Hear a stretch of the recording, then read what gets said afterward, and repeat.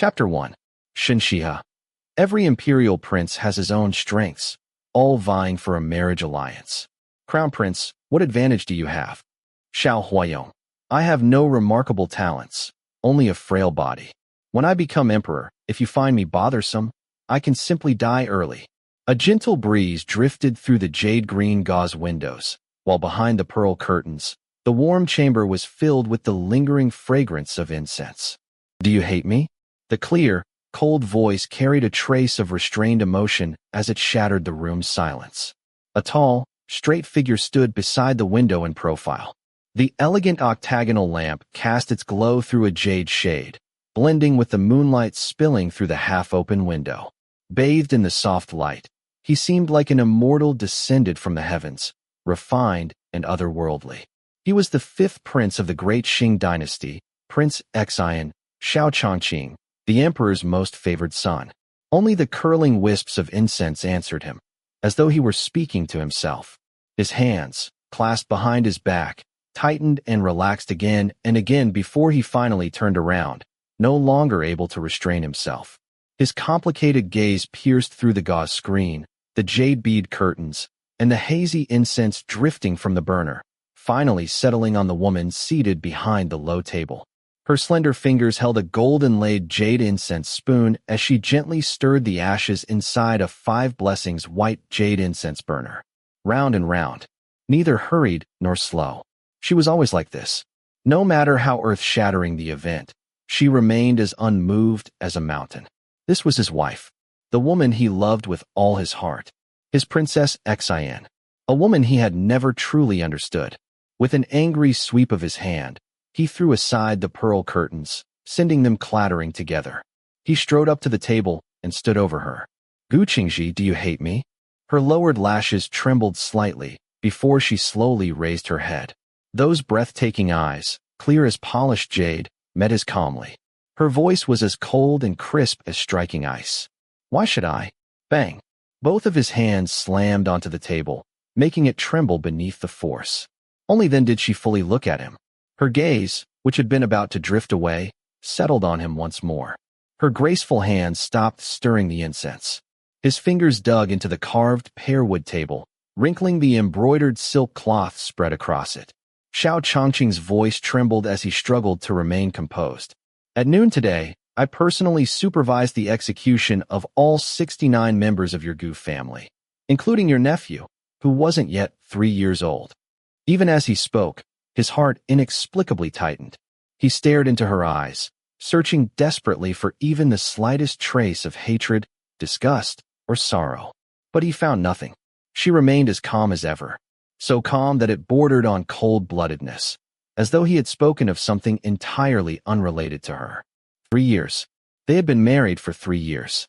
Whether he showered her with affection, deliberately flaunted intimacy with other women before her, or allowed his concubines to disrespect her, she always remained the same. Detached, untouchable, as though she did not belong to this mortal world, watching everyone and everything with complete indifference. Qingzhi, you have no heart. Your blood is cold. His words squeezed through clenched teeth, barely suppressing the fury trapped in his chest. She did not love him, not even a little. Though thousands admired him and countless women longed for him, in her eyes, he was nothing. He had thought that if she could not love him, then perhaps she could hate him. At least then, those beautiful eyes would show some emotion. But he was destined to be disappointed. He favored other women, yet she never grew jealous. He took her cousin as a concubine, yet she never shed a tear. Today he had exterminated her entire family under imperial orders, yet she felt no hatred. Your Highness, why go to such lengths? Her rosy lips parted slightly as her hand resumed stirring the incense, every movement elegant enough to resemble a painting. When the ruler is strong, the subject is weak. When the subject is strong, the ruler is weak. It is nothing more than a contest for power. The Gu family's downfall is simply because father was less skilled. Since we lost, we naturally accept the outcome without complaint. What is there to hate? Had the Gu family won today, your Highness would now be a prisoner, perhaps even dead. His Majesty would have become nothing more than a puppet emperor, forced to watch the expressions of his officials just to survive each day. After a brief pause, She continued softly. As for the Gu family members who were implicated, none of them were truly innocent. She looked into Xiao Chongqing's widened eyes, seeing her own composed reflection within them. They were born into the Gu family. While the Gu family stood at the height of power, they enjoyed the wealth and honor that came with it. Now that the Gu family has fallen, they must naturally bear the cost of defeat as well. In this world, who can enjoy benefits without ever paying a price? As a daughter of the Gu family, why should I hate anyone? She asked the question calmly, the corners of her cherry-colored lips lifting faintly. Why should I hate your highness? Ours was merely a marriage between equals, a gamble made with our lives and our futures. Had I not been born a Gu, had I not been the Gu family's eldest legitimate daughter, how could I ever have become your highness's principal wife? You see, that was the glory the Gu family gave me. Fortune is always sought amid danger. Now I alone remain of the Gu family. Your highness, please tell me, how should the last surviving fish be dealt with? She had already lost power. She had lost wealth. She had lost her family. She could not afford to lose the dignity of a great clan, nor the pride of a noble daughter. The outcome had already been decided. Defeat could not be reversed. What purpose would hysterics or hatred serve now, other than wasting her strength and shattering the last remnants of her dignity and composure? Xiao Chongqing staggered back 2 steps. Her words struck him harder than any blade. He could not believe that even now, she remained so calm, so rational. She was breathtakingly beautiful, untouched by mortal dust. Yet she was so cold that she seemed utterly devoid of human emotion. How could such a woman exist? And yet, he loved her beyond reason. Closing his eyes in pain, Xiao Chongqing turned away weakly. You are Princess Xian. You always will be. No one can change that. What an unwise decision. Qingzhi gave a quiet laugh. Your Highness seeks the dragon throne in Mingzheng Hall. To defy His Majesty and oppose the court officials now, merely to protect a powerless Qingzhi who possesses nothing but a pretty face. That hardly suits your Highness's usual wisdom. If your Highness insists on doing so, many of your loyal followers will surely abandon you. Qingzhi, Xiao Chongqing roared, no longer able to contain his anger. She slowly lifted her long lashes, her dark eyes calm as ever. Your Highness should personally offer me a cup of poison wine. His Majesty would surely be most pleased. Xiao Chongqing spun around. His bloodshot eyes resembled those of a wounded beast. Countless crimson veins spread through them, filled with anguish, while a bitter, self-mocking smile curved across his lips. I know. From the very beginning, you never wanted to marry me.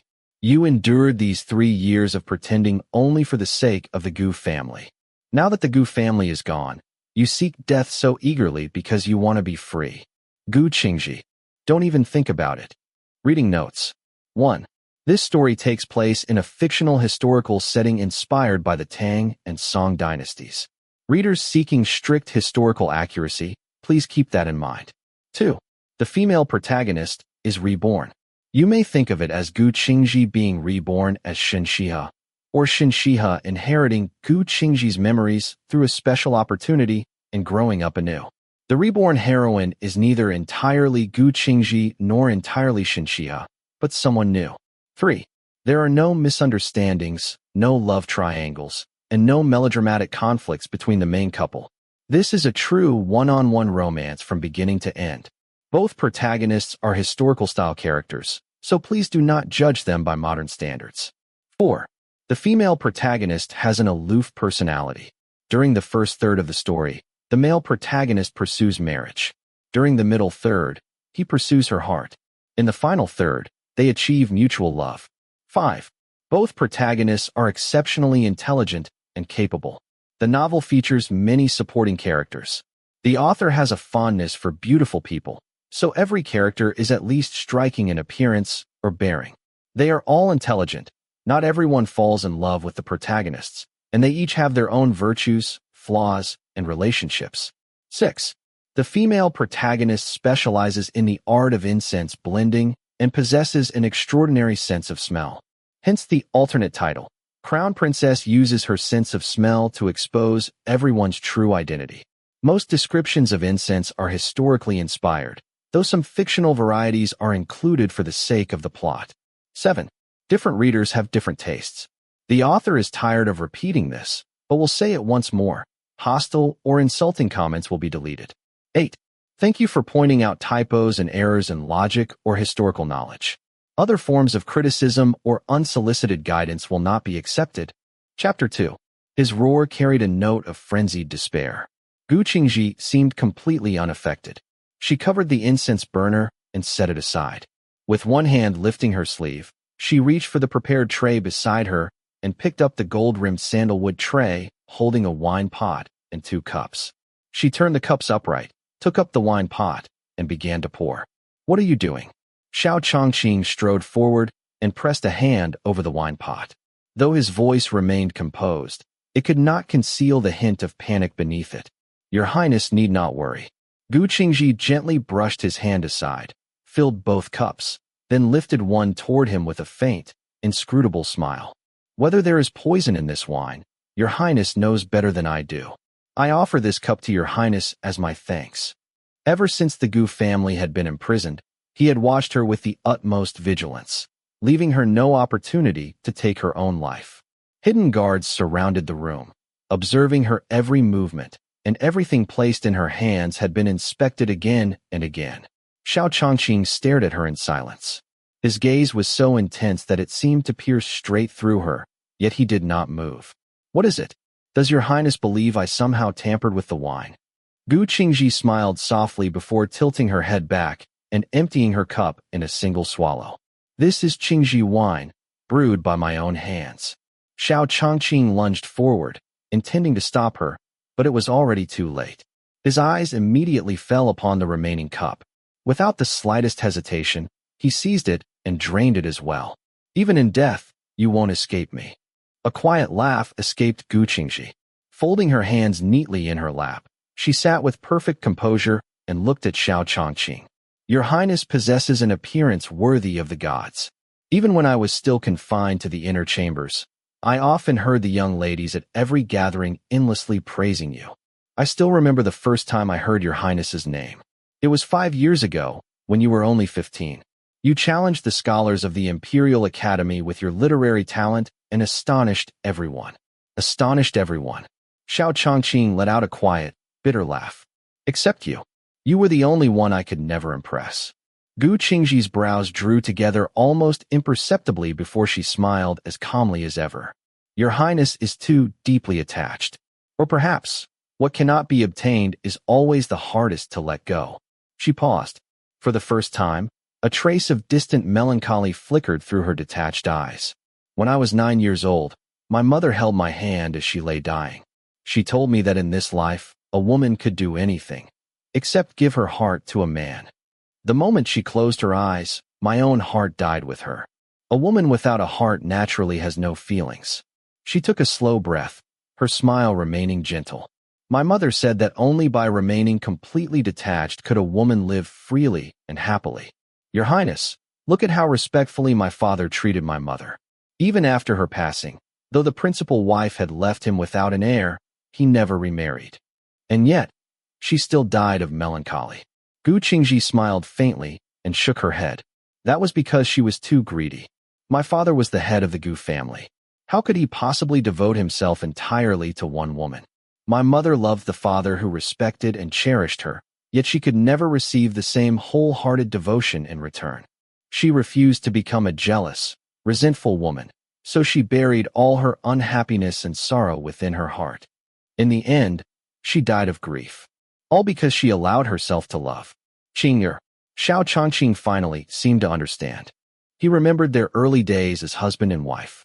Back then, he had wanted to place everything wonderful in the world before her. His eyes had seen only her. His heart had belonged only to her. Even now, nothing had changed. Yet she had always remained cold and composed. Calm, decisive, rational. She made him feel that everything he offered, even his very existence, held no value in her eyes. Young, proud, and favored by heaven, he had resorted to every extreme imaginable just to provoke her jealousy, just to earn a little more of her attention. As an imperial prince, he had humbled himself in every possible way to win her affection. But never once had he considered whether, after winning her heart, he could truly protect it. He had never thought about it, and she had never given him the chance. Even now, he could not say whether, if she had truly entrusted him with her entire heart, he could have withstood the pressure from both the emperor and the empress. Could he have changed the Gu family's fate? Could he have protected her from all harm? If even my father could not do so. Qingzhi looked quietly at Xiao Chongqing. How much less could your highness? From the day the imperial marriage decree arrived at the Gu family, I already knew this day would come.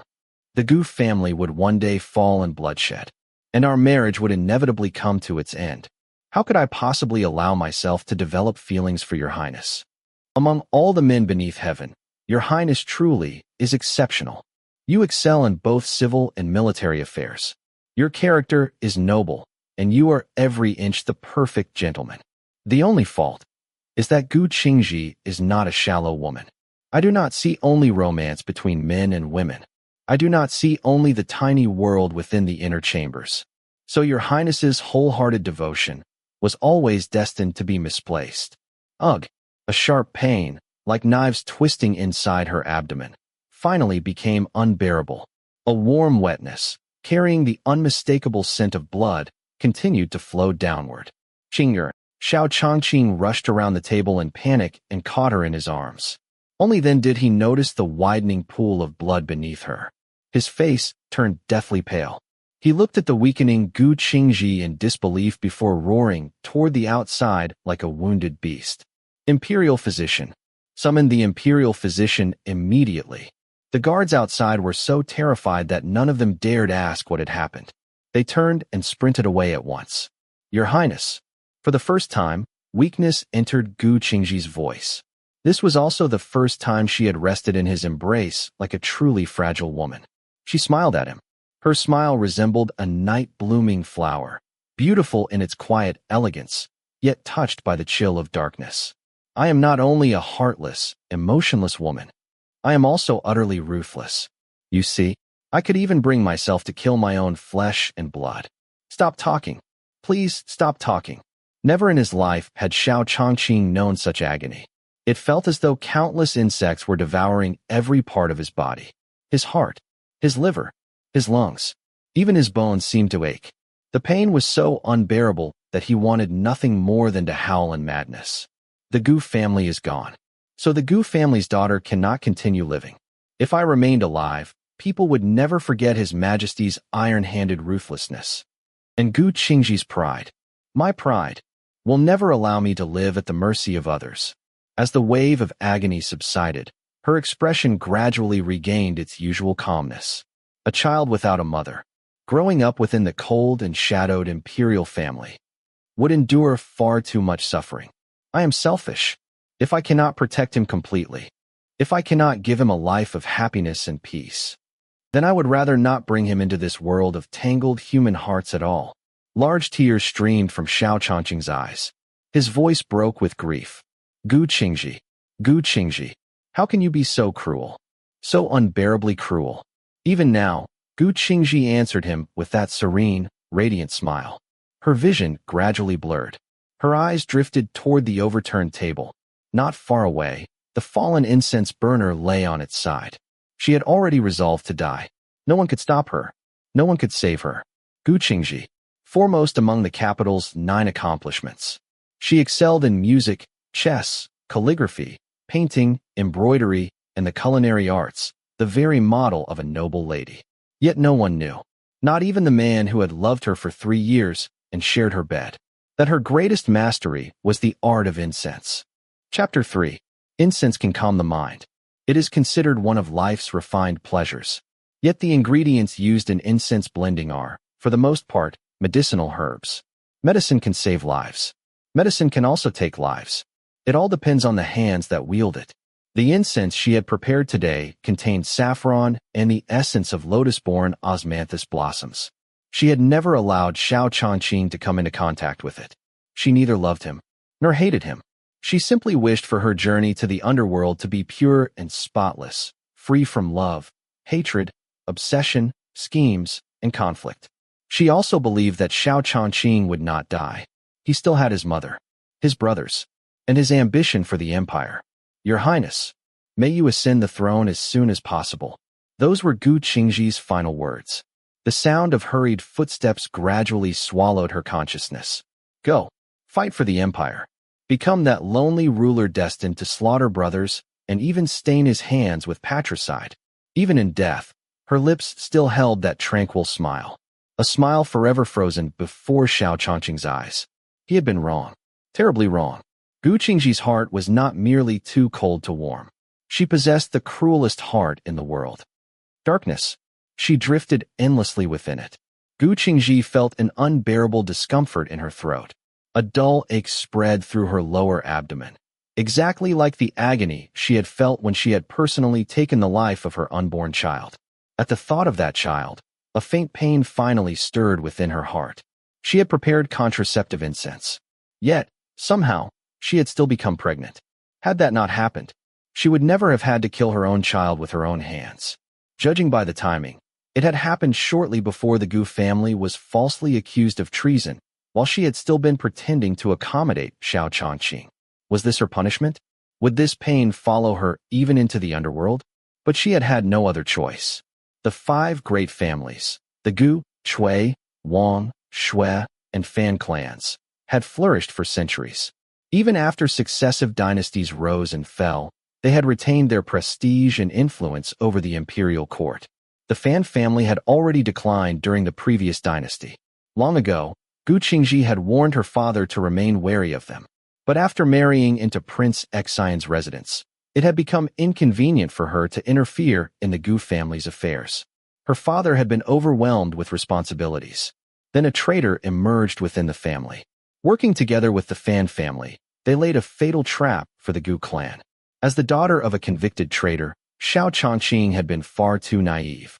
Even had he wished to protect her, he could never have opposed noble consort Rome. The best fate awaiting her would have been demotion from principal wife to concubine. As for her child, aside from Xiao Changqing himself, no one in the imperial family would have cared whether the child lived or died. She had always acted decisively.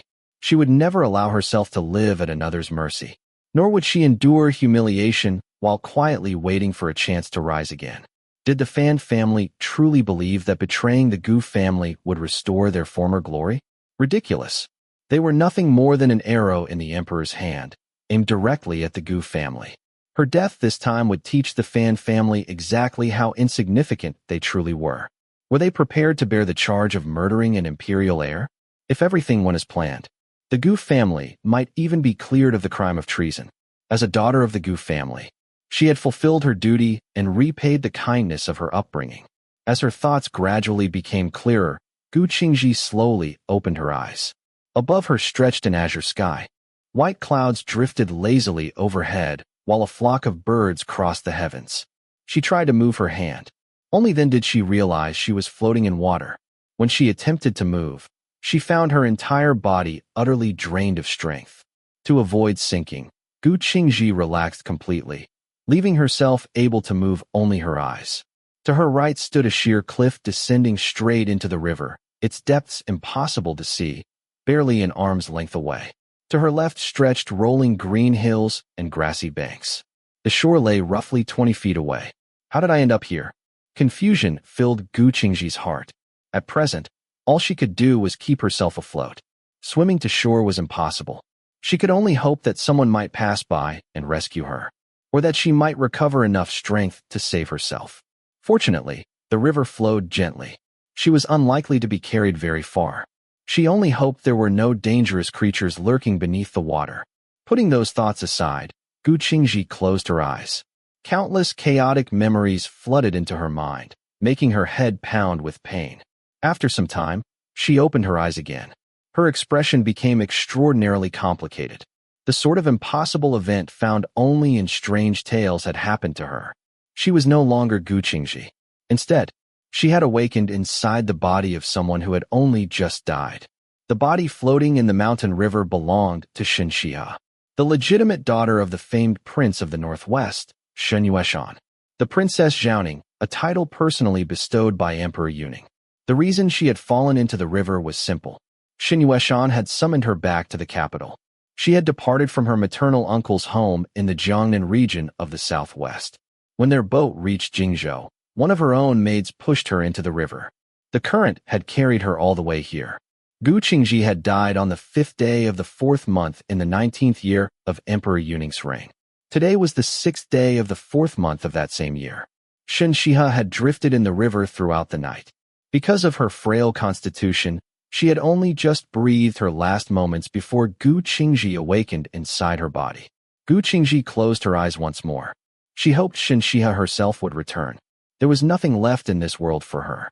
She had no desire to live another life. She did not know how much time had passed. Though she had encountered no danger, she gradually accepted one undeniable truth. From now on, she truly would have to live as Shen Xihe. Opening her eyes with quiet resignation, she suddenly noticed a tiny black speck falling from the sky. It rapidly grew larger. It was plunging directly toward her. Qingzhi. No. From this moment onward, Shen Xihe. Though every ounce of strength had left her body, survival instinct burst forth at the very last moment. She twisted herself desperately and swam aside. The falling object descended far too quickly. She had barely moved when, boom, something enormous crashed into the river behind her. Towering waves exploded outward. The impact slammed into her back with tremendous force, sending sharp pain through her body. Blood surged into her throat. She bit down hard on her tongue, using the pain to drive away the dizziness threatening to overwhelm her. Borrowing the force of the waves, she desperately swam toward the riverbank. Her fingers finally caught hold of rocks along the shore. Panting heavily, she gritted her teeth and dragged herself onto land. The moment she reached the bank, she collapsed, gasping for breath. After a long while, the stabbing pain in her chest, throat, and lungs gradually eased. A cool breeze drifted past. It carried with it an unfamiliar fragrance. The scent was unlike anything she had ever encountered. Though she was a master of incense and familiar with countless flowers and herbs, this fragrance was entirely unknown to her. With great effort, she forced her heavy eyelids open. Before her lay a strange plant.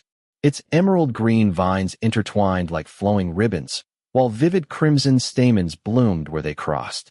She reached out with great difficulty and grasped it. Almost inaudibly, she whispered, "Immortal's sash." The last of her strength vanished. She could no longer resist the darkness closing over her. Just before she lost consciousness, she vaguely saw countless people rushing toward her. "Princess!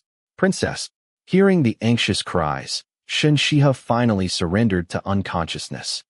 A bowl of bitter medicinal soup was slowly poured into her mouth.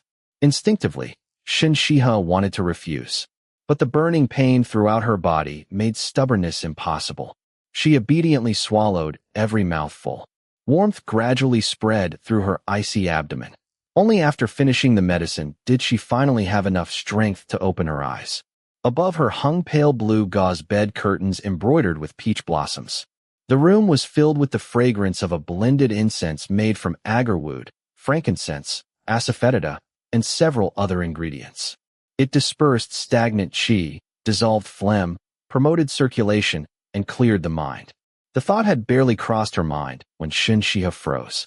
Her sense of smell had become astonishingly acute. Chapter 4. Princess, you're finally awake. Shen Xihe's surprise was interrupted by a voice filled with joy. She turned toward the speaker and heard her call, "Sister Zhenju." Even from the woman's profile, Shen Xihe recognized her. This was Ziyu, one of her second-rank maids. The Sister Zhenju she had called was one of Shen Xihe's 2 first-rank maids. She was also the daughter of Shen Xihe's wet nurse and had grown up with her since infancy. The other first-rank maid, Lingling, was the one who had pushed her into the river. Lingling had been brought into the manor when she was 5 years old and had always enjoyed Shen Xihe's deep trust and affection. Because Shen Xihe had been frail since birth, Zhenju had studied medicine from childhood. She hurried to the bedside and checked Shen Xihe's pulse before anything else. Only after feeling that it had gradually stabilized did she finally relax. Looking at Shen Xihe with concern, she asked, "Princess, is there anywhere you feel unwell?" Shen Xihe shook her head. She understood enough medicine to know that the pain racking her body could not disappear overnight. In a hoarse voice, she asked, "Where is Lingling?" "Princess." Ziyu's eyes immediately reddened. "Sister Lingling jumped into the river to save you. But she still hasn't been found." A faint laugh escaped Shen Xihe. "How noble. She gave her life to save her mistress. She had personally pushed Shen Xihe into the river before jumping in herself. Since only the two of them had been standing at the bow of the boat, anyone unaware of the truth would naturally believe Lingling had sacrificed herself while trying to save her mistress. By now, she had most likely escaped to safety. Even if Jinzhu and the others encountered her again in the future, as long as Shen Xihe had died, Lingling would still be remembered as a loyal servant. She might even find an opportunity to return. With Shen Xihe's frail constitution, surviving an entire night in the river was nothing short of a miracle. Princess. The icy smile on Shen Xihe's lips made Jinzhu's expression change. Quick-witted as ever, she understood immediately. Was it Lingling who pushed you into the river? Shen Xihe did not answer directly. Instead, she said, have Mo Yuan report the matter to the authorities. Order them to hunt down the runaway slave. Ziyu's face instantly turned pale. The current dynasty treated servants far more leniently than previous ones, when masters could kill them at will. But runaway slaves were different. Escaping was already a grave offense. Attempting to murder one's mistress made it utterly unforgivable. Sister Ling. Ziyu hurriedly corrected herself. Why would Lingling do something like that? To Ziyu, Shen Xihe was the finest mistress in the world. She had taught her servants literature and martial arts alike. Even those who lacked talent in either discipline were trained according to their individual strengths. Their food, clothing, and daily necessities surpassed those enjoyed by many daughters of court officials. Shen Xihe remained silent. She simply closed her eyes. Jinzhu gently tugged at Ziyu's sleeve and led her outside. The answer was already obvious. Lingling had always been someone else's spy. Her true master had never been Shen Xihe. Just as they reached the doorway, Shen Xihe suddenly remembered something. Did anyone retrieve what was in my hand? Jinzhu answered at once. This servant will bring it immediately. Hearing that, Shen Xihe quietly relaxed. When Jinzhu returned, Ziyu helped Shen Xihe sit upright. Inside the box Jinzhu presented lay 3 emerald green plants shaped like intertwined hearts, each radiating an ethereal fragrance. Shen Xihe could not help reaching out to touch them. Their surface was cool and smooth beneath her fingertips. So it truly is a mortal's sash. Its texture and sheen were as exquisite as fine jade. Looking up, she asked, did you find anyone else? She clearly remembered the black shape that had fallen from the sky. It had been a person. Someone must have fallen from the cliff. Since a mortal's sash grew upon sheer cliff faces, that person had likely slipped while gathering it. Jinzhu shook her head. No, princess. Very well. Shen Xihe lay back down. Store it in a jade box instead. Yes, princess. Jinzhu acknowledged the order respectfully before quietly leading Ziyu away. Because of Shen Xihe's poor health, she had spent many years recuperating in Linxiang County. The search for her disappearance had alarmed both the county magistrate and the prefect of Changsha. The post station was too crude, while the county office was too small. As a result, they had arranged for a wealthy local family's 3-courtyard residence to be vacated entirely so the princess could recover there. Shen Xihe remained silent throughout the following days. Jinzhu and the others attended to her with the utmost care. Though they noticed that she no longer treated them with the same warmth as before, they assumed Lingling's betrayal had deeply wounded her heart. The warrant for Lingling's arrest had already been issued, yet whether she was alive or dead remained unknown. Princess, today's dispatch from the capital has arrived. Several days later, after Shen Xihe finished breakfast, Jinzhu presented a folded report with both hands, just as she did every morning. Ever since being rescued, Shen Xihe had ordered her people to keep constant watch on events in the capital. Every report from court was to be delivered to her as quickly as possible. After handing over the document, Jinzhu folded her hands before her waist and quietly observed Shen Xihe. She had noticed that the princess had changed. The princess of the past had been intelligent, yet sensitive. Although she had grown up amid the rugged customs of the Northwest, she had remained like a delicate peony untouched by wind and sand. Noble, graceful, distant. But ever since leaving the Northwest, especially after Lingling's betrayal, the princess had become quiet and restrained. Every word she spoke, every action she took, was calm, measured, wise. It was as though she had matured overnight. The fragile blossom had transformed into the sovereign among flowers, looking down upon all beneath her. Now, even Jinju found herself growing unconsciously more cautious in the princess's presence. Shen Xihe never raised her voice, nor did she deliberately display authority. Yet a single casual glance from her was enough to make others instinctively lower their heads. Ignoring Jinju's silent scrutiny, Shen Xihe unfolded the report. It had been sent by one of the Prince of the Northwest's informants in the capital. Just as she had expected, the Fan family had been charged with framing a loyal minister and harming an imperial heir. A faint trace of satisfaction finally softened Shen Xihe's expression. Sensing the subtle change in her mood, Jinju glanced curiously at the report. So Minister Gu truly was framed by the Fan family. Although the entire Gu family has already been executed, His Majesty is actually willing to clear their name? Our emperor has no choice. Shen Xihe casually set the report aside before reclining halfway upon the daybed. Her eyes were half closed, as though both drowsy and perfectly alert. Her posture was languid, elegant, utterly captivating. Even Jinju, herself a woman, found her heart skip a beat. It was a kind of charm the princess had never possessed before. Emperor Yuning had used the Fan family as a blade against the Gu family. Once the lips were gone, the teeth would soon grow cold. For the sake of their own survival, the Cui, Wang, and Xue families had no choice but to join forces and suppress the Fan family. Otherwise, the next blade might be aimed at them. At the same time, they also had to remind Emperor Yuning that the influence of the great aristocratic clans could not be shaken so easily. They had needed an opportunity to strike. Qingzhi had already created that opportunity for them. How could they possibly let it slip away? Shen Xihe slowly closed her eyes. The morning sun filtered through the branches overhead, scattering patches of warm light across her body. Bathed in its glow, her flawless skin shimmered with an almost ethereal radiance. Qingzhi, you may finally rest in peace. From this day forward, Qingzhi no longer exists. Only Shen Xihe remains. Chapter 5. Shen Xihe had spent half a month recuperating in Linxiang County. During that time, Emperor Yuning, having heard of her fall into the river, dispatched a eunuch to convey his concern. Princess, that man is causing trouble again. Ziyu hurried in, offered a proper greeting, and immediately began complaining. Shen Xihe was quietly admiring the immortal's sash. For the past half-month, she had spent some time each day studying it. She was deeply fascinated by the plant, yet she had not dared disturb it. Historical records concerning the immortal's sash were extremely scarce. Only its place of origin, appearance, and color had ever been recorded. Beyond that, almost nothing was known. Many people had likely never even heard its name. Though it had remained inside a jade box for half a month, it showed no sign of withering. Its emerald green color remained as vivid as ever. Just as Ziyu finished speaking, Jinju entered with Biyu and Hongyu. All three bowed respectfully. Looking up, Shen Xihe quietly regarded her four maids. Jinju wore white.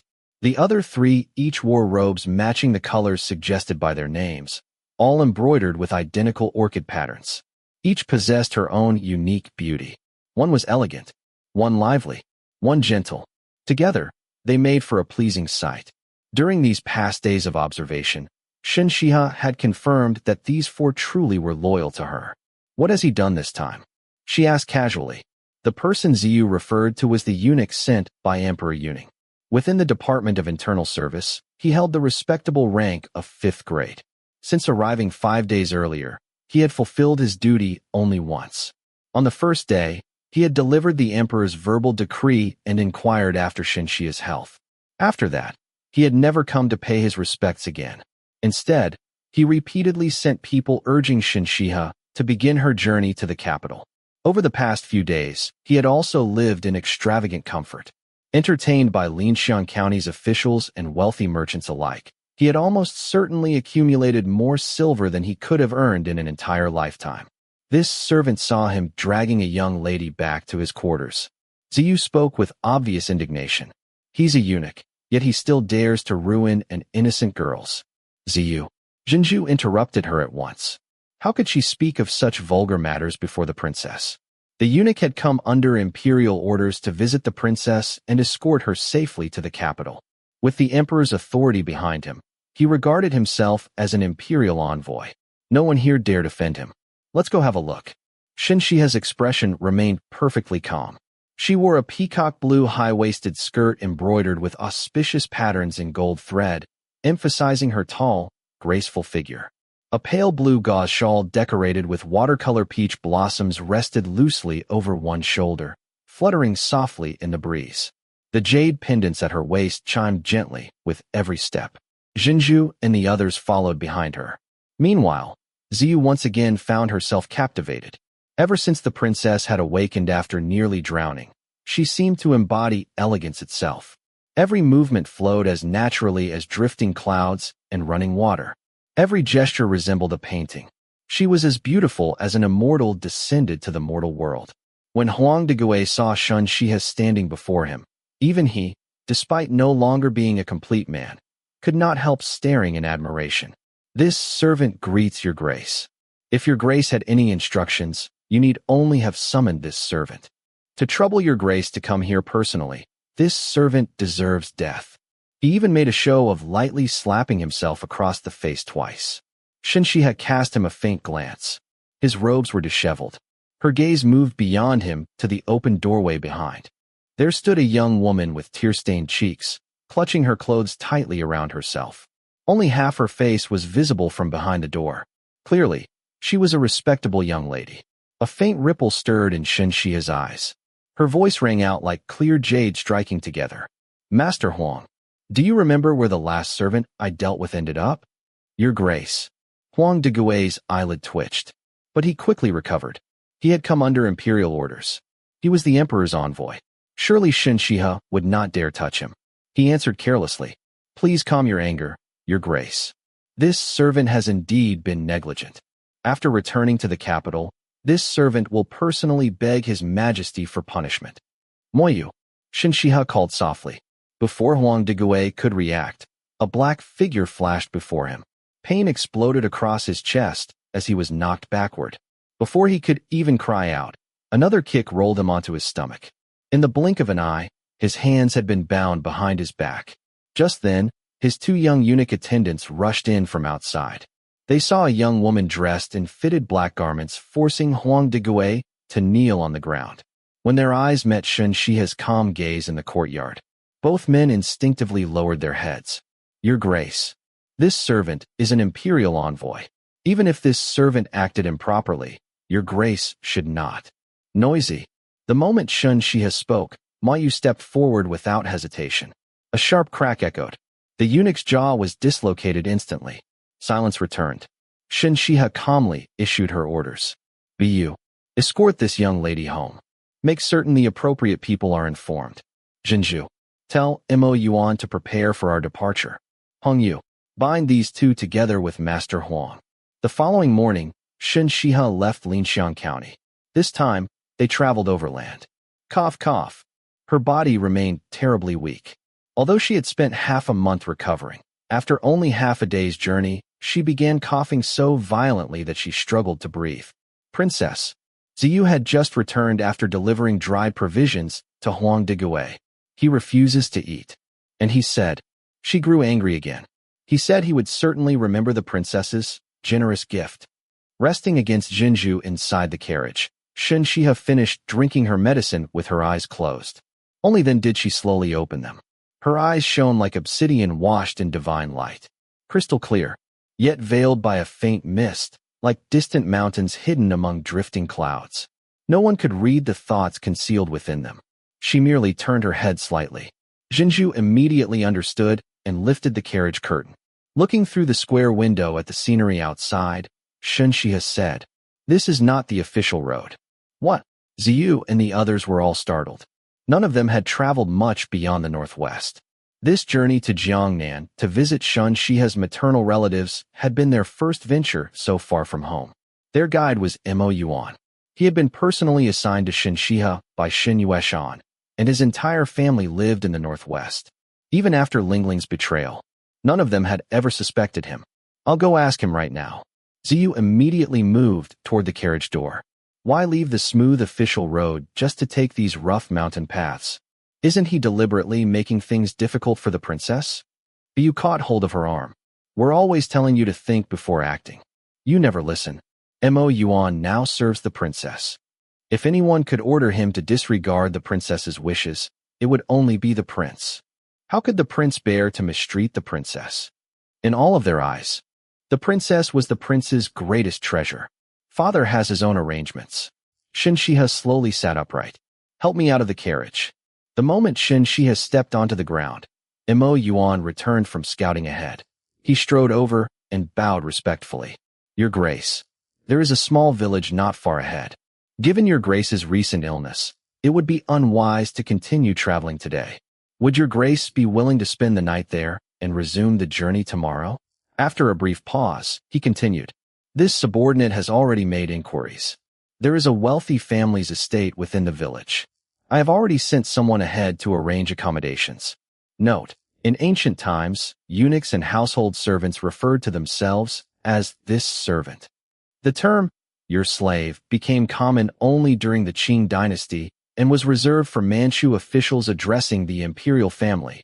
Han officials did not use it. Note, zhongshi referred to eunuch envoys sent on official business.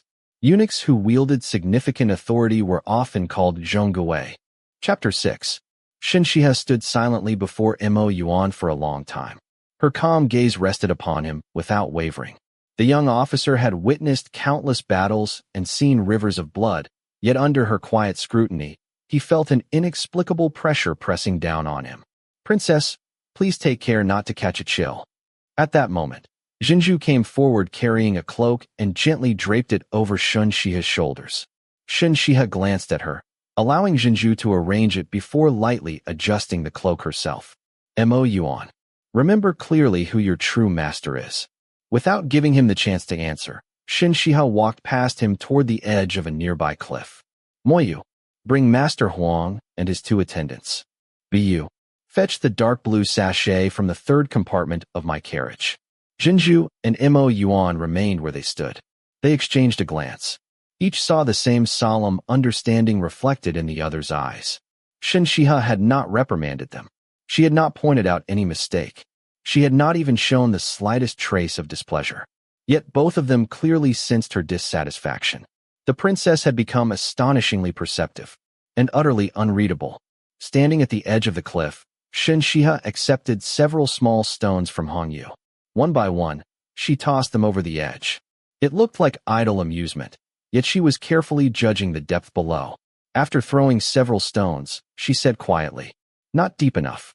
The fall alone won't kill him. Shall this servant look for another place? Moyu, dressed in fitted black clothes with narrow sleeves, immediately asked. No, this place will do.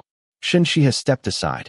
Moyu promptly pushed Huang Degui and the 2 young eunuchs forward. Princess, please spare us. The 2 eunuchs turned deathly pale. Huang Degui was equally terrified, but he still forced himself to stand proudly. Princess, this servant is an imperial envoy appointed by His Majesty. To kill me is to show contempt for imperial authority. Bu. Shen Xihe extended a hand. Bu immediately placed the sachet into it. Without another word, Shen Xihe tossed it to Moyu. Push him down. Moyu tucked the sachet securely inside Huang Degui's robes, fastening it firmly beneath his belt so it could not fall away. Then, without the slightest hesitation, she shoved him over the cliff. Aya! His shrill scream echoed through the mountains, startling flocks of birds into flight. The 2 young eunuchs nearly fainted with terror. Yet Shen Xihe did not leave. She simply stood quietly beside the cliff, lifting her eyes toward the wildflowers blooming across the valley as though admiring the scenery. About a quarter of an hour later, another scream rose from below. It was Huang Degui. His desperate cries were abruptly swallowed by the savage roars of bears and tigers. The 2 young eunuchs were so frightened that they lost control of their bladders. Even Qingzhi and the others stared with wide eyes. Only Moyu remained expressionless. At last they understood what Shen Xihe had meant. The cliff had never been intended to kill him. The fragrant sachet had. Its scent had drawn the mountain beasts to tear him apart. Shen Xihe's expression never changed. It was as though nothing had happened. She slowly turned toward the 2 trembling eunuchs. How did Master Huang die? The pair stood frozen in terror. Instinctively, they shrank back. After a stunned silence, one of them hurriedly answered. Reporting to your grace. Master Huang. while escorting your grace back to the capital, accidentally fell from his horse over a cliff and encountered wild beasts below. His entire body trembled as he spoke. The moment he finished, he collapsed to his knees, shaking uncontrollably. Very good. A faint smile appeared on Shen Xihe's lips. What is your name? Ah. The young eunuch had only just begun to relax before panic seized him again. This servant is Zhu Sheng, an attendant of the Department of Internal Service. Only after blurting it out did he realize he had said too much. His voice gradually faded away. Shen Xihe smiled faintly. You're a clever one. Your companion will be your responsibility. With that, she ordered both of them untied and released. Princess. Hongyu hesitated. What if those two? If they all died? Shen Xihe lowered her eyes. Her long lashes cast delicate shadows across her face. That truly would be contempt for imperial authority. It's better that they live. I am not afraid of them speaking. Everything requires evidence. She had deliberately refrained from killing them. Disposing of 3 bodies would inevitably leave traces. More importantly, dead men could not be intimidated. Only those who had witnessed everything with their own eyes. Only those who had truly learned fear would never dare provoke her again. TSK. A clear, amused voice drifted from the forest beyond the hillside. So this is Princess Xiaoning, murdering an imperial envoy. What valuable leverage. Mo Yu and the others immediately stepped forward to shield Shen Xihe. In the next instant, a lithe figure shot out from the woods. The newcomer landed lightly before them. The person wore ordinary blue robes. Tall and slender, standing nearly half a head taller than Shen Xihe, possessing strikingly handsome features. It was a face difficult to distinguish as either male or female. Long brows, sharp black eyes, a straight nose, well-shaped lips. Though simply dressed, the newcomer stood perfectly upright, radiating confidence and untamed spirit. Who are you? Mo Yuan's gaze sharpened instantly. Killing intent flickered within his eyes. Stand down. Shen Xihe stopped him calmly. Then she walked straight toward the newcomer. There was not the slightest trace of fear in her expression. Stopping close enough that only the two of them could hear, she spoke softly. So, the crown prince of the king of southern Shu is actually a woman. What valuable leverage indeed. The great Qing dynasty possessed 2 hereditary kings bearing different surnames. The prince of the northwest and the king of southern Shu. They were the empire's twin guardians, each commanding 100,000 troops along the frontier. Although the late emperor had favored his concubines, indulged in beauty, and often behaved absurdly, he had never once wronged either of these 2 men. Bu Shulin stared at Shen Xihe.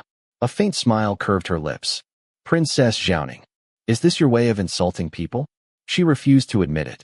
Shen Xihe merely stepped a little closer. She took a quiet breath. Late jade women's fragrance. Bu Shulin's expression changed ever so slightly. Shen Xihe gracefully stepped back again, restoring the proper distance between them. Her enchanting eyes slowly swept over the surrounding mountains. Why the crown prince has appeared in these remote hills? I have no intention of investigating. Let us pretend we never met. Her sense of smell had become extraordinarily acute. When Bu Shulin had appeared moments earlier, the breeze had carried the faint scent of late jade fragrance. The perfume's principal ingredient was late fragrant jade. It was commonly used in scented bath oils, leaving only the lightest trace upon the skin. Its fragrance was gentle, soft, sweet. No man would ever choose such a scent. Only then had Shen Xihe realized. The king of southern Shu's only heir was a woman. If Emperor Yuning ever discovered this secret, the Bu family would not be far from extermination. Bu Shulin's hand slowly rested upon the hilt of her sword. In the same instant, Ma Yu flashed in front of Shen Xihe like a shadow. Without even looking back, Shen Xihe said calmly, Crown Prince, the Prince of the Northwest's household, and the King of Southern Shu's household will never become enemies. Neither Shen Yueshan nor Bu Tuahai harbored ambitions for the throne. To both men, protecting the Northwest and Southern Shu mattered above all else. According to Shen Xihe's memories, Shen Yueshan had always admired Bu Tuahai. The 2 households simply could not associate openly for fear of arousing the emperor's suspicion. Bu Shulin slowly released her sword. She gave Shen Xihe a formal salute. Princess, I will repay this favor one day.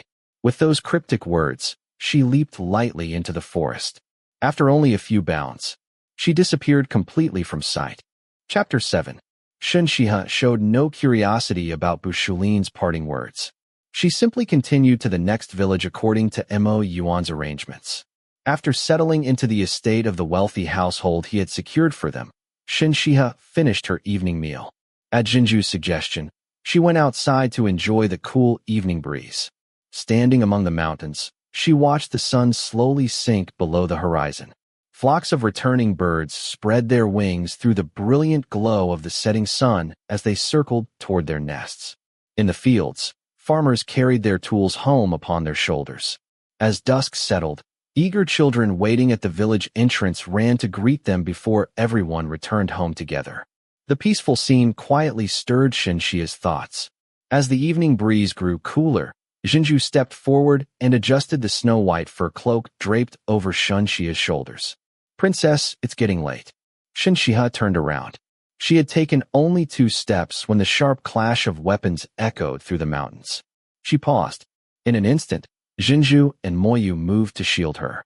Mo Yuan also hurried over with a group of guards, quickly forming an impenetrable circle around Shen Xihe. "Princess." Mo Yuan bowed respectfully. "Would your grace permit this subordinate to scout ahead?" The sounds of fierce fighting continued beyond a nearby mountain pass. Though they could hear the battle clearly, the combatants remained hidden from sight. "There is no need." Shen Xihe's gaze drifted calmly over Mo Yuan as she spoke. His body stiffened almost imperceptibly. Still, he dared not disobey. From now on, he was meant to protect the princess. How could he fulfill that duty if they could not trust one another? Yet the princess was so intelligent. How could she not realize that this route had been arranged entirely by the prince? She had cooperated until now. Why had she suddenly refused? Fortunately, the person being pursued did not disappoint Mo Yuan's expectations. He fought his way directly toward them. The young man moved with astonishing agility. His fitted crimson robes had long since been stained nearly black with blood. Even before he came close, Shen Xihe could smell the heavy scent of fresh blood. "Without my permission, no one is to intervene." Seeing Mo Yuan preparing to move, Shen Xihe gave the order in a cold voice. Although surprised, Mo Yuan respectfully replied, "Yes." The assassins pursued their target all the way over. Upon noticing Shen Xihe's group, they hesitated briefly. But seeing that none of them appeared willing to draw their weapons, the leader of the assassins immediately waved his hand. Kill him. The man they had hunted for days had already cost them tremendous losses. If they failed to kill him today, none of them would survive. Blades flashed. Blood splattered. No matter how skilled a man might be, 2 hands could never withstand so many enemies forever. "Princess." Mo Yuan spoke anxiously. "Should we not lend him our aid? Those hunting another are not necessarily evil, nor is the hunted necessarily innocent. Perhaps he brought this upon himself." Shen Xihe spoke calmly, making no effort to lower her voice. Though steel continued to clash loudly around them, her words still reached the pursued man's ears. His movements faltered for a brief instant. A blade immediately slashed across his arm. Blood burst from the wound. It was Xiao Huayong, the fierce prince, the 9th son of Emperor Yuning. So, this had been Shun Yueshan's arrangement. It seemed noble consort Rong truly enjoyed extraordinary favor. The Gu family had chosen noble consort Rong's eldest son, Prince Xian, Xiao Chongqing, as Gu Qingzhi's husband. Meanwhile, Shen Yueshan had chosen her youngest son, Xiao Qingjing, for Shen Xihe. Both old foxes had placed their bets upon noble consort Rong. Today, Shen Xihe could have accepted any prince chosen by Shen Yueshan. Any prince, except Xiao Chongqing and Xiao Qingjing. Those 2 brothers alone stirred discomfort within her heart. "Let's go." Shen Xihe quietly instructed Mo Yuan before turning toward a mountain path that circled around the battle. Mo Yuan was so anxious that his temples throbbed. The prince had gone to such lengths to ensure that the fierce prince would owe the princess a life debt. Yet today, the princess was deliberately walking away. But if Shen Xihe left, Mo Yuan could not disobey her. And if he insisted on saving Xiao Qingjing anyway, he would expose the fact that they had known of the prince's whereabouts in advance. It would prove this meeting had never been a coincidence. Xiao Qingjing had never encountered a woman like Shen Xihe. A woman who could watch such a bloody battle without fear, without so much as blinking, who could calmly suggest that perhaps the hunted deserved his fate. Most infuriating of all, she truly intended to leave, without even looking back. Absurd. The fierce prince had always been proud. He had already been hunted for 3 consecutive days. Although none of his injuries were fatal, exhaustion had nearly drained the last of his strength. His pride refused to beg such a woman for help. Reality, however, offered him no such luxury. If he let this opportunity pass, he would very likely die beneath these assassins' blades. His wrist twisted. His sword traced dazzling arcs of cold light. Ignoring the attacks aimed at his back, Xiao Huayong struck down the 2 assassins before him with a single sweeping slash. As he turned, he threw something toward Shen Xihe. Clang! With a crisp sound, a piece of crimson jade landed precisely at Shen Xihe's feet. It split cleanly into 2 halves. Even broken, the carved flying dragon upon it remained majestic. Across the fractured center, the character Ying was still clearly visible. She traveled with numerous guards. She belonged to one of the empire's greatest noble houses. Within the Great Qing dynasty, few aristocratic families failed to recognize the jade pendants Emperor Huayong bestowed upon each prince on his 12th birthday. Each pendant bore the prince's name and represented his imperial status. It could have been forged, yet in matters like this, it was always wiser to be cautious. Earlier, she could have pretended ignorance and walked away. Now, she no longer could. Knowingly refusing to save an imperial prince in mortal danger was a capital crime. It would condemn 9 generations of one's family. If Xiao Huayong died here, she would accompany him to the grave, and Emperor Huayong would gain the perfect excuse to move against Shen Xihe. The sons of heaven were never ordinary. With a faint sigh, Shen Xihe gave her order. Save him. Mo Yuan was a hardened warrior raised upon the blood-soaked frontiers of the Northwest. Every soldier under his command was an elite veteran capable of facing many opponents alone. Against these exhausted assassins, the battle ended almost effortlessly.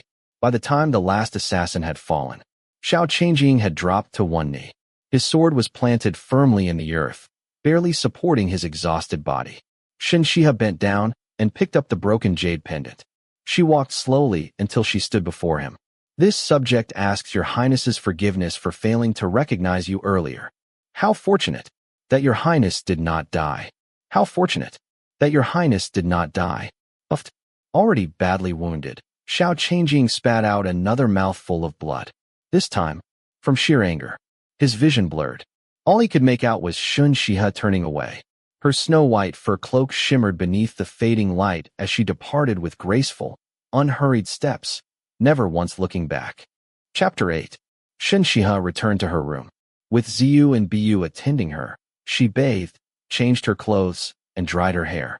She had just changed into her light sleeping robes when Hong Yu's voice came from outside. Princess, Sister Jinju asked this servant to seek your instructions. The fierce prince's last wound was poisoned. Sister Jinju has used acupuncture to keep the poison from spreading, but the flesh around the wound must be scraped away. His Highness is weak and still unconscious. If we scrape away the poisoned flesh now, this servant fears his body may not endure it. Biyu. After listening quietly, Shen Xihe called her maid. Her gaze drifted toward the polished red sandalwood clothes stand. Biyu immediately stepped forward and respectfully removed the snow-white fox fur cloak hanging there. She carefully draped it over Shen Xihe's shoulders. Drawing the cloak close around herself, Shen Xihe left with her long black hair still loose behind her. Although it was already deep into the night, the residence was brightly lit. Mo Yuan personally stood guard outside the room, while numerous guards and maids waited nearby. Seeing Shen Xihe approaching beneath the moonlight, everyone hurriedly bowed. Without a word, she walked straight into the inner chamber. Jinju had just withdrawn a silver needle. As she stood, she looked at Shen Xihe with obvious concern. Princess, this servant can only use acupuncture to slow the poison's spread toward His Highness's vital organs. If the poisoned flesh is not removed soon, I fear His Highness's arm will be crippled. But if we scrape it away by force, the pain may awaken him. If he becomes agitated, the poison could attack his heart. His Highness remains unconscious. We attempted to feed him pain-relieving medicine, but he could not swallow it. Besides, such medicine would worsen the poison already in his body. Although Qingzhi believed Xiao Huayong possessed extraordinary willpower, he was still an imperial prince. She dared not risk even the slightest mistake. Should anything happen, not only would she lose her life, the Shen family would also face the emperor's wrath. Shen Xihe lowered her gaze toward Xiao Huayong's exposed arm. The saber wound was so deep that bone was visible. The torn flesh had turned a sickly bluish purple, curling outward from the wound. The surrounding skin was badly swollen. Even the blood flowing from it was no longer bright red, but an ominous blackish crimson. "How much time do we have?" she asked calmly.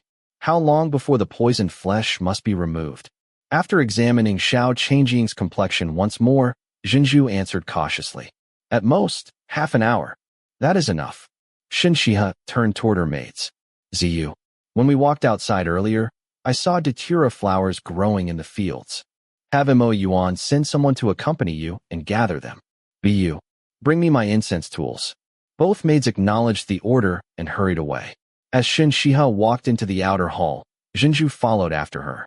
"Princess, are you planning to prepare a hallucinatory incense to trap His Highness within a dream?"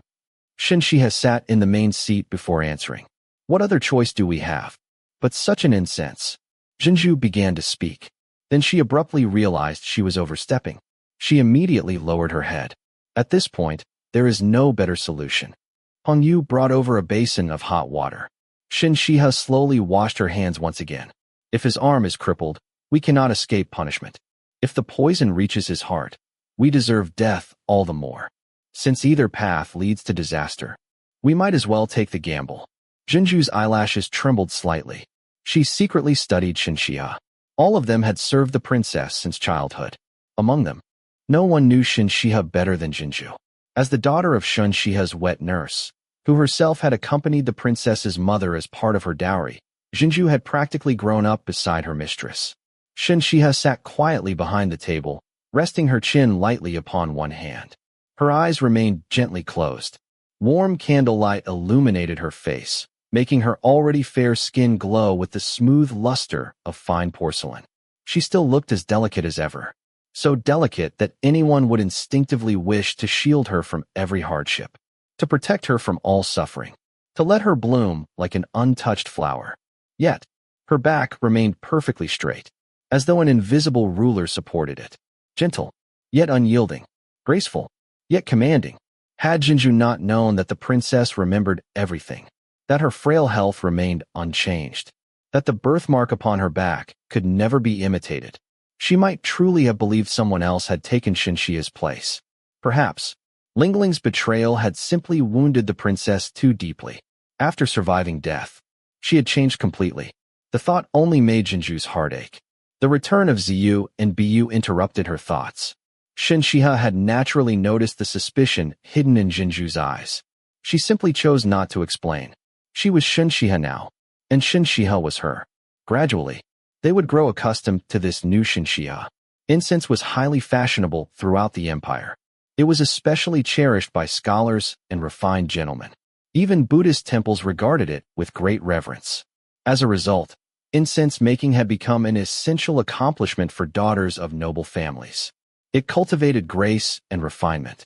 At the same time, parents hoped their daughters could share elegant interests with their future husbands. Shen Xihe herself had always been considered an accomplished young lady. Shen Yueshan had specially invited renowned masters from Jiangnan to teach her. Those teachers instructed her only in the refined art of fragrance. Never once did they teach her how such fragrances could also kill. To others, incense was an elegant pastime. To Shen Xihe, it had always been an elegant weapon. She simmered the datura flowers together with several aromatic ingredients until all the liquid evaporated. Only a layer of fine white powder remained. Incense existed in many forms. Stick incense, coiled incense, pressed tablets, incense seals, incense pellets, and powdered incense. Among them, powdered incense released the purest fragrance and produced the fastest effect. That was what Shen Xihe intended to prepare. Truly exceptional incense demanded patience. Some rare fragrances even required preparation at specific hours. But tonight, there was no time. As long as it achieved the desired effect, A simpler preparation would suffice. She placed the ashes made from burned datura roots and stems into an incense burner. Using an ash press, she carefully smoothed the surface. Then she made a shallow hollow in the center with an incense spoon before gently pouring in the prepared powder. Covering her nose and mouth with a silk cloth, Shen Xihe carried the burner back into the bedroom. She sat beside Xiao Qingjing's bed. After lighting the incense, thin white smoke slowly rose into the air. With one graceful movement of her pale hand, she gently fanned the smoke toward him. Every wisp drifted into Xiao Qingjing's breathing, roughly half the time it took for a stick of incense to burn past. Xiao Qingjing gradually sank into a deep dream. To prevent him from waking prematurely, Shen Xihe remained seated beside him. Seeing the opportunity, Jinzhu immediately acted. Bu and the others firmly restrained Xiao Qingjing's arms and legs. Ziyu handed over the knife that had been heated over the fire. Without hesitation, Jinzhu began cutting away the poisoned flesh. Cold, even trapped within the illusion, the unbearable pain made Xiao Qingjing struggle violently. One of his hands suddenly broke free from Ziyu's grip. It seized Shen Xihe's wrist with astonishing force. Dark bruises appeared almost instantly upon her fair, lotus-white skin. The crushing strength nearly knocked the incense burner from her hand. Continue. Shen Xihe's expression never changed. When Jinzhu hesitated, she calmly repeated, "Keep cutting." Bright crimson blood slowly ran down Shen Xihe's arm. Against the snow-white fairness of her skin, the scarlet trail was all the more striking. Note: datura commonly grows near homes, along roadsides, and in grassy fields. It is a very common flower. While it may be difficult to find in modern cities, it can still be easily seen in many rural areas. Chapter 9. Princess. After treating Xiao Qingjing's wound, Jinzhu gently freed Shen Xihe's wrist from his grasp. The 5 dark finger marks covering her fair skin were shocking to behold. Yet Shen Xihe had not frowned even once. It was as though she felt no pain at all. As Jinzhu carefully applied medicine to the bruises, her eyes gradually reddened. The princess was as precious as flawless jade. When had she ever suffered such an injury? The marks were so deep that they might leave permanent scars. For a young lady, such scars were heartbreaking. It's only a scar, and it's on my arm, not my face. Why do all of you look as though you're attending a funeral? Shen Xihe truly did not care. Once Jinzhu finished bandaging her wrist, Shen Xihe rose. Hong Yu, Bu. The two of you will take turns watching over the fierce prince. As they reached her own chambers, Jinzhu spoke. Ziyu, I'll stay with the princess tonight. You should go and rest. Ziyu glanced toward Shen Xihe. Seeing her slight nod, she curtsied and withdrew. Once inside, Jinzhu quietly attended to Shen Xihe. If you have something to say, then say it. Shen Xihe's voice was calm. Only after carefully arranging Shen Xihe's hair, helping her lie down, and pulling the brocade quilt over her, did Jinzhu finally kneel upon the footstool beside the bed. Princess, this servant asks for punishment. I should never have acted on my own initiative. Sleepiness gradually overtook Shen Xihe. She closed her eyes. Without another word, she drifted off to sleep. Silence filled the room. Jinzhu remained kneeling. She did not dare move even slightly. The crowing of roosters awakened Shen Xihe. The sky outside was still dark. She turned her head. Jinzhu was still kneeling with her head lowered. Do you know what your mistake was? Please enlighten this servant, princess. Her voice had grown hoarse. Your mistake was forgetting whose servant you truly are. Shen Xihe slowly sat upright. Yesterday, you persuaded me to walk in the mountains. That was Mo Yuan's suggestion, wasn't it? Yes. Jinzhu answered quietly. General Mo said it was the prince's order. As Shen Xihe's gaze became increasingly sharp, Jinzhu's voice grew softer. You assumed Mo Yuan would never disobey my father's orders. So you encouraged me. Why did I listen? Because I trusted you. I believed you would never betray me. But how do you know Mo Yuan himself was not being used by someone else? In the end, were you not simply being used by him as well? Jinzhu opened her mouth. Yet no words came. Finally, she lowered her head in shame. This servant knows her mistake. Please punish me, princess. You have already knelt for 3 hours. That is punishment enough. Shen Xihe called toward the door. Ziyu. Having only recently risen, Ziyu entered while still rubbing the last traces of sleep from her eyes. The moment she saw Qingzhi kneeling, she became completely awake. Walking carefully inside, she bowed respectfully. Princess, help your sister Qingzhi up. Apply medicine to her knees. Yes, Princess. Ziyu hurried over to support Qingzhi. As the two reached the doorway, Shen Xihe spoke again. Qingzhi, what I need is an obedient servant, one who understands her place, one I can entrust with my life, not someone who believes she knows what is best for me. In that regard, you are not even as good as Ziyu. We are no longer in the Northwest. I am no longer the little girl who depended upon father and elder brother to make every decision. Once we enter the capital, I cannot remain that naive young lady who spends her days sighing over flowers and the moon. From now on, no one but me will decide my own affairs. Yes, Princess. This servant understands. Qingzhi answered solemnly. Shen Xihe said nothing more. She quietly watched the two of them leave. The door slowly closed. Each of Shen Xihe's maids possessed her own strengths. Qingzhi was intelligent and skilled in medicine. Ziyu was innocent and an excellent cook. Hongyu was obedient and gifted with embroidery. Biyu was quick-witted and talented with accounts. Moyu was quiet and highly skilled in martial arts. Most precious of all, every one of them was absolutely loyal. The capital was nothing like the Northwest. Back there, Shen Xihe had been the treasured pearl of the frontier. Everyone sought only to please her. Who would have dared plot against her? If she did not awaken her attendants now, by the time they reached the capital, their mistakes might cost them their lives. The former Shen Xihe had been straightforward, sensitive, too innocent. Although she understood the responsibility awaiting her in the capital, deep down, she had always wished to avoid it. That was why Mo Yuan and Qingzhi had dared work together behind her back. Had it been the former Shen Xihe, she would certainly have believed the assassination attempt was nothing more than chance. Her first meeting with Qingzhi would have resembled the romances found in storybooks, a life-saving kindness, to be repaid with marriage. Even someone as suspicious as Qingzhi would surely have believed those clear, innocent eyes. That had been Shun Yueshan's painstaking plan. Yet he had forgotten something. His daughter might have been intelligent, but she was still a young woman in the bloom of youth. Exactly the age to dream of romance.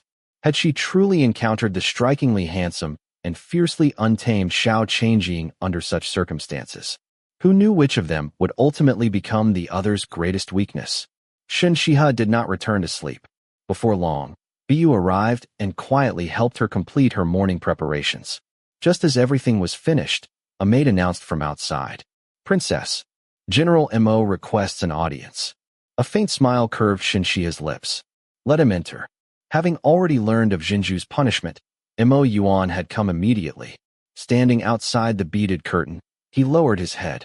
Through the hanging beads, he could see the princess seated before the mirror while her attendants finished arranging her appearance. Princess, it was this subordinate who privately sought Miss Qingzhi's help. If punishment is required, please punish this subordinate instead. Those who deserved punishment have already received it. Supported by Biyu, Shen Xihe slowly rose and walked toward him. As father's daughter, I understand military discipline. I also understand fairness in both reward and punishment. Stopping before him, she asked once more, Mo Yuan, from this day forward, whose orders do you obey? Mo Yuan's body stiffened. Immediately, he dropped to one knee. This subordinate obeys only the princess's commands. Very good. Remember those words. Shen Xihe walked past him toward the dining table. Why was the fierce prince pursued all the way here? This. Still kneeling, Mo Yuan turned toward her. The answer was difficult to give. Shen Xihe raised one elegant brow. You're unwilling to tell me? Princess. His Highness the Fierce Prince traveled to Yangzhou to investigate the Rouge case. Mo Yuan answered as tactfully as he could. The Rouge case. A faint smile appeared on Shen Xihe's lips. She immediately understood why Mo Yuan had hesitated. The case had nothing to do with cosmetics. It concerned women. She already knew about it. A former vice minister of personnel had doted excessively upon his favored concubine, Rouge. He neglected his lawful wife so completely that she was eventually driven beyond endurance. With nowhere left to turn, the wife beat Rouge to death. Afterward, she swallowed gold and took her own life. Within noble households, concubines dying at the hands of principal wives was hardly unusual.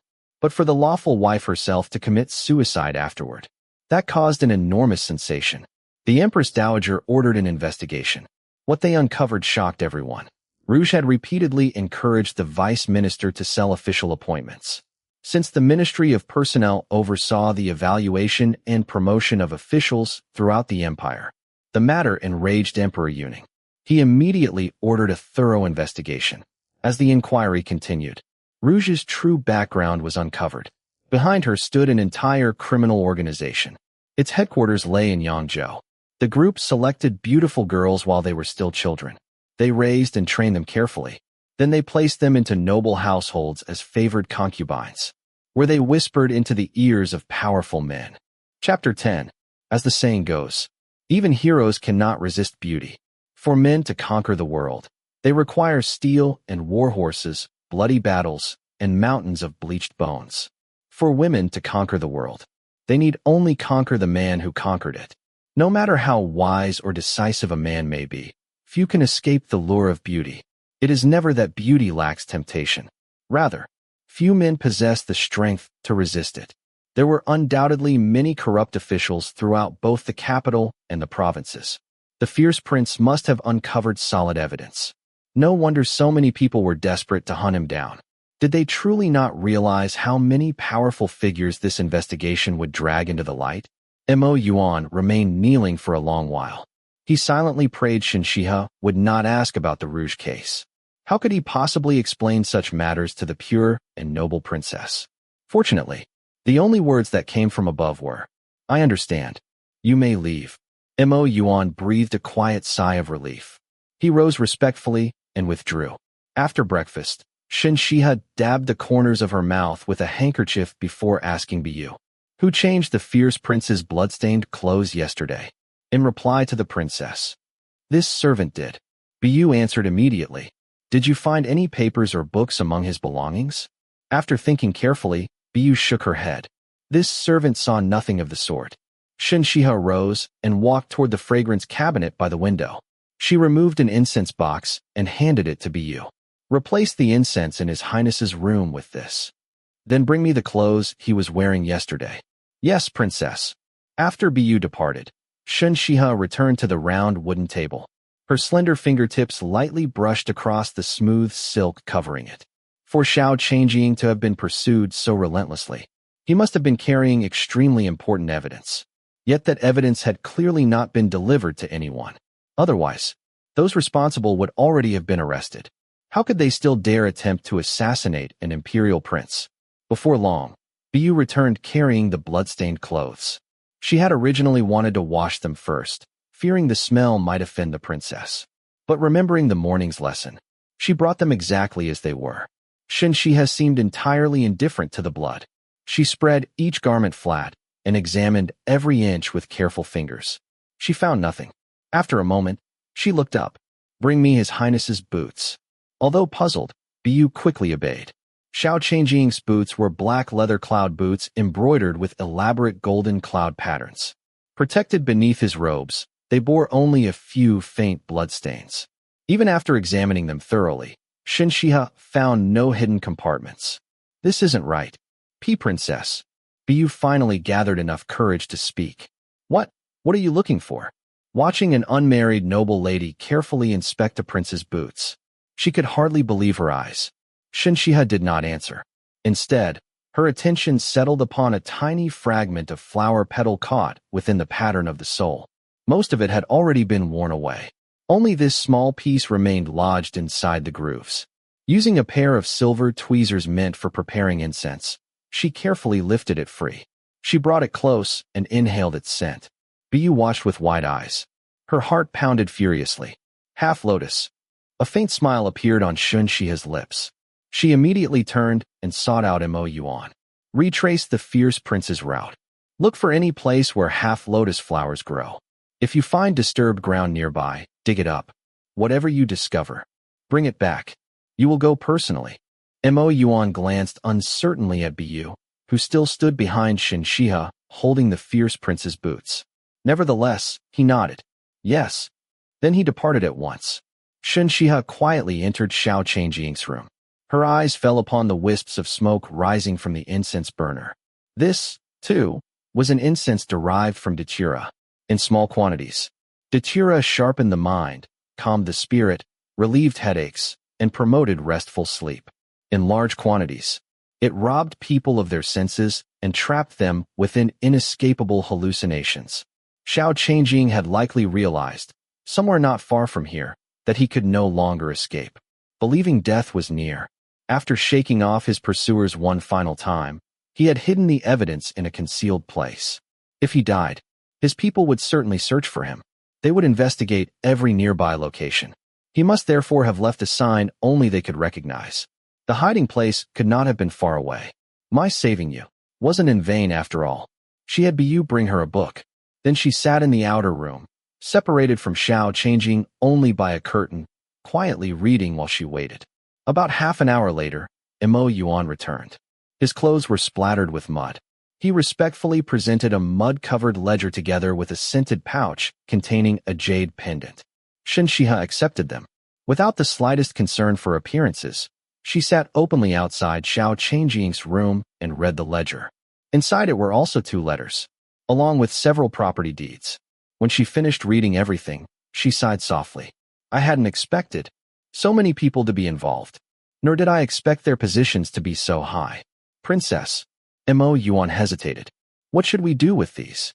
Although he had not read the documents, he was far more than a soldier who only understood warfare. Otherwise, Shen Yueshan would never have entrusted him with protecting Shen Xihe. He had already guessed what the bundle contained. Shen Xihe looked at him. Can you deliver these to the Crown Prince without leaving any trace? The Crown Prince. Mo Yuan's voice rose involuntarily. Realizing his mistake, he immediately lowered it. Princess. Before leaving the Northwest, the prince specifically instructed this subordinate. We must never side with the Crown Prince. He glanced uneasily toward the inner room behind the curtain, then lowered his voice further. The entire court knows the Crown Prince will not survive beyond 2 decades. In only a few months, His Highness will come of age, meaning he was not expected to live beyond 20 years of age. Since he had been 8 years old, the Crown Prince had lived in Taoist temples because of his fragile health. He possessed almost no influence at court. Though Crown Prince in name, he held little real power. Every other prince waited only for his death. Once he died, the struggle for the throne would truly begin. Is that so? A thoughtful smile flickered within Shen Xihe's bright eyes. Isn't being short-lived better? Princess, Mo Yuan nearly leaped in fright. Please be careful with your words. His eyes instinctively darted toward every window and doorway. Shen Xihe remained completely composed. She did not even avoid speaking in Xiao Qingzhi's presence. The Prince of the Northwest's household is no different from the recently destroyed Gu family. It cannot peacefully coexist with the Xiao imperial clan. To protect the Prince of the Northwest's household, to protect the Shen family, and to protect every general who has followed the Shen family in defending the frontier, I must become empress. Emperor Yuning could never marry her. That meant she would inevitably become the wife of one of his sons. Rather than gambling upon winning someone's heart, why not choose a husband who is destined to die young? In that way, an imperial grandson carrying the Shen family's blood could ascend the throne much sooner. Princess, Mo Yuan's face turned deathly pale. He was utterly stunned by her astonishing words. You may write to father. Tell him these were my exact words. Gathering her ice-blue silk shawl around herself, Shen Xihe slowly walked toward the doorway. A gentle breeze lifted the gauze, making her seem almost ethereal. Even her voice became distant. In a game where lives and destinies are the stakes, never place your wager too early, because once the bet is made, there is no room left for regret. Chapter 11. A winding path led into a secluded corner where flowers and trees bloomed in dazzling abundance. Having rescued Xiao Qingzhi, who still had not regained consciousness, Shen Xihe could not leave. Even if the local officials were summoned, they would never allow her to depart while an imperial prince remained in such a condition. The weather was pleasant that day, and her body showed no signs of discomfort. So she sat for a while in a small pavilion within the garden. Before long, Hong Yu approached. Princess, Lady Ma and Miss Ma of the household request an audience. They say they have an urgent matter to report. Show them in. Shen Xihe had little expectation of whatever they considered urgent. She had naturally revealed her identity after arriving here. The owners of the estate were merely wealthy merchants. No doubt they simply wished to present themselves before the princess, since she was staying in their home. Granting such a harmless request cost her nothing. Soon, Hong Yu led 3 people into the garden. Shen Xihe's gaze swept casually across them, then settled upon the tall, slender man among them. He wore coarse hemp robes. His long hair hung loosely behind his back. One hand rested behind him as he walked with calm, measured steps. Though years beneath the sun had darkened his once fair complexion to a healthy wheat color. Though he no longer wore luxurious robes or jade ornaments, he was still Xie Yunhui, the Xie Yunhui whose name had once echoed throughout the capital. Just as jade lends splendor to a mountain, and pearls add brilliance to a river, the name Xie Yunhui had become extraordinary because of the man himself.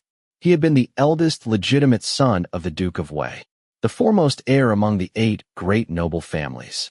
Profoundly learned, elegant in bearing, dignified in manner, refined beyond reproach, Emperor Yuning's sons were all accomplished in both literature and martial arts. Each possessed exceptional talent and striking appearance. Yet among the princes who had grown up beside them, studying together at the Imperial Academy, only Xie Yunhui had ever matched their brilliance. He shone like a radiant star, impossible to overlook, impossible to eclipse. He had also once been Gu Qingzhi's fiancé, the only man she had ever truly noticed. He had been the celebrated young gentleman of the capital, the dream of countless young ladies. She had been one of the capital's 9 perfections, a noble daughter admired by everyone, betrothed since childhood. They should have been the perfect match, a union blessed by heaven. Yet fate had destined them never to become husband and wife. The gentle, courteous young man who had never quarreled with anyone had changed after his mother died, filled with resentment inside the Duke of Wei's residence. In fury, he exposed his father's scheme to harm his lawful wife. Then, during his father's wedding banquet for his new bride, before every guest present, he cut off his own hair, renounced all ties with his family, and declared that he would never again be a son of the Xie family. That year, Xie Yunhui had been 14. Gu Qingzhi had been 13. Their marriage was just beginning to be discussed. Later, he came personally to apologize. He knelt before the Gu family's gates, returning the betrothal gifts exchanged between their families. He requested that the engagement be dissolved. Prime Minister Gu had repeatedly tried to persuade him otherwise. He remained willing to entrust his beloved daughter to such a man. But Xie Yunhui insisted upon wandering the mountains and rivers, living as a traveler with no fixed home. He believed he could no longer offer Gu Qingzhi the life she deserved. So he firmly ended the engagement. He never even met her one final time before quietly departing. That incident had only deepened Gu Qingzhi's disappointment in men. Men always had something they valued above all else. Parents, brothers, power, wealth, beautiful women, freedom. Only after casting aside every one of those pursuits would they finally remember the foolish woman who had devoted everything to them. 6 years had passed in the blink of an eye. The young gentleman, who had once resembled flawless jade and graceful bamboo, had wandered mountains and wilderness ever since. Yet every movement still revealed the refinement of a noble family's heir. This humble woman and my daughter greet the princess. Lady Ma led the 3 of them in offering their respects, interrupting Shen Xihe's thoughts. You may rise. Bu stepped forward. You claim to have an urgent matter to report. What is it? With the princess's permission, Lady Ma gently pushed Xie Yunhui forward. This is Dr. Qi. He is renowned throughout the surrounding region. Dr. Qi says the matter concerns life and death. Without the slightest change in expression, Xie Yunhui calmly stepped forward and bowed. This humble one, Qi Yunhui, greets the princess. And what life and death matter concerns our princess? Bu asked.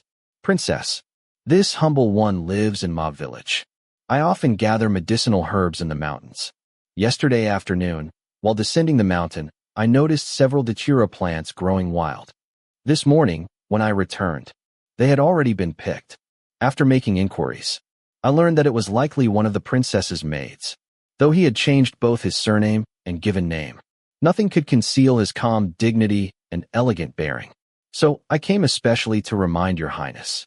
Although datura flowers are beautiful, they are poisonous. They should never be kept indoors. Given your highness's delicate constitution, prolonged exposure could endanger your life. Shen Xihe had not expected this to be his purpose. Yet it truly was an important matter. If anything happened to her here because of the datura, many innocent people would likely suffer. At the very least, Emperor Yuning would publicly demand an explanation from Shen Yueshan. In Xie Yunhuai's eyes, one of her maids had probably mistaken the beautiful wild flowers for harmless ornaments and picked them to decorate the princess's room. With Shen Xihe's congenital heart condition, inhaling too much of the flower's fragrance really could prove fatal. That was precisely why, while preparing incense for Xiao Qingzhi the previous night, she had taken such great care to avoid breathing it herself. How thoughtful! At last, Shen Xihe spoke. Her voice was soft and pleasant, gentle as a feather brushing across clear spring water. Warm, quiet, beautiful. Ziyu, bring the purple pearl hair ornament and the white jade bracelet carved with twin fish and woven with pearls. They are to be presented to Lady Ma and Miss Ma. The mother and daughter were overjoyed. They immediately bowed again. Thank you, princess, for your generous reward. Ziyu then led them away. Shen Xihe turned back towards Xie Yunhuai. Dr. Qi possesses both kindness and remarkable medical ethics. I have often heard that great masters hide among ordinary people. It seems Dr. Qi's medical skill must also be exceptional. I have suffered from a heart condition since childhood. Would Dr. Qi be willing to examine my pulse? This humble one is merely a country physician. Xie Yunhuai answered calmly. The princess is a precious daughter of the imperial court. You are surely attended by the finest physicians. This humble one would not dare embarrass himself. I have heard enough flattering words. I would rather hear the truth. Dr. Qi, simply examine my pulse. You need not prescribe medicine. I only wish to hear your honest opinion. Shen Xihe persisted. Xie Yunhuai had already heard about this princess. He knew she was not trying to embarrass him, nor merely satisfying idle curiosity. She sincerely wished to know the condition of her body. Among the daughters of great noble families, such composure was exceedingly rare. He bowed once more. Then please forgive this humble one's presumption. Han Yu placed a thin veil of silk over Shen Xihe's wrist. Xie Yunhuai stepped into the pavilion, keeping his head respectfully lowered and his eyes fixed straight ahead, never once looking directly at Shen Xihe's face. He gently rested his fingers upon her pulse. After a long moment, he withdrew his hand. He considered carefully before speaking. The princess was born with insufficient qi and blood. You have also only recently recovered from a chill. The pulse at the Cun position is slightly deep. It suggests excessive worry and extreme fatigue. Your Highness should rest quietly. Calm your mind. After a brief pause, he asked, does the princess regularly eat sweet dates? The imperial physicians recommended them. Because I was born prematurely and have always lacked sufficient qi and blood, I eat several sweet dates each day to nourish both. Shen Xihe had maintained that habit in both her previous life and this one. Is there something wrong with that? Chapter 12. Dates belong to the earth element with the nature of fire. They are sweet in flavor and gentle in nature. Their sweetness first nourishes the spleen. If eaten in excess, however, they will eventually burden the spleen. Xie Yunhuai spoke plainly. If the princess wishes to replenish her qi and nourish her blood, ginger sugar would be the better choice. Ginger enters the lungs to strengthen lung qi. It enters the kidneys to dispel dampness. It also enters the liver meridian, guiding blood tonifying medicines to generate new blood. A gentle smile appeared on Shen Xihe's face. It is indeed an excellent medicine. Unfortunately, I have been unable to tolerate the pungency of ginger since birth. That is why the imperial physicians settled on dates as the next best remedy. In the regions of Min and Shu, there is a plant called sugarcane. It is neutral in nature and sweet in flavor. It also benefits the spleen. If its juice is extracted and refined together with ginger juice into sugar, the pungent taste of the ginger disappears. Then Shen Xihe unexpectedly asked, Dr. Qi, are you married? Even the ever-composed Xie Yunhuai paused for an instant. The surprise vanished almost immediately. In reply to the princess, this humble one has no permanent home. I devote myself entirely to the study of medicine. At present, I have no thoughts of marriage. I see that Dr. Qi is refined in appearance, possesses remarkable medical skill, and speaks with uncommon elegance. I have always appreciated talented people. I had even considered finding Dr. Qi a suitable wife, so that such an outstanding scholar might remain by my side. Shen Xihe slowly rose. But since Dr. Qi's ambitions lie elsewhere, I shall not force the matter. The datura was gathered under my orders. I intended to use it in preparing a calming incense. You need not worry. I know very well how the flower should be used. The princess's favor leaves this humble one deeply humbled. Though he spoke those words, his voice remained as calm and steady as ever, without the slightest trace of embarrassment. If the princess has no further instructions, please permit this humble one to take his leave. Instead of answering, Shen Xihe asked another question. Dr. Qi, have you ever seen the immortal's sash? The immortal's sash? Xiao Huayong frowned slightly. Princess, it is nothing more than a legendary treasure. Elder Bai's demand that someone exchange it for the bone-shedding pill was merely his way of making things difficult. The princess should not take it to heart. Elder Bai? Shen Xihe had heard that name before. He was an eccentric physician whose medical skill bordered on the miraculous. His whereabouts were impossible to predict. Throughout the years, Shen Yueshan had never stopped searching for him in hopes of curing Shen Xihe's frail body. She had not expected the immortal's sash to be connected with him. Dr. Qi, I know nothing about any bone-shedding pill. Just before you arrived, I happened to read a book mentioning the immortal's sash. That is why I asked, would Dr. Qi explain what this bone-shedding pill is? Realizing he had inadvertently revealed too much, Xiao Huayong silently regretted his mistake. But he also understood. If he refused to explain, the princess would simply send others to investigate. So he began. A month ago, 1 month earlier, the famed elder Bai had publicly announced that his final days were approaching. He had never accepted a disciple. Everything he had learned throughout his life had been recorded within his medical notes. Alongside them, he possessed a bone-shedding pill he had painstakingly created. The medicine was said to allow a person to cast off the old body and be reborn anew. Hence its name. With only those 2 treasures remaining before his death, Elder Bai spread word throughout the Jianghu. Whoever could obtain the immortal's sash and fulfill one final wish on his behalf would inherit both his medical writings and the bone-shedding pill. If they arrived soon enough, he would even personally teach the medicine for 1 or 2 months before passing away. The matter had become the greatest topic of discussion throughout the Jianghu. As a noble young lady, Shen Xihe naturally would never have heard such rumors. Her eyes drifted quietly toward the flower beds beyond the pavilion. Brilliant chrysanthemums bloomed proudly in the autumn sunlight. After waiting a moment and receiving no further questions, Xiao Huayong bowed. Then he turned to leave. As the breeze lifted the hem of his cyan robes, they fluttered like splashes of fresh ink across white paper. His footsteps remained light, steady, silent. Better to die embracing one's fragrance upon the branch than be scattered by the northern wind. Shen Xihe lifted her eyes. Through the curtain swaying gently in the breeze, she watched his figure disappear beyond the corridor. Like the chrysanthemums, Xiao Huayong was neither vulgar nor ostentatious, neither flattering nor yielding. He had been the first to stand openly against power, the first to cast aside luxurious robes, the first to walk away from towering noble gates, the first to abandon wealth and splendor, living instead upon coarse food and plain tea, yet remaining utterly untainted. Tisk, to think the treasured jewel of the Prince of the Northwest would take a liking to a common wanderer.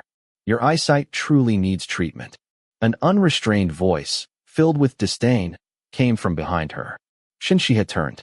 Xiao Qingzhi stood leaning against a pillar beneath the corridor. His face was still pale from blood loss. His body was obviously weak. Even standing required support. Yet those narrow phoenix eyes still carried their usual proud, fox-like sharpness as they scrutinized Shen Xihe. Beside him stood a maid with a deathly pale face. Judging by her expression, they had been listening for quite some time. The maid had clearly been ordered to remain silent. Now she lowered her head so deeply it nearly touched her chest. Her body trembled with fear. It seems your highness has recovered rather well. Apart from his pale complexion and lingering weakness, Shen Xihe saw little wrong with the prince who still possessed enough energy to mock others. In that case, this subject may rest assured. I shall leave your highness in the care of the governor of Changsha Prefecture. What did you say? Xiao Qingzhi shoved away the maid supporting him, ignoring both his weakness and the pain from his wounds. He strode directly before Shen Xihe. Though only 17, he still stood a full head taller than the 14-year-old Shen Xihe. Looking down at her, he demanded, "You intend to hand this prince over to the governor of Changsha?" Naturally, Shen Xihe met his gaze without the slightest ripple of emotion. Your highness is an unrelated man. This subject has not yet reached adulthood. Yesterday's circumstances were exceptional. In an emergency, minor proprieties may be set aside. But now that your highness is no longer in mortal danger, this subject should avoid any appearance of impropriety. She offered a slight curtsy, then calmly turned to leave. Xiao Qingzhi immediately seized her wrist. His eyes became sharp. Shen Xihe, playing hard to get. This prince was hunted all the way from Guangling to Changsha, at the very moment between life and death. I happened to encounter you. Don't tell this prince it was merely coincidence. Now you've saved my life, exactly as your people intended. We have already spent days and nights together, and now you suddenly pretend to be distant. Shen Xihe looked at him with unmistakable pity. Your highness, you are truly pitiful. Born into the imperial family, you even suspect those who save your life. But your highness has forgotten something. If you had not thrown your jade pendant before this subject, I imagine your highness would already have found release. She paused. Her voice drifted gently toward him like the fragrance of orchids. I may as well tell your highness the truth. I recognized your identity long ago. I simply had no wish to save you. Before leaving the Northwest, I had already memorized the portraits of every imperial prince. Everyone knows why this subject is entering the capital. From His Highness the Crown Prince to the 12th prince, who is the same age as I am. For princes remain without principal wives. Why should I choose your highness? Your highness, you think far too highly of yourself. In terms of status, you cannot compare with the crown prince. In terms of imperial favor, you cannot compare with Prince Zhao.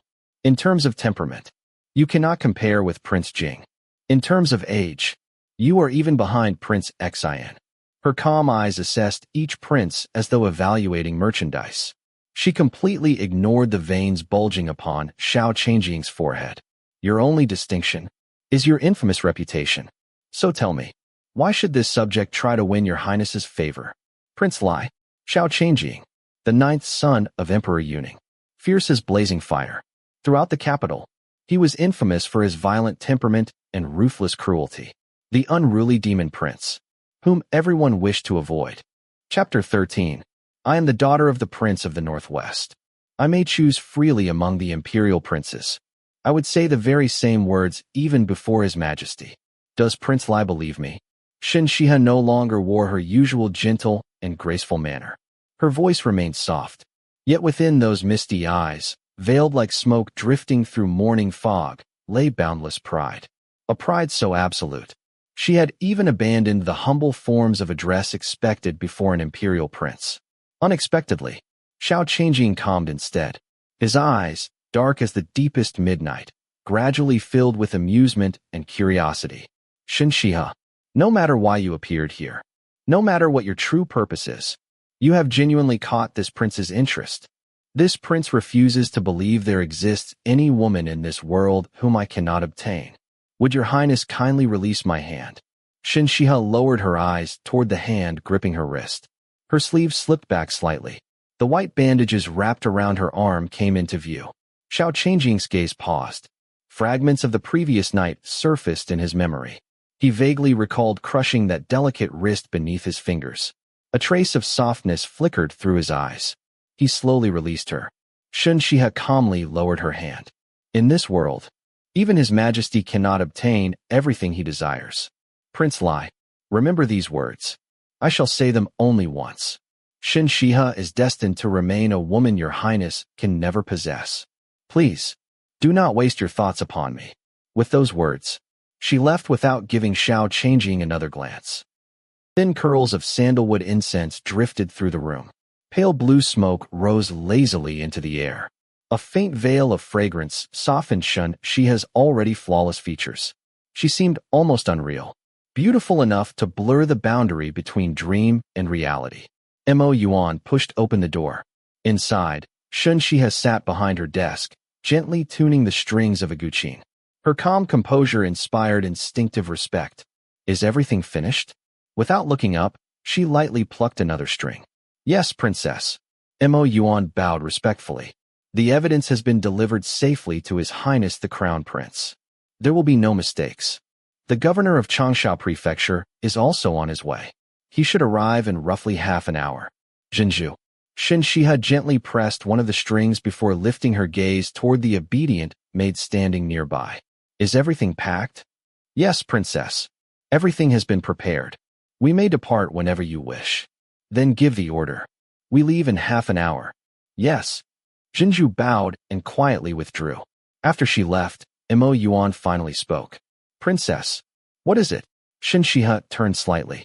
Her graceful profile emerged from the dim light, like a crescent moon slipping through drifting clouds. Quiet, luminous, beautiful. Mo Yuan instinctively lowered his head. Princess, you have sent the evidence to the Crown Prince. This subordinate carried out your instructions with the greatest care. But the fact that you rescued Prince Lai cannot be concealed. Once the Crown Prince receives those documents, he will surely realize they came from you. You first saved Prince Lai's life, and now you aid the Crown Prince. This subordinate fears. You fear that by trying to please both sides, I shall end up pleasing neither. Mo Yuan dared not say the words aloud. Shen Xihe spoke them for him. I merely wish to see whether the Crown Prince is worthy of any further effort on my part. As for Prince Lai, wouldn't it be better if he misunderstood? Shen Yueshan had painstakingly arranged the chance encounter of a beauty saving a hero. Yet Shen Xihe had treated Xiao Huayong with nothing but indifference. He was now thoroughly convinced she was merely playing hard to get. When he eventually discovered that the evidence he had risked his life to protect had vanished, would he need anyone to tell him who had taken it? He possessed no proof. What could he possibly do to her? Sooner or later, he would understand that she had wanted his evidence, not the man himself. It was better to establish that boundary from the very beginning. Princess, if that is so, we shall surely become enemies with Prince Lai. Mo Yuan spoke anxiously. The Prince of the Northwest's household had always remained outside the struggle for the throne. Court politics should have had nothing to do with Shen Xihe. Yet she had deliberately taken the evidence Xiao Huayong had obtained through such hardship. To him, there could be only one explanation. Someone standing behind Shen Xihe needed those documents. Combined with the true reason for her journey to the capital, it would not be difficult for Xiao Huayong to conclude that Shen Yueshan had already chosen another prince as Shen Xihe's future husband. Enemies. Shen Xihe smiled faintly. That was only ever a matter of time. Her fingertips swept gently across the strings. Clear, elegant notes flowed into the air. Like drifting clouds. Like flowing water. The music soothed the heart. Neither Mo Yuan, nor Xiao Huayong in the neighboring courtyard had time to fully appreciate its tranquility. The next instant, Shen Xihe's wrist turned. The melody changed. It became solemn, majestic, deep as ancient temple bells echoing through distant mountains. Its momentum surged like 10,000 galloping horses. Every note struck directly against the listener's heart. The tension mounted higher and higher, as though the strings themselves might snap at any moment. Then, just as breathing unconsciously tightened, her fingers shifted once more. The music became gentle, graceful, filled with quiet sorrow, like a farewell song drifting into the distance, leaving behind only uncertainty and longing. Long after the final note faded, no one present could immediately return to themselves. The guqin is an elegant instrument. It should not be neglected. Shen Xihe slowly stood. Her long skirts swayed softly around her feet. A guqin is much like a person. Leave it untouched for too long, and you gradually forget how to use it. Play it every day, and it becomes ever more familiar. I have neglected it for so long. My skill has indeed become rusty. Within the neighboring courtyard, a nimble figure slipped silently into Xiao Huayong's room. Dropping to one knee, he bowed deeply. Your Highness, this servant arrived late. Please punish me. Xiao Huayong reclined lazily upon the couch. One knee was bent. His head rested against one hand. His thoughts still lingered upon Shen Xihe's guqin performance. The Guqin possessed 3 fundamental harmonies: heaven, earth, and humanity. Very few people could blend all 3 into a single seamless melody. Yet Shen Xihe had done so effortlessly. Each rise, each fall, every transition, perfectly placed. You may rise. This matter is not your fault. This prince was simply careless, since he himself had deliberately hidden the evidence. Naturally, his own men had struggled to locate him as well. Was the item recovered? The man immediately lowered himself until his forehead touched the floor. Your Highness, the place marked by your signal had already been dug up. The item was gone. Xiao Qingzhi abruptly sat upright. Ignoring the pain tearing through his wounds, he demanded, "What did you say?" The subordinate trembled. "This servant found that someone arrived before us and took everything. As for who it was, this servant is incompetent. I have yet to discover the truth." Xiao Qingzhi's fist slowly tightened. His dark eyes became colder and colder. Then, he laughed. A cold laugh. Heh. This prince truly underestimated her. He immediately rose from the bed, ignoring his injuries, ignoring the weakness in his body. He strode rapidly outside. By the time he reached the courtyard, it was already nearly empty. Without sparing even a glance for the newly arrived governor of Changsha Prefecture, he hurried toward the estate's main gate. In the distance, he saw only the retreating procession carrying Shen Xihe away. Only then did he understand. Her Guqin performance had never been for pleasure. It had merely concealed the sounds of loading the carriages. While he had been listening, she had quietly departed without his noticing. The dust raised by the departing horses still lingered in the air. As it drifted before Xiao Qingzhi's eyes, his gaze grew darker than ever. Chapter 14. Good. Very good. Well played, Shen Xihe. Xiao Qingzhi turned and ordered coldly, "Prepare a horse. This prince is leaving. Your Highness, in your current condition, you should not ride." The guard met Xiao Qingzhi's icy stare and immediately corrected himself. "The princess has only just departed. This servant will prepare a carriage instead. We can certainly catch up." As Shen Xihe's carriage reached the official road, she spoke to Mo Yuan. "Prince Lai will undoubtedly pursue us.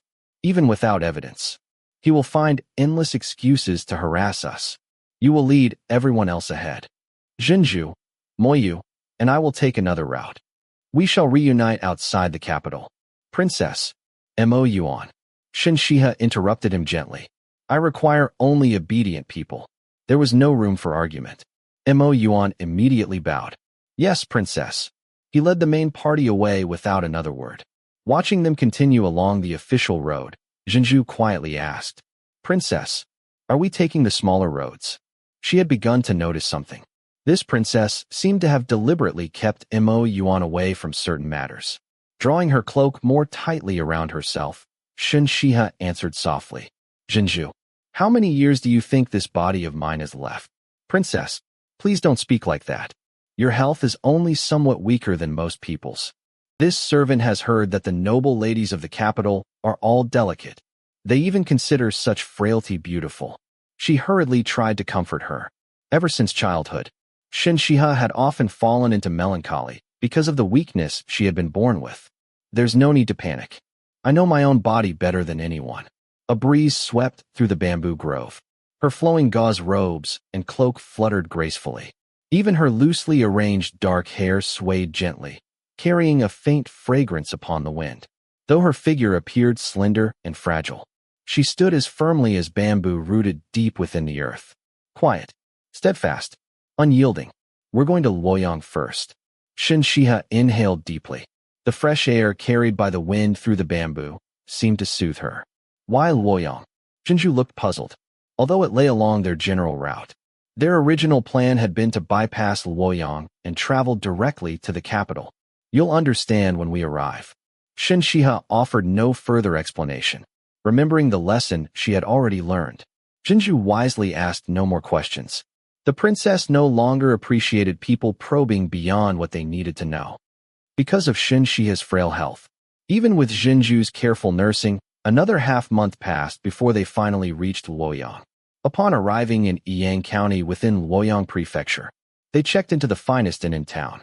Unexpectedly, they encountered Bu Shulin once again.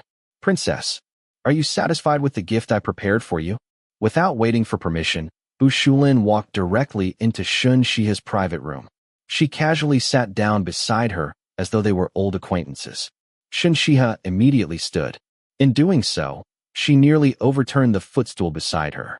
Fortunately, Bu Shulin possessed excellent martial arts and caught herself in time. Watching Shen Xihe calmly move to the opposite side of the room, Bu Shulin rested one foot upon the bench and laughed. The princess truly has no sentiment at all. If not for me, you would probably have been accused of attempting to assassinate an imperial prince. The sentiment she referred to was naturally the evidence Xiao Qingzhi had risked his life to obtain. Bu Shulin herself had followed Xiao Qingzhi all the way to Changsha. Her goal had also been to prevent those documents from reaching his hands. As for the deeper reasons, Shen Xihe had no interest in investigating them. That day, had Bu Shulin appeared openly without anyone stepping forward to save Xiao Qingzhi, she would certainly have exposed herself. Too many different factions had been watching. The arrival of Shen Xihe and her elite soldiers from the northwest had forced all those hidden forces to retreat.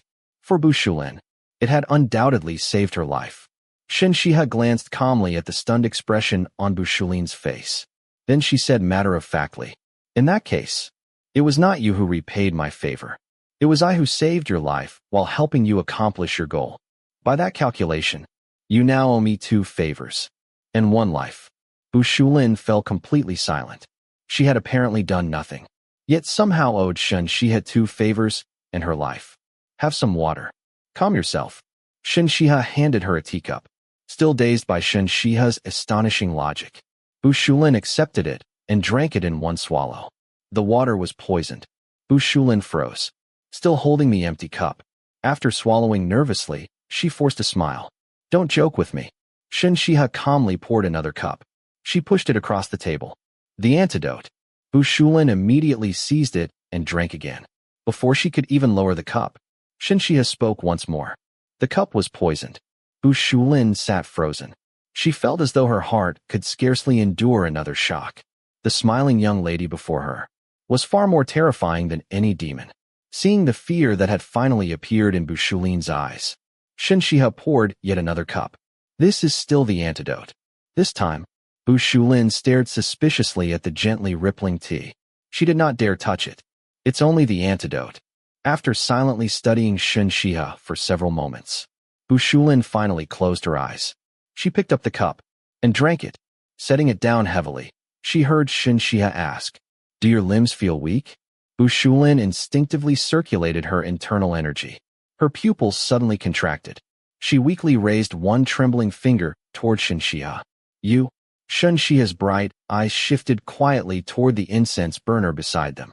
Thin white smoke continued to curl upward. It was an exquisite coppering glass incense burner decorated with raised patterns. Clearly, such a precious object could never have belonged to the inn. Looking at the increasingly drowsy Bu Shulin, Shen Xihe explained calmly, "I warned you before about the late Jade Maiden fragrance. You refused to stop using it. Did you believe I had only been pretending to notice it that day? Ordinary people cannot detect its scent, but I am not ordinary. Whenever you come near me, I can smell it. The closer you are, the stronger it becomes. So when I sensed you approaching, I changed the incense." The intoxicating flower possessed extraordinary beauty. Its fragrance was sweet, yet anyone who inhaled it would gradually become sleepy, confused, unable to think clearly. Both Shen Xihe and Jinzhu carried specially prepared sachets that counteracted its effects. Naturally, neither of them was affected. With a dull thud, Bu Shulin collapsed face first onto the table. Her eyes remained open, filled with unwillingness. They stared at Shen Xihe through heavy eyelids. "Jinzhu," Shen Xihe called softly. Jinzhu removed the sachet hanging from her waist. She held it beneath Bu Shulin's nose, then extinguished the incense burner. A cool medicinal fragrance drifted from the sachet, using all the strength she could muster. Bu Shulin breathed deeply. Gradually, her mind cleared. Strength slowly returned to her limbs. After resting for quite some time, she finally sat upright once more across from Shen Xihe. This time, her eyes held unmistakable caution. So the supposedly frail and innocent Princess Xiaoning is actually someone who opens one's eyes. Likewise, Shen Xihe had no interest in idle conversation. Tell me, why have you come? Princess Xiaoning truly wounds my heart. Bu Shulin pressed a hand dramatically against her chest. I genuinely came here with the sincerest intentions. Shen Xia's eyes, dark as polished obsidian, settled quietly upon her. Her gaze remained perfectly still. Bu Shulin's eyebrows twitched. She hurriedly raised both hands. No, no, no. I brought you a gift. A gift. As soon as she finished speaking, she clapped her hands. The window flew open. A person was thrown inside. The figure rolled across the floor. Long, disheveled hair scattered aside, revealing the face beneath. Jinju's eyes instantly turned cold. Lingling. Chapter 15. Lingrong looked at Shen Xihe with tear-filled eyes. Regret. Shame. Relief. Her expression carried all three at once. It was almost as though seeing Shen Xihe alive before her death had become a final comfort. A faint smile curved Shen Xihe's lips. Its meaning was impossible to read. Your acting still isn't good enough. Lingrong froze. Bu Shulin cheerfully stepped closer. Well, Sister Xihe, what do you think of my gift?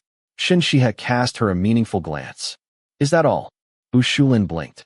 You couldn't even capture this runaway servant after issuing a wanted notice. I went to all the trouble of finding her for you.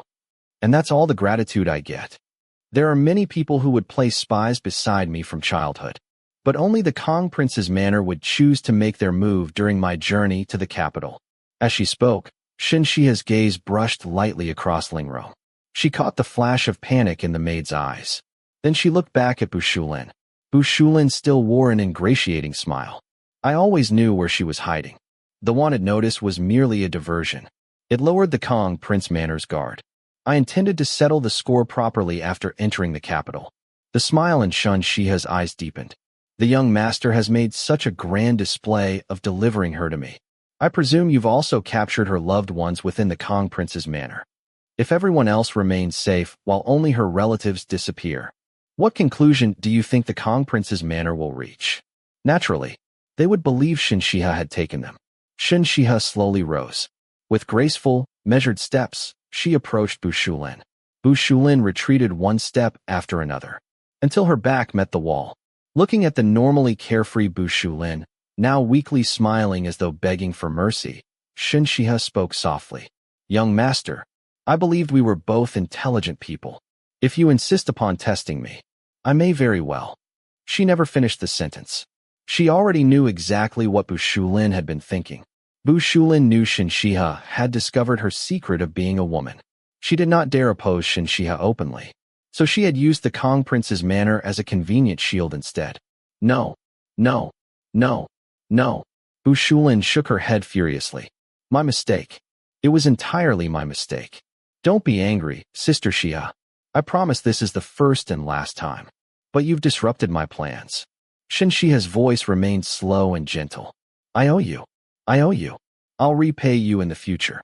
Bu Shulin hurriedly agreed. In that case, you now owe me 1 life. And 3 favors. Shen Xihe nodded in satisfaction. Bu Shulin fell silent. Somehow, her debt had grown even larger. What? Do you have a problem with that? Shen Xihe raised an eyebrow. No, no. Everything you say is correct. Bu Shulin nodded like a pecking chick. Outside, Bu Shulin's hidden guards exchanged speechless glances. Their master was truly embarrassing. In that case, I still have this runaway servant to deal with.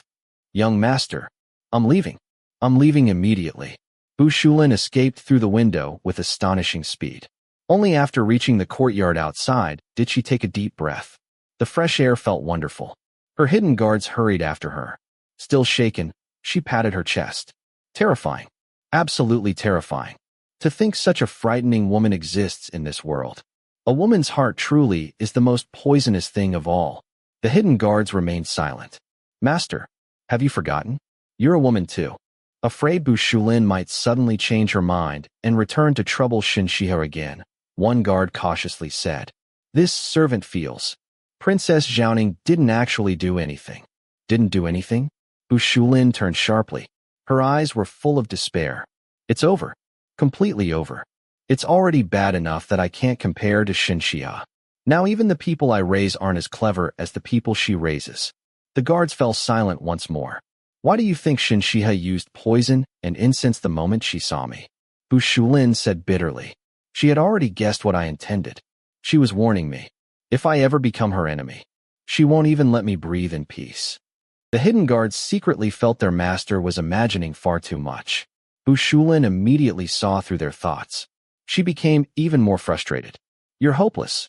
Just wait. That woman, Shen Xihe, she's frighteningly intelligent. I've always considered myself clever. I've managed to contend with both the old and young foxes of the Xiao family for years. But this is the first time a woman has frightened me this thoroughly. Suddenly, she found herself looking forward to Shen Xihe's arrival in the capital. Her mood brightened at once. Humming happily to herself, she departed. The hidden guards looked at one another. They could not understand it at all. Perhaps the shock had damaged their master's mind. After Bu Shulin and her people left, only Shen Xihe, Jinzhu, and Lingrong remained. Soon afterward, an inn-servant arrived with several attendants carrying trays of food. The moment they noticed the tightly bound Lingrong lying in the corner, they hesitated. Then, as though seeing nothing at all, they silently arranged the dishes upon the table, bowed, and withdrew. Moyu, Shen Xihe called softly. Immediately, Moyu leaped in through the window. Let's eat. The three mistresses and servants calmly enjoyed their meal, as though Lingrong simply did not exist. Curled into the corner, Lingrong did not dare utter a single sound. After Shen Xihe finished eating and the dishes had been cleared away, Jinzhu finally asked, Princess, how should we deal with this traitor? Standing beside the window, Shen Xihe gazed out across the town.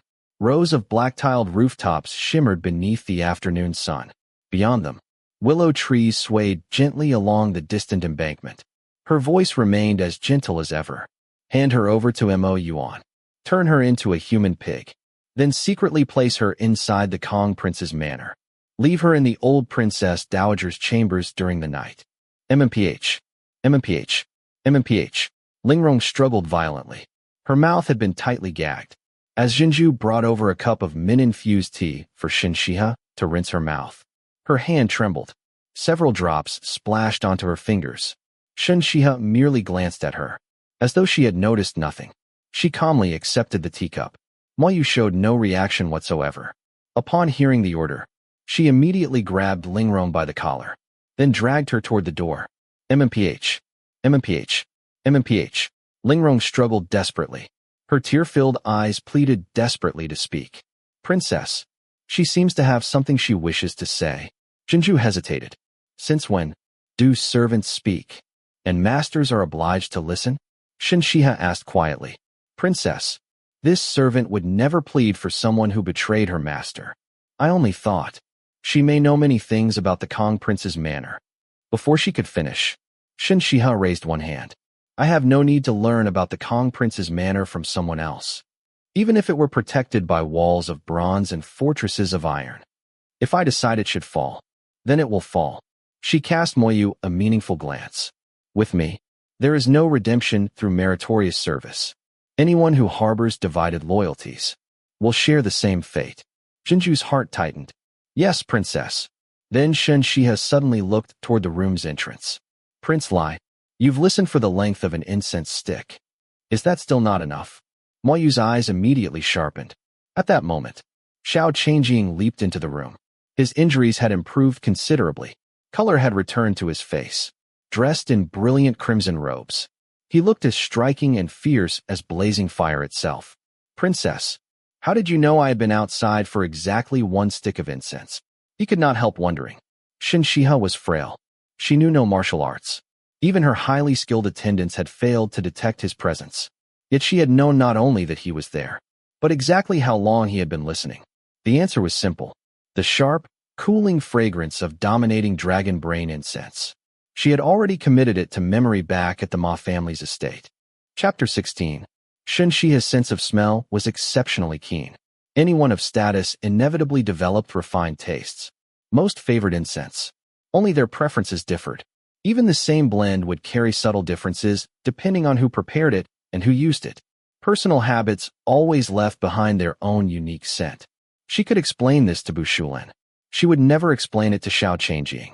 Instead, she simply asked, what brings Prince Lai to seek this subject? As soon as the words left her lips, Shen Xihe glanced toward Moyu. Understanding immediately, Moyu dragged the terrified and desperate Lingrong out of the room. Why does the princess ask a question when she already knows the answer? Xiao Qingzhi folded his arms and leaned casually against the window. Some things should be returned to their rightful owner. A trace of surprise flickered through Shen Xihe's mist-like eyes. When did this subject steal anything from anyone? Xiao Qingzhi's expression grew solemn. Princess, those items are of no use to you.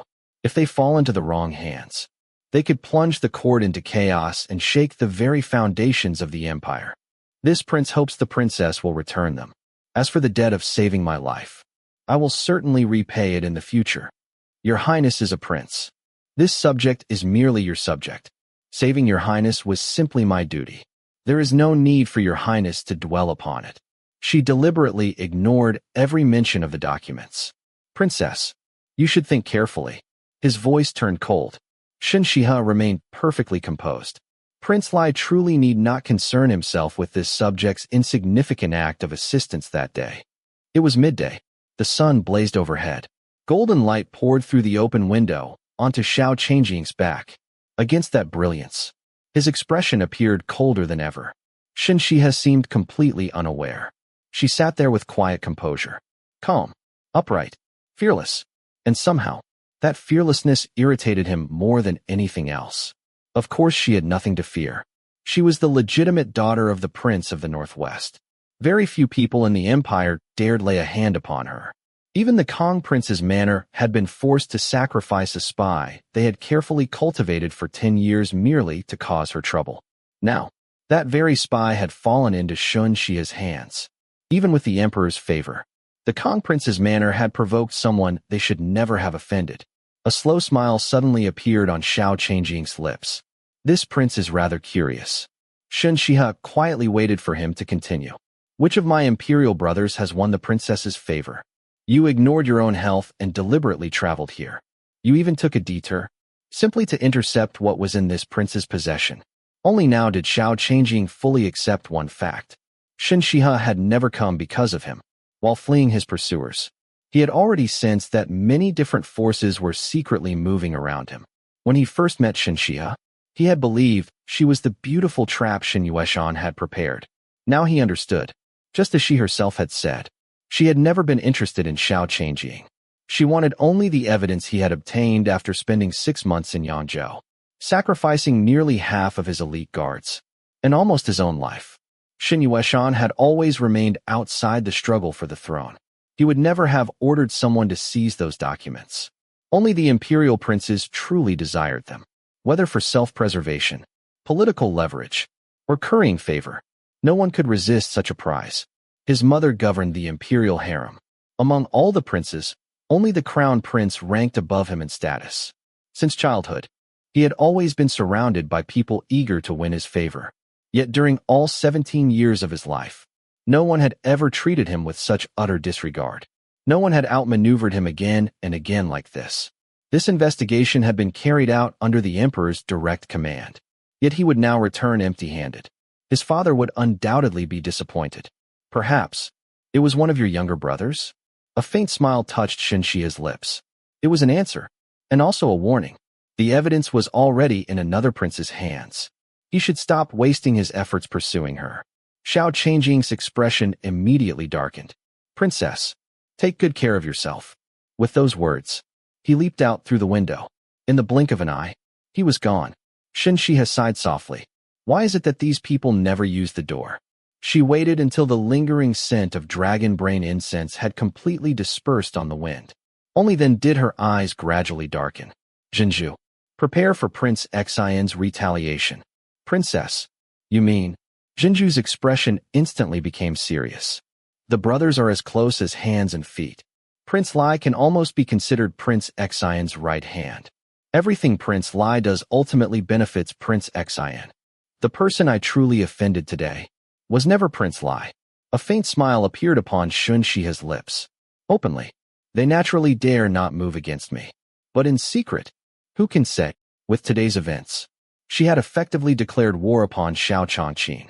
Although Emperor Yuning would never allow Shen Yueshan's son-in-law to inherit the throne, until that relationship completely collapsed, whoever married Shen Xihe would gain the support of the Northwest, and with it, the military strength of the Shen family. To any prince with ambitions for the throne, such support represented an enormous threat to Xiao Chongqing.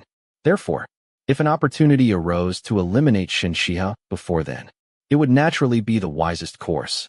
Mo Yuan reported that Prince Xian has remained at Fahua Temple for the past 3 months, praying for his poisoned princess consort. Jinju thought for a moment. Princess, do you suspect that is merely a pretense? That he is not actually staying at the temple? Shen Xihe paused briefly, then gently shook her head. No, he is certainly there. He has no need to act personally. Shen Xihe did not know how to judge Xiao Chongqing as a man, but one thing she understood without doubt. His feelings for Gu Qingzhi had been genuine. Otherwise, after learning that Gu Qingzhi had taken her own life, he would never have continued carrying out the path she had prepared for him, nor would he have been willing to oppose Emperor Yuning himself, simply to ensure the Fan family paid with their lives. Capital City, Fahua Temple. Smoke from countless sticks of incense drifted lazily through the halls. The chanting of Buddhist scriptures echoed slowly through the temple. Xiao Chongqing knelt silently upon a meditation cushion. His bloodshot eyes stared blankly at the memorial tablet before him. Upon it, for solemn golden characters were engraved. Memorial tablet of the late Lady Gu. He gazed at it without blinking. He wore plain mourning robes. Dark stubble covered his face. He appeared haggard, broken, consumed by grief. A straight-backed figure quietly entered, then knelt behind him. Master. Ninth Master pursued them as far as Luoyang. He returned empty-handed. Slowly, focus returned to Xiao Chongqing's vacant eyes. His voice was rough and hoarse, as though he had not spoken for many days. Kill her. Yes. The figure disappeared without another sound. Xiao Chongqing slowly removed a small wooden box from his sleeve. It was scarcely larger than his palm. He opened it carefully. Inside lay a tiny memorial tablet, barely 2 fingers wide, half a finger thick. Upon it were 4 delicately carved characters. Deceased wife Qingqing. A black silk cord passed through a hole at the top. He gently lifted the tiny tablet into his palm, handling it with infinite tenderness. You once said, when your mother closed her eyes, your heart died with her. Did you know? When you closed your eyes in my arms, you took my heart with you as well? His eyes slowly filled with tears. I know. You never believed me. You never believed I would defy Father's orders for your sake. You never believed I would resist the imperial will for you. You never gave me the chance to prove it. A single tear rolled down his cheek. A bitter smile spread across his face, filled with ridicule for himself. You wanted me to live. You wanted me to tear apart this cold imperial power. You wanted everyone responsible to know no peace. Since that was your final wish, I will fulfill it, so that your spirit may finally rest. He slowly wiped away his tears. When he raised his eyes again, dark clouds seemed to gather within them. He carefully tied the black cord around his neck. The tiny memorial tablet settled against his chest, resting directly over his heart. Chapter 17. The first rays of dawn poured over the mountaintop. Mist drifted through the valleys. A faint purple glow shimmered in the distance.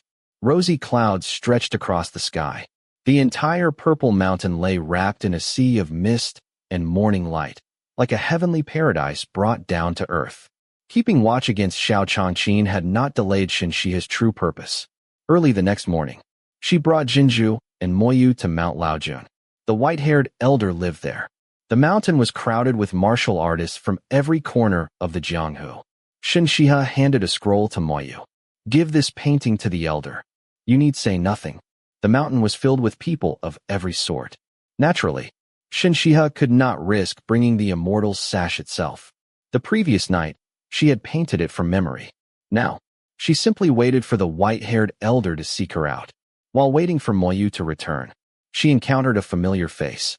Xie Yinhuai wore a simple tea-colored robe woven from coarse cloth. There was not a single embroidered ornament upon it.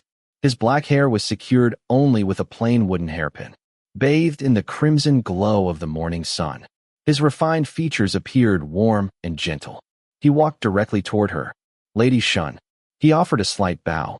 The form of address immediately caused subtle changes in the expressions of those secretly observing them. Unmarried women were usually addressed as Miss. Only daughters of distinguished official families were respectfully called Lady. Commoners seldom dared provoke officials. Those watching naturally assumed Shen Xihe was merely the female relative of some government official passing through. Behind her veil, Shen Xihe inclined her head slightly. Dr. Qi is here as well. I merely came to watch the excitement. Xie Yunhuai smiled openly. Please have a seat, Dr. Qi. Shen Xihe gestured toward the empty place beside her. Thank you. He accepted without hesitation. Simply by remaining at her side, he could make many people think twice before acting. He was not sure whether to praise this princess's courage. Although she wore a veil, her graceful bearing and voice, as clear as jade striking crystal, made it obvious she must possess extraordinary beauty. Yet she had come with only one maid. If she encountered someone sufficiently bold, Dr. Qi need not worry. I know exactly what I am doing. Shen Xihe had already seen through his thoughts. If I obtain the bone-shedding pill, may I trouble Dr. Qi to examine it for me? Princess. Xie Yunhuai nearly revealed her true identity in his excitement. Fortunately, he caught himself in time. You would truly allow me to examine it? The bone-shedding pill genuinely existed. He had only confirmed that fact a few days earlier. No physician alive could resist such an extraordinary medicine. Of course, I trust Dr. Qi's medical skill. Medicine should never be taken carelessly. If the elder refuses to explain its effects, I shall have to trouble Dr. Qi to investigate them instead. A faint smile touched her lips. Just then, a gentle breeze lifted one corner of her veil. For only an instant, Xie Yunhuai caught sight of that smile. It was as delicate as sea spray rising from blue waves, as pure as a drifting white cloud beneath a clear sky. Gentle, elegant, and gone almost before it appeared. Though Xie Yunhuai had been born into a noble family, though he had traveled widely, met countless people, and witnessed every sort of beauty, he had never before seen a smile like hers. Qingzhi lowered her eyes. Silently, she admired her princess once again. Examining a miraculous medicine was no task that could be completed in a day or two. If Dr. Qi accepted, he would naturally have to accompany them. With that connection established, how could he refuse future requests? The most remarkable part was that Dr. Qi understood all of this perfectly, yet he still stepped willingly into the trap. Qingzhi neither understood why her princess valued him so highly, nor what hidden talents he possessed, but she had already learned one lesson. Observe more. Speak less. They had expected Mayu to return within 2 or 3 hours. Instead, they waited through lunch, then until sunset. Still, there was no sign of him. Lady, we should return. Qingzhi could not help worrying. If they delayed much longer, traveling after dark would become dangerous. He has not sent a distress signal. That means Mayu is not in immediate danger. Shen Xihe remained calm. Let us depart. Allow me to escort Lady Shan. Xie Yunhuai feared the people lingering nearby might follow them and attack. Shen Xihe already knew someone had acted against her. Mayu had almost certainly been detained. Not wishing to involve Xie Yunhuai, she said, Please remain here, Dr. Qi. Do not worry. A rabble like this is nothing to fear. I cannot rest easy unless I escort Lady Shen safely back to the inn. Xie Yunhuai assumed she simply wished to avoid troubling him. His years wandering the Jianghu had given him considerable experience. After a brief silence, Shen Xihe stopped refusing. Then, my thanks, Dr. Qi. If she revealed the truth now, he would become even more determined to accompany her. Shen Xihe and Qingzhi entered the carriage. Outside, Xie Yunhuai sat beside the driver. The carriage rolled steadily toward the setting sun. The final trace of twilight disappeared beneath the horizon. The carriage reached a lonely stretch of official road. The city gates would close within half an hour. There were neither villages nor inns nearby. Not another traveler was in sight. Suddenly, the horse let out a sharp neigh, then refused to move another step. The carriage lurched violently. Steadying herself, Shen Xihe lifted the curtain. Dense forests lined both sides of the road. Tall, straight trees swayed beneath the night wind. A dark night, and a strong wind. The perfect time for murder. She lightly tapped the carriage seat.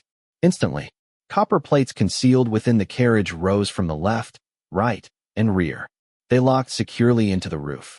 transforming the carriage into a steel shelter. Almost at the same moment, a storm of arrows shot from the darkness on both sides. Every arrow struck the armored carriage. Dr. Qi, Shen Xihe tossed 2 small silk-wrapped cotton plugs toward him. Xiao Huayong caught them instinctively. Turning, he saw the driver already drawing a gleaming sword. His own nostrils had been plugged with one of the cotton balls. Without asking questions, Xiao Huayong immediately did the same. A faint medicinal fragrance drifted from the cotton. At that very moment, several armed figures burst from the forests. They wore no uniform. Their weapons were all different. Men and women fought side by side. A mixed band of people from every background. The driver tossed another sword towards Xiao Huayong, then immediately rushed forward to meet the attackers. Sword in hand, Xiao Huayong followed close behind. The clash of steel echoed through the night. Whenever the wind lifted the carriage curtain, cold flashes of blades appeared outside. Princess, they're only bandits. Qingzhi had already judged them by their clothes and manner. Bandits are good. Shen Xihe shifted slightly in her seat. In her hand, she held a bamboo fan woven from paper-thin strips of bamboo. She waved it gently. Beside her rested an elegant brown incense burner decorated with cloud patterns. Tiny openings dotted its lid. Soft white smoke drifted steadily upward. Each movement of her fan directed the smoke through those openings and out of the carriage. Though Qingzhi herself could detect no fragrance, she noticed that this incense produced far more smoke than ordinary blends. By the glow of the night pearls set into the carriage corners, she quietly observed her princess. Because Shen Xihe's frail constitution prevented her from practicing martial arts, she had instead devoted herself to the 4 arts of the scholar: the guqin, chess, calligraphy, painting. She had also always loved incense-making and brewing wine. Yet until now, Qingzhi had never realized her princess possessed such profound mastery of incense, nor that incense could be employed so skillfully as a weapon. Meeting Shen Xihe's eyes, Qingzhi immediately lowered her own. Princess, why do you say that bandits are good? Shen Xihe continued waving the fan. First come the bandits. If the bandits fail, then the officials have every reason to mobilize troops and suppress them. When one scheme fails, another naturally follows. That was Xiao Chongqing's way of doing things. Chapter 18. He intends to use the imperial troops to kill the princess under the pretense of suppressing bandits. Qingzhi cried out in shock. Shen Xihe's gaze drifted toward the wisps of incense smoke. A faint smile appeared on her lips. Why not? They would receive credit for eliminating bandits, and the deaths of those outlaws would conveniently silence every witness. Qingzhi was stunned. Were all imperial princes truly so calculating? She had always considered herself clever, yet she had never encountered schemes of this depth. Still shaken, she asked, "But if anything were to happen to the princess, how would they explain it to the prince and the young master?" Explain? Shen Xihe gave a soft laugh. The Princess Xiaoning abandoned her escort and wandered into the wilderness on her own. She raised her eyes toward the darkness beyond the carriage. Do you know Dr. Qi's true identity? Isn't Dr. Qi simply a country physician? Qingzhi had long harbored doubts. Xiao Huayong's bearing clearly revealed noble origins. She had merely assumed he belonged to a once prominent family that had fallen into decline. Apparently, that was not the truth. He is Xiao Huayong. Shen Xihe spoke quietly. If both he and I were to die here, they could easily claim we had eloped together. Then it would no longer be the court explaining matters to my father. My father would instead have to explain himself to the court. Although Princess Xiaoning's marriage had not yet been formally decreed, Emperor Yuning and Shun Yueshan had already reached an unspoken understanding. She was, in all but name, the future imperial daughter-in-law. If such a woman eloped with another man, she would have disgraced the imperial family. The charge of offending imperial dignity would be entirely justified. An ordinary village doctor would never make such a story believable. Xiao Huayong was another matter entirely. This is Xiao Chongqing's style. Shen Xihe sighed softly. He never acted without preparing every detail. Whenever he made a move, his plans were always complete. Had Xiao Chongqing become emperor, he would undoubtedly have been a wise ruler. Unfortunately, they were destined to become enemies. Shen Xihe did not hate him, just as she had once said. The Gu family and the imperial family had already reached a point where reconciliation was impossible. If the Gu family prevailed, Emperor Yuning would become nothing more than a puppet. One by one, these imperial princes would quietly disappear. Especially now that Gu Qingzhi had unexpectedly become pregnant. If she gave birth to a son, even Xiao Chongqing's own life would no longer be secure. There had never truly been a question of right or wrong, only circumstances that forced each side to act. Emperor Yuning sought to preserve imperial authority. The Gu family sought to preserve the power of the scholar officials. One side had to lose. Not hating Xiao Chongqing did not mean she could ever calmly accept him again. Too many lives stood between them, a gulf that could never be crossed. Does Prince Xian truly regard the princess as such a threat? Jinju found it difficult to understand. To go to such lengths merely to kill you, isn't that excessive? Even if Shen Xihe would inevitably become their enemy, even if they resented her for seizing the evidence Prince Li had fought so hard to obtain, even if they merely wished to warn her, such elaborate arrangements seemed excessive. For me alone, it would indeed not be worth it. Shen Xihe gently lowered the bamboo fan. He wishes to discover who truly stands behind me. He intended to force into the open whoever he believed Shen Xihe had been acting for. If fortune favored him, he might even recover the evidence itself. Jinju was about to speak again, when heavy thuds echoed outside. She cautiously lifted one corner of the carriage curtain. The bandits had suddenly begun turning pale. Some clutched their chests. Others gritted their teeth in pain. Their attacks became clumsy, disordered. The carriage driver possessed extraordinary martial skill. Xie Yunhuai's martial arts had likewise advanced greatly during his years wandering the Jianghu. Before long, the attackers began to collapse. Some fled while still clutching their chests. Then, a stern shout echoed through the night. Bandits ahead are engaged in battle. Kill them without mercy. Torches suddenly flared in the distance. A force of imperial soldiers charged forward. Everything unfolded exactly as Shen Xihe had predicted.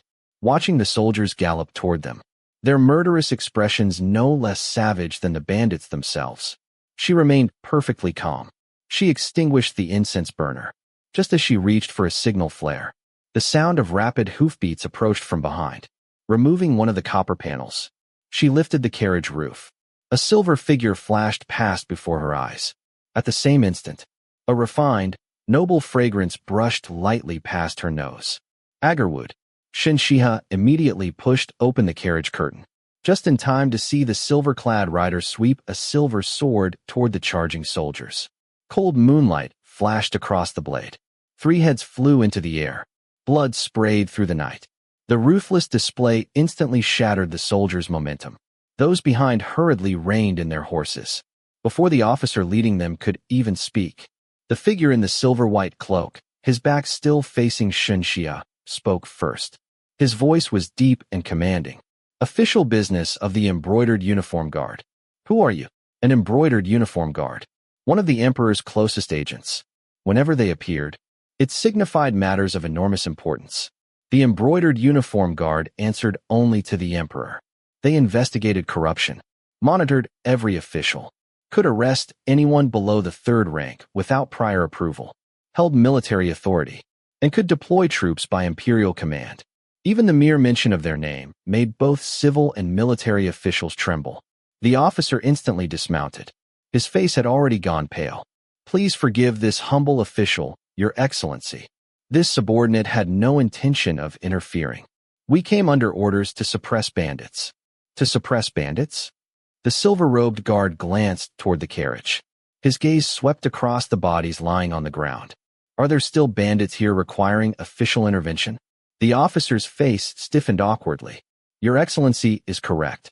This humble official received mistaken information. The silver-robed guard slowly turned his horse toward Shen Xihe's carriage. As his face became clear beneath the moonlight, Shen Xihe unconsciously frowned. His features were handsome, cold, perfectly sculpted, yet his eyes seemed strangely mismatched with the rest of his face. Those silver-gray pupils shimmered with hidden light, deep as an endless sea, bottomless as an abyss. Who is inside the carriage? His voice rang out clearly. Jinju stepped down. Reporting to Your Excellency. We are ordinary travelers. We were returning to the city when we encountered these robbers. She respectfully handed over their travel documents. The guard accepted them. After a brief glance, Shen Xihe clearly noticed the faintest smile touch the corner of his lips. You may continue. If you delay any longer, you will miss the city gates. He returned the documents to Jinju, then guided his horse to one side. The 4 guards accompanying him followed suit. Seeing this, the government troops immediately moved aside as well. The driver climbed back onto the carriage. Xie Yunhui took his place beside him. The carriage slowly rolled forward. As Shen Xihe lifted the window curtain, her eyes met those unfathomable silver-gray eyes for only a fleeting instant. Princess, since the embroidered uniform guard is here, should we send word to Mo Yuan and ask whether something significant has happened? Having grown up in the Northwest, Jinju also knew that the embroidered uniform guard never appeared without cause. There is no need. Shen Xihe's thoughts still lingered upon those unprecedented eyes. Perhaps he merely happened to pass by. The embroidered uniform guard never concerns themselves with trivial matters. Xie Yunhui suddenly spoke from outside the carriage. In a situation like this, they would never stop simply for ordinary travelers. Chapter 19. The embroidered uniform guard had undoubtedly recognized the government uniforms. Yet he had ignored them completely. His attack had been swift, decisive, merciless. To Xie Yunhui, that could only mean one thing. The man had intentionally protected Shen Xihe. Dr. Qi, do you know that guard? Shen Xihe asked quietly. Xie Yunhui had brought up the embroidered uniform guard because he had overheard her conversation with Jinju inside the carriage. There was no longer any need to conceal what he knew. The embroidered uniform guard appeared and disappeared like ghosts. Shen Xihe herself had encountered them only twice before. She had never seen this particular guard. He is the 5th son of Duke Zhao's household, a son born to a concubine. Xie Yunhui answered. The Duke Zhao household, and a concubine's son? Shen Xihe's delicate brows drew together slightly. That man had carried the scent of agarwood. Among all incense, agarwood was supreme. 1 tael was worth 100 taels of gold. It was even rarer than ambergris, despite the world's admiration for that fragrance. Its value could scarcely be measured. Only the wealthiest people could hope to possess it. Although Duke Zhao still retained his noble title, his household had long since declined. Even the legitimate second son had married the daughter of a wealthy merchant. That extravagant wedding procession had been the talk of the capital for months. How could such a family possibly afford agarwood of that quality? Unless it had been bestowed by Emperor Yuning himself. Shen Xihe fell into silent thought. Before she realized it, their carriage had already entered the city. They slipped through the gates just before they closed. Xie Yunhui insisted upon escorting them all the way back to the inn. Since the city gates were now shut, he simply rented a room there as well. After dinner, Shen Xihe noticed that Xie Yunhui showed no sign of leaving. She knew he had something he wished to say. She personally arranged the tea service. Spring water simmered gently over the small brazier. She measured the tea leaves, rinsed them, steeped them, then poured the tea in one smooth, graceful sequence. Every movement of her pale hands was pleasing to watch. Dr. Qi, please. Xie Yunhui lowered his eyes toward the pale, apricot-colored tea. Its fresh fragrance rose immediately. June Mountain Silver Needle. It seems the princess knows my preferences rather well. Shen Xihe did not pour tea for herself. Instead, she served herself a bowl of peach blossom drink. I was close friends with the late princess consort Xian. Before her marriage, she often mentioned Dr. Qi to me. In truth, it had all begun by chance. Shen Xihe had always been especially close to her eldest brother, Shen Yunan, the heir of the Prince of the Northwest. When she was 8 years old, Shen Yunan had traveled to the capital for half a year. Only 1 month later, she missed him so much that she constantly begged for news. Unable to refuse her, Shen Yueshan had given her a messenger pigeon. 2 months after the siblings began exchanging letters, the pigeon was accidentally injured. It landed in the hands of a young lady surnamed Gu. The young woman carefully nursed the bird back to health, then returned it together with an apologetic letter and several small gifts. The present Shen Xihe would merely have smiled and forgotten the matter. But the Shen Xihe of that time had been gentle and understanding. She found the encounter rather delightful. She replied with reassurance. From then on, the two exchanged letters for 6 or 7 years. Jinju and the others knew only that the mysterious correspondent's surname was Gu. The letters had abruptly stopped the previous year. Shen Xihe knew exactly who that Miss Gu really was. She had no connection to the Gu family that had later been exterminated. Instead, she belonged to another official family in the capital. Late the previous year, misfortune had struck. Her father, official Gu, had died while in exile. His daughter had reportedly been taken into the imperial palace as a servant. Once Shen Xihe reached the capital, she could naturally look for her. Yet now, she deliberately chose to identify that old pen friend as Gu Qingzhi. She naturally had her own reasons. As for whether Shen Yueshan or Shen Yunin had ever investigated Miss Gu, she felt no concern. After all, who said letters required a real address? Whoever she claimed Miss Gu to be was who she would be. Shen Xihe's words left Xiao Huayong motionless. His fingers unconsciously tightened around the teacup. His thoughts churned. If Gu Qingzhi and Shen Xihe had truly been close friends, if Shen Xihe had recognized him the moment she saw him, then Gu Qingzhi must once have shown Shen Xihe his portrait. A noble young lady could paint only her father, her brothers, or the man to whom she was betrothed. At that time, he had indeed been Gu Qingzhi's fiancé. He had never imagined that Gu Qingzhi had painted his portrait. Dr. Qi seems rather surprised. Shen Xihe caught the fleeting astonishment in his eyes. Princess Consort Xian was the calmest, steadiest, and clearest-minded woman I have ever known. She possessed eyes that saw beyond ordinary people. After speaking, Xiao Huayong lifted the now-cold tea and drank it in a single swallow. Eyes that saw beyond ordinary people.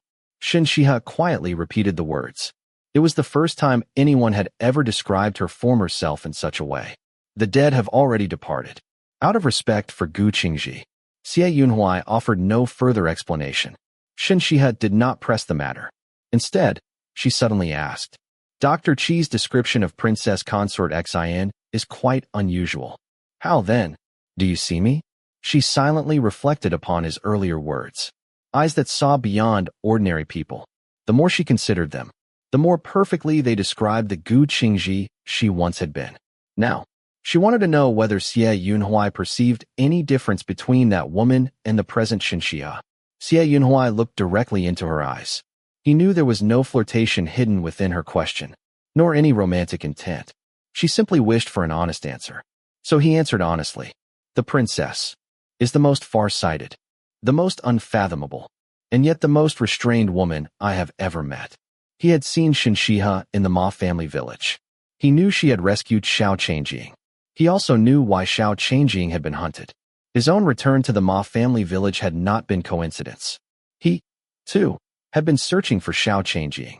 Since Xiao Qingjing had still not returned to the capital, the carefully guarded evidence he had carried to the village had clearly disappeared. Then, Xiao Qingjing had pursued Shen Xihe all the way to Luoyang. It was obvious enough where the evidence had ended up. Today's ambush had only confirmed his suspicions. Shen Xihe had been fully prepared, as though she had known from the beginning exactly who stood behind it. He firmly believed, even had the embroidered uniform guard never appeared, she would still have escaped unharmed. She might even have expanded the affair until the man seated upon the dragon throne himself would have been forced to compromise. Xiao Huayong found himself deeply curious. How had the straightforward, martial lands of the Northwest produced a woman of such profound calculation, such unwavering composure, such extraordinary strategic vision? A woman? Shen Xihe softly repeated the word. If that is so, then there must also be a man. Xiao Huayong gently set down his teacup, then rose to his feet. The princess will meet him after entering the capital. It was an indirect admission. Such a man truly existed. Having said that, he bowed slightly and departed. Shen Xihe did not pursue the matter further. She remained in the private room until Moyu finally returned. Apart from a few minor injuries, she was unharmed. Only after confirming that fact did Shen Xihe retire for the night. Early the following morning, an elderly servant dressed in coarse hemp clothing arrived. He returned Shen Xihe's scroll painting. Along with it, he left an address. The white-haired elder invited her to meet him that afternoon. The location was within the city. Shen Xihe instructed Jinzhu to bring out the immortal sash. Whenever its fragrance reached her, her spirit became clear. Her heart grew peaceful. Even the occasional tightness in her lungs quietly subsided. There were far too few records of the treasure in the ancient texts. She remained at a loss. It had not yet withered, but she had no way of knowing how much longer it could be preserved. After careful consideration, Shen Xihe finally decided to bring the immortal's sash with her to meet the white-haired elder. Chapter 20. The air was filled with the fragrance of rare flowers and medicinal herbs. Shen Xihe had always loved cultivating plants. The sight of Xinglin Garden, overflowing with medicinal flowers and herbs, immediately lifted her spirits. Her expression softened noticeably. She was not the only guest. Another visitor was already present. He was a tall, heavily built man who appeared to be in his 30s. He wore a dazzling purple-red robe embroidered with Taotai patterns. It had a round collar and narrow sleeves, fastened with a jade belt inlaid with precious gems. His feet were shod in 6-harmony boots. Upon his head sat a soft-winged official hat woven with gold thread and studded with jewels. At his waist hung a white jade pendant carved into flowering branches. Even the open-work spaces were filled with gemstones. Altogether, he resembled a walking heap of gold, standing beneath the sunlight. He practically dazzled the eyes. People instinctively looked away. It was genuinely painful to stare at him. Miss Shun, this is Hua Fuhai, also known as Hua Taoyi. The white-haired elder, a thin old man with snow-white hair, made the introductions. Hua Taoyi, this is Miss Shun of Suzhou.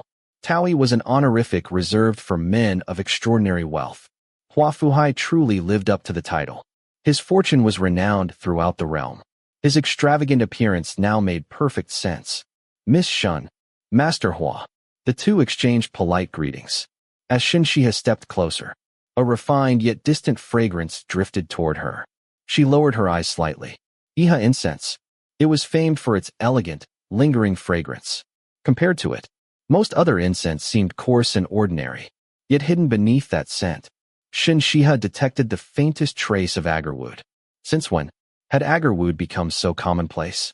Ignoring the assault upon her eyes, she quietly observed Hua Fuhai more carefully. He was extraordinarily tall. Her own head reached only to his shoulder. His protruding stomach and rotund figure made it nearly impossible to associate him with the silver-clad embroidered uniform guard from the previous night. In one plump white hand, he leisurely rolled 2 walnuts. The white-haired elder smiled. You both brought back the paintings I returned. Why not display them together? Jinzhu and Hua Fuhai's servant simultaneously unrolled the scrolls. Both paintings depicted the immortal's sash. Although painted by different hands, the colors, the size, even the angle, were astonishingly alike. If laid atop one another, the two paintings would almost perfectly overlap. As the scrolls opened, Shen Xihe and Hua Fuhai exchanged a glance. Shen Xihe remained perfectly calm. A trace of amusement flickered through Hua Fuhai's eyes. Within that brief exchange, Shen Xihe became certain. Hua Fuhai was the embroidered uniform guard from the previous night. Although the shape of his eyes had subtly changed, although the sharp vigilance had vanished, those eyes remained unforgettable, deep as the sea, together with the lingering scent of agarwood. There could be no mistake. His bearing was entirely different. His expression had completely changed. Yet Shen Xihe instinctively knew. He was the same man. I also have a painting. The white-haired elder slowly unrolled another scroll. It, too, depicted the immortal's sash. His style differed greatly from the other two, yet it clearly portrayed the very same object. You have both painted the immortal's sash. This old man wishes to see the genuine article. Who has it? Shen Xihe lightly glanced toward Hua Fuhai. She did not speak first. After a brief silence, Hua Fuhai answered, Elder, I did indeed discover the immortal's sash upon the cliffs of Mount Hong. However, its roots extended deep into the stone. After I finally pulled it free, the cliff collapsed. At the same moment, a swarm of venomous snakes attacked. While avoiding them, I fell together with the plant into the river below. When I regained consciousness, it was already gone. Shen Xihe raised an eyebrow. So, he had been the man who had fallen from the sky that day. The white-haired elder nodded, then turned toward Shen Xihe. Miss Shun. Shen Xihe gave a slight signal. Jinzhu stepped forward and opened the jade box she carried. Inside rested the immortal's sash. The white-haired elder's face instantly flushed with excitement. He hurried forward, first inhaling its fragrance deeply, then extending trembling fingers toward it without daring to touch. His lips quivered. It is. It truly is. At last I have seen it. His eyes gradually reddened. For a time, neither Shen Xihe nor Hua Fuhai spoke. They quietly waited for him to regain his composure. Finally, the white-haired elder wiped away his tears. Without another word, he took the box his attendant carried and handed it directly to Shen Xihe. She accepted it, then quietly said, "Elder, I found the immortal's sash beside the river. I truly did see someone fall from the sky. Only afterward did I discover the plant." Shen Xihe was not acting from excessive righteousness. Hua Fuhai was simply too mysterious. She had no wish to obtain something in this manner and thereby incur his resentment.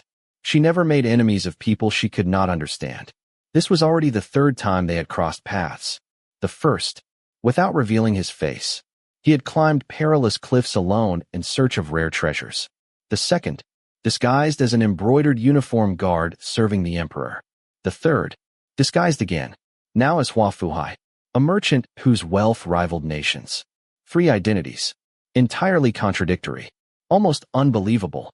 This old man has no interest in such matters. The white-haired elder's voice still carried traces of emotion. I already said it before. Whoever brings me the immortal's sash will inherit everything I possess. As for whatever grievances exist between the two of you, you may settle them yourselves. Master Hua. Shen Xihe turned toward him. Miss Shun, I have no interest in the elder's writings, nor do I desire his personal instruction. The only thing I seek is the bone-shedding pill. He spoke with complete frankness. Shen Xihe tightened her grip on the wooden box. Instead of replying, she turned back toward the white-haired elder. Elder, would you examine my pulse? If another cure truly existed, she would not hesitate to yield the unproven bone-shedding pill. Come with me. The white-haired elder led them into an inner room. He carefully placed 2 fingers upon Shen Xihe's wrist. He had already guessed much merely from her complexion. Her heart, liver, spleen, lungs, kidneys. Every organ showed signs of deficiency, the marks of someone fated to die young. Yet after feeling her pulse, even he was astonished. That you are still alive is already a miracle. You were born with an inherently weak constitution. Your heart and lungs have always been deficient. You were overprotected while growing up. That further weakened your liver and kidneys. Years of consuming sweet dates have now damaged your spleen as well. He slowly shook his head. For your condition, only my bone-shedding pill can save you. It must be taken gradually in small daily doses. There is no other cure. If I do not take the bone-shedding pill, how long do I have? Shen Xihe asked calmly. 3 years at most. Perhaps 5, if fortune favors you. But should you encounter severe wind, extreme cold, scorching summer heat, or any great emotional shock, you could die in a single night. The white-haired elder's expression was grave. The bone-shedding pill was her only path to survival. Elder, this bone-shedding pill. The old man smiled. Little girl, I stake my life's reputation upon it. For the next 100 years, there will not be a second bone-shedding pill. The complete formula lies within the medical writings I have given you. The preparation method is recorded there in full. Shen Xihe immediately opened the medical notes. She found the formula for the bone-shedding pill. Only 9 ingredients were required. Century-old ginseng, century-old Polygonum multiflorum. Those could still be found. But a century-old snake gallbladder, a century-old golden eagle bone. Snakes and golden eagles that survived for 100 years were rarer still than humans who lived that long. Chapter 21. The snake gallbladder still required several years of complicated soaking and preparation, although the formula called for only 9 medicinal ingredients. Preparing those 9 ingredients required countless other materials. The golden eagle bone has been passed down through my family for generations. As for the remaining ingredients, it took this old man 50 years to gather them all. The white-haired elder spoke with unmistakable pride. I failed 10 times before finally refining a successful bone-shedding pill. Then his expression grew cautious. Afterward, I no longer possessed the materials to make another, so I carefully scraped away a tiny portion for testing. I tried it on both people and wild animals. It truly possesses the ability to cleanse the meridians, transform the marrow, and remake the body. But whether it carries any hidden side effects, This old man no longer has either the time or the materials to determine. The meaning was obvious. Only after swallowing it would anyone know whether it carried hidden dangers, no matter what the answer might be. Shen Xihe had no intention of giving it up. She turned toward Huafuhai. Master Hua, you were indeed the first to discover the immortal's sash. But it ultimately came into my possession. I did not seize it by force. I know my reasoning may sound somewhat strained, but this concerns my life. I cannot simply surrender it. Huafuhai gave a slight nod. Miss Shen could easily have denied finding it by the riverside. If you had insisted it came from somewhere else, I would have had no way to prove otherwise. Shen Xihe thought to herself, if you were not such an incomprehensible person, I would never have admitted it. Her expression, however, remained perfectly composed. She inclined her head slightly. Master Hua possesses admirable integrity. The white-haired elder looked back and forth between the two of them, then suddenly burst into laughter. People outside would gladly fight to the death over the things this old man possesses. Yet the two of you remain so calm. Very well. Why don't I arrange a competition? Whoever proves more capable shall receive it. Shen Xihe and Huafuhai looked at one another once again. Then both quietly withdrew their gazes. At the same moment, they nodded in agreement. The white-haired elder had devoted his life to medicine. Naturally, he had no intention of testing their medical knowledge. His eyes wandered thoughtfully between them. Finally, they settled upon Shen Xihe. Since Master Hua discovered the immortal's sash first, this old man shall favor him slightly. Turning toward Huafuhai, he asked, what is your greatest skill, Master Hua? Huafuhai's eyes briefly rested upon Shen Xihe. Had he answered martial arts, how could this frail princess possibly compete? Instead, he smiled. This unworthy one is fairly skilled at weiqi. A match of weiqi, then. The white-haired elder looked toward Shen Xihe. Would Miss Shen agree? I would. She answered without hesitation. Excellent. Then we shall compete through weiqi. The old man clapped his hands happily. But we shall not play move after move in the usual fashion. This old man would fall asleep watching that. Since weiqi is Master Hua's specialty, Miss Shen shall instead create a life and death problem for him to solve. While he studies it, this old man may discuss a few matters with Miss Shen. Though he claimed to favor Huafuhai, his arrangement was actually quite fair. Please set the challenge, Miss Shen. Huafuhai accepted gracefully. The white-haired elder instructed his old servant. Take Miss Shen to prepare the board. I shall examine Master Hua's pulse. Led by the servant, Shen Xihe entered a quiet, elegant room. She sat before the weiqi board.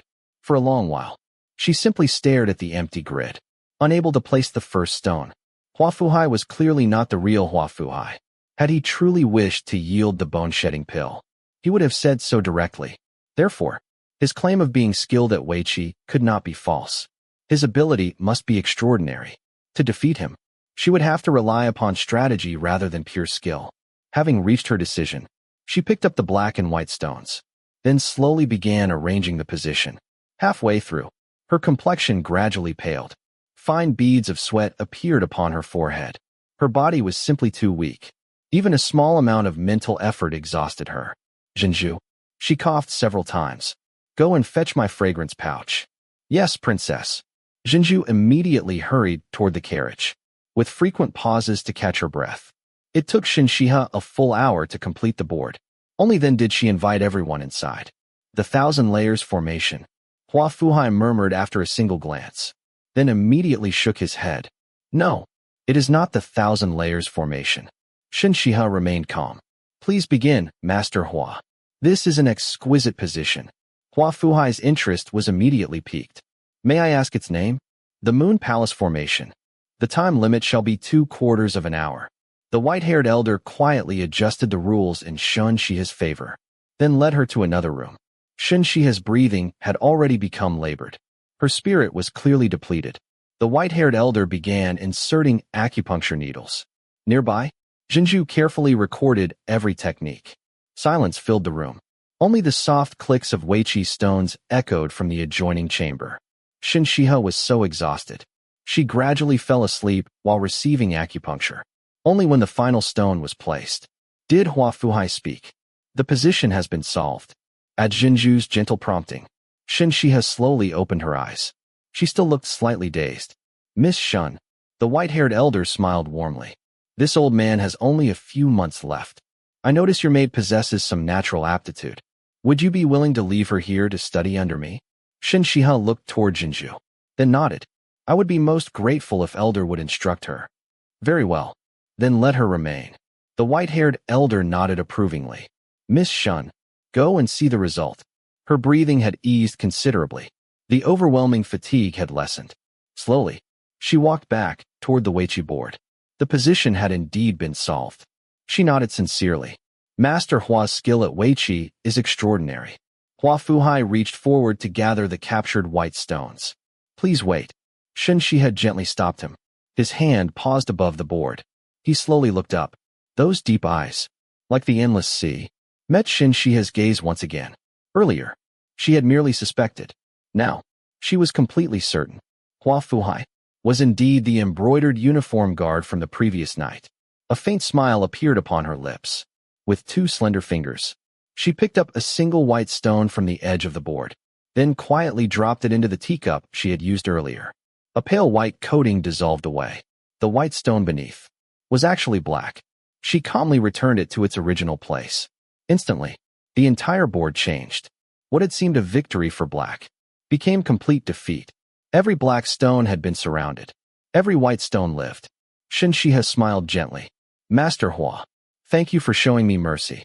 Watching the entire board reverse before his eyes, a glimmer of amusement appeared within Hua Fuhai's deep eyes.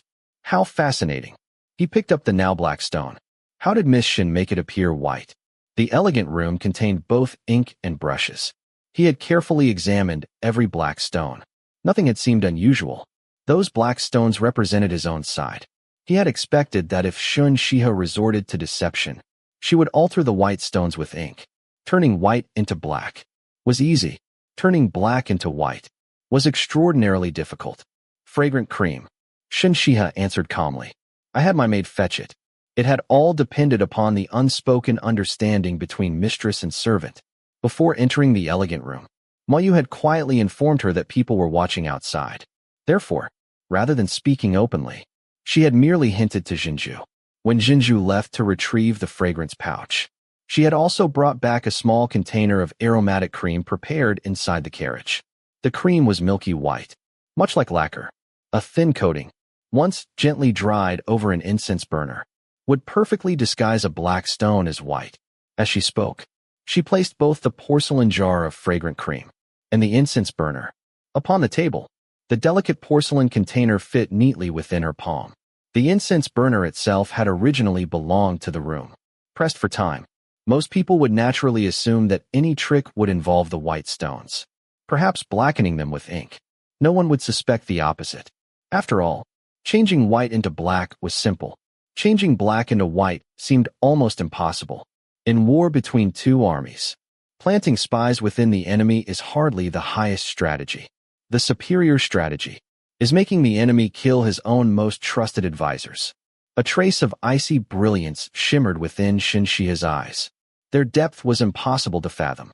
Hua Fuhai slowly rose to his feet, then bowed deeply. Miss Shen, I have learned something today. Chapter 22. You cheated. This victory is dishonorable. Hua Fuhai's servant flushed crimson with anger. Anxiety was evident in his eyes. Clearly, the bone-shedding pill was just as important to Hua Fuhai as it was to Shen Xihe. This is called, all warfare is based on deception. Qingzhi answered confidently. Master Hua is a great merchant. Surely he has never conducted business without using a little deception. Oui. The servant was left speechless. Of course they had. But that is enough. Hua Fuhai quietly interrupted him. Then he calmly looked toward Shen Xihe. I accept my defeat wholeheartedly. Since the bone-shedding pill now belongs to Miss Shen, may I copy its formula? Of course. Please do as you wish, Master Hua. Without hesitation, Shen Xihe handed him the manuscript. There in the elegant room, Hua Fuhai instructed his servant to grind the ink.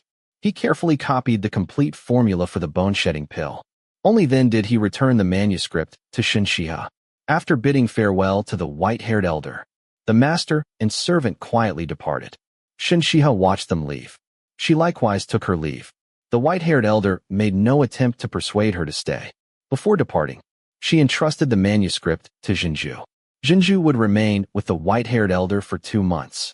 How much medical knowledge she could learn during that time would depend entirely upon her own ability. Although reluctant to part from Shen Xihe, Qingzhi knew the bone-shedding pill had never been fully tested. No one could say whether hidden dangers remained. Her princess needed someone capable of understanding medicine. She had no choice but to stay. After returning to the inn, Shen Xihe sent someone to invite Xiao Huayong. Moyu, send a message to my elder brother. Have our people investigate the whereabouts of any 100-year-old golden eagles. After a brief pause, she added, tell my brother only to gather information. There is no need for anyone to risk their lives. Hua Fuhai was an extraordinary man. He was someone worth owing a favor. Golden eagles were common throughout the northwestern deserts. Yet according to Shen Xihe's memories, even the oldest among them rarely survived beyond 80 years. Yes, princess. Not long after Moyu withdrew, Xiao Huayong arrived. Shen Xihe gently pushed the bone-shedding pill toward him. I entrust this to Dr. Qi. Although each now knew the other's true identity, she still addressed him as Dr. Qi. After all, he himself had declared that he would no longer be a son of the Xie family. Xiao Huayong opened the medicine box. A refreshing medicinal fragrance immediately filled the room. He looked inside only briefly, then quietly closed the lid. Princess, this medicine is beyond precious. No matter how precious it may be, it is not more valuable than my life. Shen Xihe smiled faintly. The elder does not truly understand how to use it. I cannot remain here for long, and he is unwilling to travel with me. Dr. Qi, there is no need to feel burdened. You examine the medicine for me. I give you the formula. Our debts are balanced. After another brief pause, she continued. There is, however, one matter in which I must trouble Dr. Qi. Please accompany me to the capital. If Dr. Qi is unwilling to enter the city, you may remain outside the capital instead. Xiao Huayong respectfully bowed. I thank the princess for placing such trust in me. I shall do everything within my power to help the princess recover as soon as possible. To any physician, rare medicines, ancient formulas, and priceless medical texts were treasures beyond measure. Xiao Huayong readily accepted. Once they reached the capital, he would remain outside the city as agreed. After they had spoken for some time, Moyu returned. With him came the white-haired elder's elderly servant. Without speaking, the old servant respectfully returned the immortal's sash to Shen Xihe. Princess, how shall we deal with this treasure? Moyu asked. Originally, they had intended to exchange the immortal's sash for the bone-shedding pill. They had assumed the white-haired elder truly desired it. Instead, he had only wished to see it with his own eyes. When he had been young, the white-haired elder had been obsessed with rare illnesses. Whenever he heard of an unusual disease or an incurable condition, he would travel thousands of miles to investigate it. Whenever he encountered a sickness he wished to conquer, he became so absorbed in his research that he forgot both food and sleep. Later, while journeying far from home to save another patient, his wife's parents suffered severe injuries. Before he could return, both of them died. His wife deeply resented him. She divorced him and never again agreed to meet him, although she herself never remarried. No matter how desperately he tried to make amends, he could never heal the wound in her heart. Later still, while tasting poison in order to save his wife's nephew, his hair turned completely white overnight. Only then did his former wife finally give him a painting. It was the very painting of the immortal sash that Shen Xihe had seen earlier. She had told him that if one day he truly found the immortal sash, he could consider it heaven's sign that she had forgiven him. Only then would they renew their bond. Yet, before he found it, she passed away. He had long wished to be buried beside her. Even after all these years, he had never abandoned his search. Now, having finally seen the immortal's sash, his deepest wish had already been fulfilled. He did not know what use the treasure truly possessed, nor did he dare bury such an unknown object beside himself and his wife. Destroying it would be an even greater pity. His wife had wished only to know that such a thing truly existed in this world. That wish had now been fulfilled. After careful consideration, he decided to return it to Shen Xihe. He neither knew nor cared who had originally owned it. He knew only one thing. Shen Xihe had been the person who brought it before him, so he sent it back to her. Shen Xihe gently stroked the green strands of the immortal's sash. She truly loved the treasure. Yet after some thought, she decided to return it to Hua Fuhai. Moyu, find out where Master Hua is staying. Return this to its rightful owner. Moyu immediately questioned the old servant about Hua Fuhai's residence, then personally carried the immortal's sash there. Yet, to Shen Xihe's surprise, Moyu returned carrying not only the immortal's sash, but also one of Hua Fuhai's servants. The servant bowed respectfully. Miss Shen, my master asked me to tell you. This treasure descended from heaven into your hands. That means it is destined to belong to you. He offers it to you as a gift. He hopes you will not refuse. This object serves no purpose for my master.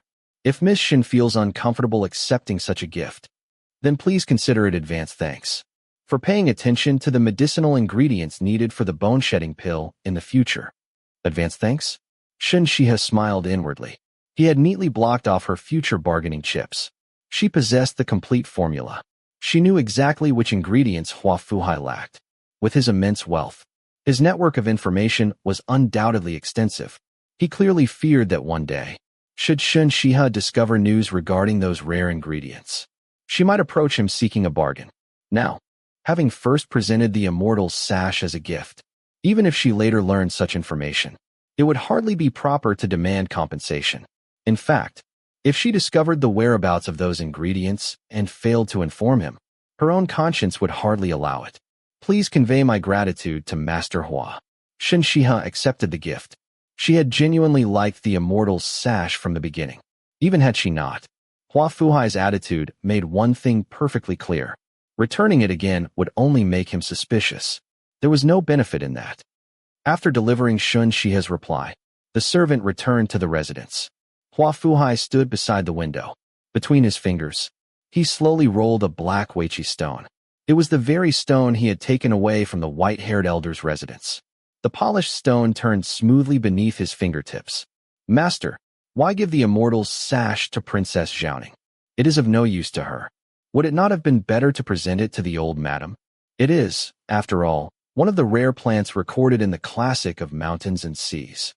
Having finally gathered his courage, the servant voiced the question that had long troubled him. Earlier, he had already noticed that Shen Xihe had misunderstood his master's intentions in presenting the gift. A treasure resembling a lover's knot. You would have me present that to grandmother? Hua Fuhai's silver-bright eyes swept lightly toward him. Do you know what a lover's knot signifies? The servant froze. A lover's knot signified two hearts bound together forever. It was also a token of betrothal. Master, his eyelid twitched. Chapter 23. Tian Yuan. Hua Fuhai interrupted his servant before he could continue. Then he said quietly, she recognized me. What? How is that possible? Tian Yuan was utterly astonished. His master had been studying the art of disguise since the age of 8. He had even sought out renowned experts among the common people to perfect his craft. When his master truly wished to conceal himself, even attendants who had served him since childhood could rarely detect a flaw. I do not know what first aroused her suspicion. A trace of amusement flashed through Hua Fuhai's eyes. I am quite curious about it myself. If she had noticed nothing, why would the treasured daughter of the Prince of the Northwest treat a mere merchant like me with such courtesy? Your Highness, you mean the princess knows that you? Tian Yuan's heart skipped a beat. Hua Fuhai smiled and gently shook his head. No, she only knows that I was the embroidered uniform guard from last night. As though remembering something, his smile deepened. If she had truly seen through me, if she knew my real identity, she would not be so cautious. Have you forgotten how she treated fifth brother and ninth brother? It was precisely because she could not understand him, because she knew he could disguise himself as an embroidered uniform guard, that she remained wary at every turn, whether he was a crown prince or merely another prince. If she truly knew who he was, Princess Xiaoning would probably not take him seriously at all. Shen Xihe is a rigid man. His son is equally inflexible. But this daughter of his, she is quite interesting. A thoughtful gleam flickered in Hua Fuhai's eyes. Completely unaware that she had just been described as interesting, Shen Xihe finished her preparations. Early the following morning, she departed Luoyang and continued toward the capital. Because of her frail health, their pace remained slow. By the time they finally left Luoyang behind, night had already fallen. Unable to continue, they camped in the wilderness. Moyu hunted a wild rabbit. Following Shen Xihe's instructions, she generously brushed it with spices and honey while roasting it over the fire. Fat dripped onto the flames with a gentle sizzle. The rich aroma drifted through the night. It soon attracted company.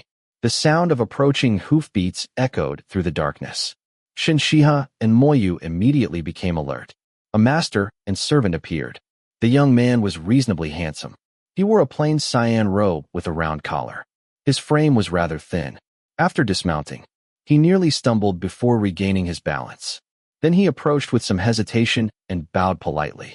"My ladies, would you permit my servant and me to rest nearby for the night?" Apparently afraid of being misunderstood, he hurriedly produced his travel credentials. "My name is Guodawi. I am a scholar traveling to the capital for the imperial examinations. I most certainly harbor no ill intentions." Moyu glanced toward Shen Xihe. Shen Xihe answered coldly, "Men and women should keep their distance. Please find another place."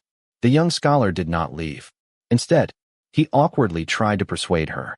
"My lady, please be understanding. The night is dark.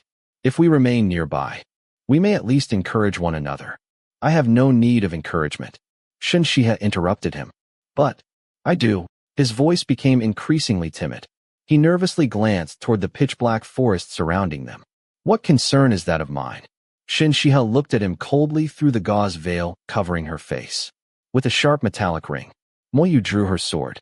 The young scholar jumped in fright. He immediately retreated several steps. Too afraid to argue further, he led his horse to a distant tree. Master and servant quietly settled there. The two of them produced some dried provisions. From time to time, they secretly glanced toward Shen Xihe's campfire. "Princess, shall I drive them away?" Moyu asked quietly. "There is no need." Shen Xihe watched the rabbit's skin begin to crack open over the flames. "It is ready." Moyu immediately sliced off one rabbit leg with her dagger. She placed the meat upon a wooden plate, then carefully cut it into bite-sized pieces before presenting it to Shen Xihe. She and the guard disguised as the carriage driver shared the remainder. Since propriety required men and women to remain apart, it was inappropriate for Xie Yunhui to travel together with them. He had therefore gone ahead to the capital alone. The tempting aroma of roasted rabbit drifted through the air. The young scholar seemed unable to resist. After hesitating for quite some time, he finally carried over a small wooden box. "My lady, would you be willing to exchange some rabbit meat for these transparent flour cakes?" He opened the box. Inside lay several translucent pastries. Faint peach blossoms crafted from colorful sugar could be seen suspended within them. They were exquisitely made. Shen Xihe lowered her eyes toward them. She herself knew how to make transparent flour cakes. Throughout her life, she had considered her own craftsmanship second to none. This was the first time she had seen someone else's pastries rival her own. "Moyu," she called softly. Understanding immediately, Moyu exchanged half of the second rabbit for the pastries. After accepting them, she first sampled one herself. Only after confirming there was neither poison nor anything suspicious did she present the remaining 3 to Shen Xihe. Guodawi happily accepted the rabbit meat, then sat beside a nearby fire, not far from Shen Xihe. She frowned slightly. Just then, she used a silver pick to cut off a tiny piece of one transparent flour cake. It was soft without being mushy, sweet without becoming cloying. The excellent flavor immediately lifted her mood. She decided not to argue with him over his lack of manners. Her digestion remained weak. Foods like these were difficult for her to digest. She merely sampled a little, not even finishing one cake before giving the rest to Moyu and the guard. "My lady's rabbit," Guodawi praised while eating happily. The aroma lingers from the first bite all the way down. The thicker portions are rich and tender. The thinner meat is crisp and refreshing. Even the ribs possess a delightful chewiness. The longer one chews, the more fragrant they become. After finishing, he looked toward Shen Xihe hopefully. "My lady, would you be willing to share the recipe? I am prepared to pay generously." Shen Xihe disliked people who could not read the atmosphere. She was just about to refuse, when a gentle breeze drifted between them. From Guodawi's direction, a fresh woody fragrance floated toward her. Hidden beneath it, was an almost imperceptible trace of agarwood. Her eyes narrowed ever so slightly. She carefully examined the young scholar once again. His features were refined. His expression, his mannerisms, everything matched that of a weak and timid scholar. Had it not been for that faint scent, she would never have suspected anything unusual. First, the embroidered uniform guard. Then, the wealthy merchant. Now, a poor scholar deliberately approaching her. Pretending not to notice anything, she answered coldly, "Do I appear to lack money?" Apparently not expecting such complete indifference. The young scholar looked somewhat pitiful. He lowered his head awkwardly. Shen Xihe merely glanced at him once. Whatever his purpose might be, she could already tell that he bore her no hostility. Since he wished to continue acting, she would simply let him. Accompanied by Moyu, she entered the carriage. After washing up, she raised the copper panels that shielded against both wind and sound, then quietly fell asleep. When she awoke the next morning, the master and servant had already departed. Shen Xihe gave them no further thought. Whatever their objective might be, it would reveal itself sooner or later. After another peaceful day's journey, they arrived at a village where they intended to spend the night. Just as the carriage entered, they saw Guadawi walking out together with two villagers. The three chatted and laughed happily. The moment he spotted Shen Xihe's carriage, his face brightened with a brilliant smile. He immediately walked over with practiced familiarity. "My lady, what a coincidence. We meet again." Supported by Moyu, Shen Xihe stepped down from the carriage. Wearing her gauze veil, she walked straight past him without even sparing him a glance. As she did, the scent of agarwood became even clearer. Without slowing her steps, she tossed back only two cold words. Not coincidental. Chapter 24. Dusk settled over the village. The sky gradually darkened. Leaves rustled softly in the evening breeze as night quietly descended. After supper, Shen Xihe walked slowly around the small courtyard. It helped her digestion. It also served as gentle exercise for her frail body. "Kill it! Kill it! My mother says it bites people. And it's poisonous. Throw stones at it." The excited shouts of children, colored by the local dialect, drifted into Shen Xihe's ears. Mixed among them, she heard the frightened, pitiful cries of some small creature. The sound felt strangely familiar. She left the courtyard and walked toward it. Moyu immediately followed with a lantern. At the center of the village stood a spacious square. An enormous banyan tree spread its branches overhead. Because of local customs, lanterns remained hanging beneath the tree throughout the year. Their warm light illuminated the square. That was why the village children were still outside after nightfall. When Shen Xihe and Moyu arrived, they saw 7 or 8 children surrounding the ancient tree. They were throwing stones toward its roots. A small shadow darted awkwardly from side to side. Its frightened cries echoed through the night.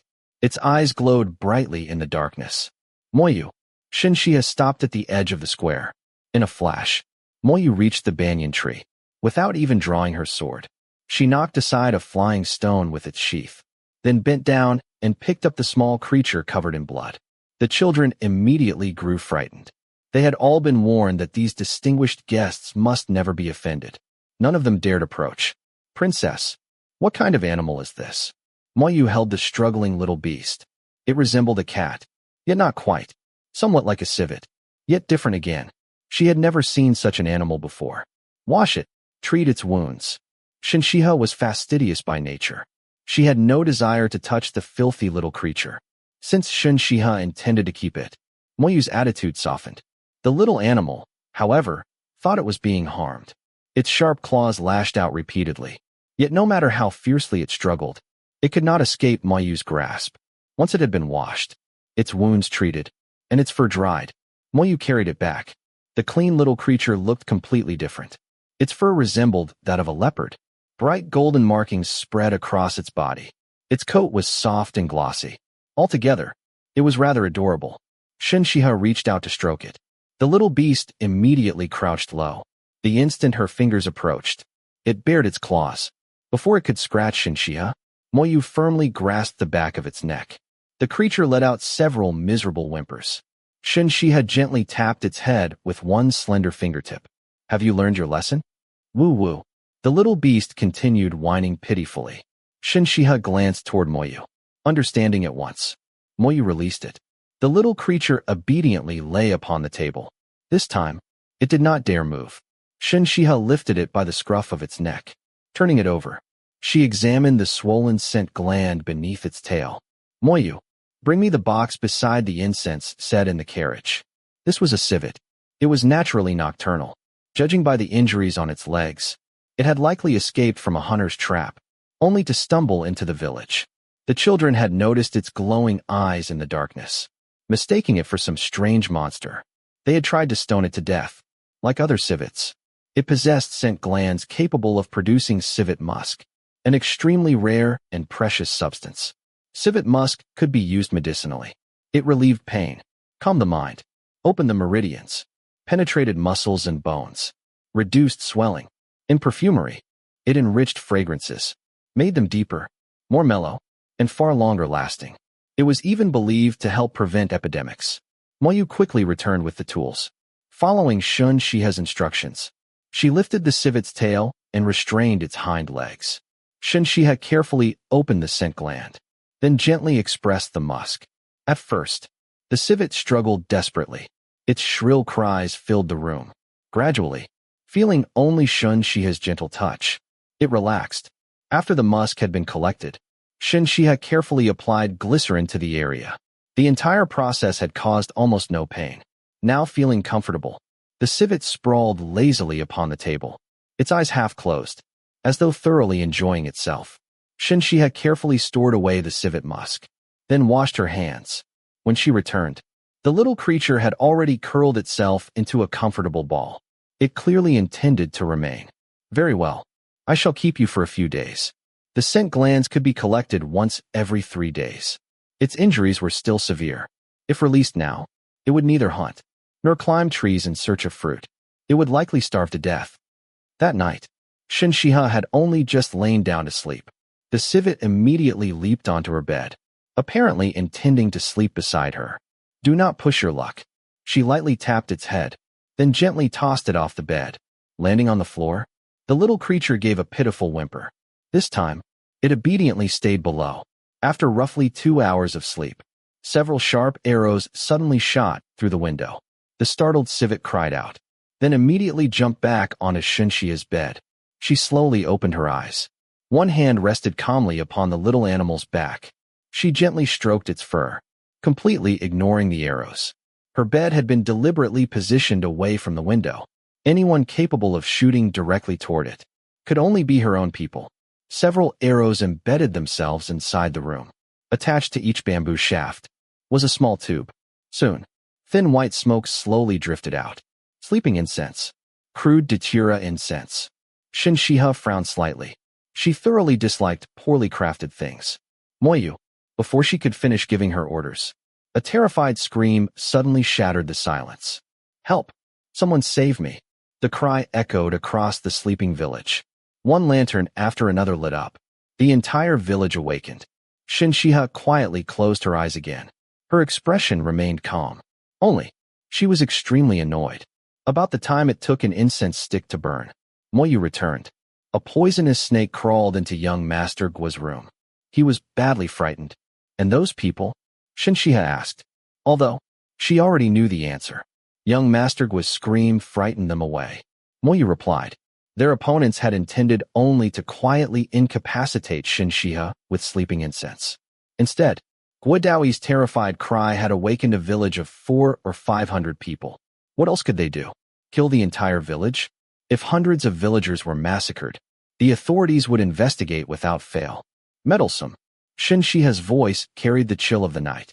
In Luoyang, he had disguised himself as an embroidered uniform guard and disrupted her plans. Last night, he had appeared again as a scholar.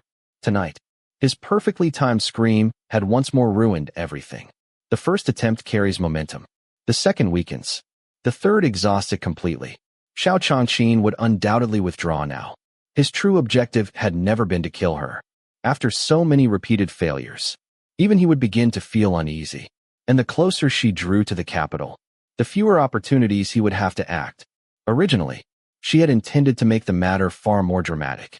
She wanted to make her position unmistakably clear, so that once she entered the capital, she would no longer need to maintain hypocritical civility with the Xiao imperial family. Yet this mysterious man, whose origins she could not decipher, kept interfering. He did not appear to be helping Xiao Changqing. That only made Shen Xihe even more irritated. She simply could not understand what he wanted. Princess, shall this servant? No. Rest. Shen Xihe closed her eyes once more. Her body was too weak. She needed proper sleep. Tomorrow, when daylight came, she would make him suffer a little. She soon drifted back to sleep. Not far away, in another small courtyard, Guodawi calmly drank several mouthfuls of tea to soothe his throat. Tian Yuan. Hurry. Pack our things. We're leaving immediately. Master, in the middle of the night? Still disguised, Tian Yuan looked helplessly toward the darkness outside. If we don't leave now, your master is going to be in serious trouble tomorrow. A trace of amusement gleamed in Guodawi's eyes. Chapter 25. Master, you saved the princess. Why would she? Tian Yuan looked thoroughly confused. Why would she need me to save her? Guodawi slowly rose to his feet. He watched Tian Yuan packing their belongings. She deliberately traveled with only a small escort. She was using herself as bait. Old Fifth has been clever his entire life. Yet he completely misjudged this princess's temperament. After a brief pause, Guodawi chuckled softly. Perhaps he understood perfectly well, and simply didn't care. People truly should never be driven to madness. Our imperial father has already forced one son into insanity. How interesting. Truly interesting. We must return to the capital immediately. How could such a grand performance begin without me? When Shen Xihe awoke at dawn, she learned that Guodawi and his servant had departed during the night. According to the villagers, they had been frightened away by snakes. Frightened by snakes? Was he implying that she was some venomous beauty? The corners of Shen Xihe's lips curved faintly upward. Very well. The remainder of the journey passed peacefully. 9 days later, accompanied by the civet, Shen Xihe entered Shang Prefecture. Only another 5 days remained before reaching the capital. By now, the civet's wounds had completely healed. Shen Xihe had already collected musk from it 3 times. That day, as they passed through endless mountains and forests, she finally released it back into the wilderness. The little creature was reluctant to leave. Again and again, it turned back to look at her. Go. This wilderness is where you belong. Shen Xihe loved cultivating flowers and herbs. She did not enjoy raising animals. They were simply too noisy. Besides, creatures like this were never meant to live in captivity. She knew many noble ladies in the capital had recently become fond of keeping cats. To Shen Xihe, such pampering merely erased their natural instincts. She had never expected that after leaving Shang Prefecture, she would encounter the little creature once again. It had somehow followed her for 2 days and 2 nights. Apparently, it had grown attached to her. Its large, round eyes looked damp and pleading. It circled around Shen Xihe again and again. No matter how many times she chased it away, it stubbornly followed. The final time, it even returned with another injury. One paw had been sliced so deeply that the bone was visible. Even Shen Xihe's cold heart softened slightly. Very well. This is your own decision. If you wish to follow me, then you may. When they finally reached the outskirts of the capital, they reunited smoothly with Mo Yuan and the others. Only then did Mo Yuan finally breathe a sigh of relief. Princess, princess, what kind of cat is this? Hong Yu stared excitedly at the little creature. It looked somewhat like a fox, somewhat like a cat, and seemed to wear a leopard's fur. The little beast remained extremely aloof. Other than Shen Xihe, it would not even allow Mo Yu to approach it, much less touch it. Hong Yu could only watch enviously. It is a stray cat I found along the road. Shen Xihe glanced toward it. It refused to leave, so I brought it back. It can amuse all of you. Princess, have you given it a name? You also adored furry little animals. A name? Shen Xihe had never considered it. As she gently stroked the creature's neck, she suddenly asked, I heard the crown prince has already returned to the capital. Yes. The Empress Dowager's birthday is approaching. His Majesty ordered preparations at Furong Garden several months ago. The crown prince escorted the Empress Dowager back. After Her Majesty's birthday celebration, his coming-of-age ceremony will also be held. Bu answered respectfully. I see. Shen Xihe replied indifferently. Her fingers continued stroking the little creature. Then call it. Short life. Ah. Hong Yu and Bu cried out together. Who would give a pet such a name? Neither dared think too deeply. But why had the princess asked about the crown prince? Immediately before naming the cat? Short life. Short life. Shen Xihe softly called. The little creature immediately answered with a quiet cry. Thus, its name became Short Life.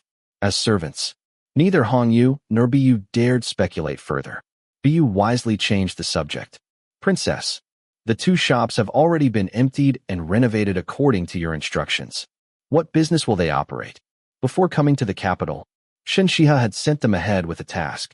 They had prepared the two shops inherited from her birth mother. One stood in Ani Ward, the other in Huayong Ward. Ani Ward lay near the East Market. Huayong Ward bordered the West Market. Both occupied exceptionally prosperous locations. We shall open incense shops. Shen Xihe was pleased with their efficiency. Ma Yuan should choose several intelligent and articulate people. Send them to contact incense merchants in Nanhai Commandery.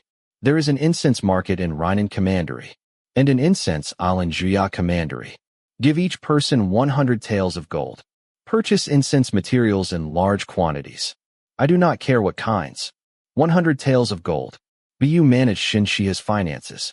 300 taels of gold was certainly a considerable amount. Although Shen Xihe could easily afford it, it was still difficult to imagine just how much incense that amount could purchase. 100 taels.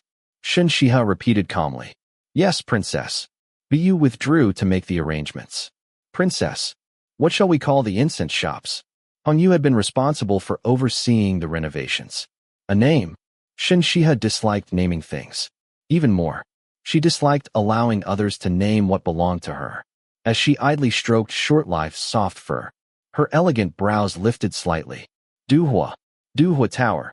Du Hua. Hong Yu looked completely bewildered. She glanced from Short Life to the newly named Du Hua Tower. Really, the princess's taste in names. Princess. Du Hua sounds rather inauspicious. She truly could not understand.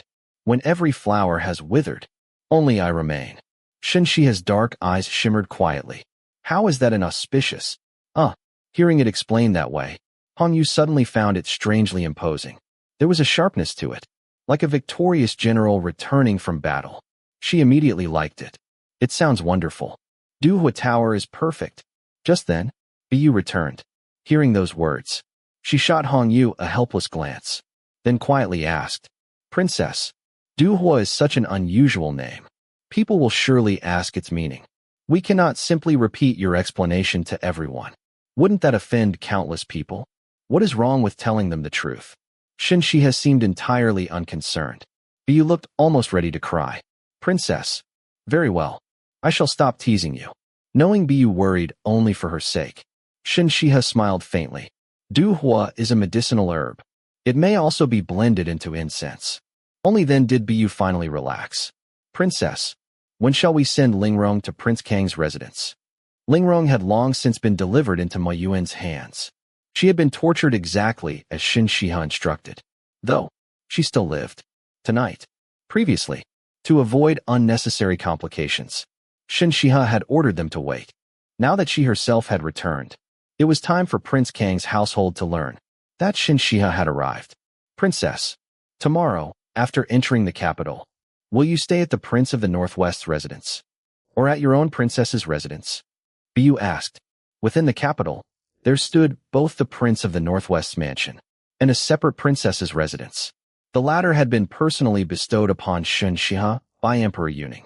However, within the Prince of the Northwest's mansion lived a concubine whom Emperor Yuning had forced Shen Yueshan to accept. She was the legitimate daughter of Prince Kang's household, and also Emperor Yuning's cousin. Chapter 26.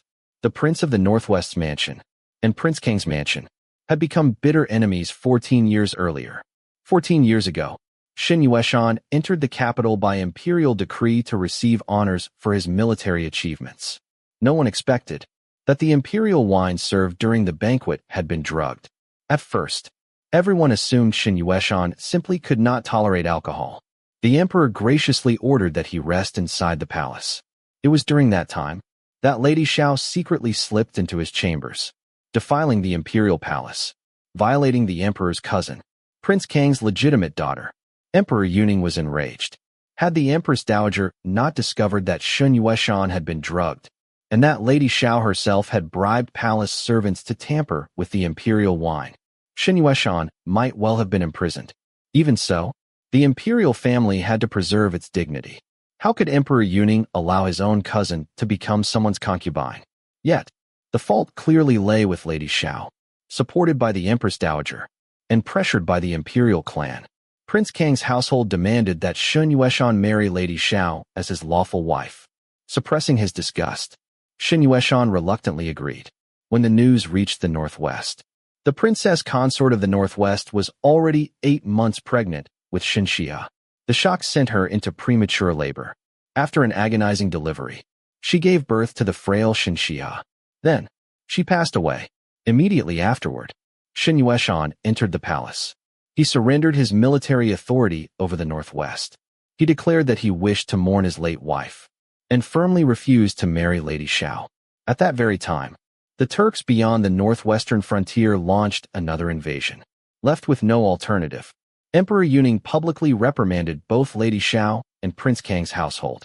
At the same time, he bestowed extraordinary honors upon the late princess consort of the northwest, and upon the barely surviving infant Shen Xihe.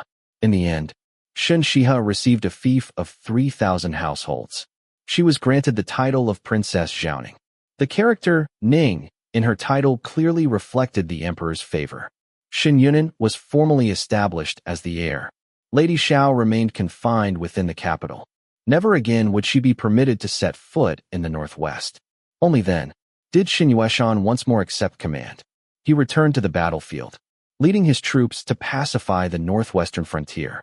No one expected that 2 months later, Lady Xiao would be found to be pregnant. 10 months afterward, she gave birth to Shen Xihe's only illegitimate daughter, Xiningrua. Her father was the mighty prince of the northwest. Her mother was the legitimate daughter of Prince Kang's household. The reigning emperor was her maternal uncle. By every measure, she ought to have enjoyed status equal to that of a princess. Yet her identity as an illegitimate daughter placed her in an extremely awkward position. In recent years, Xiningrua had studied in the palace alongside the fourth princess. Because she was intelligent and quick-witted, Emperor Yuning grew fond of her. He eventually bestowed upon her the title of Commandery Princess. Her circumstances improved considerably. Prince Kang's household therefore harbored not only bitter hatred toward Shen Xihe, but also resentment over the death of Shen Xihe's mother. The princess's residence. Shen Xihe disliked noisy households. Purchase more flowers, more plants, and more trees. Yes, princess. Bu bowed and withdrew. Feeling somewhat tired, Shen Xihe rested for a short while. Hongyu attended beside her. When she awoke, Hongyu informed her that Xie Yunhui had arrived. Over the past half-month, Xie Yunhui had worked out several possible methods. Without actual testing, however, he could not be certain. The problem was, there was only one bone-shedding pill. He could hardly experiment upon another person. The moment he heard Shen Xihe had returned, he came immediately to consult her. I shall test it upon myself. Shen Xihe spoke calmly. Princess, please reconsider. Xie Yunhui immediately objected. He did not approve of her risking herself. There is only this single pill, and I have only 3 to 5 years left. I would rather gamble. Shen Xihe remained resolute. After a long silence, Xie Yunhui finally spoke. The bone-shedding pill possesses extremely strong warming and drying properties. I recommend taking it with melted snow water. 1 cup of snow water. Half a qian of the bone-shedding pill. After your highness takes this dose, I shall examine your pulse over the next several days. Only then will we decide what comes next. The bone-shedding pill contained numerous powerful tonics. Although the white-haired elder's formula was astonishingly ingenious, Shen Xihe's constitution was naturally cold and weak. Xie Yunhui therefore acted with the utmost caution. Half a qian was the smallest effective dose he dared prescribe. He was treating her almost like a child. Snow water was easy enough to obtain. Many tea houses preserved melted winter snow for making tea. It could simply be purchased. Just as Shen Xihe was about to instruct Hongyu to buy some, Xie Yunhui lifted a small wine jar. This is melted snow collected from white plum blossoms. I have stored it for some time. If your highness wishes to take the medicine, please use this. Thank you. Shen Xihe accepted without refusing. While Xie Yunhui watched, she poured herself a cup, then carefully scraped out approximately half a qian of the bone-shedding pill. Without the slightest hesitation, she first placed the medicine into her mouth. Then, she drank the icy snow water in one swallow. The freezing liquid spread rapidly through her body. Her hands and feet immediately grew cold. At the same time, the medicine ignited inside her like blazing fire. In an instant, ice and fire clashed violently within her body. Already pale, her complexion turned completely bloodless. Fine beads of sweat appeared across her forehead. The agony was almost unbearable. Yet, she clenched her teeth, closed her eyes, and uttered not a single sound. Dr. Qi, can the princess really endure this? Hong Yu asked tearfully. Xie Yunhui's expression was solemn. One hand remained upon Shen Xihe's pulse. The other tightly held several silver needles. He was prepared to perform acupuncture at any moment. Her pulse was changing wildly. One instant, it became so faint as to seem almost absent. The next, it surged with overwhelming strength. Xie Yunhui's brows gradually knit together, unable to withstand the fierce struggle between the cold and the heat. Shen Xihe suddenly collapsed forward onto the table. Princess! Hong Yu and Bu cried out in alarm. Mo Yu and Ziyu rushed inside from outside the room. Xie Yunhui pursed his lips. He prepared to insert the needles. Noticing the silver glimmer from the corner of her eye, Shen Xihe forced out a few weak words.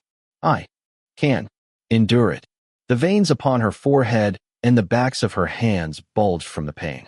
Her pale lips had already been bitten until they bled. Even so, she stubbornly endured.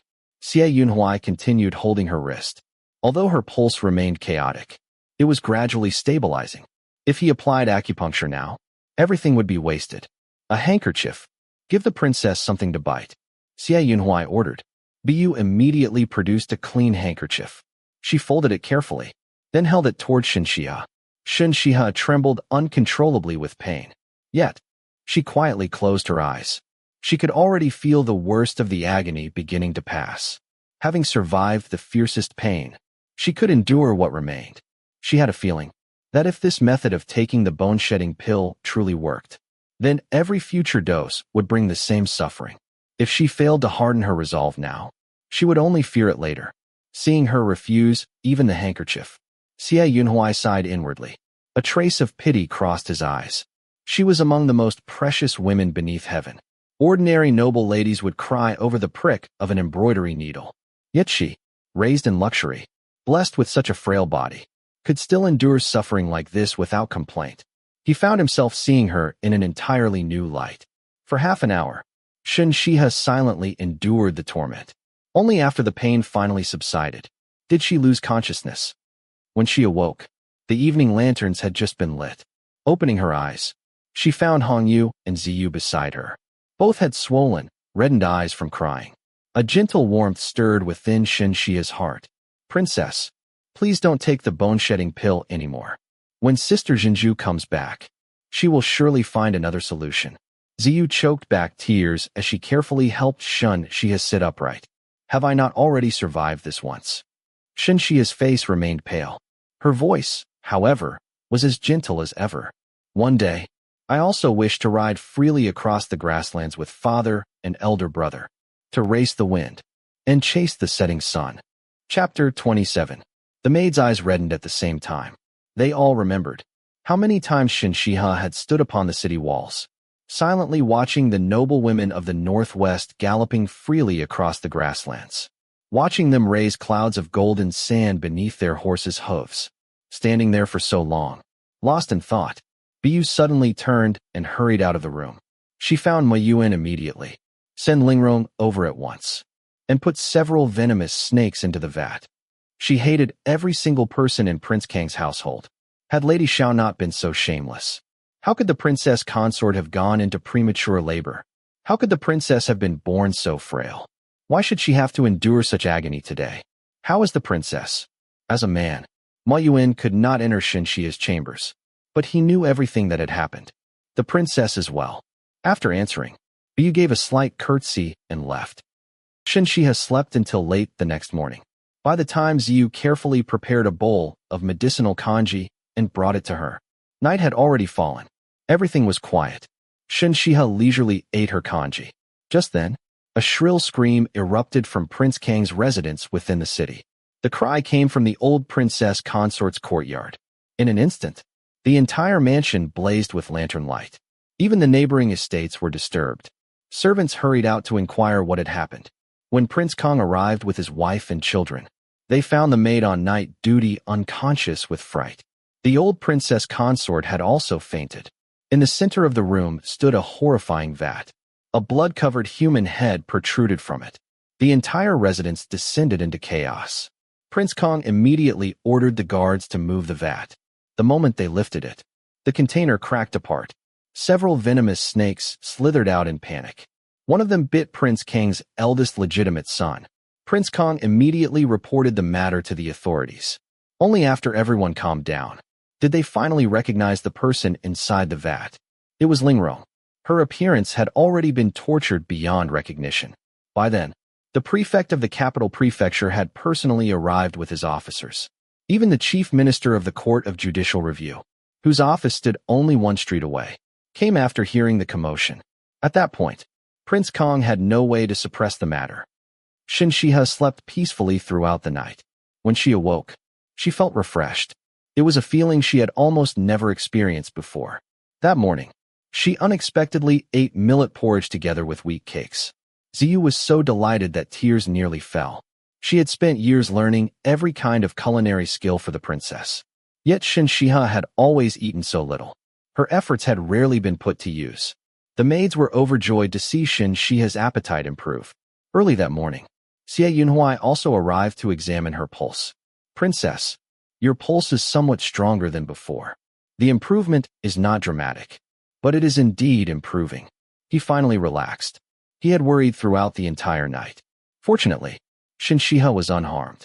Noticing the dark circles beneath his eyes, Shen Xihe smiled faintly. Thank you for your efforts, Dr. Qi. Princess.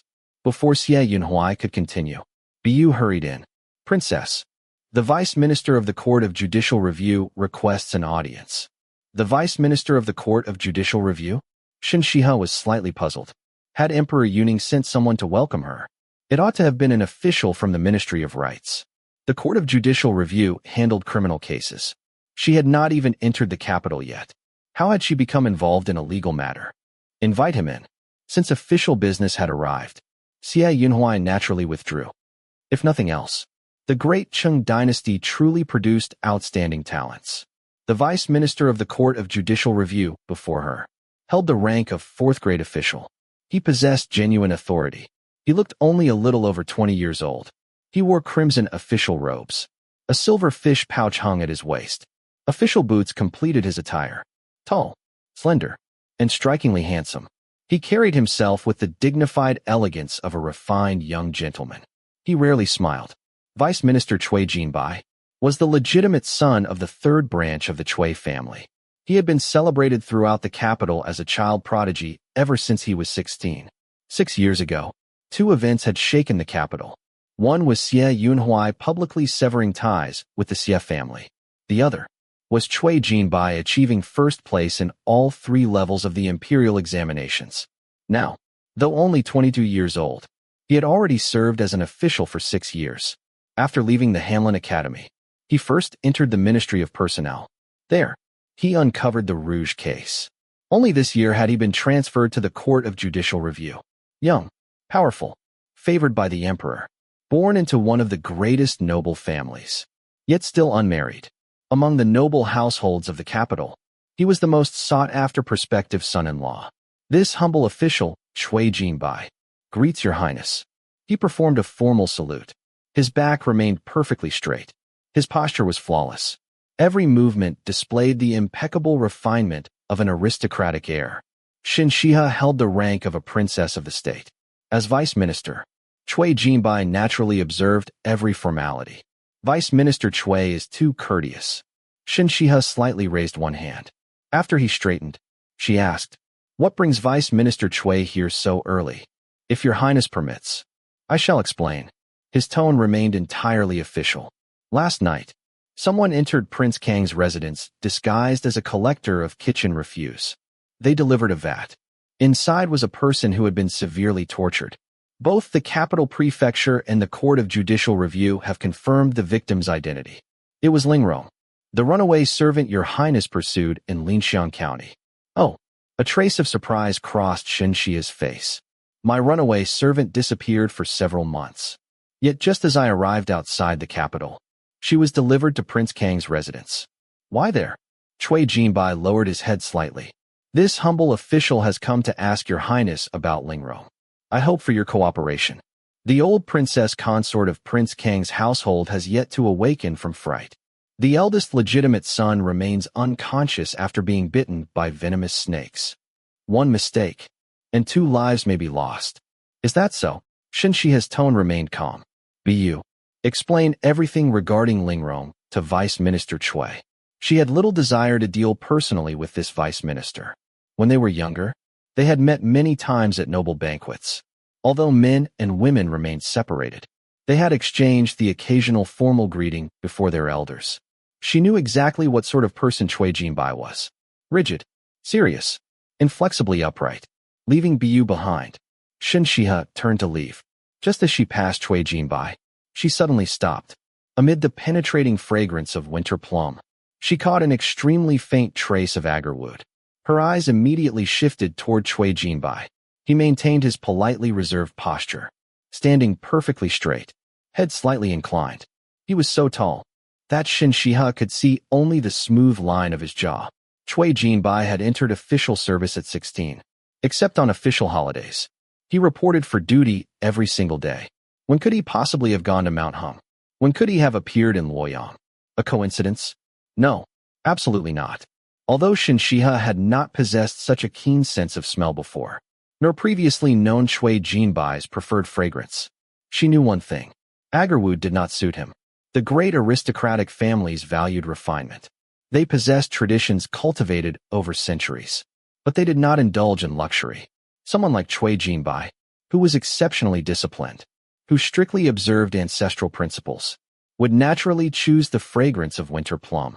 It suited both his temperament and his status. Interesting. Not only could this man infiltrate the embroidered uniform guard, he could also impersonate an official of the Court of Judicial Review. He moved effortlessly between military and civil circles. Such an extraordinary person had existed in the capital all along, yet she had never noticed him.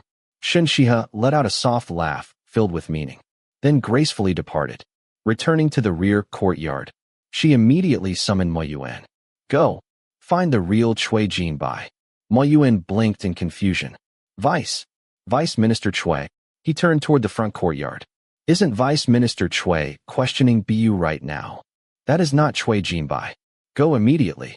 You must find the real one. Shen Xihe's tone left no room for argument. Once the real Cui Jinbai appeared, she would expose this impostor. Chapter 28.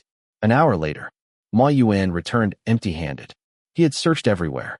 There was no second Cui Jinbai. He could not help wondering whether Shen Xihe had become overly suspicious. This was the capital, the very seat of the emperor. Who would dare impersonate a government official here?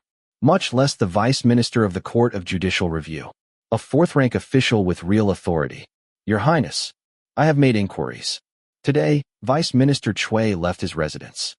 He first reported for duty at the Court of Judicial Review, then rode directly here. Mo Yuan spoke cautiously, judging by the time and distance involved. There was no opportunity for any delay. In addition, 2 officials from the court accompanied him throughout the journey. In other words, he could not possibly have been replaced along the way, unless the substitution had taken place inside his own residence. But who would dare attempt something so outrageous?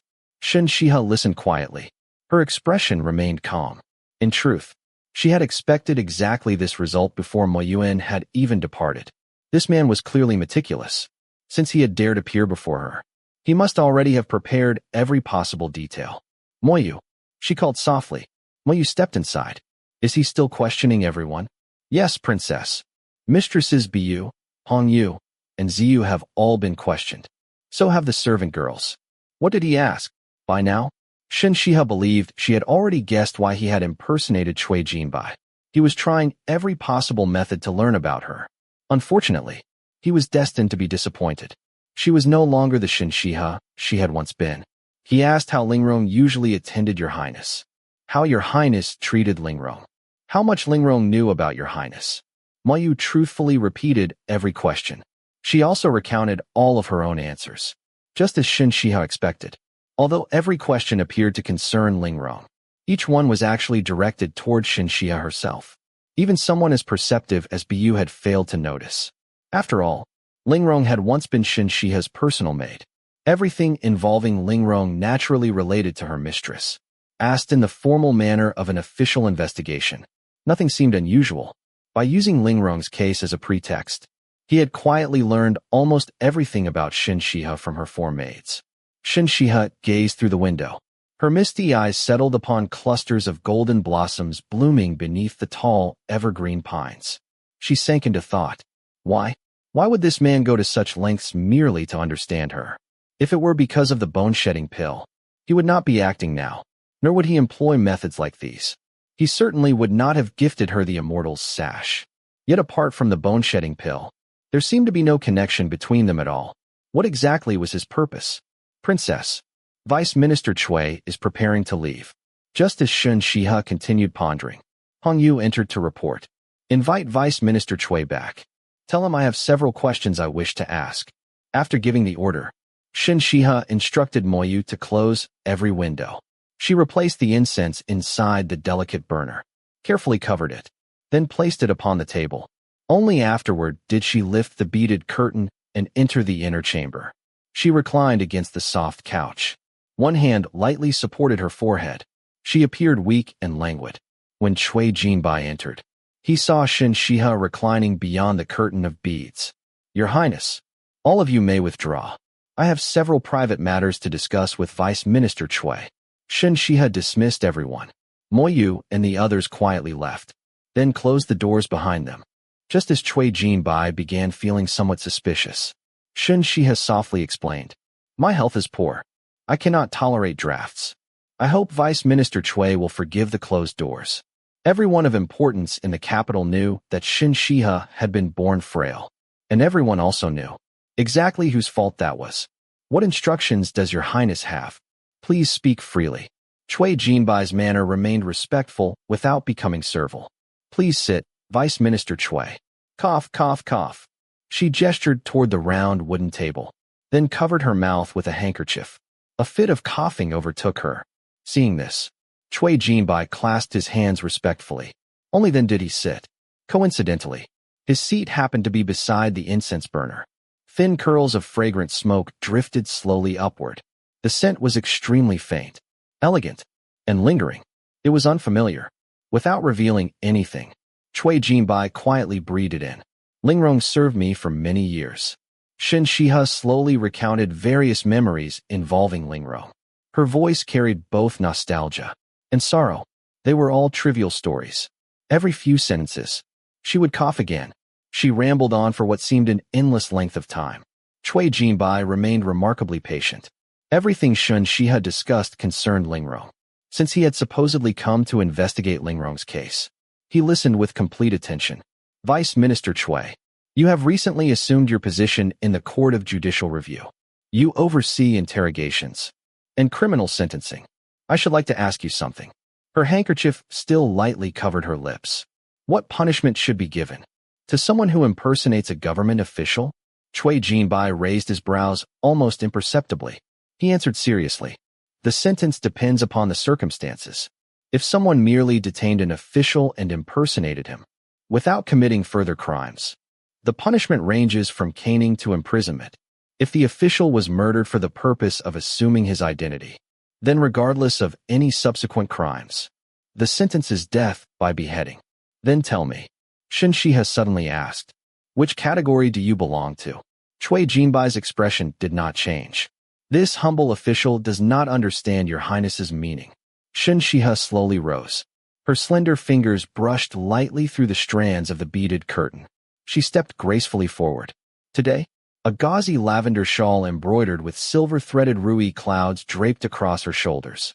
Its trailing ends floated gently behind her. She wore an ivory dress adorned with scattered purple daylily blossoms. Elegant and ethereal, The ornaments at her waist swayed softly with every step, as though dancing upon the wind. Vice Minister Chui, are you beginning to feel dizzy? Her voice was as clear as jade chimes. Pure and pleasing. Chui Jinbai slowly lifted his gaze. He looked toward the tiny pearl set within the flower ornament upon her forehead. The pearl was small, yet brilliantly luminous. Against the crimson floral ornament, it appeared exquisitely noble, just like Shen Xihe herself. Gradually, the single pearl seemed to become 2, then 3. His strength rapidly faded. He had to brace one hand against the table to keep from collapsing. Shen Xihe stopped beside him. Her handkerchief still covered her mouth and nose. It had already been soaked with antidote. It appears. My turmeric softening incense works quite well. This was the first time she had used this newly created incense.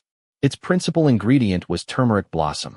Chui Jinbai glanced toward the white Xing kiln porcelain incense burner, shaped like a lotus. Thin streams of smoke still drifted upward. Only then did he instinctively cover his mouth and nose. Caning, imprisonment, beheading. Through the curling smoke, Shen Xihe calmly regarded him. Vice Minister Chui, which punishment do you think suits you best? Your Highness, you. Shen Xihe had no interest in hearing the rest. Moyu, the instant she called out. Before Moyu could push open the door, Chui Jinbai suddenly sprang forward. His figure blurred. In the next instant, he forcefully pulled Shen Xihe into his arms. Release the princess. Moyu burst through the doors. Her sword flashed from its sheath, its point leveled directly at Chui Jinbai. Shen Xihe looked up at him in astonishment. You're unharmed. She could scarcely believe it. Everyone had to breathe. Once the fragrance entered the lungs, there was no avoiding its effects. Even someone immune to every poison should not have escaped this incense. Chui Jinbai's voice suddenly changed. Gone was the solemn tone from before. I had hoped that your highness would personally come over to peel away the skin from my face. So I merely pretended. I wished to amuse your highness, and also to seize an opportunity to experience your highness's fragrance more closely. He sighed softly. Unfortunately, your highness never granted me that opportunity. His final words carried unmistakable regret. Chapter 29. Who are you? Although she remained trapped within Chui Jinbai's embrace, Shen Xihe stayed perfectly calm. He would never dare harm her. Does your highness truly wish to know? Chui Jinbai lowered his head slightly. His voice was exceptionally gentle, almost intimate. His breath brushed lightly against her ear. Aren't you curious how I recognized you? Shen Xihe never allowed herself to remain at a disadvantage. He was curious, extremely curious. Over the years, he had refined his disguises to perfection. Even those closest to him had never seen through them. Yet this princess had identified him correctly every single time. Your highness is remarkably perceptive. Chui Jinbai spoke lazily. But I have no desire to bargain with your highness. After a brief pause, he leaned even closer. His lips almost brushed against her delicate earlobe. Because I reveal my true self only to my future wife. If your highness is willing. Ow. Before he could finish his teasing words, a sharp pain shot through his waist. Shen Xihe instantly broke free from his grasp. Moyu rushed forward with her sword drawn. Chui Jinbai flicked up the tablecloth. The tableware flew toward Moyu. By the time she had knocked everything aside, he had already disappeared. Moyu was about to pursue him. There is no need. Shen Xihe stopped her. The others, who had been preparing to give chase, also halted. Shen Xihe lowered her eyes to the bracelet around her wrist. It was fashioned from 3 curved pieces of white jade connected by hollow gold joints. Hidden within those joints were tiny needles. Shen Yunan had specially commissioned a master craftsman to make it for her protection. Unfortunately, the needles had been coated only with anesthetic. Had they carried poison instead, that would have been far better. Once he leaves my chambers, in that face, in those official robes, he is the vice minister of the Court of Judicial Review. Are we supposed to chase down and kill a government official in broad daylight? She glanced calmly at everyone. Prepare to depart. We are entering the city immediately. Originally, they should have entered the capital much earlier. This man had deliberately delayed them for so long. Chui Jinbai had indeed inhaled Shen Xihe's turmeric softening incense. He had simply forced himself to endure its effects. Otherwise, Shen Xihe's hidden needle would never have struck him so easily. Fortunately, He had not absorbed very much of the incense. After escaping outside, he took several deep breaths, then circulated his internal energy a few times. The lingering effects gradually dispersed. Unfortunately, the anesthetic from Shen Xihe's hidden needle spread steadily through his body. His strength faded more and more. He barely managed to reach the court of judicial review. Without stopping, he went directly to the hall where he handled official affairs. Inside was a private chamber. The moment he entered, his vision went black. Even so, he still managed to close the door behind him. Your Highness, the real Cui Jinbai, and Tian Yuan, who had been waiting inside, immediately rushed forward in alarm to support Xiao Huayong. Your Highness, where are you injured? I'll fetch Master Yu at once. It's only an anesthetic. There is no need to make a fuss. Xiao Huayong stopped Tian Yuan. He slowly sat upon the bamboo couch. Help me remove these official robes. The anesthetic had only numbed his body. His mind remained perfectly clear. As Cui Jinbai changed back into his own robes, Xiao Huayong instructed him. The Emperor is waiting for your report. Simply tell the truth. Lingrong was a spy planted beside Princess Xiaoning by Prince Kang's household. Yes, Your Highness. Cui Jinbai bowed, then immediately departed. He truly did need to enter the palace at once. Earlier that morning, it had been Emperor Yuning himself who ordered him to investigate the matter. After Cui Jinbai left, Tian Yuan still looked worried. Your Highness, shouldn't we still ask Master Yu to examine you? Could this anesthetic affect the poison within your body? It will not. Xiao Huayong smiled unconcernedly. After all, she is only a young lady who is yet to come of age. She is kind-hearted by nature. Such an ingenious concealed weapon, designed for self-defense, ought to have been coated with deadly poison. Instead, she had used only anesthetic. Tian Yuan's eyes nearly bulged from their sockets. His master lay there completely unable to move, yet still claimed that Princess Xiaoning was kind-hearted? Was there something wrong with his master's mind? Or had his eyesight failed? Naturally, Tian Yuan dared not voice such thoughts. He had long sensed that his master treated Princess Xiaoning differently from everyone else. Just as the thought crossed his mind, he heard Xiao Huayong murmur while gazing quietly at the ceiling. She truly is unfathomable. Before dawn, he had already learned of the events at Prince Kang's residence. Even before the man seated upon the dragon throne had received the news, he knew Lingrong had originally been given to Shen Xihe by Bu Shulin, and had served at Shen Xihe's side ever since. It had also been his own suggestion that prompted the Emperor to send Cui Jinbai to investigate. Arriving ahead of everyone else, he had impersonated Cui Jinbai, exactly as Shen Xihe had guessed. He used the investigation as an excuse to openly question her maids, learning about Shen Xihe's habits, her temperament, her preferences. He had indeed obtained the information, and he believed the maids had answered honestly. Yet, the Shen Xihe they described was completely different from the woman he had met, the woman he had observed, the woman he had imagined. He had always believed that he alone lived behind countless masks, that even those closest to him could never truly understand him. Today, he had unexpectedly encountered someone exactly the same. I find myself growing more curious and more delighted. A gentle smile spread across Xiao Huayong's lips. Tian Yuan's heart sank. It was over. His master had truly fallen for her. Looking at Xiao Huayong's expression, soft as spring itself, Tian Yuan's face filled with worry. Your Highness, do you truly intend to ask for Princess Xiaoning's hand in marriage? Marriage? Xiao Huayong had never seriously considered it. Earlier, his remarks about the lovers not had merely been meant to tease Tian Yuan. Now, prompted by the question, he genuinely began thinking about it. After careful consideration, the idea seemed rather appealing. If she became the mistress of the Eastern Palace, this imperial city would certainly become much livelier. His Majesty is unlikely to approve, Tian Yuan quietly reminded him. Now that his master had returned from the Taoist temple, marriage would inevitably become an issue after the coming-of-age ceremony, rather than accepting a bride chosen by others. Tian Yuan naturally hoped his master could marry someone he truly liked. Princess Xiaoning was as beautiful as an immortal, perhaps unmatched beneath heaven. She suited his master perfectly, but she also represented the military power of the Northwest. How could the emperor ever permit such a marriage? Since when has he possessed the right to decide whom I marry? The smile disappeared from Xiao Huayong's face. His deep eyes, dark as the sea, turned icy with killing intent. At that very moment, Shen Xihe's carriage had reached Mingda Gate. Beyond this magnificent gate lay the capital itself. Crossing it would mark her official arrival.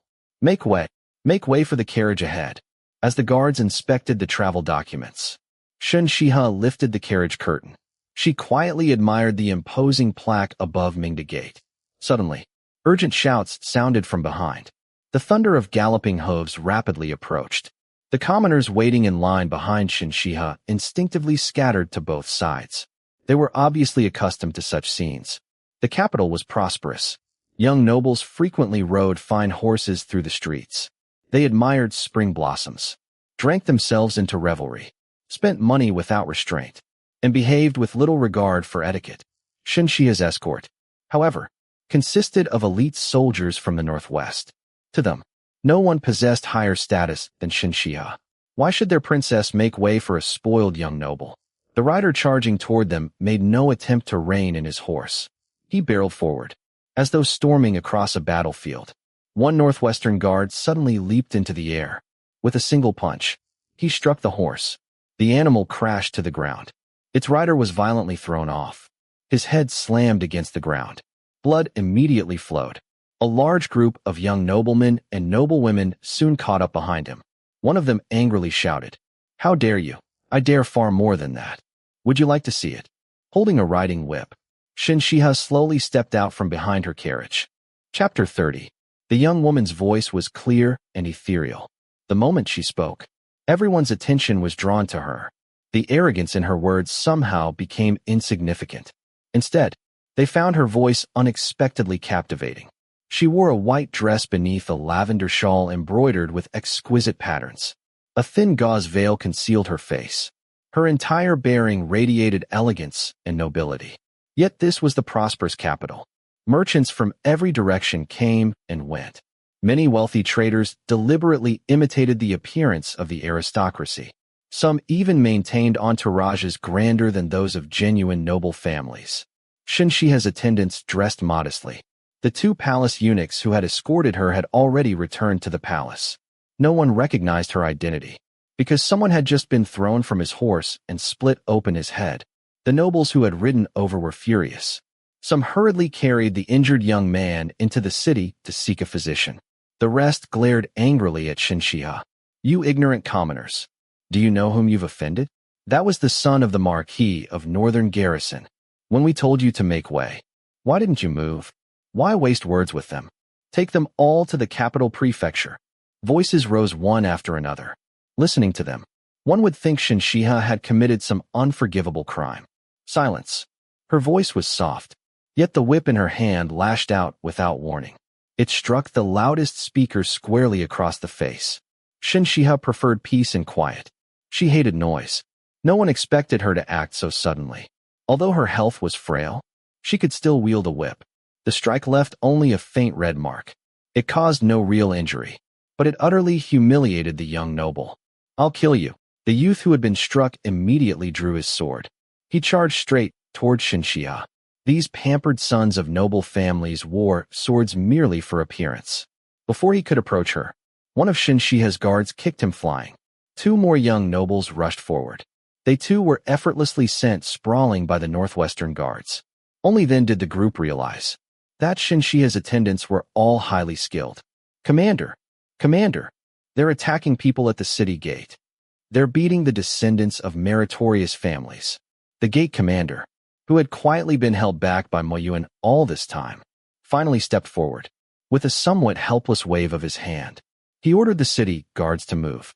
The soldiers advanced, not toward Shen Xihe, but toward the young nobles. They quickly surrounded them. Long before the third young master of the Marquis of Northern Garrison had begun shouting, the commander had already seen the travel documents Mo Yuan presented. He had been about to step forward and pay his respects when the disturbance unexpectedly broke out. Mo Yuan, following Shen Xihe's subtle signal, had quietly prevented him from intervening. Meanwhile, these spoiled young nobles, accustomed to throwing their weight around, had noticed nothing at all and had thoroughly offended Shen Xihe. This humble officer, Sun Jinzhong, commander of Mingda Gate, greets Princess Xiaoning. Sun Jinzhong's loud voice echoed across the gate. Everyone froze in shock. There is no need for formalities, Commander Sunday. Shen Xihe lightly raised one hand. Her gaze passed through the thin veil. It settled upon the suddenly silent crowd. I was born in the Northwest. I have never before witnessed the prosperity of the capital. I had long heard of its magnificence. Today, the moment I entered its gates, my horizons have indeed been broadened. She paused. If all of you wish to seek justice, there is no need to visit the capital prefecture. Why not accompany me instead to the Court of Judicial Review? With those words, she gracefully turned away. Supported by Hong Yu, she boarded her carriage. Princess, are we truly going to the Court of Judicial Review? Bu glanced backward. Ma Yuan's men had already detained every one of the richly dressed young nobles. She wondered just how many powerful families would become involved. Someone has gone to such trouble to prepare this stage for me. How could I disappoint them? Shen Xihe's eyes remained calm. This. Hong Yu's heart skipped a beat. Someone had deliberately arranged all of this. It had been a trap from the beginning. There was basil upon that horse. It was impossible for it to resist. Shen Xihe slowly closed her eyes. Basil was an imported aromatic, properly blended with other herbs. It possessed calming properties. It could also be used in fragrances intended either to prevent conception or to arouse desire. The third young master of the Marquis of Northern Garrison had not intended to charge recklessly through the crowd. He had simply lost control of his horse. That was why he had shouted for everyone to move aside. At first, Shen Xihe had not realized anything was wrong. Only after the young man had been thrown and the horse collapsed did she walk past and catch the strong scent of basil. Even then, she had not immediately suspected a plot against herself. But among the nobles who followed behind, several people deliberately stirred up trouble, calling her and her attendants low-born commoners. Those words were clearly intended to provoke. The conflict had therefore become inevitable. Some deliberately incited anger. Others self-righteously joined in. The already arrogant young nobles grew increasingly furious. Who would do something like this? Ziyu was furious. Whoever planned this wanted the princess to offend nearly every influential family in the capital. The very moment she arrived, a woman, Shen Xihe gave a quiet, cold laugh. In a moment, we shall change our destination. We're going to the Prince of the Northwest's residence. It could not have been one of the princes. They all knew. These pampered young nobles posed no threat whatsoever to Shen Xihe's guards. Such a scheme, indirect, insidious, was not the style of men. Within the capital, only one woman hated her deeply enough. Lady Xiao. After everything that had happened the previous night, Lady Xiao must have wished she could tear Shen Xihe apart. Originally, Shen Xihe intended to return first to the princess's residence. She wished to rest before dealing with Lady Xiao. Since Lady Xiao was so eager to make the first move, Shen Xihe was more than willing to oblige. Resting lightly against Bu, she closed her eyes. She quietly conserved her strength. Soon enough, she would deal with Lady Xiao properly. When word reached the Court of Judicial Review that Princess Xiaoning had arrived, accompanied by a group of detained noble heirs, every official immediately abandoned his paperwork. They hurried outside to receive her. This humble official, Xiao Huayong, greets Princess Xiaoning. Even Xiao Huayong, head of the prestigious Xiao family, a third-rank minister of the Court of Judicial Review, observed the proper formal salute. Minister Xiao. Shen Xihe returned the greeting due to an elder. Her manner was extremely courteous. I have come to report an attempt upon my life. The moment those words left her lips, the detained young nobles stared at her in disbelief. Attempting to murder a princess of the state. If the charge stood, even the lightest punishment would mean 10 years of penal servitude. Xiao Huayong noticed 2 members of the Xiao family among the detained youths. He shot them an angry glare, then respectfully addressed Shen Xihe. Who would dare commit such an outrageous crime? Please explain everything, Your Highness. This humble official will investigate thoroughly and give Your Highness a satisfactory answer. Just now, at the city gate, the third young master of the Marquis of Northern Garrison's horse suddenly lost control. It charged directly toward me. In that situation, I had no means of avoiding it. The horse lost control because it had been stimulated by basil. Shen Xihe's cool gaze swept across the detained group. They were all riding together. Yet only the third young master's horse was affected. The basil must therefore have been applied near the city gate. Otherwise, more than one horse would have gone mad. Basil can truly make horses lose control. Xiao Huayong had never heard such a thing before. Basil had only entered the great Qing dynasty within the past decade. Very few people understood its properties. That was precisely why Shen Xihe had found it so useful. Minister Xue, you may test it yourself. Shen Xihe replied calmly. Chapter 31. As the Minister of the Court of Judicial Review, Xiao Huayong was naturally cautious. He immediately dispatched men to investigate. Following Shen Xihe's instructions, the results came quickly. Basil truly could drive horses into a frenzy. They also examined the fallen horse. That investigation proved far more difficult. There was no way to verify that basil had been applied to it. At this point, only Shen Xihe herself could still detect its scent. Xiao Huayong immediately sent officers to question Qingzhi, the third young master of the Marquis of Northern Garrison, who was still receiving medical treatment. Qingzhi already knew his horse had lost control. He had been furious that Shen Xihe's guards attacked without first asking questions. After hearing the court official's explanation, his anger gradually subsided. He admitted that, just before his horse lost control, he had indeed smelled an unfamiliar fragrance. After being given basil to smell, he confirmed that although the scent on his horse had been blended with other fragrances, it was extremely similar. Therefore, I have every reason to suspect that someone deliberately tampered with the third young master of the Marquis of Northern Garrison's horse. Only after discovering that I had arrived at the city gate, standing calmly in the main hall, Shen Xihe spoke in her usual gentle, unhurried manner. She showed neither anger nor indignation. She sounded as though she were discussing an ordinary matter. Otherwise, why choose precisely that moment? Neither earlier nor later. If they had not known I would be at the city gate, what purpose would there have been in drugging the third young master's horse? Everyone immediately understood her reasoning. Had the horse not charged toward Shen Xihe, even if it had trampled several commoners to death, so long as compensation was paid, and no family lodged a formal complaint, the authorities would never have investigated. Tampering with the horse would therefore have accomplished nothing. If it had merely been intended as a prank, it would have been much easier to do it outside the city, making the rider fall from his horse, or even off a cliff. Your Highness's reasoning is sound. Xiao Huayong nodded. Once this humble official discovers sufficient evidence, there is no need to trouble yourself over evidence. Shen Xihe interrupted him. Simply prepare a basin of clean water. I possess a powder. When dissolved in water, anyone who has recently handled basil will cause the water to change color. Xiao Huayong immediately ordered the basin prepared. When it arrived, Shen Xihe poured in her powder. Then she produced a packet of basil. Minister Xue, please demonstrate it yourself. Xiao Huayong was genuinely curious.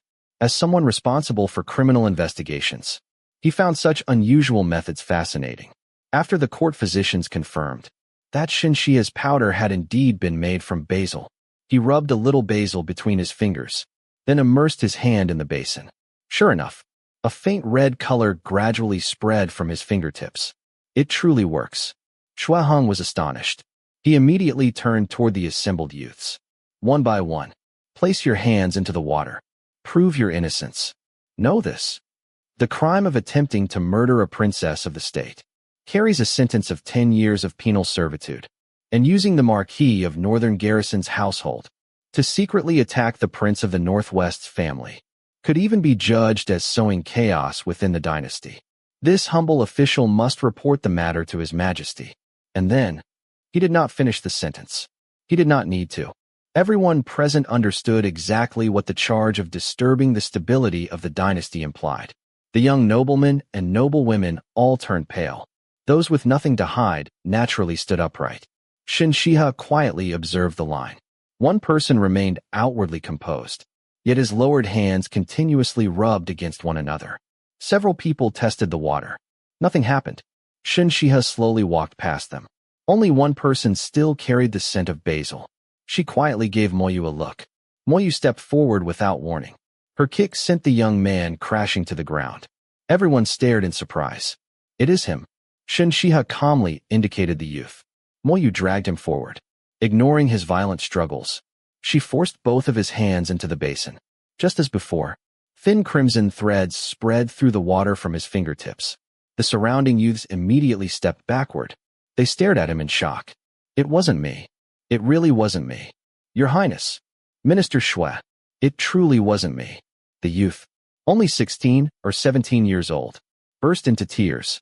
If it was not you, why was basil powder found upon your hands? Xueheng demanded. It was him. It was Qingzhi. He promised me 300 taels of gold if I sprinkled the powder onto Dingju. The youth pointed frantically toward another young man. My grandmother's fragrant jade carving broke. I took it everywhere to be repaired.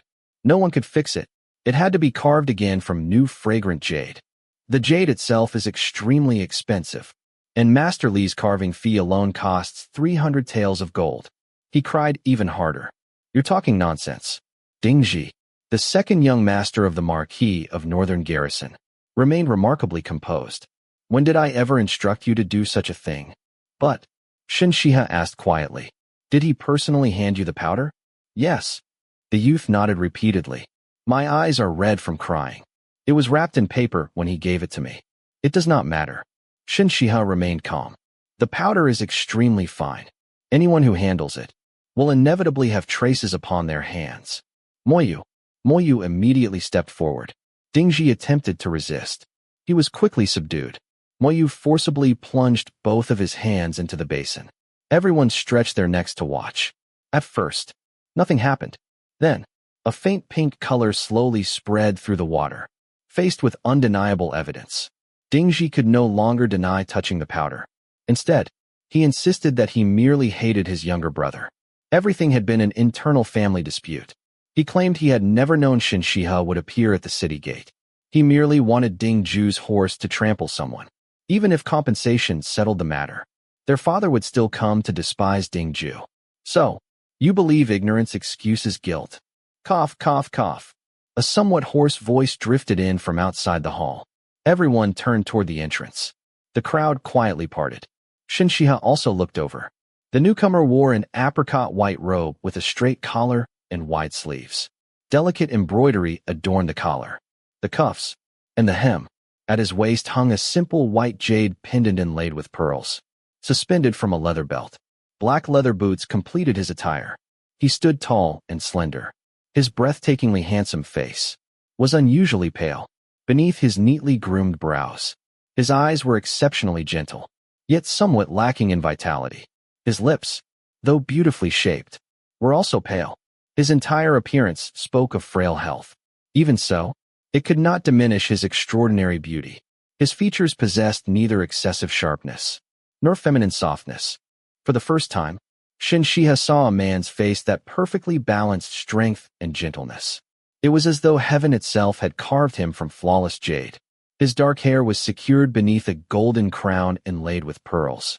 Golden dragons coiled across its surface. Only a crown prince could wear such a crown. Shen Xihe had met every prince under Emperor Yuning, except one. This humble official greets your highness, the crown prince. Xueheng hurried forward and knelt. Everyone else immediately followed. Cough, cough, cough. Xiao Huayong seemed genuinely unwell. There is no need for formalities. Shen Xihe had long heard that the crown prince suffered from poor health. She had never imagined that he would appear even frailier than she was.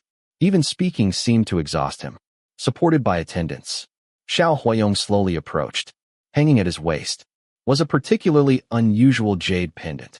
Half black, half white, shaped like the Taiji symbol. It swayed gently as he walked. As he drew nearer, a rich medicinal fragrance enveloped Shen Xihe, attempting to murder the princess, while intending to provoke conflict between two great houses, is an unforgivable crime. His voice was soft, yet every word carried tremendous weight. Chapter 32.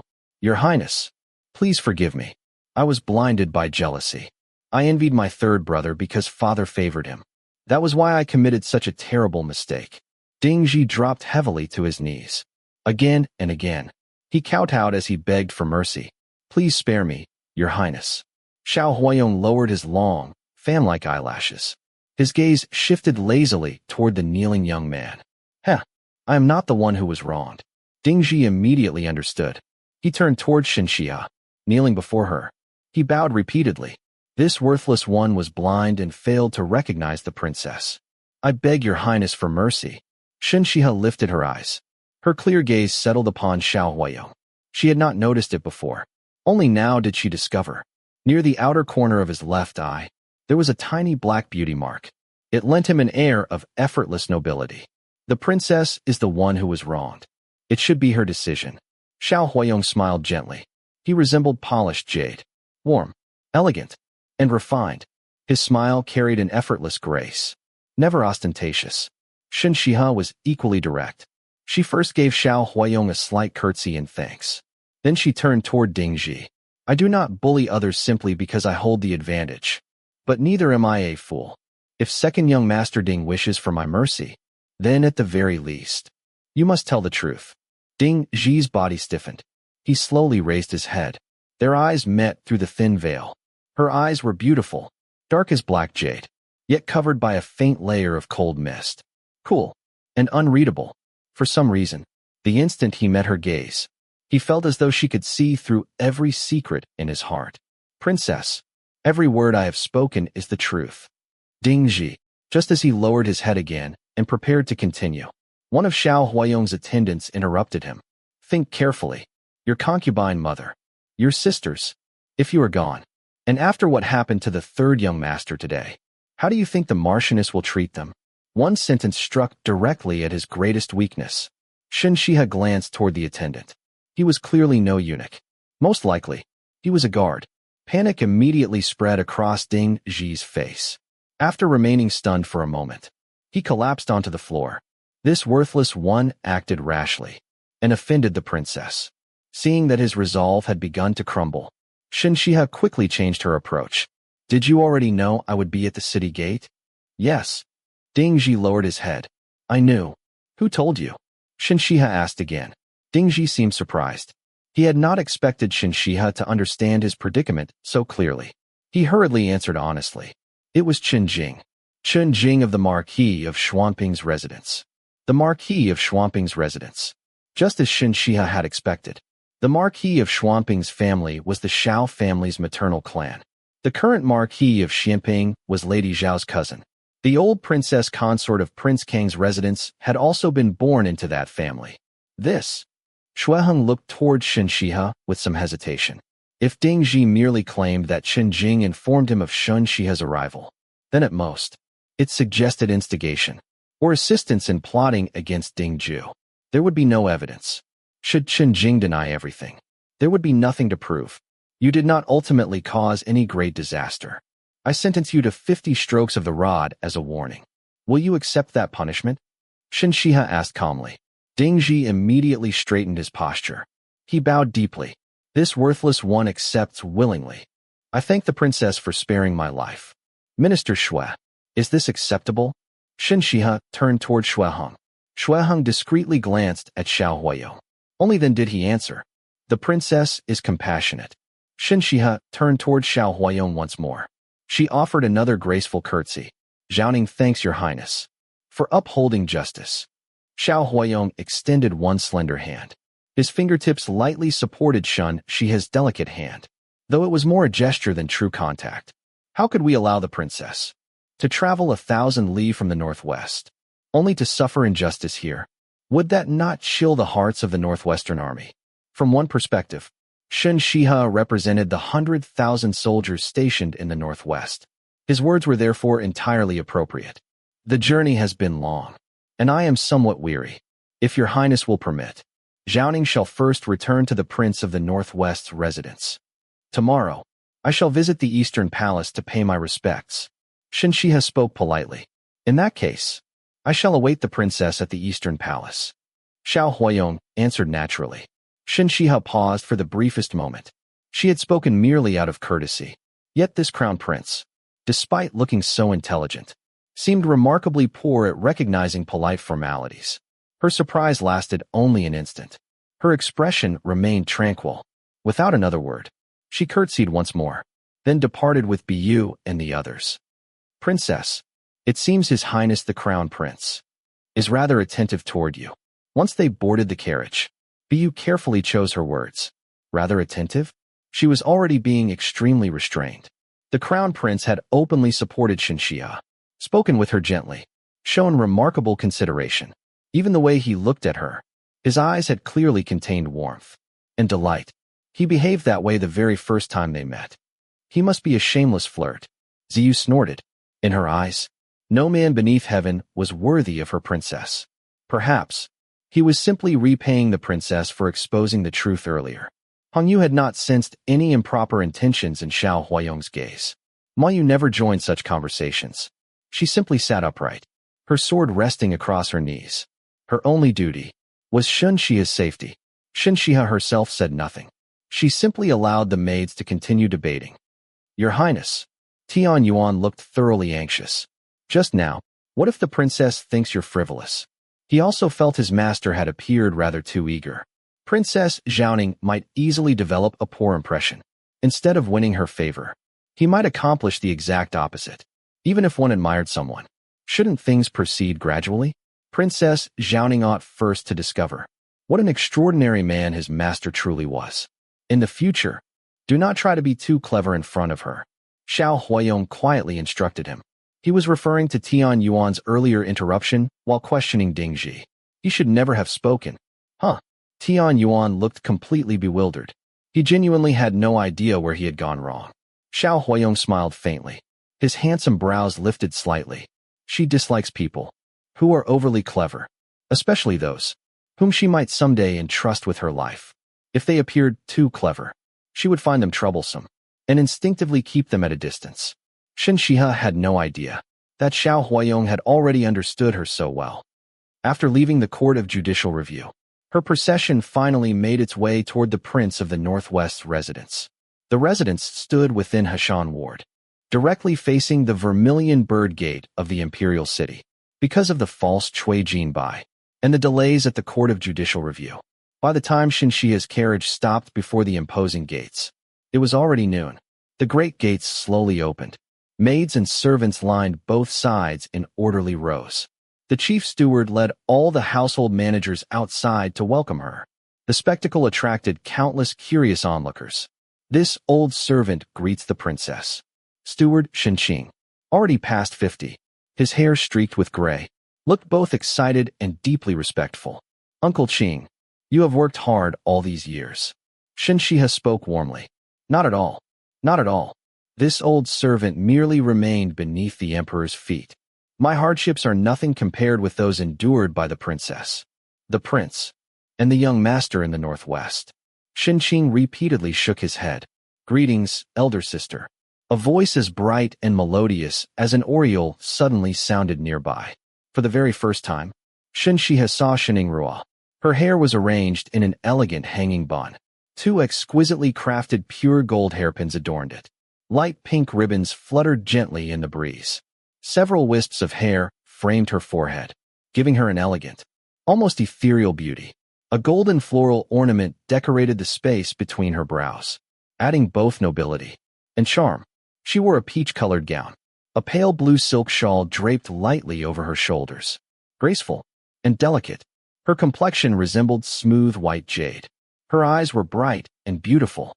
Chapter 33. Rise. Shen Xihe's gaze swept lightly over Xiningruo. Without another word, she lifted her skirts and walked up the steps.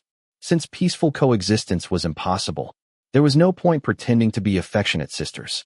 Princess, new a court has been prepared according to this old servant's instructions several days ago. If anything displeases your highness, please let this old servant know. Shen Xihe respectfully led Shen Xihe toward the inner residence. As they walked, he introduced the layout of the manor. The Prince of the Northwest residence contained separate courtyards for Shen Xihe and Shen Yunan. Their names had been chosen personally by Shen Yueshan. Nongzhang Court and Nua Court. Nongzhang symbolized the birth of a son. Nua represented the birth of a daughter. After Shen Ingrua's birth, Shen Yueshan had those plaques hung intentionally. He wanted everyone to know that he acknowledged only one son and one daughter. Throughout all these years, he had never once mentioned Shen Ingrua or Lady Xiao. It was as though neither of them existed. As Shen Xihe walked toward Nua Court, 2 maids approached. They curtsied briefly, then continued eastward. Stop. Shen Xihe halted. Bu immediately stepped forward. You too. Stop. The maids froze, heads lowered. Shen Xihe's gaze briefly rested upon them. Then she looked toward the eastern side of the residence. The eastern courtyard was the principal residence. Only the lawful wife of the household was entitled to live there. Standing before the entrance, Shen Xihe saw servants moving busily inside. She walked through the long, covered corridor. At the waterside pavilion, Lady Xiao sat leisurely feeding fish. Her elaborate coiffure was adorned with golden hairpins. She wore magnificent formal robes. She did not even look up. This servant greets the princess. Only after Shen Yingrua gave a gentle cough behind Shen Xihe did Lady Zhao's attendants finally notice her arrival. The maids slowly offered their greetings. Shen Xihe walked forward. She stopped directly before Lady Xiao. Her gaze was cold. Lady Xiao remained completely indifferent. She acted as though Shen Xihe did not exist. Who permitted you to live in the principal courtyard? Shen Xihe asked calmly. Lady Xiao, still only in her early 30s, possessed strikingly beautiful features. Without even glancing toward Shen Xihe, she replied, I live here. What can you do about it? Moyu, throw these people out of this courtyard. Shen Xihe's voice remained perfectly calm. You dare? Lady Xiao had never imagined that Shen Xihe would actually treat her this way. Shen Xihe ignored her completely. Moyu stepped forward. In a single movement, she restrained Lady Xiao, Lady Zhao's maids, together with Shen Yingrua's attendants, immediately rushed forward. None of them could compare with Bu and the others, who had practiced martial arts since childhood. Unexpectedly, just as Moyu dragged the shouting Lady Xiao from the pavilion, a hidden figure suddenly rushed out. A sword stabbed straight toward Moyu. Moyu paid it no attention. Her only concern was dragging Lady Xiao away. Before the blade could reach her across the pond, another sword suddenly intercepted it. Ma Yuan's face darkened slightly. He engaged the attacker immediately. The two fought from the covered corridor to the artificial rock garden, then leaped onto the rooftops. Elder sister, please calm yourself. Please give mother. Shen Yingrua hurriedly stepped forward to plead. Halfway through her sentence, she met Shen Xihe's icy gaze. Instantly realizing her mistake, she bit her lip. Please give concubine some dignity. I will persuade her. She will move out today. For 14 years. Shen Xihe calmly brushed her sleeve. Even if I overlook the first 10 years, when you were too young to understand propriety, you have still had 4 years to learn. Throw those maids out as well. Bu, Hongyu, and Ziyu immediately obeyed. Following Moyu's example, they twisted the maids' arms behind their backs. One after another, they dragged them outside. Moyu threw Lady Xiao directly beyond the entrance to the principal courtyard. Several maids tumbled onto the ground beside her. The manor servants, especially those serving Lady Xiao, lowered their heads like frightened quails. Shen Xihe, you have no respect for your elders. Lady Xiao shouted furiously. Her hair was completely disheveled. Elder. Shen Xihe stepped gracefully over the threshold. Her skirts swayed lightly. She looked down at Lady Xiao. I am Princess Xiaoning. His Majesty personally bestowed my title. My rank exceeds that of a duke. You are merely my father's concubine. I have already overlooked your failure to salute me. And yet, you still dare speak to me of seniority? You are a princess? I am also a princess personally granted a title by His Majesty. I am His Majesty's own maternal cousin. Lady Xiao stood with the support of her maids. The hatred in her eyes was unmistakable. Oh, I see. Shen Xihe nodded lightly. Moyu, throw them out of the Prince of the Northwest's residence. Elder sister. Shen Yingrua rushed forward. She knelt before Shen Xihe. Please calm your anger. Do not beg me. Beg your concubine mother. Shen Xihe glanced briefly at Shen Yingrua, then looked toward the stunned Lady Xiao. By her own words, she is His Majesty's maternal cousin. She is therefore not a member of the Shen family. Since she is not of the Shen family, yet occupies the principal courtyard of our residence, she is merely an impudent guest with no regard for propriety. Even if I throw her out today, His Majesty's wisdom surely will not blame me. Shen Xihe. Before Lady Xiao could finish shouting, Moyu had already tied her hands, then carried her straight toward the manor gates. Elder sister, please spare concubine mother this once. Shen Yingrua clutched desperately at Shen Xihe's sleeve. Her eyes brimmed with tears. Shen Yingrua herself was not an unpleasant person. Shen Xihe had a reasonably favorable impression of her. She therefore did not deliberately make things difficult. Think carefully. Is your surname Shen or Xiao? She gently withdrew her sleeve, then walked toward the front gate. By then, Lady Xiao and all her attendants had already been thrown outside. The Prince of the Northwest's residence directly faced the Vermilion Bird Gate. The guards stationed there witnessed everything. Coupled with Shen Xihe's grand arrival earlier that day, many commoners and servants from neighboring official residences had already gathered nearby. All of them watched, speechless, as Lady Xiao was thrown out of the residence. For a long while, no one knew what to say. This is the concubine of our Prince of the Northwest's residence. Ziyu planted both hands upon her hips. She addressed the surrounding crowd loudly. She has occupied the principal courtyard for years. Our princess only discovered it after returning today. When ordered to move, she not only refused, she even claimed to be nobler than our legitimate mistress. Those who had not recognized Lady Xiao immediately erupted into discussion. What was a concubine? Nothing more than property. Among high officials, concubines were frequently given away as gifts. They were possessions, not mistresses of the household. Yet this one had dared challenge the legitimate daughter. Now, no one thought throwing her out was excessive. Your Highness, the Princess Xihe. Inside a carriage hidden around the corner, Tian Yuan stammered for quite some time. Finally he managed. The princess is remarkably formidable. There simply were no words to describe Shen Xihe's decisive and overwhelming handling of the situation. Lady Xiao might only be a concubine, but she was still His Majesty's maternal cousin. Yet she had been thrown out without the slightest hesitation. Tian Yuan suddenly became rather worried. If Princess Xiaoning truly married into the Eastern Palace, would his master ever dare accept another beauty in the future? Xiao Huayong naturally knew nothing of his attendant's strange concerns. The brilliance usually hidden within his eyes now shone openly, filled with admiration and unmistakable tenderness. This is only the beginning.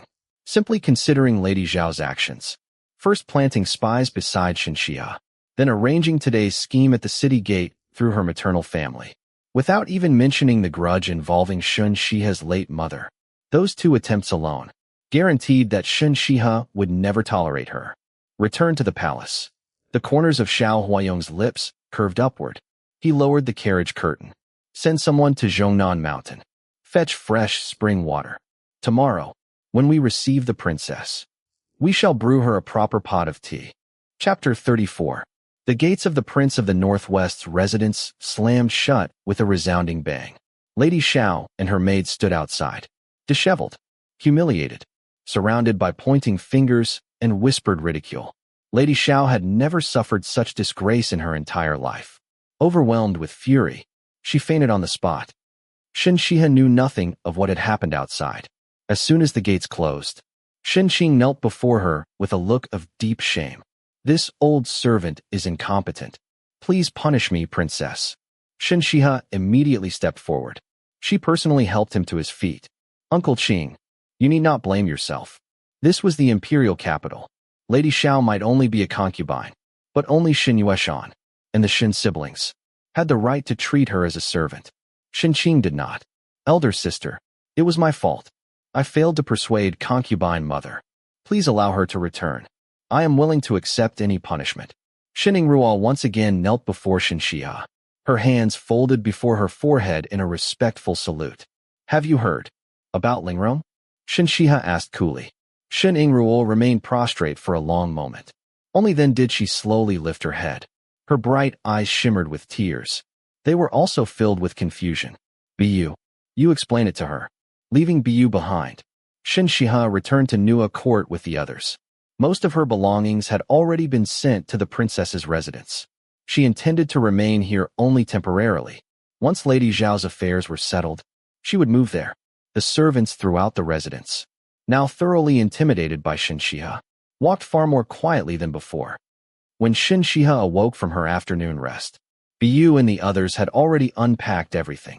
Taking advantage of Shen Xihe's overwhelming display of authority, they had also learned nearly everything about the residence from the servants. Meanwhile, news that Shen Xihe had thrown Lady Xiao out of the manor, along with the events at the Court of Judicial Review and Lingrong's affair, had already spread throughout the capital. In only half a day, every noble family had come to understand one thing. Princess Xiaoning was not someone to provoke. Every household immediately warned its spoiled sons and pampered daughters to behave properly whenever they encountered Princess Xiaoning. Shen Xihe herself remained entirely indifferent to the rumors. Although she did not care, Bu and the others could not help feeling somewhat uneasy. The manor servants, eager to prove both their loyalty and usefulness, had already relayed everything they had heard. Princess, those people are being quite underhanded. Hong Yu carefully arranged Shen Xihe's hair. Publicly, they instruct their sons and daughters to show your highness respect, but privately, they encourage them to exclude you. Exclude me? Shen Xihe lightly turned a peony hairpin between her slender fingers. The tiny golden beads hanging from it chimed softly. Have you ever seen wolves travel with dogs? Or tigers walk beside foxes? In the first place, we are not the same kind of people. Why should I waste my time on them? I would rather spend that time taking care of myself. Besides, I prefer solitude. Hong Yu was stunned. All of them had sensed that the princess had changed after Lingrong's death. Back in the northwest, Shen Xihe had loved lively company. She disliked being alone, because solitude reminded her how little time she might have left. But now, Shen Xihe handed the peony hairpin to Hong Yu. Their eyes met in the mirror. This is the capital. I am not the only princess here. There are others with even greater status. In the northwest, my word was law. Even if I called a deer a horse, everyone would agree. But here, they unite against outsiders. They are all waiting for me to stumble into the traps they have prepared. Thinking back to that morning's events, Hong Yu shivered involuntarily. She fixed the hairpin into Shen Xihe's dark hair, then carefully adjusted the dangling golden ornaments so they rested beside her brows. In that case, if invitations arrive, decline them all. Simply say that I am in poor health and cannot withstand the wind. Shen Xihe adjusted her collar, then rose to her feet. Princess, the crown prince of Shunan has arrived. Just as Shen Xihe had turned, Ziyu hurried in from outside. Her expression was rather complicated. Without asking any questions, Shen Xihe walked out into the covered corridor beside the main hall. There, she found Bu Shulin. He wore a moon-white robe with embroidered trim matching the collar and cuffs. One foot rested firmly upon a bruised young man lying on the ground. Sister Xihe, I've caught this scoundrel for you. Bu Shulin kicked the man beneath his foot. The fellow rolled across the ground several times. He cried out in pain, then immediately crawled over. Kneeling before Shen Xihe, he slapped himself repeatedly. I deserve less than pigs and dogs. I deserve death. He knocked his head violently against the ground. When he raised it again, his face was deathly pale, yet his eyes still burned with resentment. You still refuse to repent? Bu Shulin noticed his expression. He immediately kicked him again. The man crashed heavily onto the ground, apparently suffering internal injuries. He coughed up a mouthful of blood. The crimson stain spread across the spotless stone pavement. Shen Xihe's delicate brows knitted slightly. Bu Shulin noticed at once. He stepped squarely onto Qingzhi. Who told you to spit blood? Clean it up immediately. Qingzhi, though a legitimate son of the Marquis of Xuanping's family, apparently had some weakness that Bu Shulin controlled. He showed no sign of resistance. Instead, he hurriedly wiped away the blood with his own robes. Sister Xihe, if you're still dissatisfied, you may beat him as much as you like. Just leave him alive. Moments earlier, Bu Shulin had looked fierce and terrifying. Now, facing Shen Xihe, he became almost eager to please. Meow. At that moment, Short Life leaped gracefully beside Shen Xihe. Its fluffy tail brushed against her embroidered shoe. Shen Xihe crouched. She picked it up gently. Her fingers stroked its soft fur. Throw him out. I do not wish him to dirty my courtyard. At your command. Bu Shulin answered loudly. He seized Qingzhi by the collar, then literally threw him out through the manor gate. Afterward, he dusted off his hands. This was already the second person thrown out of the residence that day. Naturally, another crowd quickly gathered. Bu Shulin's eyes darted mischievously. This scoundrel. He knew only young ladies were inside. He climbed over the wall with evil intentions. His accusation immediately stirred public outrage. Never mind whether anyone questioned it. People carrying vegetable baskets or passing through the street began throwing vegetable leaves at Qingzhi, all the while cursing him loudly. Bu Shulin turned around proudly, then swaggered back into the residence. Shen Xihe had already ordered tea and refreshments prepared inside the pavilion. Bu Shulin's eyes immediately brightened. He happily hurried over, then sprawled into a seat. Shen Xihe placed a bowl of chilled plum drink before him.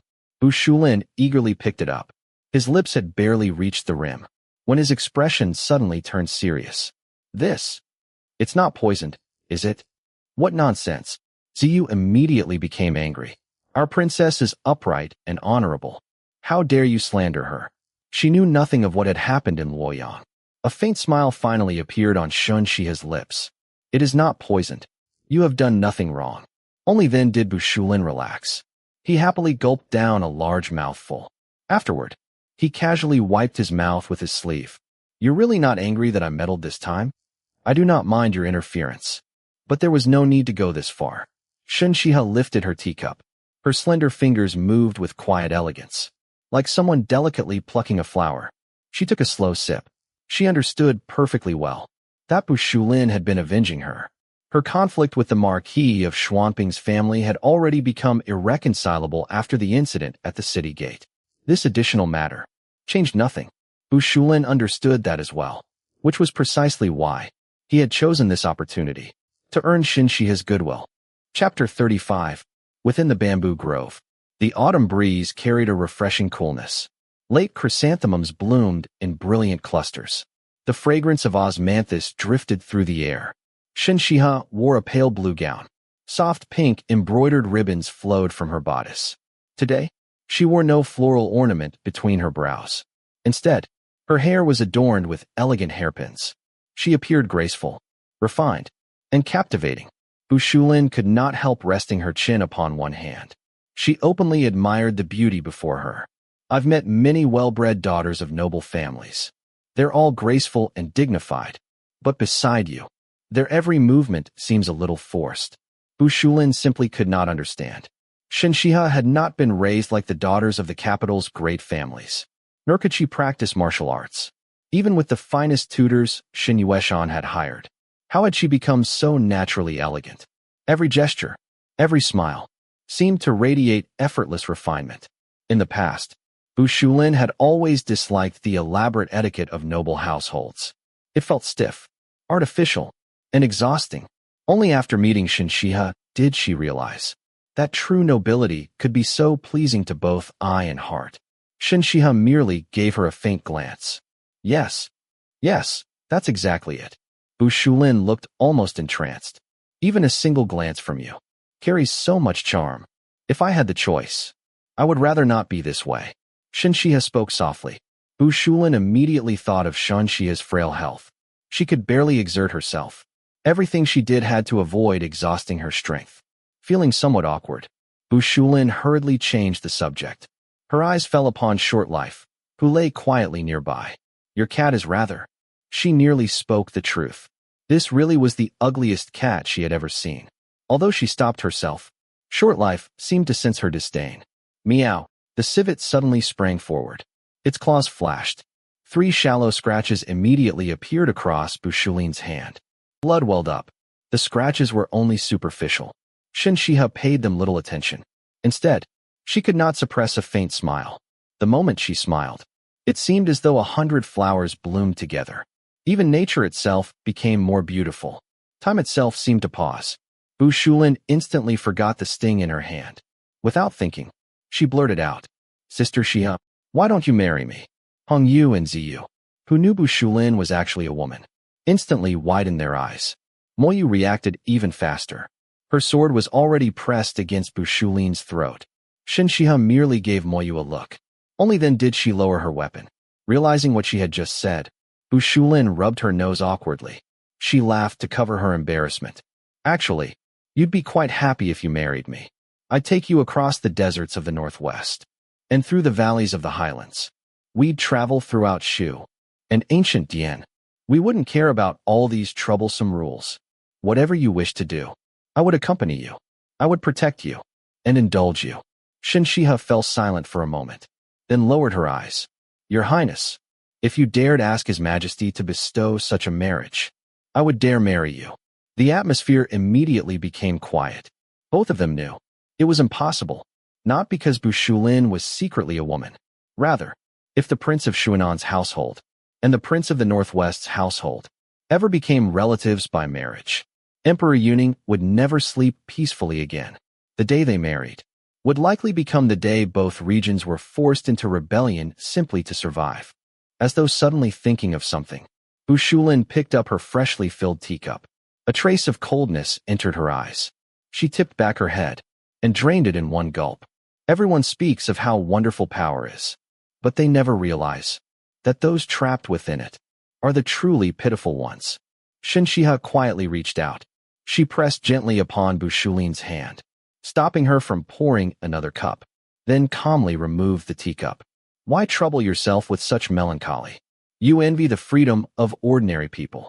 But do you know, when poverty befalls them, a single injustice can destroy an entire family. They possess neither status nor protection. We were born into privilege. We should be grateful. As for the road beneath our feet, we must walk it ourselves. If thorns block the way, then simply cut them down. At worst, we suffer a few flesh wounds. One day, when no one dares wound you again, you'll laugh at these trivial matters. Bu Shulin quietly looked at Shen Xihe. She possessed an unusual resilience and remarkable clarity. Simply speaking with her inspired others. Bu Shulin smiled openly. I've learned something today.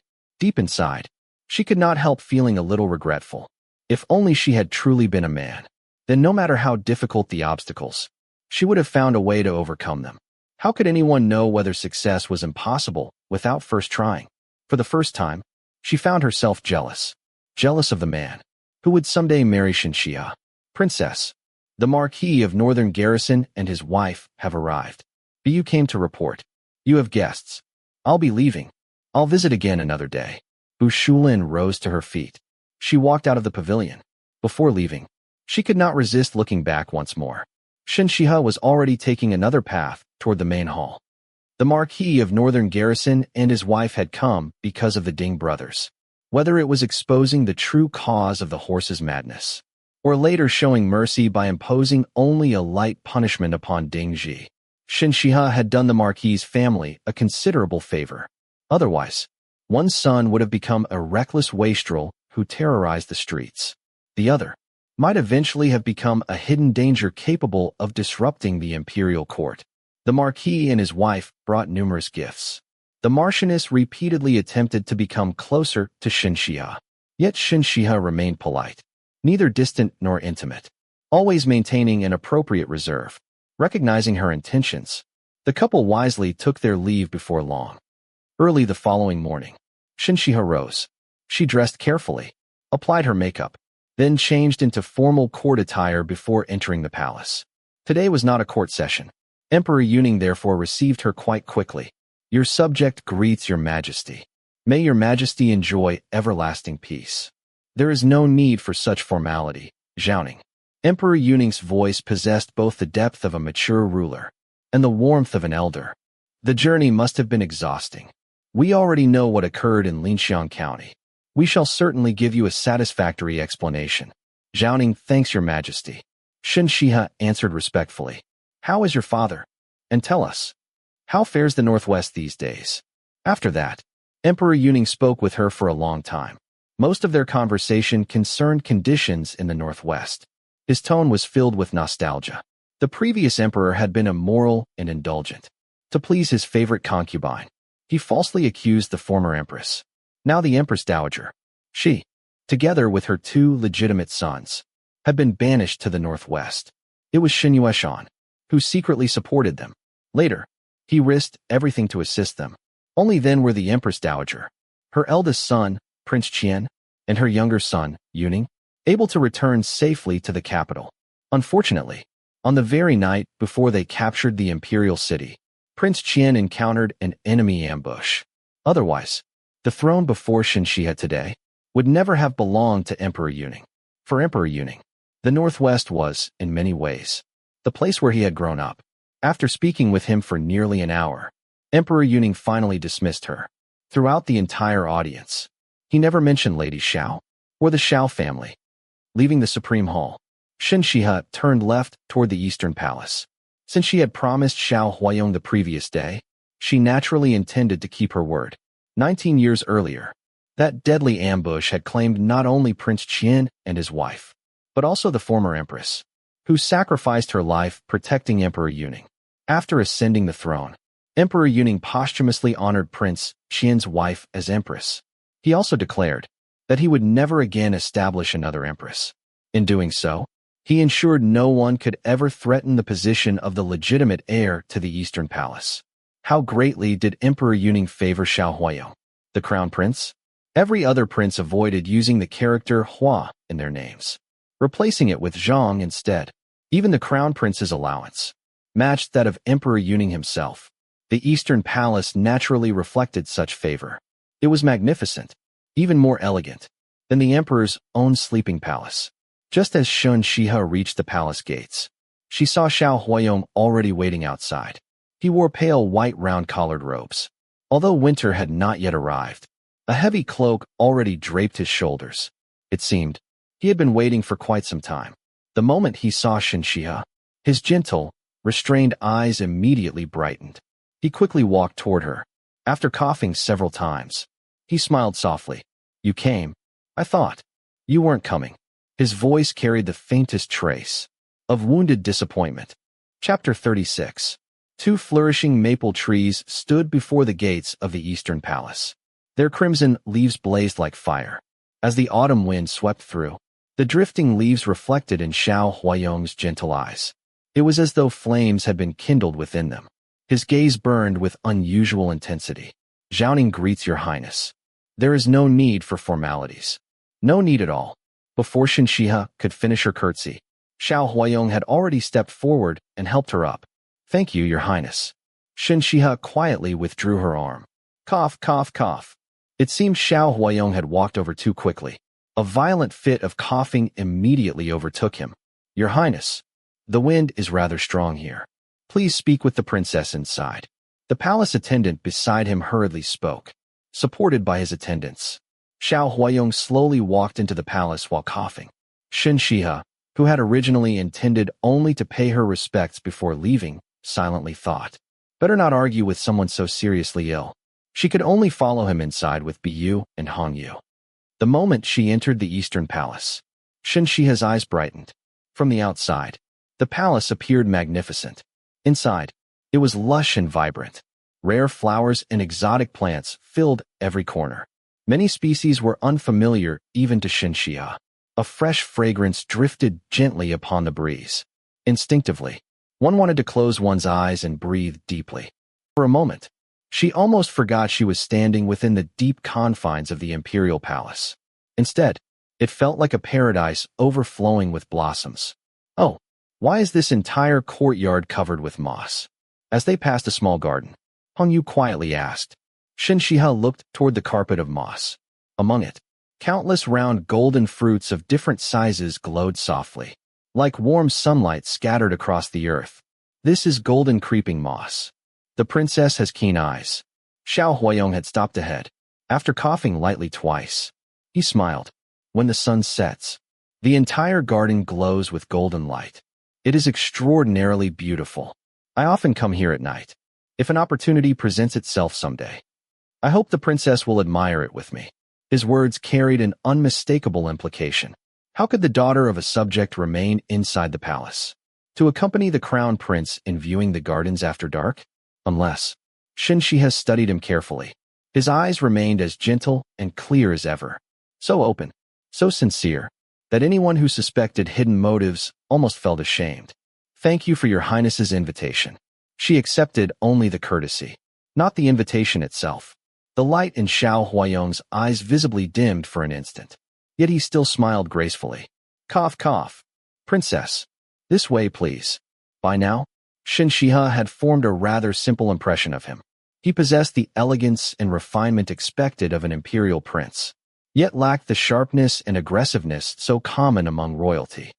Xiao Huayong had clearly prepared everything with great care. The reception pavilion stood upon a high terrace. From there, nearly half of the Eastern Palace could be seen. Flowering vines and fruit-bearing vines climbed around the terrace. Clusters of crystal-clear grapes hung heavily from the vines. No incense had been lit. The fragrance of flowers and fruit alone filled the air. Without realizing it, one's mind gradually relaxed. It is almost noon. I have prepared a few refreshments. I hope the princess will try them. Once they were seated, Xiao Huayong instructed Tian Yuan to have the palace servants bring forward trays of tea and pastries.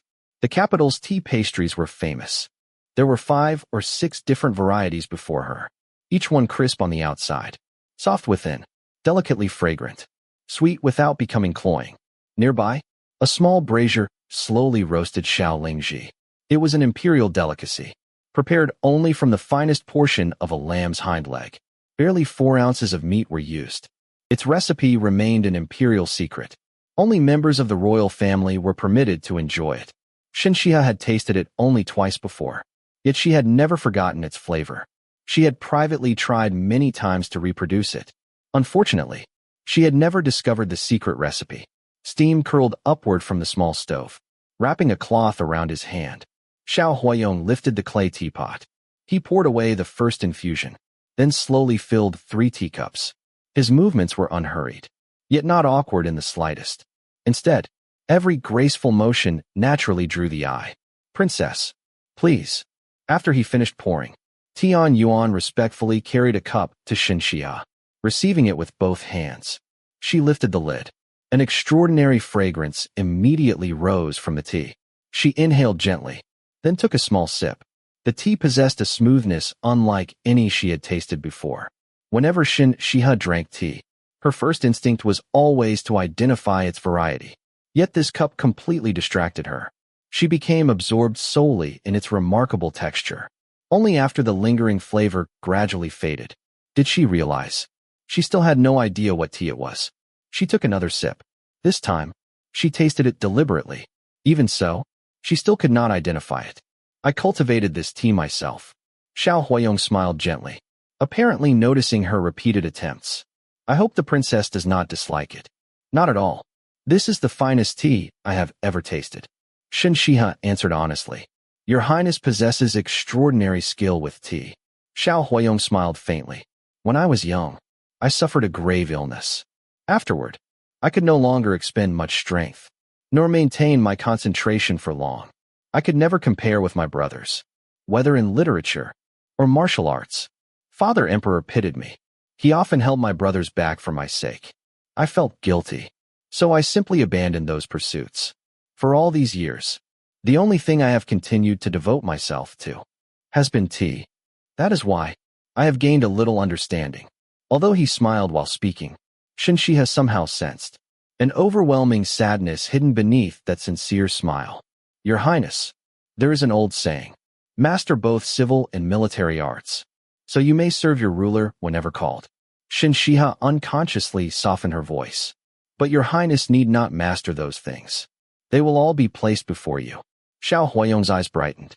"Princess, you are the first person to ever say such words to me. Perhaps it is because we suffer from the same affliction." Shen Xihe smiled bitterly. Both of them possessed frail bodies. Both yearned for things forever beyond their reach. Both loved flowers and growing plants. "The same affliction," Xiao Huayong quietly repeated. Then another fit of coughing interrupted him. At that moment, the roasted Xiao was served. Xiao Huayong had it placed before Shen Xihe. "I cannot eat roasted meat." Looking at his condition, Shen Xihe understood immediately. With such poor health, rich foods were naturally unsuitable. Faced with a delicacy she truly enjoyed, she did not refuse. Even so, she merely sampled each dish lightly. Never too much. She had long since formed the habit of never revealing her true preferences. Once others discovered what a person loved, those preferences could become fatal weaknesses. So after tasting each pastry, just enough, neither too much, nor too little, she quietly set down her chopsticks. "How would the princess like me to deal with what you entrusted to me?" Xiao Huayong suddenly asked. Shen Xihe looked up. She naturally understood he meant the evidence she had intercepted from Qingzhi. No wonder nothing had happened over the past several months. Xiao Huayong had simply kept the evidence in his possession, without ever using it. Looking at his sincere expression, Shen Xihe found herself wondering, had she truly been overthinking everything? Or was the man before her simply too unfathomable? "Princess, Compared with my brothers, I may not be especially clever, but I am not foolish either. His smile remained warm. You saved ninth brother. The moment he received the evidence, he had naturally guessed that it came from Shen Xihe. Your Highness. Shen Xihe quietly tested him. Do you not think that my intentions were rather calculating? That I deliberately sought to sow discord between your Highness and Prince Lai? Xiao Huayong looked at her seriously. After a long moment, he smiled, then gently shook his head. What ill intentions could the princess possibly have? Chapter 37. A true gentleman is like a polished mirror. He reflects only the flaws of others. For a brief moment, Shen Xihe felt that speaking of schemes and intrigue before the man standing in front of her was almost a form of desecration. I understand that the princess is acting against her own wishes, but you refuse to compromise. Xiao Huayong's voice carried sincere understanding. And over all these years, you are the first person who still places hope in me. A crown prince in name alone. For the regard you have shown me, I shall certainly do everything within my power to help you. Your Highness, are you truly content with that? Shen Xihe asked seriously. Heaven has not favored me. I do not say that merely out of modesty. A trace of melancholy crossed Xiao Huayong's features. I was never destined to enjoy a long life. Rather than exhausting myself chasing illusions, I would rather cherish what I have and live each day peacefully. Does your Highness truly believe that? Shen Xihe asked again. Have you ever considered what you would do if one day heaven granted you a long life after all? My refusal to compete does not mean I am simply waiting to die. Xiao Huayong spoke frankly. Otherwise, how could what the princess entrusted to me have remained safely in my possession until today? His display of weakness had been perfectly measured. If the young woman believed he possessed no ability to protect himself, she would naturally regard him as nothing more than a disposable piece on the board. As expected of an imperial prince, Shen Xihe felt quietly satisfied. Since I have already entrusted it to your Highness, how it is handled is entirely your decision. Such a cautious young woman. Even his deliberate honesty had failed to lower her guard. Her calm, her reason, even he found them worthy of admiration. Xiao Huayong smiled inwardly. Outwardly, his expression remained warm and gentle. I shall give it to second brother. He is upright. He has never favored anyone unfairly. Those who commit evil should naturally receive severe punishment. Shen Xihe offered no opinion. She behaved as though she wished to remain entirely uninvolved. Xiao Huayong coughed lightly several times. Just then, a palace servant knelt outside the doorway. Your Highness, the third prince and the sixth prince have arranged a match of Qingzhi. They respectfully invite your Highness to watch.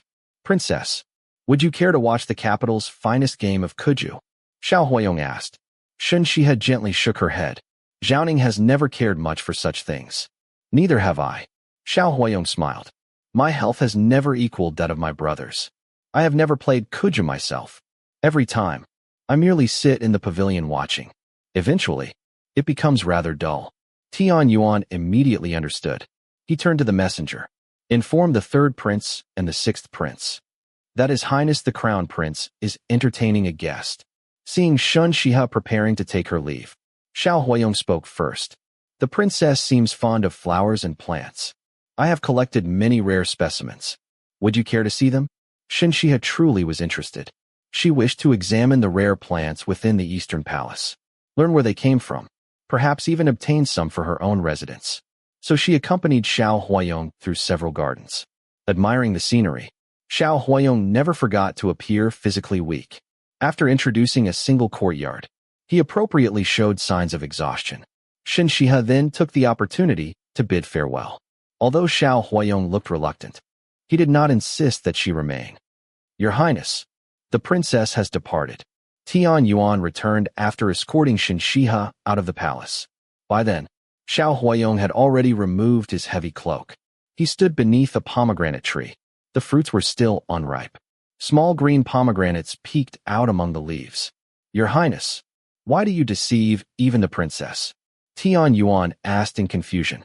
During their travels, whenever they heard of married couples whose misunderstandings led to tragedy, his master had always said that honesty was the most precious thing between husband and wife.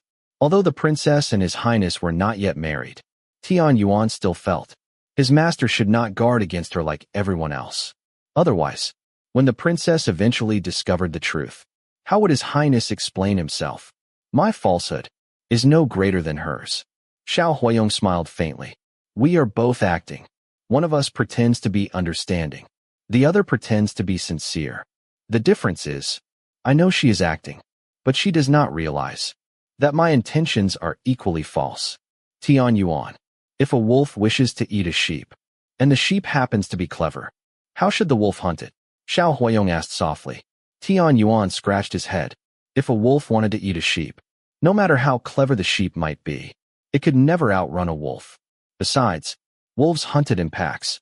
He simply could not understand his master's meaning. Xiao Huayong had not expected him to. Where the grass that sheep love most. He smiled. The highest form of hunting was becoming the prey's prey. Whatever Shen Xihe desired, he would become exactly that. Back at the Prince of the Northwest's residence, Shen Xihe was also thinking about Xiao Huayong.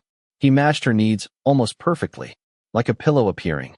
The very moment one became sleepy, he was not foolish, yet not excessively calculating, gentle, proper, mild, yet not lacking spirit. If such a man could be made to fall deeply in love with her, then once in his life, he would certainly fight for her, even if he could not remove every obstacle. With him leading the way, everything else would become much easier. Everything had gone far too smoothly, and precisely because it had gone so smoothly, Shen Xihe had disliked it. Such smoothness was deceptive. It lulled people into complacency, into dependence, only to cast them down in the end. The result would be utter ruin. This crown prince required much more careful observation. Fortunately, she had not yet reached marriageable age. There was still plenty of time. For now, she needed to deal with Prince Kang's residence and the Marquis of Xuanping's household. Mo Yuan, I have something for you to arrange.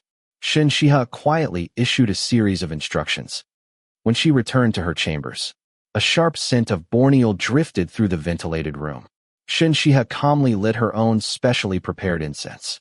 She deliberately did not dismiss Biyu or the others. Instead, she sat beside the window, picked up an embroidery frame, and, after a very long time, began doing needlework once again. Her embroidery had always been excellent. She simply never enjoyed it, since appearances had to be maintained.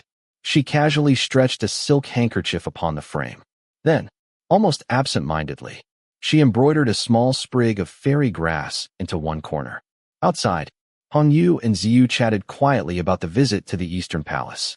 Shen Xihe remained completely focused upon her needlework. Before long, the tiny fairy grass looked astonishingly lifelike. Roughly 15 minutes later, a faint sound came from the ceiling beams. Almost immediately, Biyu swayed slightly. She felt dizzy. Mo Yu's eyes sharpened. Without hesitation, she rushed inside with her sword drawn.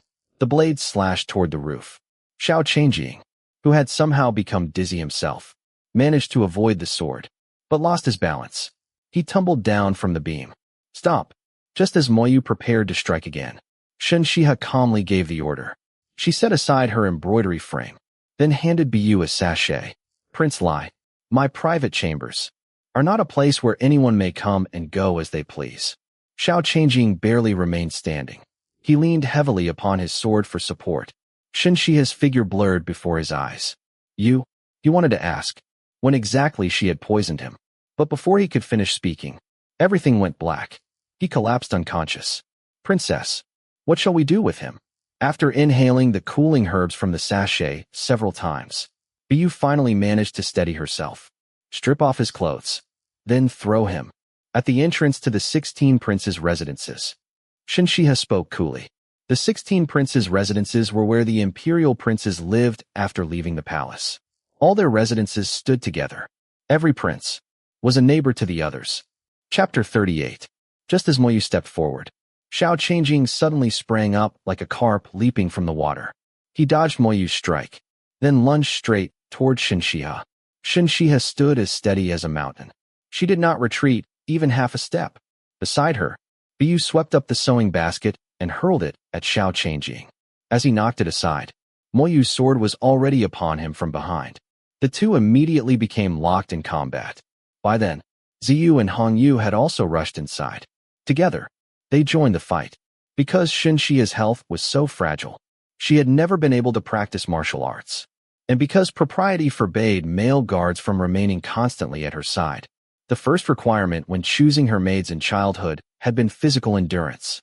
Over the years, her attendants did not need exceptional intelligence, nor remarkable cleverness, but every one of them had endured the hardships of martial training. Although Bu and the others were not as skilled as Moyu, neither were they merely ornamental attendants. Even so, Xiao Qingzhi had been personally trained by martial arts masters from the imperial court.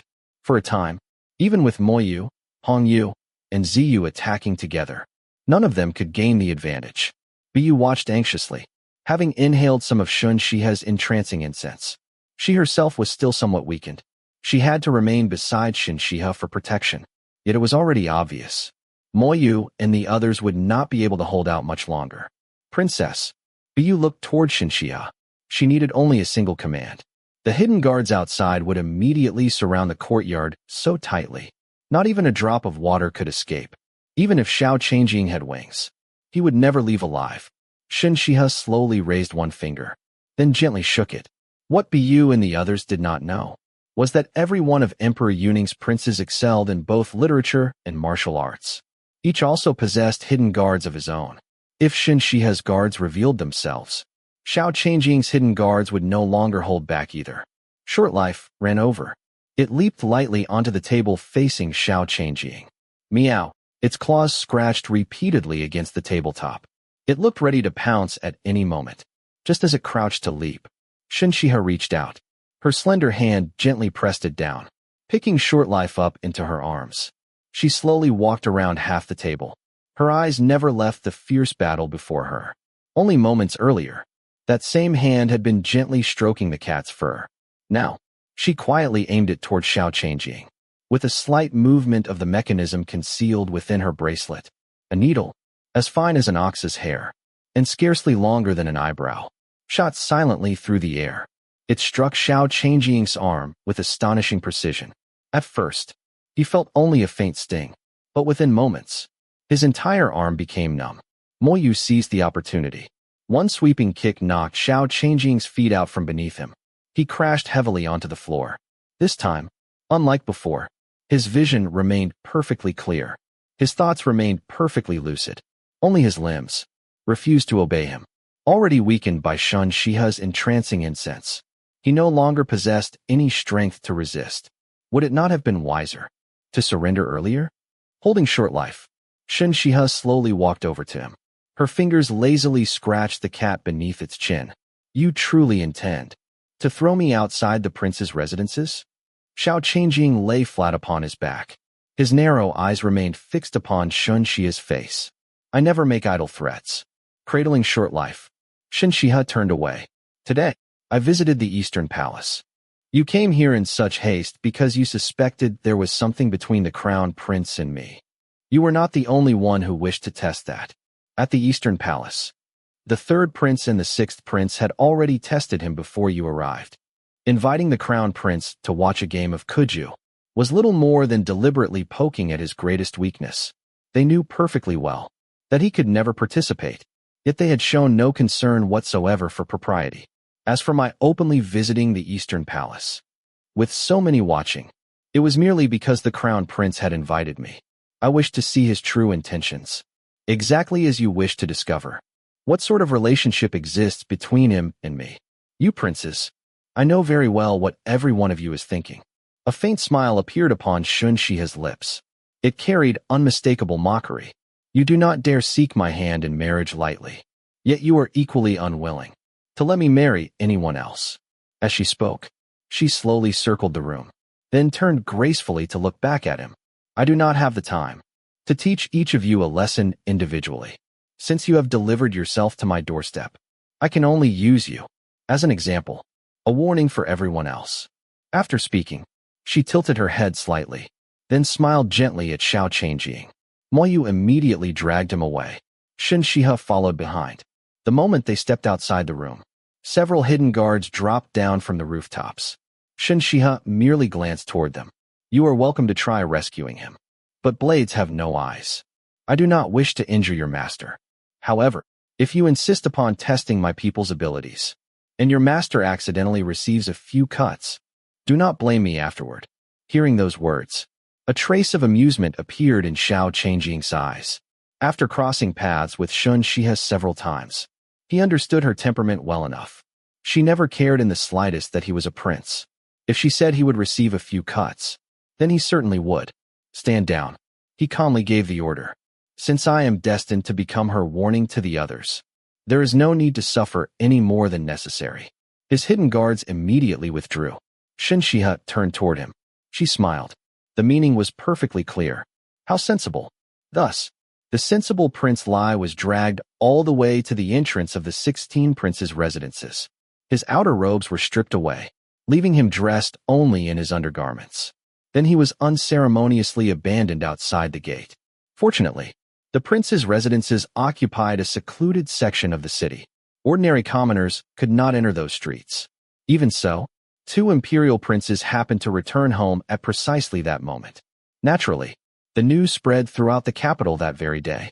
Every civil and military official soon heard that Prince Lai had secretly broken into the Shen residence, only to be stripped by Princess Xiaoning's attendants, then thrown back outside the prince's residences.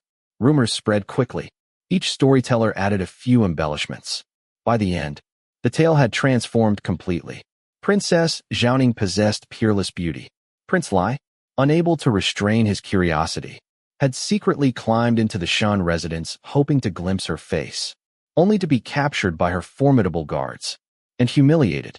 The story only made more people curious about Shen Xihe's appearance. At the same time, they became even more wary of her. She dared throw His Majesty's own cousin out of the Shen residence. She even dared strip one of His Majesty's sons and throw him back into the prince's residences. She showed absolutely no regard for members of the imperial family. If anyone else offended her, would they not fare even worse? People also remembered that the old princess consort of Prince Kang's residence still suffered terrifying nightmares every night. Although her eldest son had survived, he remained delirious with high fever. The physicians practically lived at Prince Kang's residence. The more people thought about it, the more fearful they became of Shen Xihe. Shen Xihe was quite satisfied with that outcome. As for the old princess consort's endless nightmares, she considered them nothing more than returning one favor with another. She had long ago planted a spy inside Prince Kang's residence. The woman had secretly replaced the princess consort's incense with one that easily induced vivid hallucinations. Now that the Xiao family had finally returned to Prince Kang's residence, it was time to add fuel to the flames. That very night, Prince Kang's residence suddenly became overrun with mice. They raced frantically through every corner of the estate. The women screamed throughout the entire night. Even the neighboring residences were alarmed. Many believed the manor had come under attack. "Princess, this mouse-attracting incense is wonderful." Ziyu happily played with one of Shen Xihe's incense burners. "I want to go tonight." The previous night's invasion had been entirely their doing. They had secretly entered Prince Kang's residence and lit the mouse-attracting incense.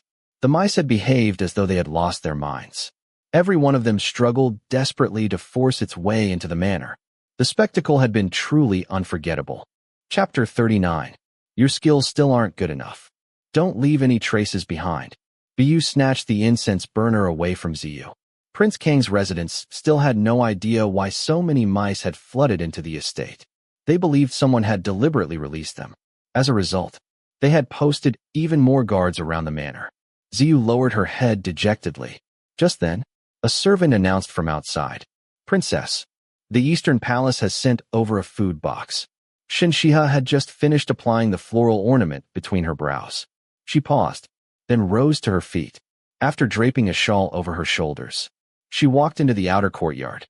There, she found Tian Yuan waiting respectfully. "Princess, His Highness instructed me to deliver this food box." Tian Yuan smiled eagerly.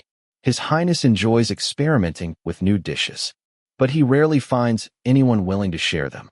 They're nothing particularly valuable. I hope the princess won't refuse. Even if Xiao Huayong wished to send food from the Eastern Palace, almost no one dared accept it. The imperial princes feared poison. The meritorious officials feared the crown prince's hidden intentions. The imperial princesses might have been more suitable recipients. Yet the Eastern Palace had long since fallen into lonely neglect. Most of the princesses likely regarded the crown prince as someone whose future held no promise.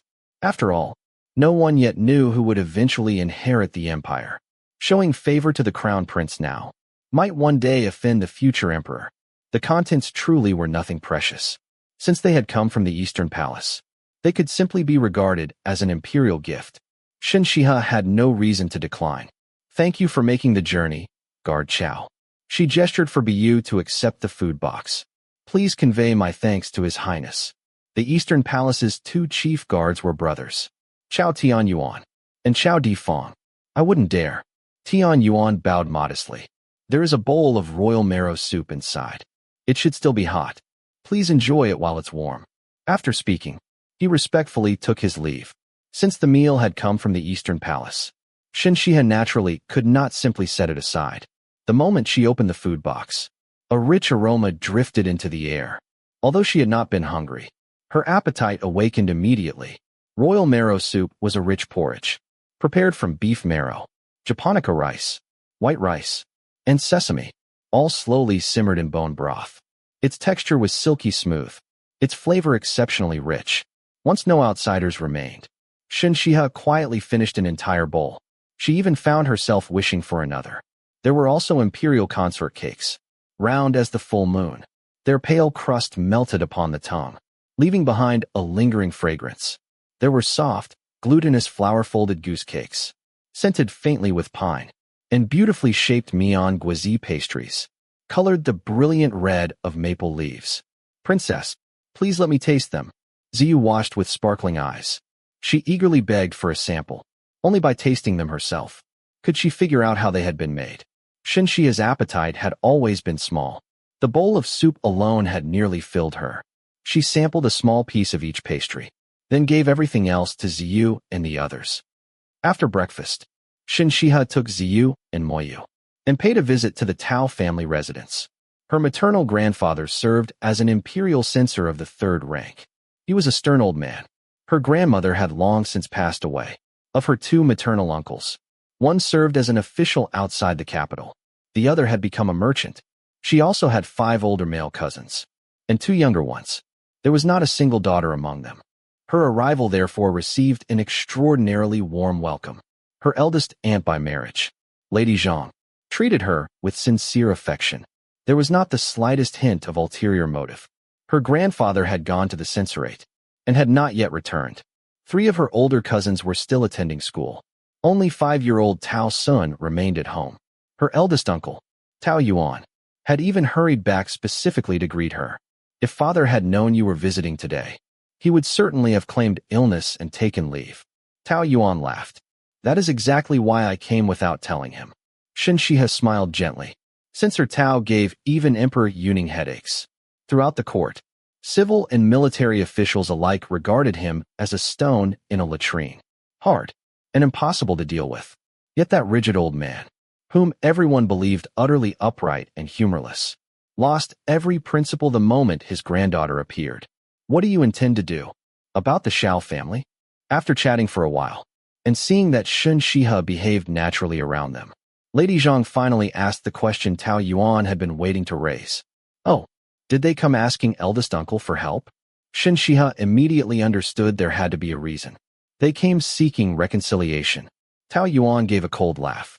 They may have forgotten what happened to my sister, but I never have. My lord, Lady Zhang gently interrupted him. Such matters should not be mentioned before the child, lest they reopen old wounds. Eldest uncle, Yu thanks you, on mother's behalf. Shen Xihe stood, then solemnly bowed to Tao Yuan. Yu was Shen Xihe's childhood name. It had been chosen before Lady Tao even gave birth. Tao Yuan had once successfully passed the imperial examinations. After his sister's death, he abandoned official life. Instead, he devoted himself to commerce. The people of Prince Kang's residence excelled at business. Over the years, Tao Yuan had competed fiercely against them. Little by little, he had cut away many of their sources of income. What are you doing, Yu? Tao Yuan deliberately frowned. Your mother was my own younger sister. Eldest uncle, I hope that in the future, you will think more of aunt and my cousins. Shen Xihe looked at him seriously. Yu has grown up. The debts they owe, it is only right that I collect them myself. Yu, so many eyes are watching you. You must not act recklessly. Tao Yuan worried deeply for his niece. Let them watch. Shen Xihe remained utterly unconcerned. So long as father and elder brother remain alive, they will simply have to tolerate whatever I do. As long as the Prince of the Northwest stood behind her, no one dared criticize her willfulness. The day he was gone, no matter how cautious she became, no one would spare her. Tao Yuan looked long at his flower-like niece. Your second uncle was right. Yu truly is the cleverest woman in the world. Hearing that, Shen Xihe awkwardly dabbed the corner of her lips with her handkerchief. Her second uncle, Tao Cheng, was hopelessly biased. Shen Xihe's life inspired envy in countless people. Her father cherished her above all else. Had Emperor Yuning not promised medicines available only within the palace, and had Shen Xihe's condition not truly been beyond ordinary treatment, Shen Yueshan would never have allowed her to come to the capital. Her elder brother, Shen Yunan, had adored her since childhood. He constantly sought ways to make her smile. Whenever she made a mistake, he was always the first to smooth things over. Her maternal family loved her just as dearly. Had she not been Shen Yueshan's daughter, marrying into the Tao family would have guaranteed a lifetime of pampering. Shen Xihe had never intended to stay overnight. Far too many people watched her every move. Even after the evening meal, since her Tao had still not returned, she could only prepare to leave. Unexpectedly, just as she reached the entrance, her third cousin, Tao Qin, returned home. Walking beside him was the sixth prince, Xiao Changyu. Shen Xihe behaved as though she had neither seen nor heard them. Without stopping, she instructed the carriage to continue. The previous day, at the Eastern Palace, Xiao Changyu had already used the Qingzhi match as an excuse to observe her. Now, even after seeing Prince Lai publicly humiliated, the sixth prince still refused to give up. Shen Xihe never expected that early the following morning, news would arrive from the palace. The sixth prince had been punished by Emperor Yuning. He was kneeling outside the palace gates. For what reason? Shen Xihe asked. Bu reported truthfully. Early this morning, the sixth prince went to the Eastern Palace. No one knows why, but somehow, he angered the crown prince so badly that his highness coughed up blood. The crown prince remains unconscious. Shen Xihe's very first thought was, what a remarkable coincidence. Chapter 40. No sooner had the sixth prince, Xiao Changyu, shown the slightest intention of courting her, than he somehow managed to anger the crown prince into coughing up blood. Shen Xihe had always been someone who thought several steps ahead. She believed that every coincidence was carefully arranged. The imperial princes all regarded the Eastern Palace as something to be avoided. So why had the sixth prince suddenly gone there? And why had it been this particular prince, the very one now showing interest in her, who had provoked the crown prince into coughing up blood? Princess, shall we enter the palace to visit His Highness the Crown Prince? Bu asked softly. She knew the princess held no romantic feelings for the crown prince. But if the princess truly intended to choose a husband, he currently seemed the most favored. The crown prince had spoken for her at the court of judicial review. The Eastern Palace had even sent her food afterward, no matter how one looked at it. Upon hearing that he had fallen ill after coughing up blood, the princess ought to pay him a visit. Of course. Why shouldn't I? Shen Xihe waved for Bu and the others to prepare. The sixth prince pursued her. The crown prince coughed up blood in anger. Then she hurried to visit him. Anyone hearing of it would naturally assume she shared an unusually close relationship with the crown prince. Without realizing it, people would begin placing her in the crown prince's camp. That was why her first thought had been, what a remarkable coincidence. Of course, the simplest way to avoid such speculation would have been not to visit him today. At most, people would gossip that the sixth prince and the crown prince had quarreled over her. But Shen Xihe still intended to go. She wanted to see for herself whether all these coincidences had been orchestrated by the crown prince, or whether another explanation existed. As for what everyone else believed, she cared very little. Even if she did not ultimately marry the crown prince, even if she married someone else instead, she was not concerned that this incident might become a thorn in her future husband's heart. Whoever she eventually married, it would merely be a marriage of mutual benefit. Each would obtain what they needed. Yet in Bu's eyes, The princess's decision to visit the crown prince at such a sensitive moment meant she had already resolved to draw closer to him. As the carriage passed through the palace gates, a gust of wind lifted the curtain. Shen Xihe caught sight of Xiao Huayong. He knelt upright beneath the blazing sun. Hearing the sound of the approaching carriage, he slowly turned his head. It had to be admitted, every one of Emperor Yuning's sons possessed extraordinary bearing. Xiao Huayong had sword-like brows, eyes bright as stars. Because of his mother's ancestry, his features carried a subtle exotic elegance. His eye sockets were slightly deeper. His nose stood high and straight. His facial proportions were remarkably handsome, combined with the vigorous physique he had developed through martial training. Although he had only recently reached adulthood and was now kneeling beneath the scorching sun, his entire presence radiated vigorous masculine strength. So, the sixth prince is truly heroic and handsome. Xiu had always admired the tall, imposing men of the northwest. The imperial princes are all exceptional, Shen Xihe answered calmly. The capital has no shortage of handsome men or beautiful women. She glanced at Xiu and Bu. In a few more years, I shall release you both. There are many fine men among commoners as well, and among families of humble birth. Her personal attendants would naturally become proper wives someday. Princess, Bu will never leave your side. Bu was startled. Princess, Xiu won't marry either. I'd rather serve the princess for the rest of my life than marry some smelly man. Shen Xihe merely smiled faintly. She said nothing further. Her words had been sincere. At the same time, she wanted them to understand one thing. She would never give her personal attendants to her future husband as concubines. If he wished for concubines, he could find them elsewhere. When Shen Xihe arrived at the Eastern Palace, she found the Empress Dowager already there. Several days earlier, when Shen Xihe had first entered the palace, she had paid her respects. At that time, the Empress Dowager had been suffering from a cold. They had spoken only through a screen. Today, the Empress Dowager still looked somewhat frail. Time had left deep marks upon her face. Her hair had turned completely white. Banished to the northwest while still in her 20s, she had endured countless hardships. Although she had spent the past 20 years living in honor, those years of suffering could never be erased. Even so, she still appeared somewhat younger than most women in their 60s. Perhaps years of vegetarian living and devoted Buddhist practice had granted her a peaceful, tranquil air. She carried with her the quiet fragrance of temple incense. Xiaoning greets the Empress Dowager. Rise, child. Before Shen Xihe could finish her bow, the Empress Dowager personally stepped forward to help her up. Also present in the hall was noble consort Rong. She oversaw the affairs of the 6 palaces. She was also the mother of Xiao Chongqing and Xiao Qingzhi. Her family name was Rong. The women of the imperial harem possessed ranks, not honorary titles. Thus, they were distinguished by their family names. A woman capable of raising sons like Xiao Chongqing was naturally extraordinary herself, though already in her 40s. Her black hair remained thick and lustrous. Her complexion was fair. Her elegantly coiled hair was adorned with only 2 golden hairpins and a magnificent peony ornament. She herself resembled a blooming peony, graceful, resplendent. Her smiling eyes made her seem every bit the kindly elder. I have long heard that Princess Xiaoning's beauty is unmatched.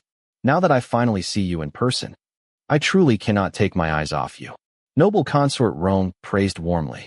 Although she held the rank of noble consort, she was not the empress. When Shen Xihe had entered the palace previously, she had paid respects only to the Empress Dowager. Noble consort Rong was not entitled to receive such formal greetings. Your grace is too generous. Shen Xihe replied politely, as though completely unaware of Shen Xihe's distant courtesy. Noble consort Rong continued smiling. I am delighted to meet the princess. If life in the capital ever becomes lonely, you are always welcome at Hanzhong Palace. Pingling is about your age. You two might become good companions. Noble consort Rong had 2 sons and 1 daughter. The 6th princess, Pingling, was 14 years old. Your grace is most kind. Unfortunately, my health is poor. I should not venture out too often. I fear I would only disappoint the princess. Shen Xihe politely declined. Before noble consort Rong could continue, Tian Yuan emerged from within. Empress Dowager, His Highness has awakened. He wishes to see the princess. We have remained beside him for half the day, yet he refused to wake. And now, the moment the princess arrives, he regains consciousness. If we had known, we should have invited the princess much earlier. That would have spared both the Empress Dowager and His Majesty half a day's worry. The speaker was an extraordinarily beautiful imperial consort. She smiled teasingly. She was noble Lady Qin, having entered the palace 15 years earlier. She had never borne any children, yet Emperor Yuning continued to favor her deeply.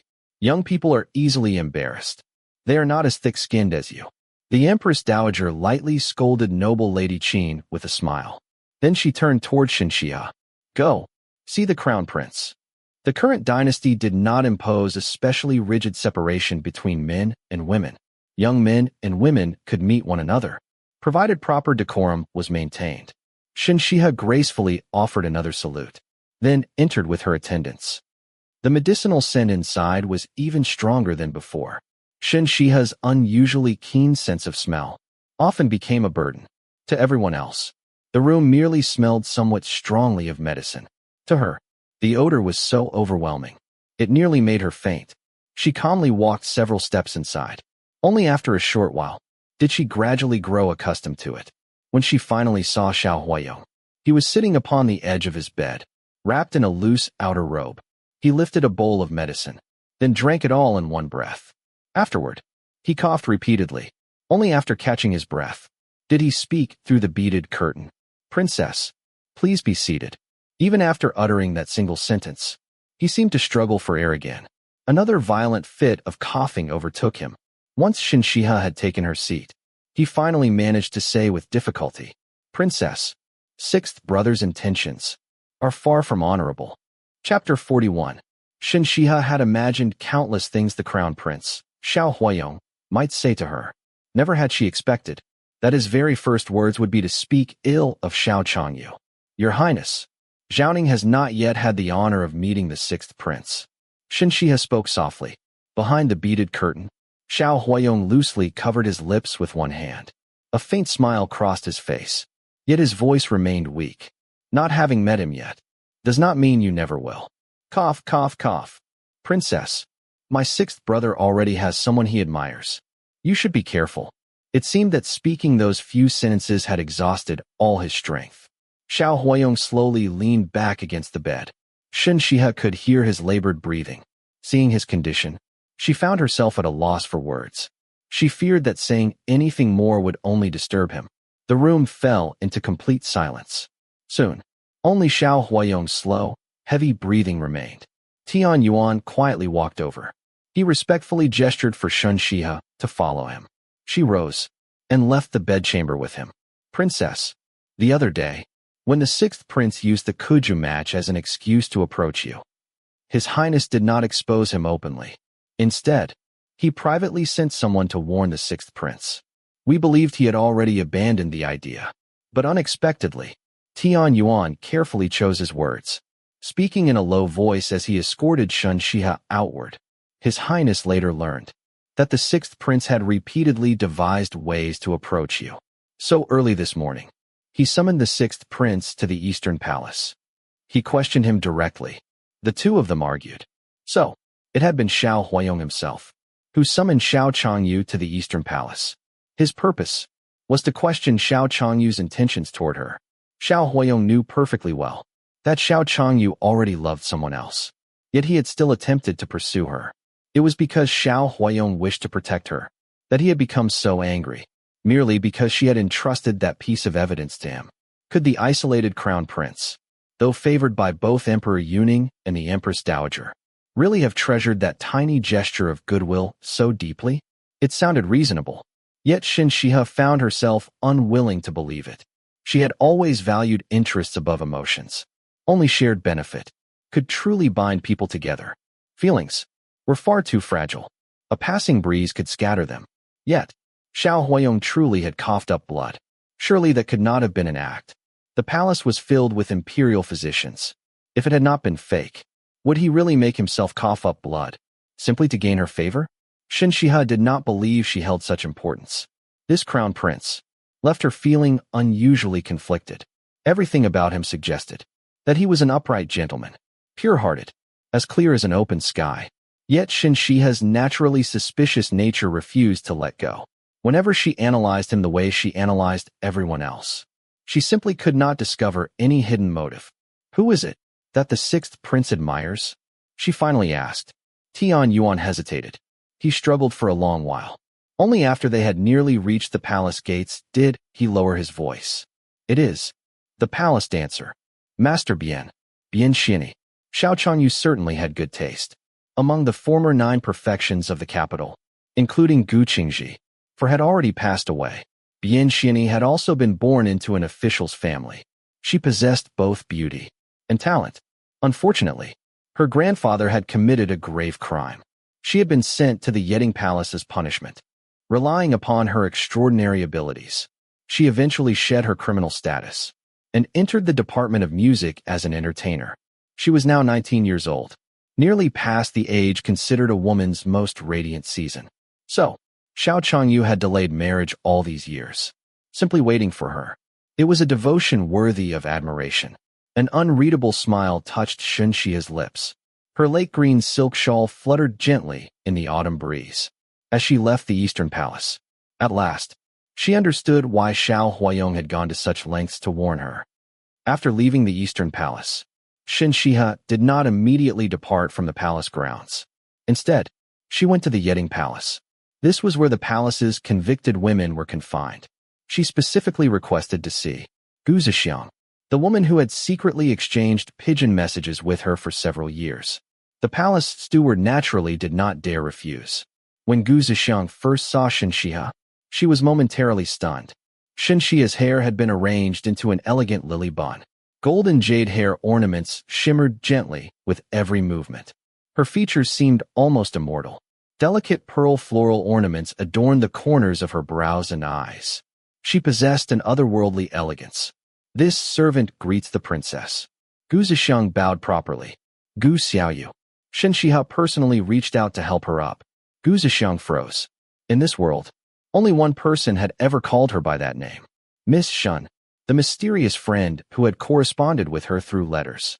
Miss Shen. Princess, you are. Yes. It is me. Shen Xihe smiled faintly. I need a clever maid to remain by my side. Would you be willing? Although Gu Zixiang still bore the status of a criminal and performed the hardest labor within the palace, if Shen Xihe wished to take her away, Emperor Yuning would certainly grant such a small request. Following Shen Xihe would mean becoming a servant, but after several years, there would naturally be opportunities to restore her freedom. She could once again become an ordinary citizen. Gu Zixiang's large eyes quickly filled with tears. She smiled. She cried. She suffered. She hated. Tears streamed silently down her face. In the end, she bit her lip hard, wiped away every trace of tears. Then, with a heavy thud, she knelt before Shen Xihe. Her forehead touched the ground in a deep, reverent bow. Princess, this servant does not wish to leave. Shen Xihe quietly looked at her for a long moment, then sighed softly. She bent down, helping Gu Zixiang back to her feet. Have you truly decided? A woman who had the opportunity to leave the palace, yet willingly remained, usually desired only one thing, to become the emperor's woman. I have never been more certain. Gu Zixiang's voice was unwavering. Princess, I shall never forget the kindness you have shown me today. If I ever have the chance to repay you, I will never hesitate. There is no need. To me, it was merely a small gesture. Shen Xihe gently shook her head. To the princess, it may be insignificant, but to me, it is salvation from fire and water. Gu Zixiang's tear-filled eyes shone brightly. I still came too late. Shen Xihe sighed again. Gu Zixiang bit her lip tightly, holding back her tears. She stepped backward, bowed deeply one final time, then turned resolutely toward the Yeding Palace. She never looked back. The autumn wind stirred. The fragrance of osmanthus drifted through the air. Golden blossoms scattered gently to the ground. Her graceful figure gradually disappeared into the distance. Gu Zixiang was undeniably beautiful, like the osmanthus tree standing outside the Yeding Palace. She remained upright and unyielding, no matter how harsh her circumstances. Bu, arrange for someone to watch over her. This was all Shen Xihe could do. She ultimately did not take Gu Zixiang away. When Shen Xihe finally left the palace, Xiao Changyu was still kneeling outside the palace gates. She ordered the carriage to stop. Step by step, she walked until she stood before him. Ziyu held an umbrella above her. Xiao Changyu looked up. Surprise filled his eyes. Yet there was neither affection nor tenderness in his gaze. Sixth Prince, do you know what sort of person I am? Shen Xihe lowered her eyes. There was not the slightest warmth within them. In this world, I only like people who are useful to me, and I absolutely cannot tolerate anyone attempting to use me, leaving behind only a cold, faint smile. She walked past him, then spoke one final sentence. Sixth Prince, shall we see which comes first, my killing Bian Xianyi, or the two of you living happily together after I am dead? Her voice was as cold as clashing jade. Even beneath the blazing autumn sun, it carried a piercing chill. A cold shiver rose from the base of Xiao Changyu's spine, straight to his head. Chapter 42. Sixth Prince. How dare he? After learning of Xiao Changyu's scheme, Ziyu's face flushed red with anger. Why shouldn't he dare? Shen Xihe sat quietly in the gently swaying carriage.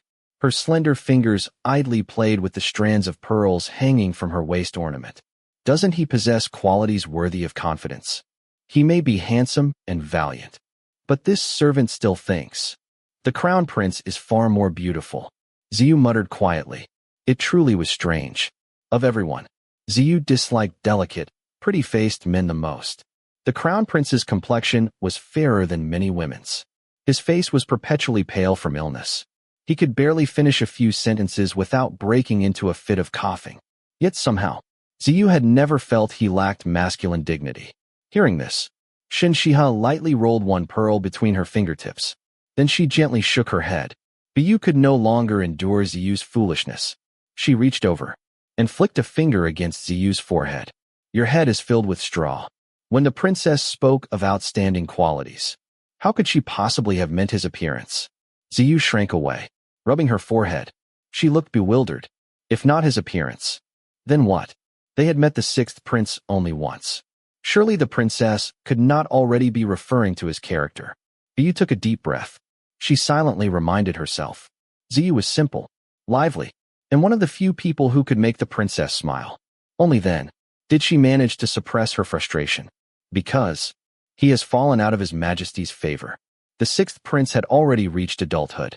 Under the current dynasty, princes began learning government affairs at 14. They entered the 6 ministries for practical experience at 16. After reaching adulthood, they could be formally granted their princely titles. The 9th prince had received his title early through special imperial favor. Yet even now, Xiao Changyu was still merely known as the 6th prince. It was not because he lacked talent, nor because he lacked ability. His birth mother had once committed a grave offense. Emperor Yuning had never forgiven it. If Shen Xihe wished to choose a husband, the most suitable candidate would naturally be someone who had fallen from imperial favor. Only then would their interests become closely aligned.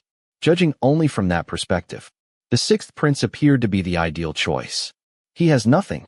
Ziyu grew even angrier. Just because His Majesty dislikes him, he thinks he can trick our princess? Does he take the princess for a fool? Nothing. Shen Xihe looked up. Amusement flickered within her cool eyes. How do you know that he has nothing? If he truly had no support, where would he find the courage to scheme against the princess? Biyu rolled her eyes at Ziyu. Even if he thought the princess easy to deceive, does he believe the prince of the Northwest and the young master secured the Northwest through brute strength alone? Ziyu immediately shrank her neck. She quietly reached for a plate of pastries, then obediently began nibbling them without another word. Shen Xihe also picked up a piece of osmanthus cake. The sweet flavor pleasantly eased her hunger. Life in the capital differed greatly from life in the Northwest. In the Northwest, the soldiers trained day and night. They ate 3 meals every day. The capital still followed the old custom of only 2 daily meals. That isn't even the most important point. The soft sweetness melting upon her tongue improved Shen Xihe's mood. She decided to guide Biyu a little further.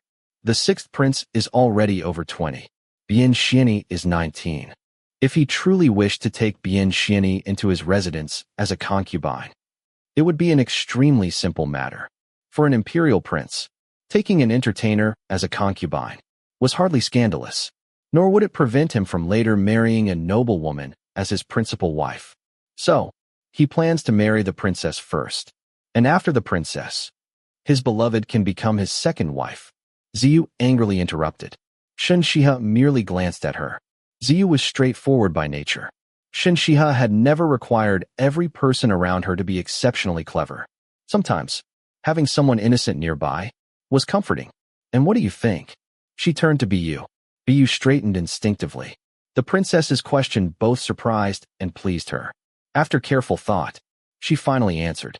Once Master Bien entered the entertainer's register, even if the sixth prince cared nothing for appearances, she would never qualify to become his second principal wife.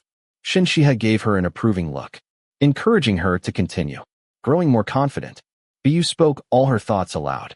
They both understand that perfectly, yet they still chose this path. That means there must be a way for Master Bien to become the sixth prince's wife, so long as His Majesty approves.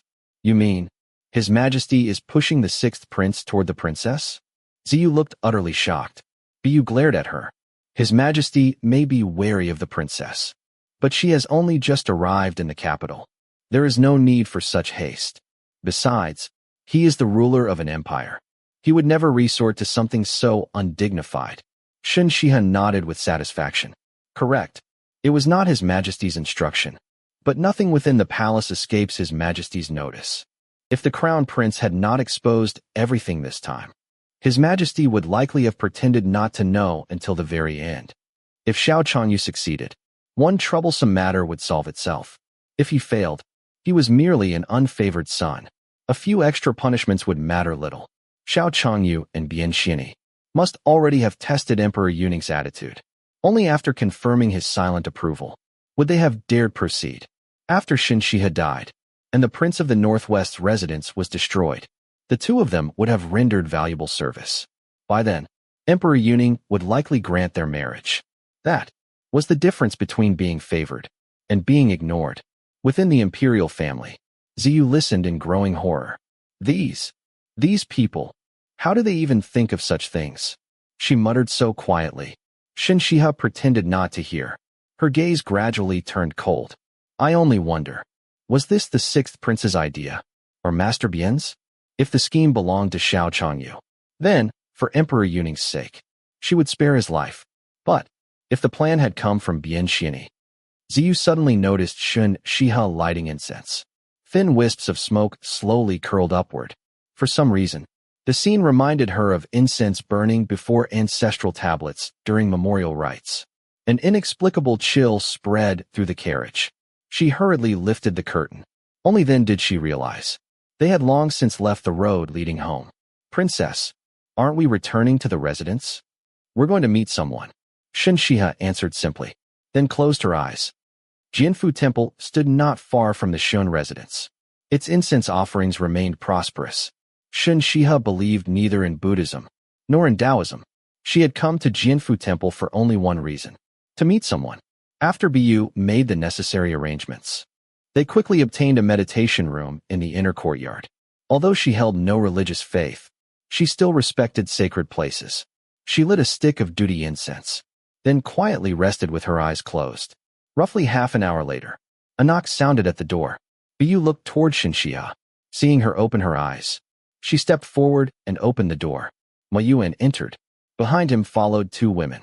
The one in front wore luxurious silk robes. A golden hairpin adorned her elegant hairstyle. Her makeup was exquisite. The woman behind her appeared to be a maid.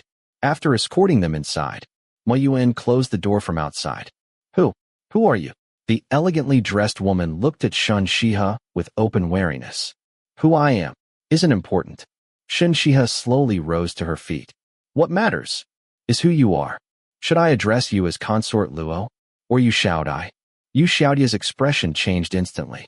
She tightened her grip upon the handkerchief in her hands, doing everything possible to remain composed. Yu Xiaodai was nearly 30 years old. 10 years earlier, she had been presented to Prince Kong. From an insignificant concubine, she had gradually risen to become a consort.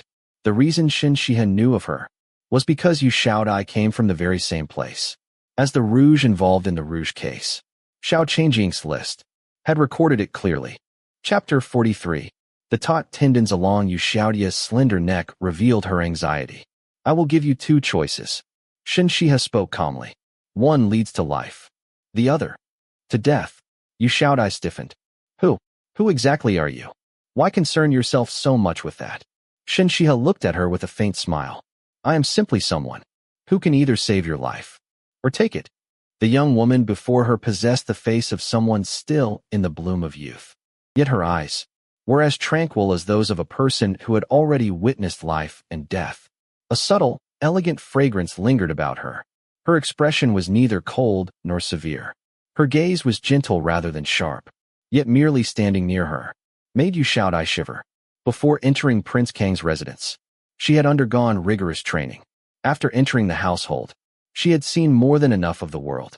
She knew how to distinguish between those who merely bluffed, those who appeared relaxed while quietly controlling everything, and those whose every threat was genuine. What do you want me to do? Over the years, Xiaohuayong had survived countless dangers by trusting her instincts. This time, she chose to trust them once again. She did not wish to gamble with her life. I am sure you already know that within a few days, the court will begin arresting everyone connected to the Rouge case. Shen Xihe spoke steadily. All of you, who were so carefully trained, will be exposed. When that day comes, there will no longer be any place for you inside Prince Kang's residence. Xiaohuayong's eyelids twitched slightly. She wisely said nothing. Instead, she continued listening. And I intend to strip Prince Kang of his title and have his entire household exiled. Xiaohuayong's face instantly turned pale. No one had ever dared utter such words so openly. Prince Kang enjoyed Emperor Yuning's protection. His household had loyally served the emperor for many years. As someone who received special training, you should have noticed what Prince Kang has truly been doing these past few years. Shen Xihe's calm gaze rested upon her. Whether your life is worth saving depends entirely upon whether you sincerely submit to me. Xiaohuayong gripped her handkerchief so tightly, her fingernails nearly tore through the fabric. She struggled fiercely with her decision. Had the Rouge case never happened, had it not shaken both the court and the empire, even if Shen Xihe knew her true identity, she would never have yielded so easily. A few tears before Prince Kang would have buried the matter forever. She had struggled for years to rise from an insignificant concubine to become one of Prince Kang's favored consorts. Even the princess consort sometimes yielded to her. Years of wealth and luxury had almost made her forget she had once been Xiaohuayong. If Prince Kang's household truly fell, everything she possessed would disappear. But now, Emperor Yuning's attention remained fixed upon the Rouge case. Rumors had spread that the court already possessed irrefutable evidence. Although nothing had happened over the past several months, none of them truly believed they had escaped danger. If her identity were exposed now, Prince Kang would never protect her. After a long silence, Xiaohuayong finally clenched her teeth. I know only one thing. For the past 2 years, Prince Kang has secretly been forging weapons. She had never revealed that information before. Her fate had always been tied to Prince Kang's residence. The moment she finished speaking, she hurriedly asked, How will you save me? That alone does not demonstrate enough sincerity. Shen Xihe smiled softly. Xiaohuayong stared at her for a long while, then finally made her decision. I can return and discover exactly where the weapons are being forged. Now, you are speaking like a truly intelligent person. Shen Xihe smiled with approval. How will you save me? Xiaohuayong cared only about surviving. I did not deceive you. The arrests connected to the Rouge case are indeed approaching. If you wish to live, you must shed your shell. Like a cicada, Shen Xihe's voice remained calm. Recently, Prince Kang's residence has been overrun by rats every night. You should quietly spread a rumor. Say that Lady Xiao brings misfortune, that the rats came because of her. Shen Xihe stopped there. She needed to say no more. Xiaohuayong immediately understood. Shen Xihe wanted her to deliberately provoke conflict with Lady Xiao, to force Lady Xiao into killing her. It truly was an excellent plan. Feigning illness or faking death would be difficult. Too many flaws could expose the deception. But if Lady Xiao killed her, especially while Prince Kang himself remained away, the princess consort and the dowager princess would naturally focus all their efforts upon concealing the matter. Their own guilty consciences would create countless opportunities. By the time the Rouge case erupted, Yu Xiaodai would already be officially dead. No one would continue investigating her. Only then did Yu Xiaodai begin to suspect the young woman's identity. You are. Shen Xihe slowly raised one finger, then gently shook it. People who know too much, without possessing enough ability, rarely live long. Yu Xiaodai's heart trembled. She took a deep breath, offered Shen Xihe a respectful bow, then quietly withdrew. The moment she stepped outside the meditation room, warm sunlight fell across her body. Only then did Yu Xiaodai finally feel alive again. The warmth made her unconsciously quicken her pace. Ever since Lady Xiao had been thrown out of the Shen residence by Princess Xiaoning, Prince Kang's household had eagerly awaited the outcome of Shen Xihe's audience with the emperor. They had hoped His Majesty would stand behind Lady Xiao. Instead, Princess Xiaoning left the palace laden with rewards. Word spread that both Emperor Yuning and the Empress Dowager had praised her repeatedly. Prince Kang's household immediately understood His Majesty had no intention of interfering in the Shen family's affairs. Yet Lady Xiao could hardly return to the Shen residence on her own. Unable to recover her dignity, she spent every day within Prince Kang's residence, cursing Shen Xihe endlessly, listening to Lady Xiao and the Dowager Princess. Yu Xiaodai had once believed that Princess Xiaoning was merely an arrogant, overbearing young woman. Now, she realized how terribly mistaken she had been. From the very moment Shen Xihe threw Lady Xiao out, Lady Xiao's fate had already been sealed. She was destined to spend the rest of her life imprisoned. The mouse-attracting incense had never been a childish prank. It lowered the household's vigilance. It created an excuse for Yu Xiaodai to leave the residence to burn incense. It paved the way for conflict between herself and Lady Xiao, until finally, Lady Xiao would become a murderer. Yu Xiaodai had met Shen Xihe only once, yet the mere thought of her sent chills down her spine. Shen Xihe remained quietly inside the meditation room. She planned to rest for a while longer. Leaving immediately after Yu Xiaodai would only attract unnecessary attention. She had always been meticulous. Before coming here, Ma Yuan had already arranged everything in advance. Even so, she remained cautious. Her thoroughness had indeed deceived many people. What Shen Xihe did not know was that the very moment Yu Xiaodai returned to Prince Kang's residence, news had already reached Xiao Huayong. Your Highness, the princess has met with Yu Xiaodai. Tian Yuan bowed respectfully as he reported. With second brother's abilities, he will discover the evidence within 3 days at most.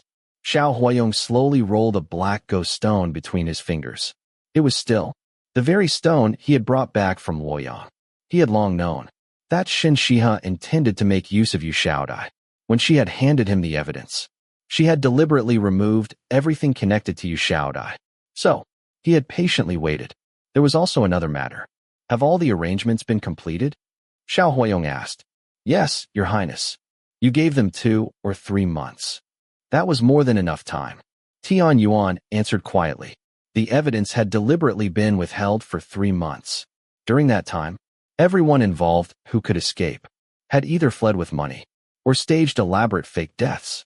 Some had even held funerals and arranged burials. Xiao Huayong had intentionally delayed everything, so that when Emperor Yuning finally received the evidence and ordered sweeping arrests, he would discover that nearly half the culprits had already supposedly died or disappeared. Naturally, Xiao Huayong had no intention of allowing such criminals to escape justice. His own people had quietly tracked down every one of those who had faked their deaths or fled.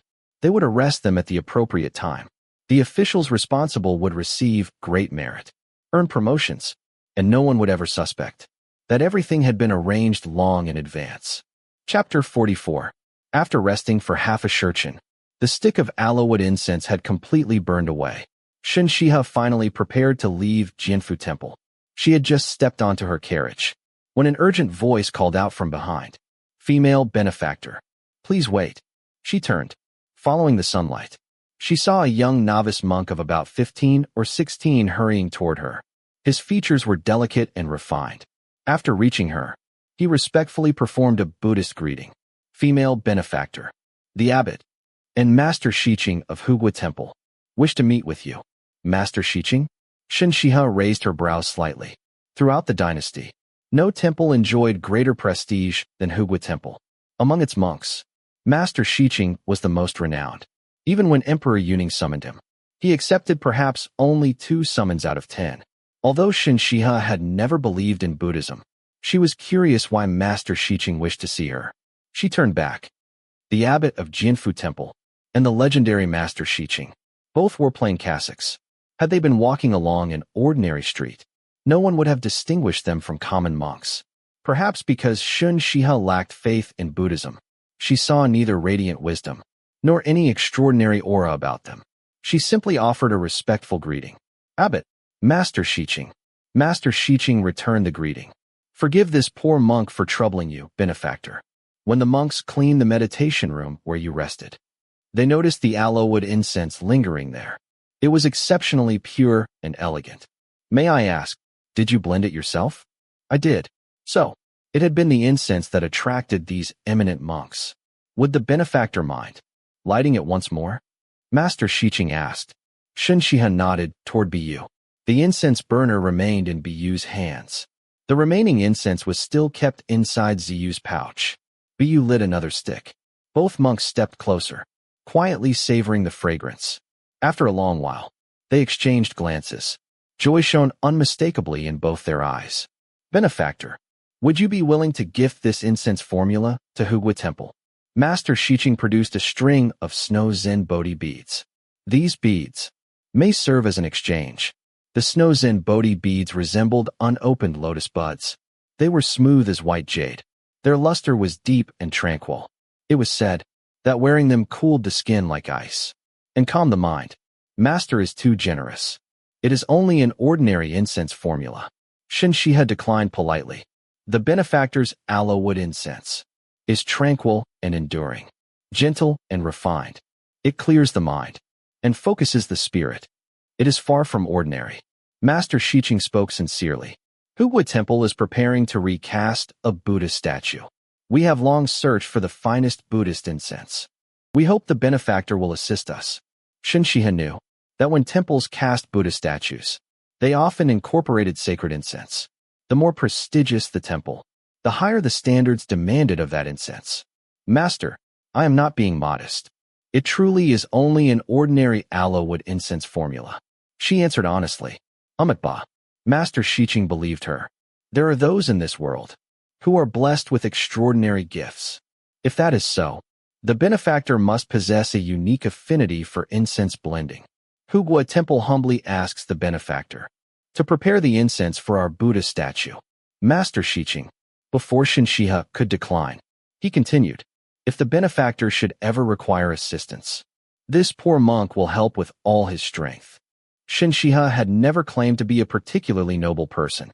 Had another young noble lady received such an invitation, she would gladly have accepted. The honor of blending incense for Hugua Temple would have greatly enhanced her reputation. Such glory meant little to Shen Xihe, but Master Xiqing's goodwill was worth far more. Only tangible benefit could move her. A faint smile appeared on her lips. "The master honors me. I am willing to do what I can." Master Xiqing offered another Buddhist greeting, then once again presented the snow Zen Bodhi beads. "These beads share an affinity with the benefactor. Please accept them." This time, Shen Xihe accepted them with both hands. "Thank you, Master. Please leave an address. I shall later send someone with the incense materials." As one of Hugua Temple's most respected monks, Master Xiqing was exceedingly generous. "The master has already gifted me these Bodhi beads.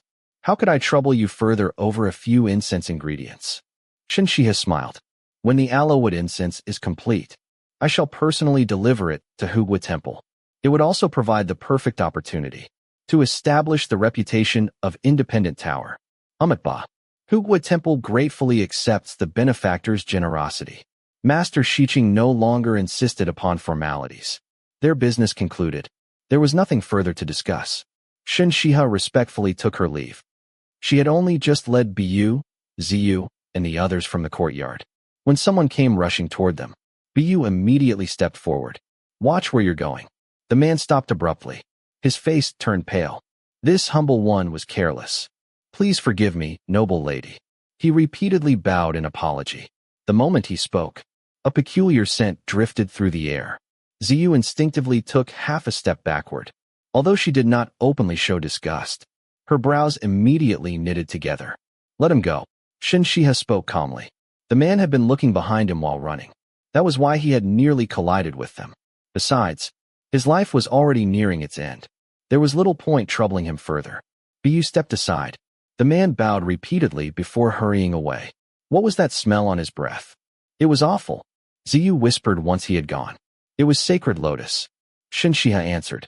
The fragrance of sacred lotus was not actually unpleasant. It simply smelled strange to those unfamiliar with it. What is sacred lotus? Ziyu had never heard the name. It is something that blooms only in the southern regions. Before Shen Xihe could finish, panicked shouting erupted in the distance. Help! The old madam has fallen into the water. The old madam has fallen in. Shen Xihe rarely involved herself in other people's affairs, nor did she enjoy joining crowds to watch excitement. She simply continued walking. Bu and Ziyu followed beside her, paying no attention to the commotion. Unfortunately, the path out of the temple passed directly beside the pond. By now, a large crowd had gathered there, unable to leave without pushing through them. Shen Xihe quietly stepped aside with her attendants, waiting for the crowd to disperse. Before long, they saw a young girl emerge from the pond.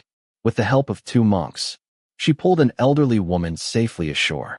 The young girl herself was then helped out by her maids. Servants hurriedly wrapped both women in warm clothing. Several monks quickly escorted them toward the meditation quarters. Wearing her veil, Shen Xihe quietly stepped aside to make room. As the group passed, conversations drifted from the surrounding crowd. I heard the one who fell in was the old madam of the Pingyao Marquis' residence. And the girl who saved her is the illegitimate daughter they only recently brought back. Look how poorly she's dressed. She has fewer fine clothes than I do. She must have suffered terribly in the Marquis' residence. Who can blame the Marchioness? The Marquis secretly kept that concubine for more than 10 years. What proper wife would be pleased after learning that? The water was so deep. She jumped in without the slightest hesitation. She must truly have a kind heart. The discussion reached Shen Xihe's ears. She kept her gaze fixed ahead. The old madam of the Pingyao Marquis' residence, supported by servants, slowly approached. Beside her walked the young Miss Yu. The girl's face was scarcely larger than a palm. Her brows were graceful. Her eyes were large and bright. Although her complexion had turned pale from the cold, her beauty remained striking. Wet strands of hair clung to her cheeks, adding a fragile, delicate charm. Her eyes appeared clear and luminous. Yet, they lacked the innocence one would expect from a girl of only 12 or 13. Instead, they carried a complexity beyond her years. As she passed beside Shen Xihe, even the muddy scent of the pond water could not completely conceal the faint fragrance of sacred lotus lingering upon her. Chapter 45. Only the faintest trace. Shen Xihe turned her head slightly. Her gaze lingered on Miss Yu's retreating figure for a moment. She was certain she had not smelled it incorrectly. Risking one's life to save a grandmother. What a touching display of filial devotion. Who would have imagined?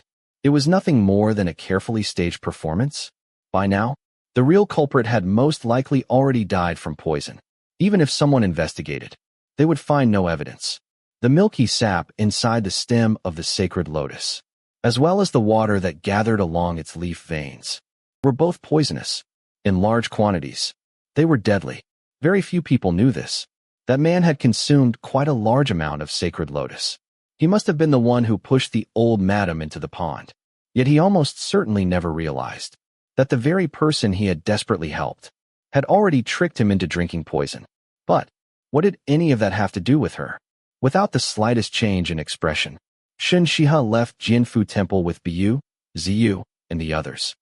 Since she had agreed to prepare the aloewood incense for Hugui Temple, Shen Xihe devoted herself wholeheartedly to the task.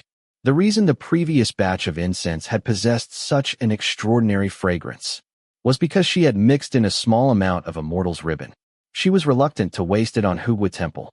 I wonder, can it be cultivated? She wanted to grow more immortal's ribbon.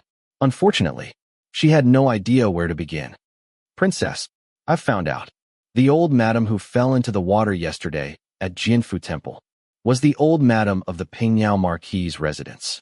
And the young lady who saved her is Yu Songning. Ziyu's cheerful voice drifted in through the open window. Although she was not especially clever, she was naturally curious. Ever since arriving in the capital, she spent her days gathering gossip from every direction.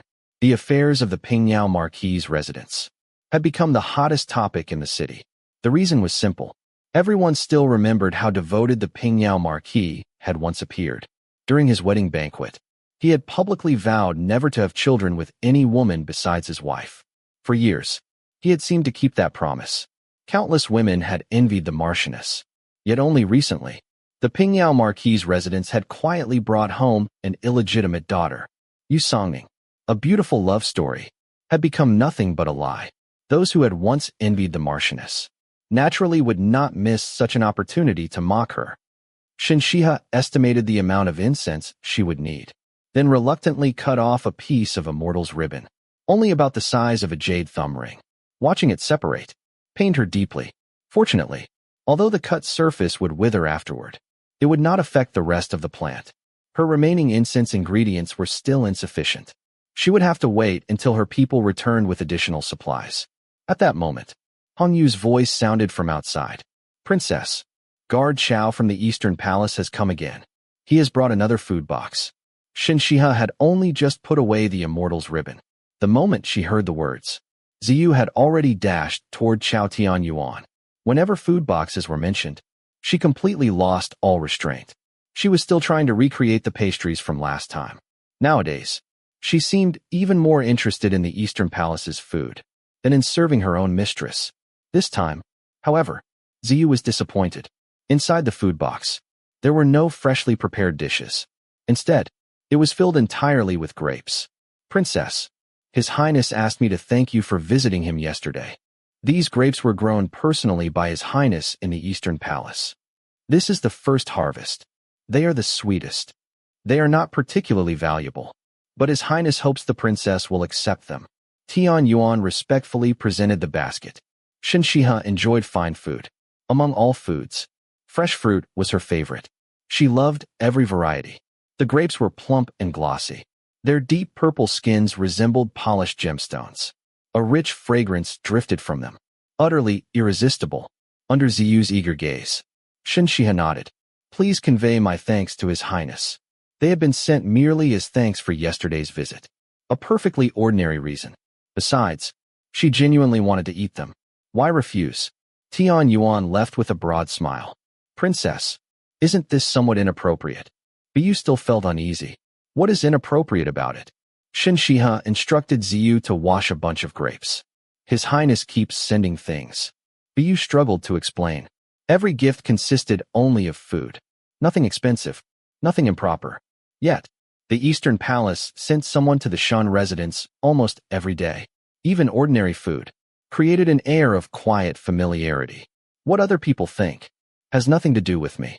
Shen Xihe had never altered her own conduct, simply because of other people's opinions. But what if His Highness misunderstands? Biyu asked anxiously. "Misunderstands what?" Shen Xihe smiled. "His Highness is not so naive as to believe that accepting a few food boxes means I hold special feelings for him. I know that His Highness wishes to marry me, and at present, I am inclined to marry him. So naturally, we interact accordingly." She neither played hard to get, nor kept Xiao Huayong waiting while entertaining other possibilities. From the very first time they met, Xiao Huayong had subtly revealed his true situation. He was crown prince in title, but not in substance. To everyone else, he remained the emperor's favored heir. That had been Xiao Huayong's sincerity. If one day, she decided he was no longer a suitable husband, she would tell him openly. As for whether Xiao Huayong might feel humiliated, she would deal with that if the time ever came. Seeing that her mistress understood everything perfectly, Biyu spoke no further. Instead, she helped Shen Xihe peel the grapes. "These grapes are wonderfully sweet. You should all try them." It had to be admitted, the Eastern Palace truly seemed blessed by excellent fortune. Even the grapes grown there were slightly better than the tribute grapes imported from the western regions. Unfortunately, Shen Xihe's stomach remained delicate. She dared eat only 5 grapes. The rest she gave to Ziyu and the others. Early the following morning, Xie Yunhui arrived. He had come to examine Shen Xihe once more. Although her health had not noticeably improved, neither had it worsened. That alone proved his treatment was working. Watching Shen Xihe endure another round of agonizing pain, her face pale, her body trembling, as she swallowed the medicine, Xie Yunhuai's brows drew tightly together. After returning to his residence outside the city, he immediately noticed a tall figure standing with his back toward him. One hand idly rolled a black ghost stone behind his back. "How is her condition?" Xiao Huayong asked. Xie Yunhuai recognized the crown prince immediately. The bone-shedding pill truly is miraculous. So long as the princess continues taking it according to the prescription, once the treatment is complete, her internal organs should be fully restored. She will be no different from an ordinary healthy person. Are there any side effects? Xiao Huayong asked. The medicinal properties are intensely yang in nature. The princess herself possesses an extremely cold and fragile constitution. Each dose causes pain, as though her bones are being scraped, and her flesh carved away. Xie Yunhuai answered honestly. The black ghost stone stopped moving. Xiao Huayong slowly turned around. His astonishingly handsome face emerged from the shadows, like the night itself quietly giving way, to reveal the first light of dawn. How long? About half a shirchin. A cool light gathered within Xiao Huayong's eyes. Can the pain not be suppressed? Xie Yunhuai pondered for a moment. Over the past few days, I have devised a medicinal bath. If it succeeds, the princess can soak in the bath while taking the medicine. That should spare her the suffering. There are difficulties. One ingredient is required. The extremely cold Tianshan snow lotus. I have tried several different formulas. Ordinary snow lotus simply isn't sufficient. Xie Yunhuai removed a prescription from his sleeve, then handed it to Xiao Huayong.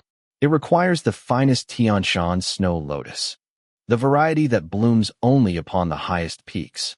I have already offered a reward for someone to retrieve it. Now that Shen Xihe was taking the bone-shedding pill, Xie Yunhuai needed to examine her pulse every 3 days. He feared unexpected reactions to the medicine. Before her maid, Qingzhi, returned, he intended to continue making the journey himself. As though seeing straight through Xie Yunhuai's thoughts, Xiao Huayong fixed him with his silver-bright eyes, then said quietly, "She is mine." Chapter 46. The midday breeze swept through the deep mountain valley, passing through the cool shade of the dense forest. It drifted in through the small window, carrying the fresh fragrance of nature. Their robes stirred gently. A few strands of dark hair swayed in the breeze. Xie Yunhuai lowered his eyes. "Your Highness, I admire and respect Princess Xiaoning, but I hold no feelings of love for her." The glossy black ghost stone once again began turning slowly between Xiao Huayong's fingers. His voice carried a trace of lazy indifference. "Let us hope that remains true." A faint smile appeared on Xie Yunhuai's lowered face. "Your Highness, Princess Xiaoning will never belong to anyone." A cool gleam entered Xiao Huayong's dark eyes. As though he had noticed nothing, Xie Yunhuai slowly lifted his head. He met Xiao Huayong's gaze without the slightest fear. The smile on his lips deepened. Their eyes locked. One pair, dark and cold.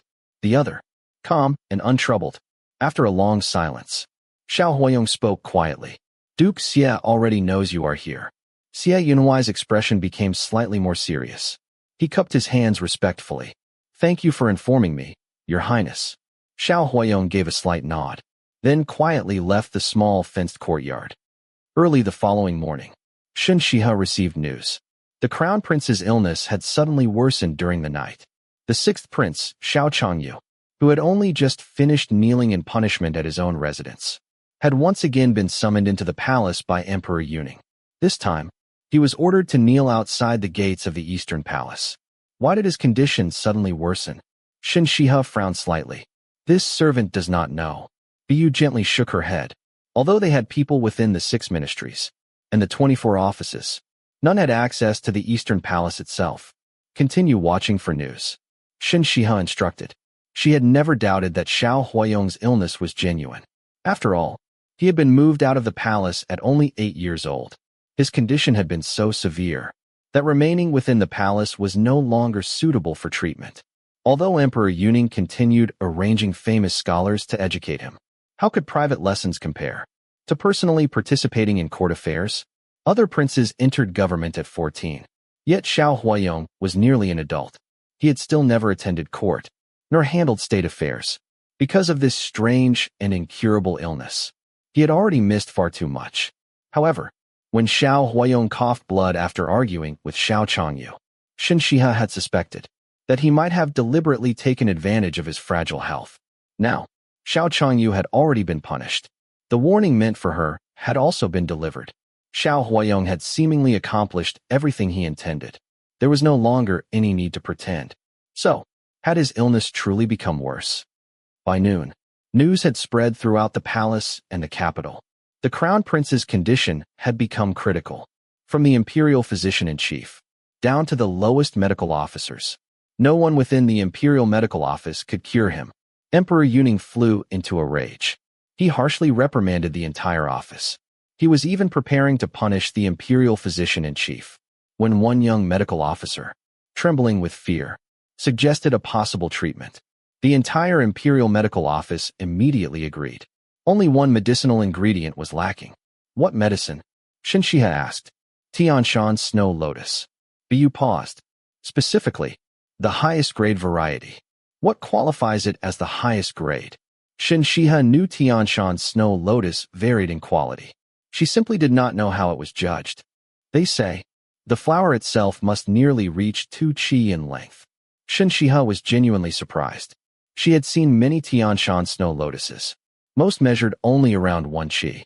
The largest she had ever encountered reached perhaps 1 qi and 3 or 4 cun. That must be exceedingly rare. It is. Bu nodded.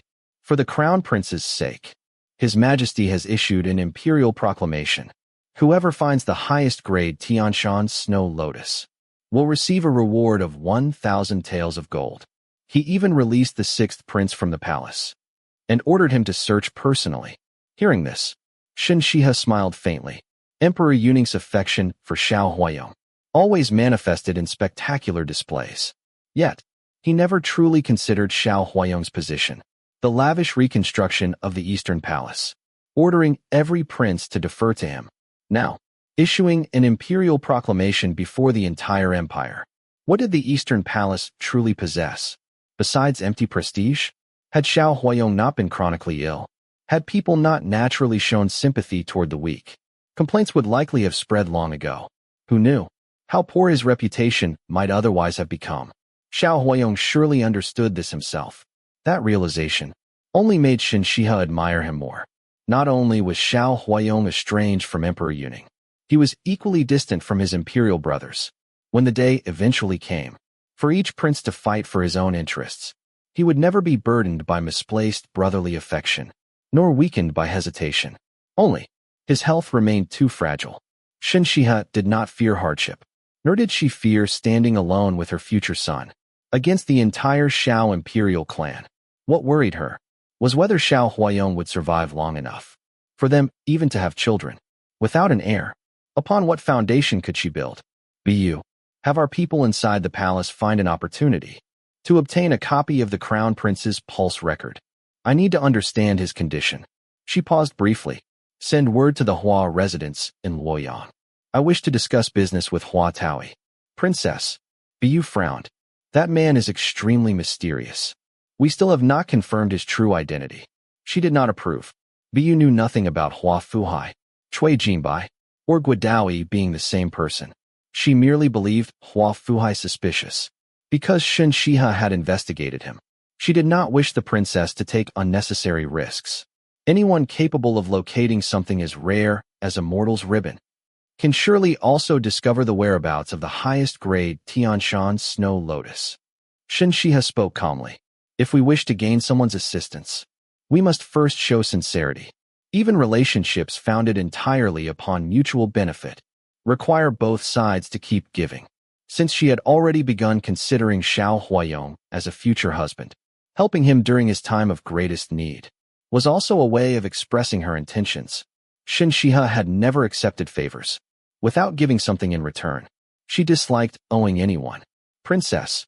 Before Bu could continue, Hong Yu's voice came from outside. Princess. Undersecretary Cui of the Court of Judicial Review has come again. He actually dares to return? Shen Xihe raised an eyebrow. Only after seeing Cui Jinbai in person did she understand why he had come. Because this time, he truly was Cui Jinbai.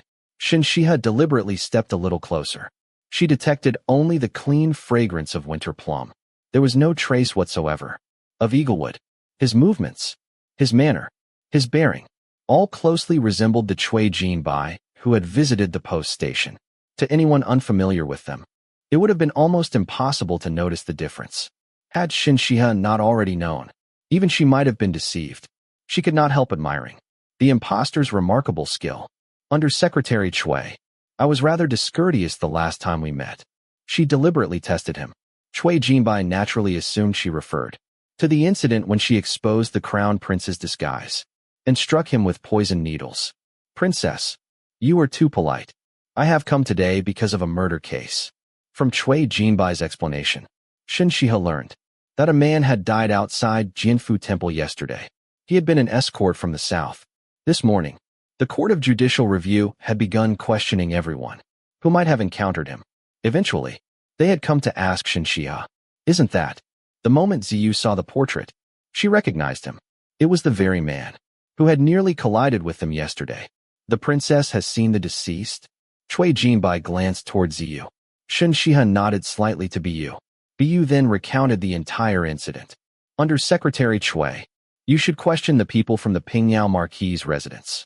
He came running from the direction where the old madam fell into the water.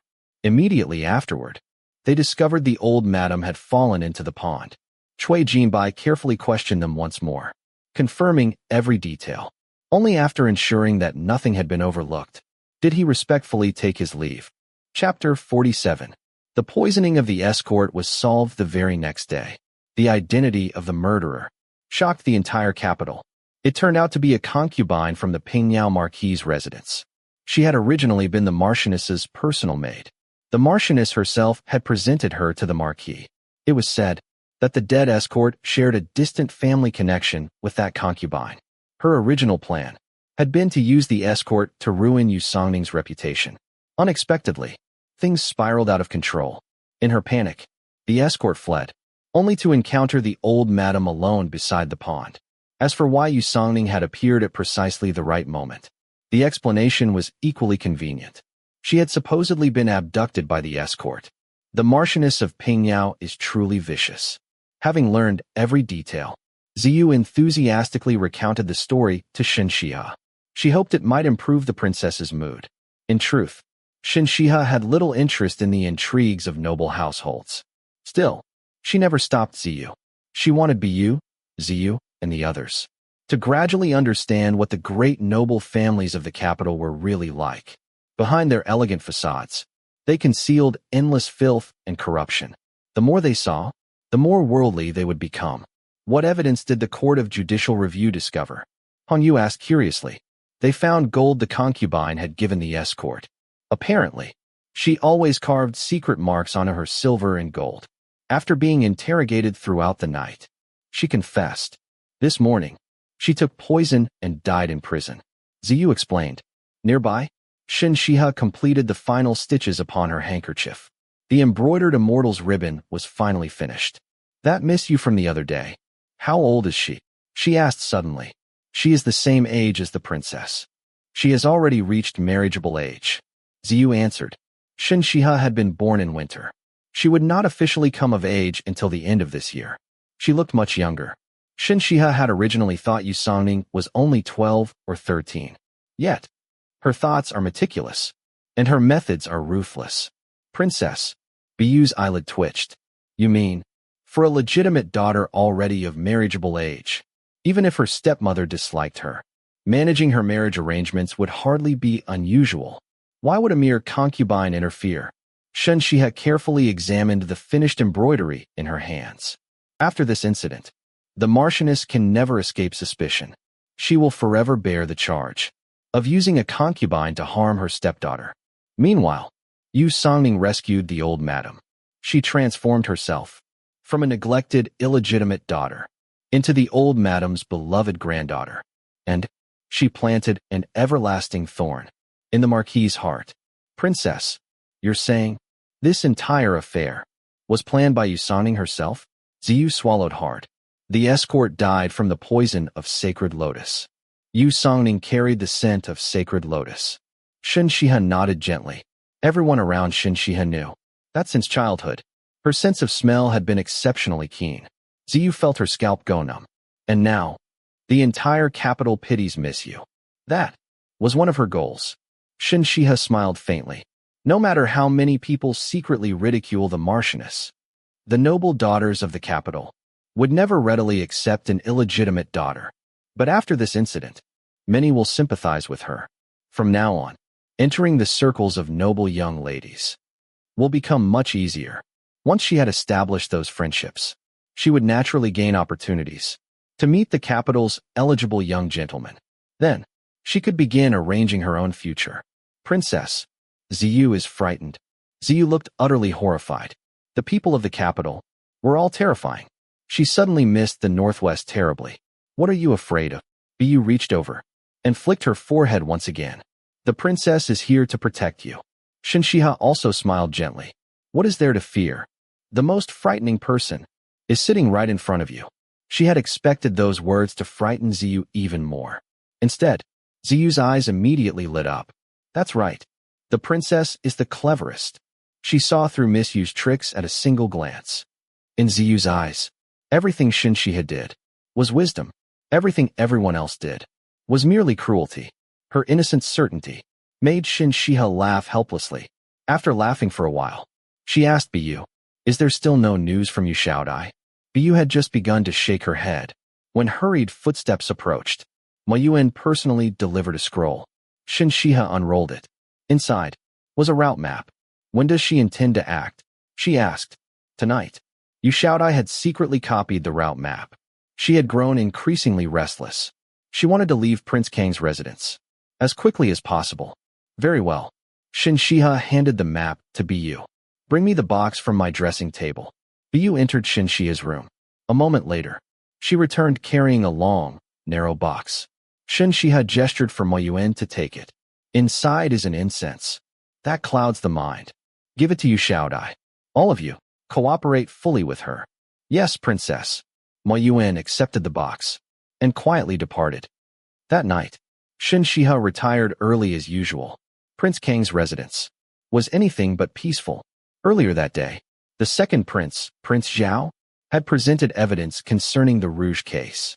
Emperor Yuning had flown into a towering rage.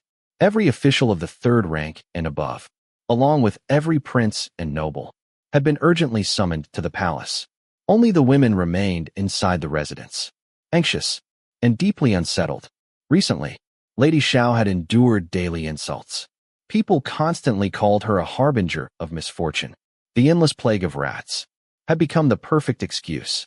That very night, Lady Xiao finally obtained what she believed was proof. She became convinced that Yu Xiaodai had orchestrated everything. The princess consort, who remained beside the dowager princess, refused to believe Yu Xiaodai capable of such things. She instead rebuked Lady Xiao. Unable to bear it any longer, Lady Xiao stormed directly to Yu Xiaodai's courtyard, bringing her maid with her. Only a few harsh words had been exchanged before the two maids began fighting. Soon, servants from both sides rushed in. The entire courtyard descended into chaos. Yu Xiaodai quietly held Lady Xiao back, then leaned close and whispered into her ear, Yes, I was the one who spread the rumors calling you a harbinger of misfortune. But tell me, aren't you exactly that? Look at everything you've done to Prince Kang's residence. You, a noble-born princess, actually tried to drug another man and were caught red-handed. Because you became a concubine, the young ladies of Prince Kang's residence could only marry beneath their status. If that isn't misfortune, what is? You were thrown out of your own family, and yet, you still shamelessly returned. The incense Shen Xihe had prepared already burned quietly inside the room. Lady Xiao had been furious from the beginning. After inhaling its fragrance, her anger became utterly uncontrollable. Yu Xiaodai continued provoking her relentlessly. At last, Lady Xiao completely lost control. She ripped the golden hairpin from her own hair, then viciously thrust it toward Yu Xiaodai. Reason had entirely abandoned her. Yu Xiaodai seized Lady Xiao's wrist, snatched away the hairpin, then shoved her backward. Lady Xiao stumbled. Her head struck the ground. The impact restored a trace of clarity. She looked up, only to see the golden hairpin, already buried deep inside Yu Xiao's chest. Her entire body began trembling. Yu Xiao gripped the hairpin, then slowly collapsed. With her other hand, she deliberately pulled it free. Blood sprayed outward, splattering across Lady Zhao's face. The commotion outside immediately drew everyone inside. Servants flooded into the room. Every one of them witnessed the same horrifying scene. Yu Xiao's maid shrieked at the top of her lungs. Murder! By coincidence. A physician had just finished examining Prince Kang's eldest son. Escorted by the steward, he hurried over. After checking Yu Xiao's pulse, he quietly announced, she was already dead. The entire residence erupted into chaos. The princess consort declared that only Prince Kang himself could decide the matter. Yu Xiao's body was therefore placed under guard. Not long afterward, the room where the body had been stored suddenly caught fire. By the time the flames were extinguished, nothing remained. Yu Xiao's body had been burned beyond recognition. Upon examination, oil stains were clearly discovered upon the charred remains. Someone had deliberately set the fire to destroy the corpse. Early the following morning, after hearing the news, Shen Xihe handed a small bottle of medicine to Mo Yuan. Mix this into the food. Sent from Prince Kang's residence to the prison. Lady Xiao had been taken away the previous night. The disturbance had attracted the Imperial Patrol Guards. She had been imprisoned immediately. Princess, wouldn't it be better to let her suffer a fate worse than death inside prison? Bu asked softly. Shen Xihe slowly raised her arms, allowing Hong Yu to help dress her.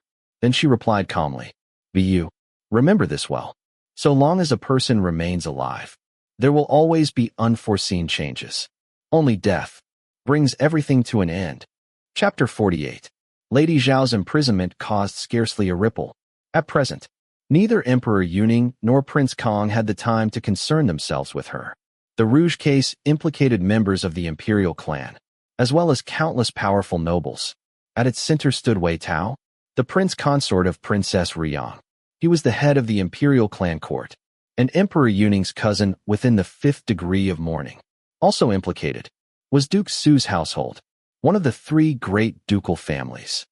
As Emperor Yuning looked over the densely packed register of names, his heart pounded. His fury grew with every page.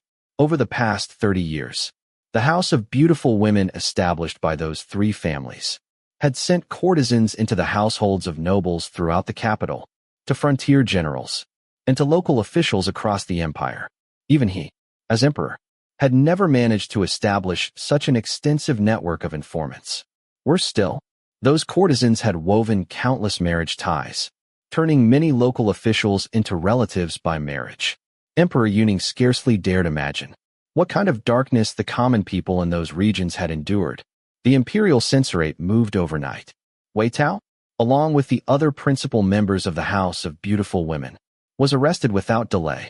Members of the imperial clan who committed crimes were imprisoned within the imperial clan court. Lady Xiao was no exception. Late that night, Xiao Huayong quietly entered the imperial clan court. The most heavily guarded cell held Wei Tao. Although nearly 60 years old, not a strand of gray could be found in his hair. Only the weathered sternness upon his face revealed his age, despite wearing nothing but prison garments. With heavy shackles upon his wrists, he showed no trace of disarray. His eyes remained fixed upon the flickering lamp. Then he spoke. Since you've come, why hide yourself? Xiao Huayong stepped calmly from behind the corner. He stopped outside the cell. One hand rested behind his back. A black ghost stone turned slowly between his fingertips. Wei Tao's composed gaze faltered the instant he saw him. Then, he laughed. As the laughter subsided, he shook his head with a sigh. I truly am growing old. My eyesight has failed me. I never imagined that Your Highness the Crown Prince would be such a remarkable man. Uncle, you know why I've come. Xiao Huayong's expression remained calm. He had no interest in exchanging pleasantries. Wei Tao stared at him. And what can Your Highness offer me? Aunt Riyang's life, and Wei Jingye's inherited title. Xiao Huayong answered plainly. Wei Tao's expression changed at once. He leaped down from the stone bed, grasping the iron bars tightly. How can you save her? Ever since the case came to light, he had done everything possible to keep Princess Riyang uninvolved. But Emperor Yuning, had always favored collective punishment. His Majesty has secretly forged weapons. He has raised war horses. He has trained a private army, all at the expense of the imperial treasury. If Aunt Ruyang exposes your organization and turns over the wealth accumulated during these 30 years, claiming she knew nothing of your private affairs, His Majesty will almost certainly spare her. He will also gain a reputation for mercy. When Emperor Yuning and his mother seized the throne, they had relied upon Shun Yueshan's military protection, upon the Gu family's secret support among the great noble clans, and upon Princess Ruyang, his elder half-sister, who coordinated everything from within the palace. The wrongful destruction of the Gu family already cast a shadow over the emperor's name. Shen Yueshan sending his daughter to the capital had further fueled rumors that Emperor Yuning was cold-hearted and ungrateful. If he now exterminated Princess Ruyang's household as well, the entire court would surely lose faith in him. Without her husband, Princess Ruyang posed no threat, and by surrendering immense wealth, she would replenish the imperial treasury.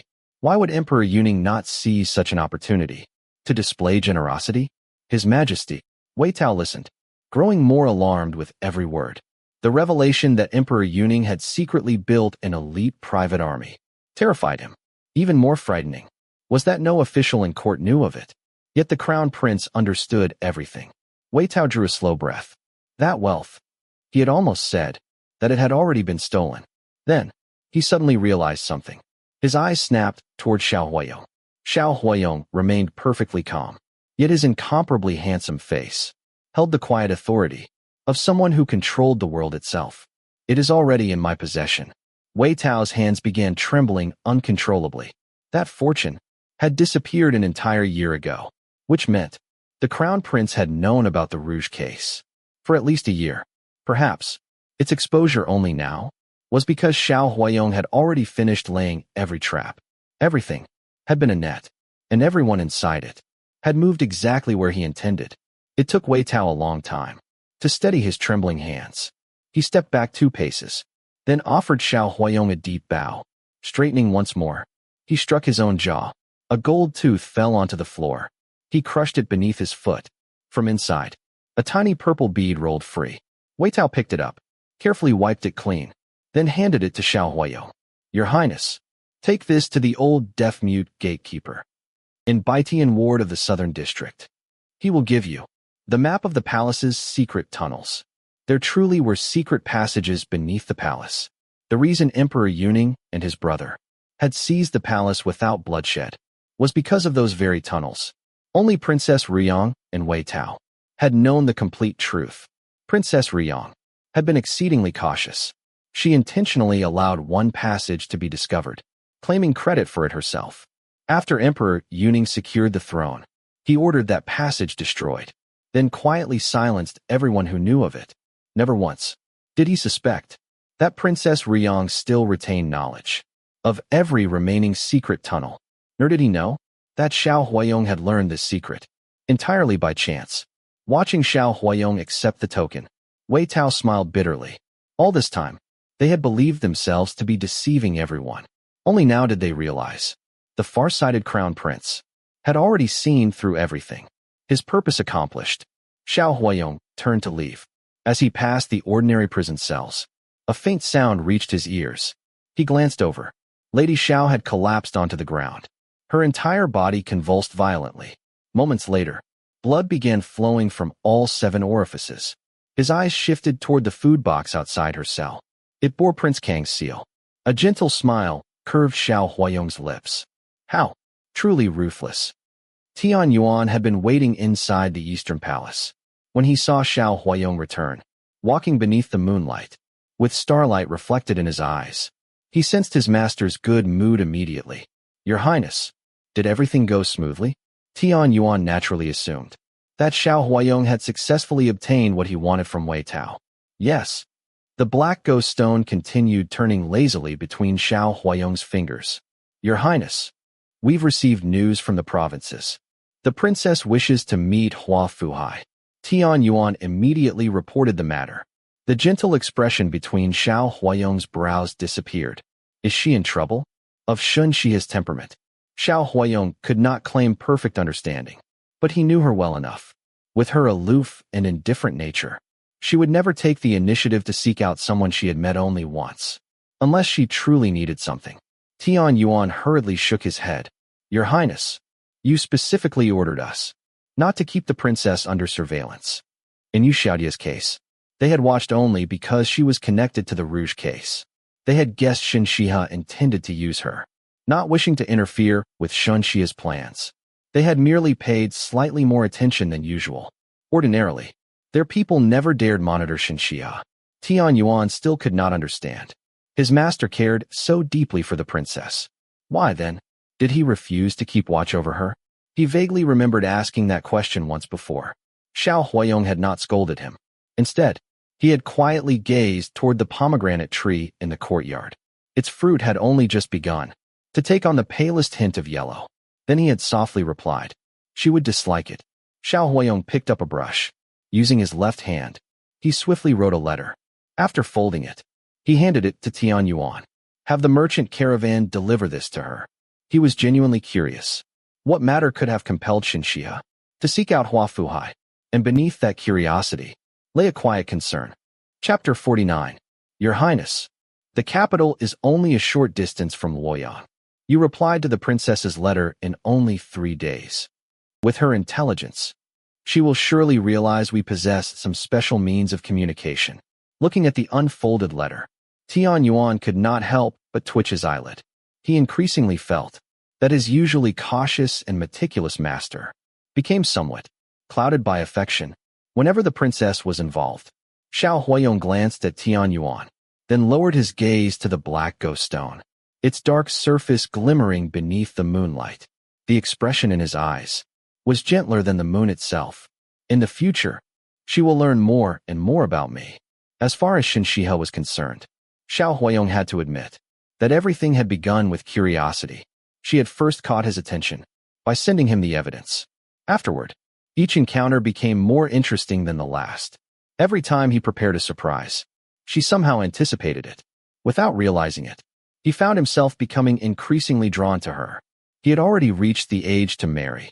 Marriage itself was only natural. Yet Shen Xihe's appearance made him unwilling to sit quietly while his father arranged his future. He knew that he had begun to like her. As for how deep those feelings would eventually become, or how far the two of them might walk together, only time could answer.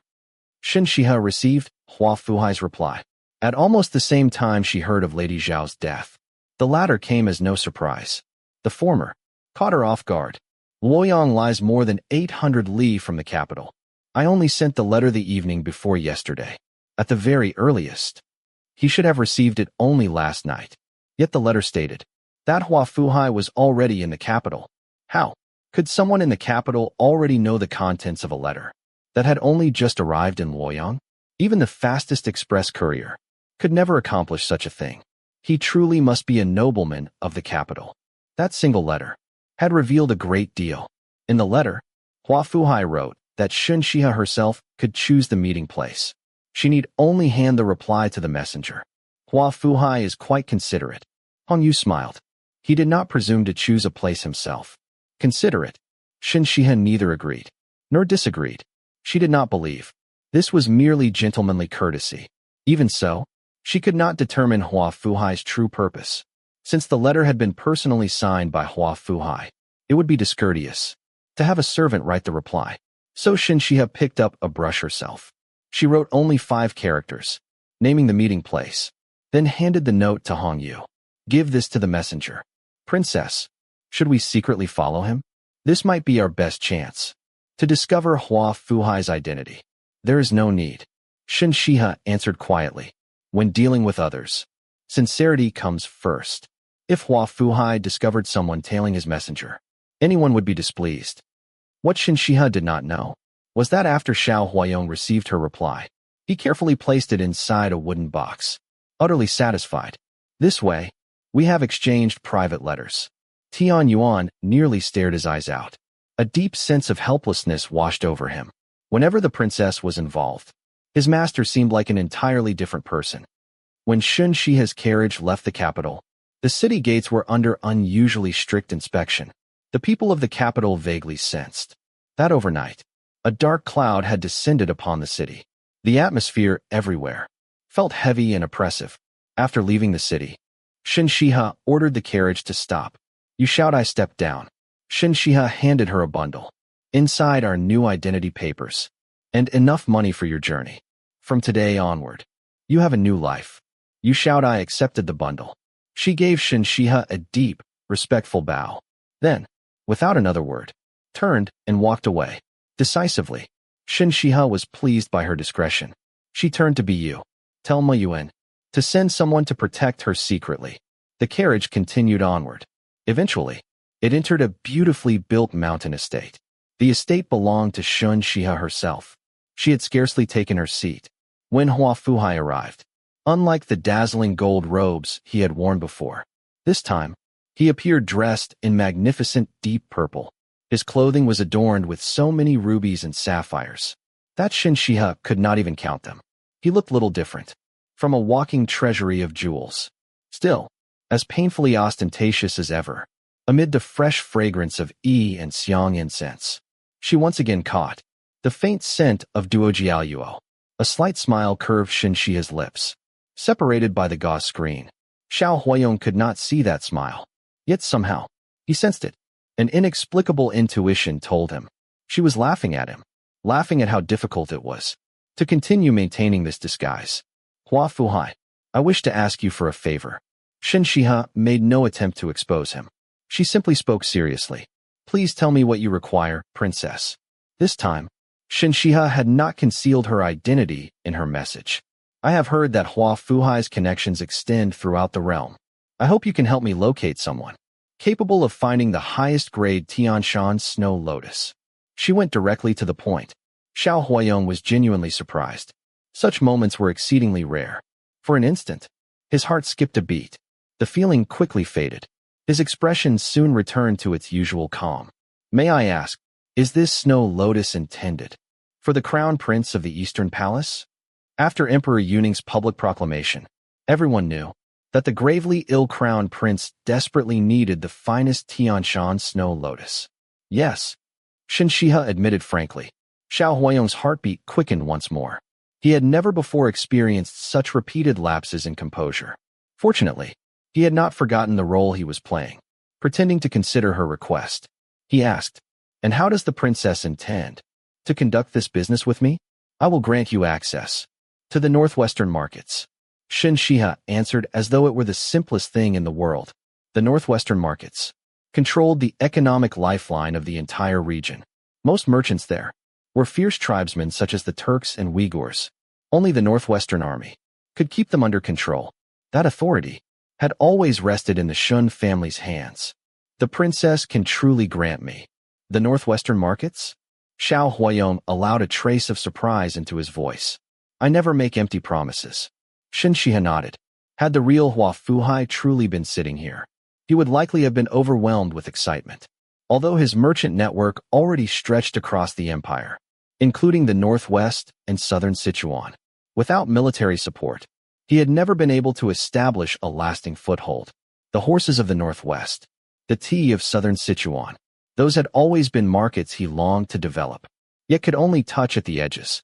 And beyond horses, the northwest also produced cattle, sheep, Hetian jade, rare medicinal herbs, every one of them worth immense fortunes. In ancient times, one would spend 1,000 pieces of gold for a beauty. Princess, 100,000 pieces of gold for a beauty? Shen Xihe interrupted him. Xiao Huayong paused, then smiled helplessly. It would seem that the crown prince must possess extraordinary looks. Shen Xihe actually considered the question seriously. After a moment, she answered earnestly, among all the men beneath heaven, no one surpasses him in appearance. For a moment, Xiao Huayong did not know whether to laugh or sigh. He knew perfectly well that Shen Xihe had deliberately changed the subject. Yet, her words still delighted him. The joy rising within his heart could not be suppressed. And if I refuse? He deliberately asked. Shen Xihe smiled faintly. Would the positions of imperial censor and deputy minister of the court of judicial review be sufficient? Xiao Huayong had not expected that Shen Xihe would use both reward and threat. Hua Fuhai, I possess no evidence But if certain rumors were to spread, His Majesty is suspicious by nature. He would rather eliminate a possible threat than overlook one. He would almost certainly purge the imperial censorate. Cui Jinbai would inevitably lose his position as deputy minister, and thereafter, he would never again be entrusted with important office. As for candidate Gua, I doubt he would emerge unscathed either. Shen Xihe's smile remained light. I seldom choose to cooperate with others, but once I decide to do so, the other party has no right to refuse. Chapter 50. No right to refuse. Xiao Huayong silently repeated those words. No right to refuse. He had been named crown prince before he was even 1 month old. His father's obvious favoritism had left him isolated from everyone. Yet, no one had ever dared oppose him openly. Never had anyone looked him in the eye and told him that he had no right to refuse. Shen Xihe's words were not empty threats. Everything she said was entirely possible. A few carefully planted rumors, a few subtle maneuvers. That suspicious and ever-watchful emperor would immediately begin another great purge. Much of what Xiao Huayong had painstakingly built would be destroyed. Princess, even when business cannot be concluded, one should still preserve goodwill. If you force this transaction, are you not afraid of making an enemy? Xiao Huayong asked. His eyes had grown noticeably darker. There is an old saying, when one owes too many debts, one stops worrying about them. Shen Xihe answered casually. I already have countless enemies. One more makes little difference. I have already offered Hua Fuhai a choice. Whether we remain at peace or become enemies depends entirely upon him. Ever since the incident involving Cui Jinbai, this man already knew that she had seen through his disguise. Since she already possessed such leverage, pretending nothing had happened would only create greater danger. Princess, you favor the crown prince, and yet, you seek cooperation with me, without even asking my true identity. What exactly are you planning? Aren't you worried that if the crown prince learns of this, it may prove disadvantageous to you? When did I say I wish to form an alliance with you? Shen Xihe corrected him calmly. This is merely cooperation, a temporary exchange of mutual benefit. Whether that cooperation continues depends entirely upon whether our interests one day collide. If that day arrives, then let the more capable person prevail. For a brief moment, Xiao Huayong found himself speechless. Then he laughed softly. Princess, you truly are without sentiment. We have not even begun cooperating, and already you speak of becoming enemies. It is not a lack of sentiment. It is sincerity. Shen Xihe corrected him once again. I dislike exchanging meaningless pleasantries with intelligent people. If everything is made clear from the beginning, then when swords eventually cross, there will be no resentment. Xiao Huayong slowly nodded. He seemed to understand. Since the princess has already considered that future, then you must also have guessed that I serve one of the imperial princes. Or perhaps, I am one myself. In that case, why not choose me instead? I already answered that question. Shen Xihe's voice remained calm. I dislike exchanging meaningless pleasantries with intelligent people. Long ago, Xiao Huayong had realized that Shen Xihe differed greatly from ordinary noble ladies. She possessed an exceptionally strong will. She would never yield to a man, nor allow herself to be controlled. Precisely because of that, she displayed more patience toward those who were capable, yet not excessively shrewd, because she disliked allowing others to take control. Although his guess had been confirmed, Xiao Huayong still found himself asking, then, does that mean the crown prince is a fool? Shen Xihe raised her chin slightly. Her voice cooled. Hua Fuhai, mind your words. Separated by the veil, Xiao Huayong could not see Shen Xihe's expression. Yet, he clearly sensed her displeasure. Was she unhappy because someone had spoken ill of him? A quiet joy rose within Xiao Huayong's heart. I spoke carelessly. My apologies. Still, I remain curious. What makes the crown prince worthy of such protection from the princess? Perhaps I still have a chance. He is different.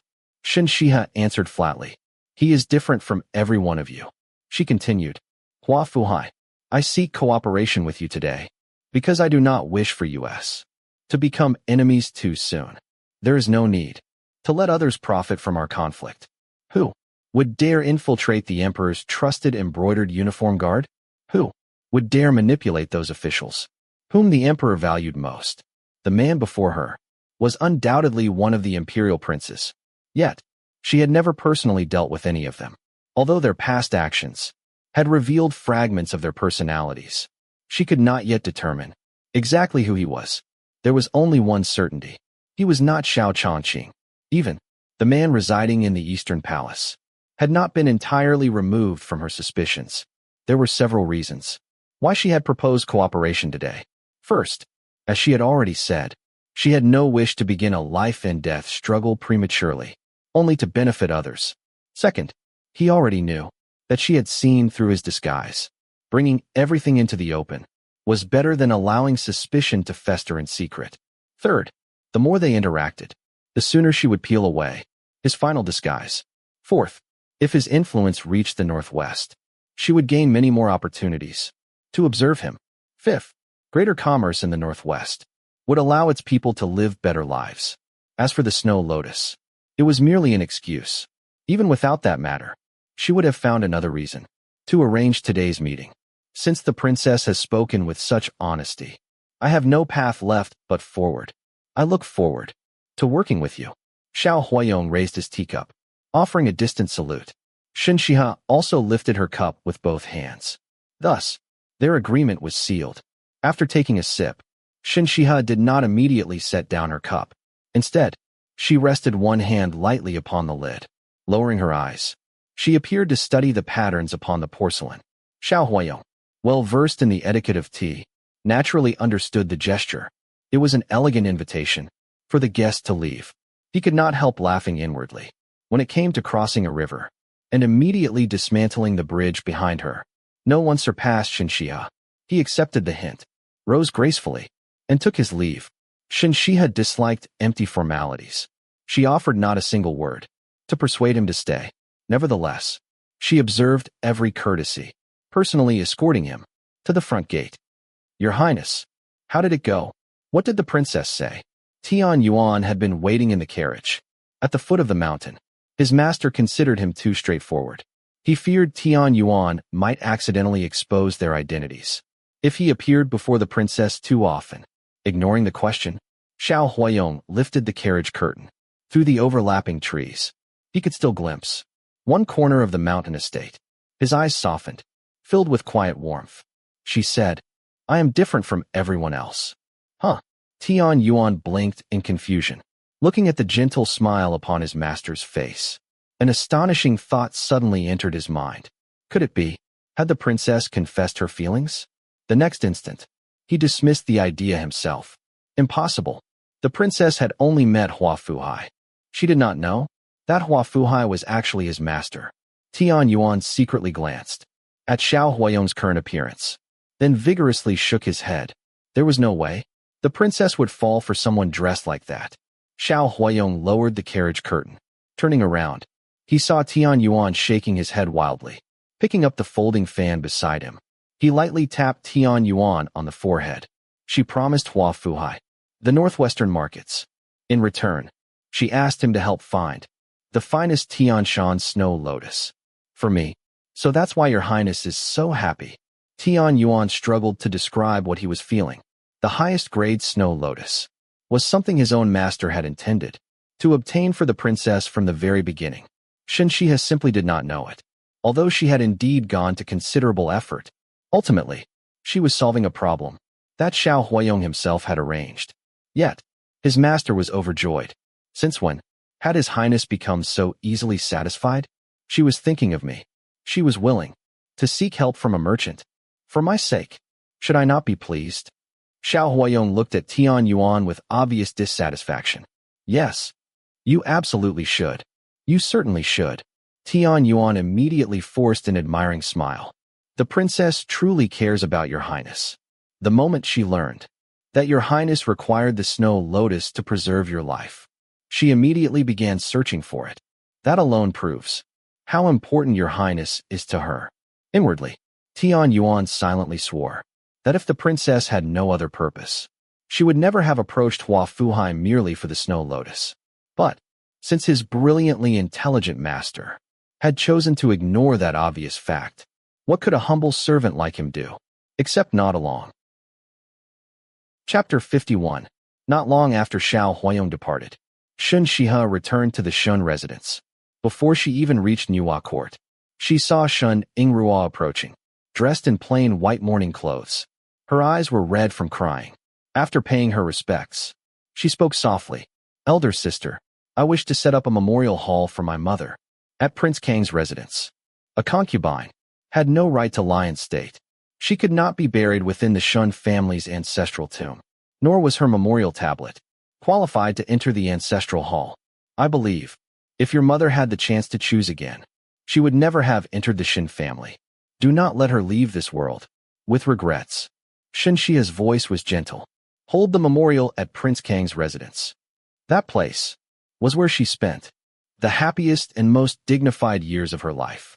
As Lady Zhao's daughter, Shen Xihe naturally had the duty to mourn her birth mother and arrange the funeral.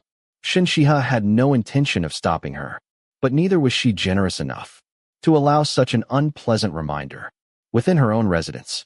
"Elder sister, please allow me to hold the memorial only within my own courtyard. I will not step outside the compound," Shen Xihe pleaded. Shen Xihe was about to refuse. Then, a thought crossed her mind. No one outside knew that Lady Xiao had died at her hands. Everyone believed she had been poisoned by the food sent from Prince Kang's residence. Aside from being expelled from the Prince of the Northwest's residence, Lady Xiao no longer had any connection to Shen Xihe.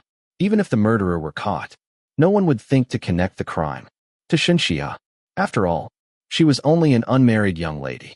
Who would believe that she possessed both the intent and the means to secretly poison food delivered to the imperial clan court?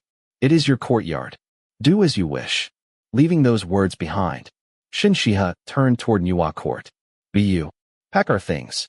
We are moving into the princess's residence tomorrow." She simply disliked Shen Xihe, although she detected neither hatred nor resentment within Shen Xihe's eyes. The residence was large enough. Even so, she had no desire to live beneath the same roof. Lady Zhao's poisoning was never thoroughly investigated. Someone from Prince Kang's residence was casually chosen to bear the blame. The case was quickly closed. Compared with the tremendous storm created by the Rouge case, Lady Zhao's death was scarcely worth mentioning. After days of arrests, the prisons were nearly overflowing. Every official in court lived in constant fear. Wei Tao and the other principal conspirators were sentenced to immediate execution. Princess Huayong surrendered. The enormous fortune her husband, Lord Qingzhi, and the others had accumulated through extortion. The amount reached tens of thousands of taels of gold. Considering that she herself had been deceived, remembering her previous contributions, and taking into account her advanced age, Emperor Yuning permitted her to divorce Wei Tao. Her eldest son was granted the title of Earl. Princess Huayong, together with all her children and grandchildren, moved into the Earl's residence, completely severing their ties with the Wei family. While the capital remained in turmoil, Shen Xihe quietly investigated the route map Yu Xiaodai had secretly provided. Working together with Mo Yuan and the others, she eventually discovered the location where Prince Kang was secretly forging weapons. It lay deep within the mountains outside the capital. Several mountain ranges had to be crossed before reaching it. Because of her poor health, Shen Xihe did not go herself. According to the reports sent back by Mo Yuan and Mo Yu, the place was guarded with extraordinary vigilance. His Majesty has many sons, each accomplished in both civil and military affairs. Prince Kang is not foolish enough to dream of seizing the throne. In truth, the moment Yu Xiaodai first mentioned the secret forge, Shen Xihe had already doubted that it belonged to Prince Kang himself. It offers him no benefit, yet he has invested so much effort. The only explanation is that he is doing this for His Majesty. His Majesty is secretly forging weapons? Bu was astonished. The Emperor ruled everything beneath heaven. Why would he secretly forge weapons? He had no need to rebel. Weapons are made for soldiers. If they are forged in secret, then a secret army must also exist.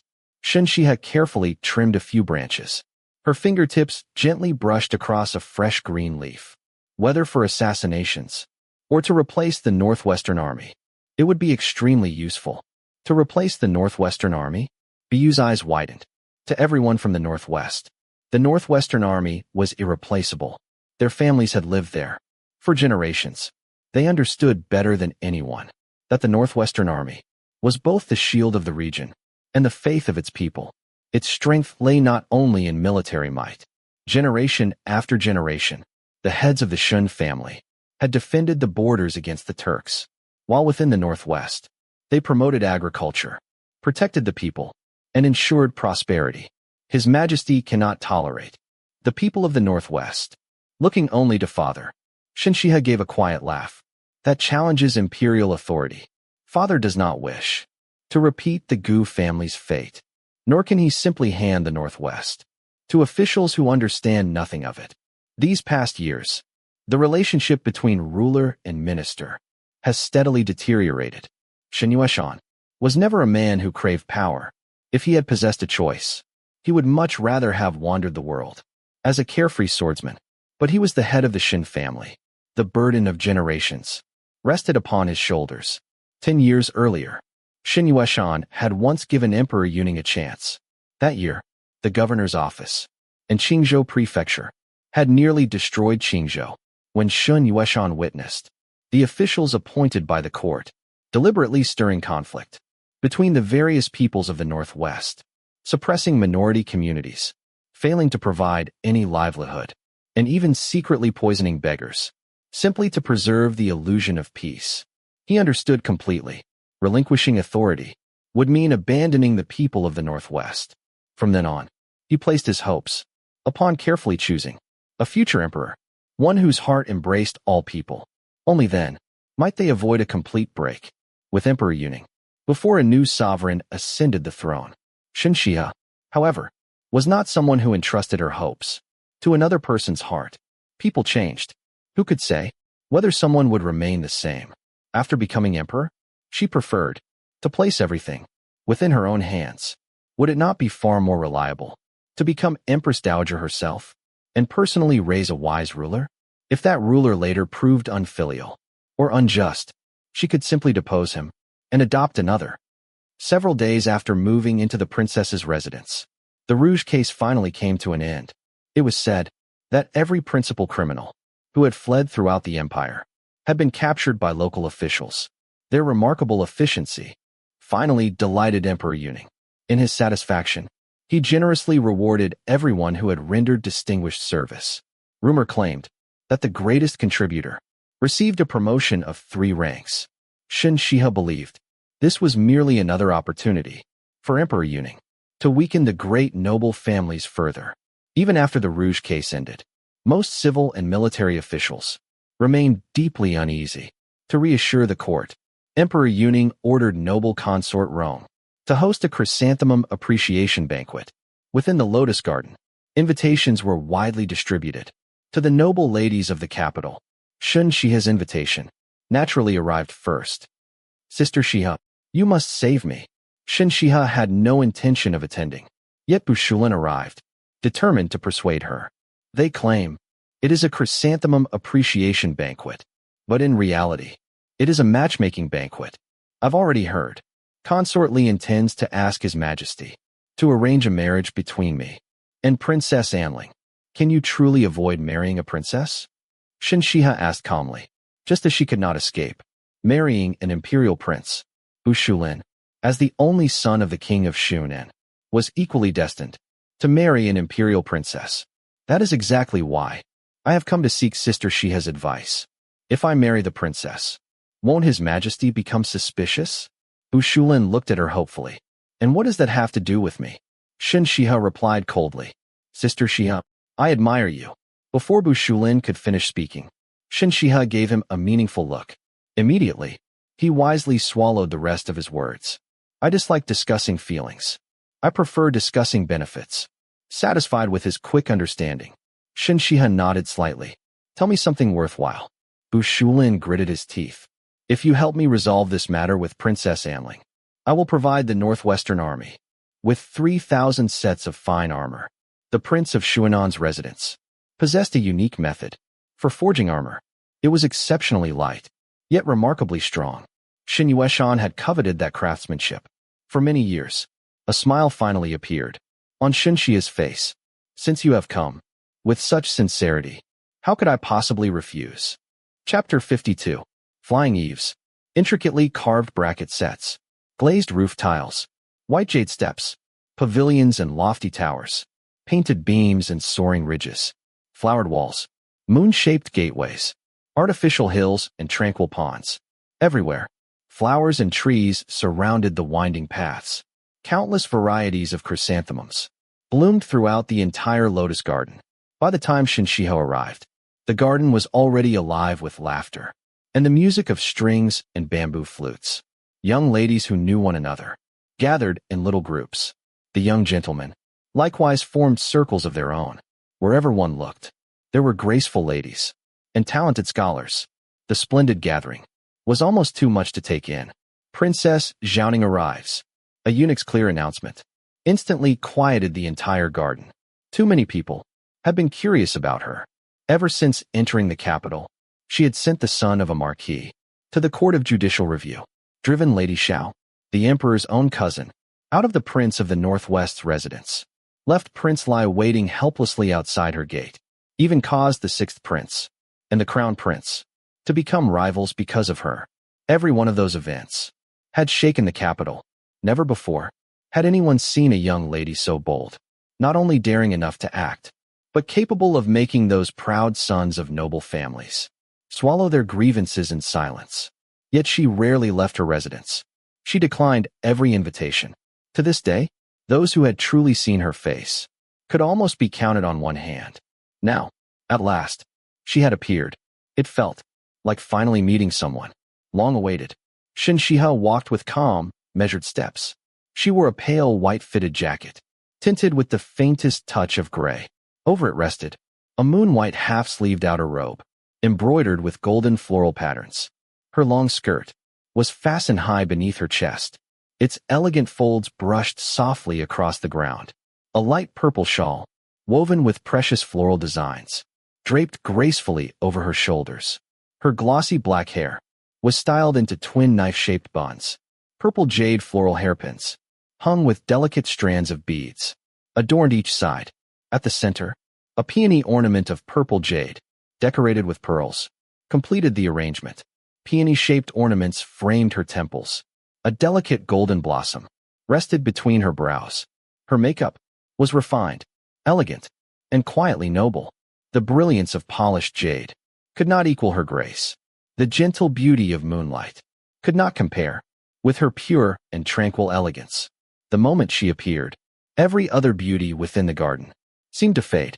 Noble consort. Shen Xihe walked directly toward noble consort Rong, who sat among the imperial consorts and the titled ladies. Princess, you are too formal. Noble consort Rong smiled warmly.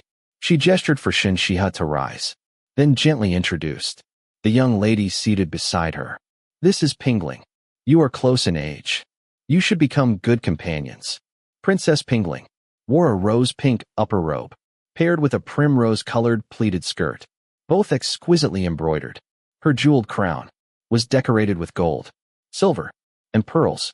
Her features were lovely. Her eyes sparkled brightly, giving her an intelligent and lively appearance. I have long heard that Princess Xiaoning is a great beauty. Now that I've finally met you, I see the rumors understated the truth. Princess Pingling smiled openly. I am 1 year younger than you. If you don't mind, I shall call you Sister Xiaoning. As she spoke, she first greeted Shen Xihe as an equal. Princess. Shen Xihe returned the greeting with a faint smile. People always say that customs in the Northwest are rough, but seeing Princess Xiaoning today, her elegance rivals any daughter of the capital's great families. The Marchioness of Jinbei, remembering an old kindness, was the first to praise her. The other titled ladies and imperial consorts immediately echoed her words. The looks they cast toward Shen Xihe were filled with goodwill. Everyone understood that she was destined to marry an imperial prince. Exactly which prince would depend upon the emperor's decree. There was little reason to become overly close. Maintaining friendly relations was enough. Only the imperial consorts, who had sons of marriageable age, examined Shen Xihe with careful scrutiny. After introducing everyone, noble consort Rong instructed Princess Pingling to escort Shen Xihe to join the younger ladies. Pingling happily led her over. Among the richly dressed noble daughters, Shen Xihe also met Princess Anling, the third princess, the very princess who admired Bu Shulin. At 16 years old, she possessed a gentle, graceful beauty. What were you discussing? Princess Pingling asked, after everyone had exchanged greetings. We were talking about our cats. Princess Anling answered with a smile. Keeping cats had become the latest fashion among the noble ladies of the capital. If a family owned no cats, it was difficult even to join conversations at gatherings. One could easily become isolated. The princess comes from the northwest. She naturally knows nothing about cats. A voice suddenly interrupted. I've heard that the northwest is terribly poor. The poor eat whatever they can find. They even stew cats. The moment those words were spoken, many of the young ladies frowned unconsciously. They all adored their pet cats. The mere thought of people eating them filled them with instinctive revulsion. You've heard? Shen Xihe turned toward Qingzhi, the legitimate daughter of the Marquis of Xianping. Where exactly did you hear such a thing? I don't remember. But the Northwest is full of barbarians. During the previous emperor's reign, the Turks invaded dozens of times every year. Sometimes 2 or 3 times each month. Shen Xihe calmly interrupted her. The men of the Northwest risked their lives defending the borders. When trapped in the wilderness, with neither food nor water, they dug through mouse burrows for anything edible. They drank snake blood to quench their thirst. They shed their blood and sacrificed their lives so that Miss Chun could sit peacefully here in the capital and spend her days playing with cats. What right do you have to call the people of the Northwest barbarians? Her voice remained gentle. Not a trace of anger entered her tone. Yet, Qingzhi found herself unable to answer. Shen Xihe's pale eyes rested quietly upon her. If not for the fierce men and women of the Northwest, you might now be lying inside the tent of some Turkic Khan with scarcely enough clothing to cover yourself. You. Qingzhi glared at her furiously. Shen Xihe had spoken without using a single vulgar word. Yet, the humiliation cut deeply. What did I say? That was untrue? Shen Xihe asked, lifting an eyebrow slightly. Qingzhi trembled with rage. Her chest rose and fell. Still, not one word could she utter in reply. Princess, from your words, one might think that all the peace beneath heaven exists solely because of the Northwest. Another young lady stepped forward, her voice cool and composed. The Northwestern Army certainly deserves credit for protecting the Northwest, but the prosperity of the realm is the achievement of all the civil and military officials together.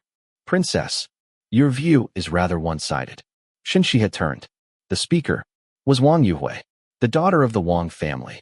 Her hair was arranged in an elegant cloud-shaped style. Her teeth were white as jade. Her bearing was as refined as an orchid hidden within a secluded valley. Miss Wang, Shen Xihe faced her directly. The daughters of noble families should possess dignity, not arrogance. When Miss Chun insulted the Northwest, I merely defended the Northwest. If you insist on speaking of peace throughout the realm, then perhaps I should ask, what exactly has the Wang family contributed?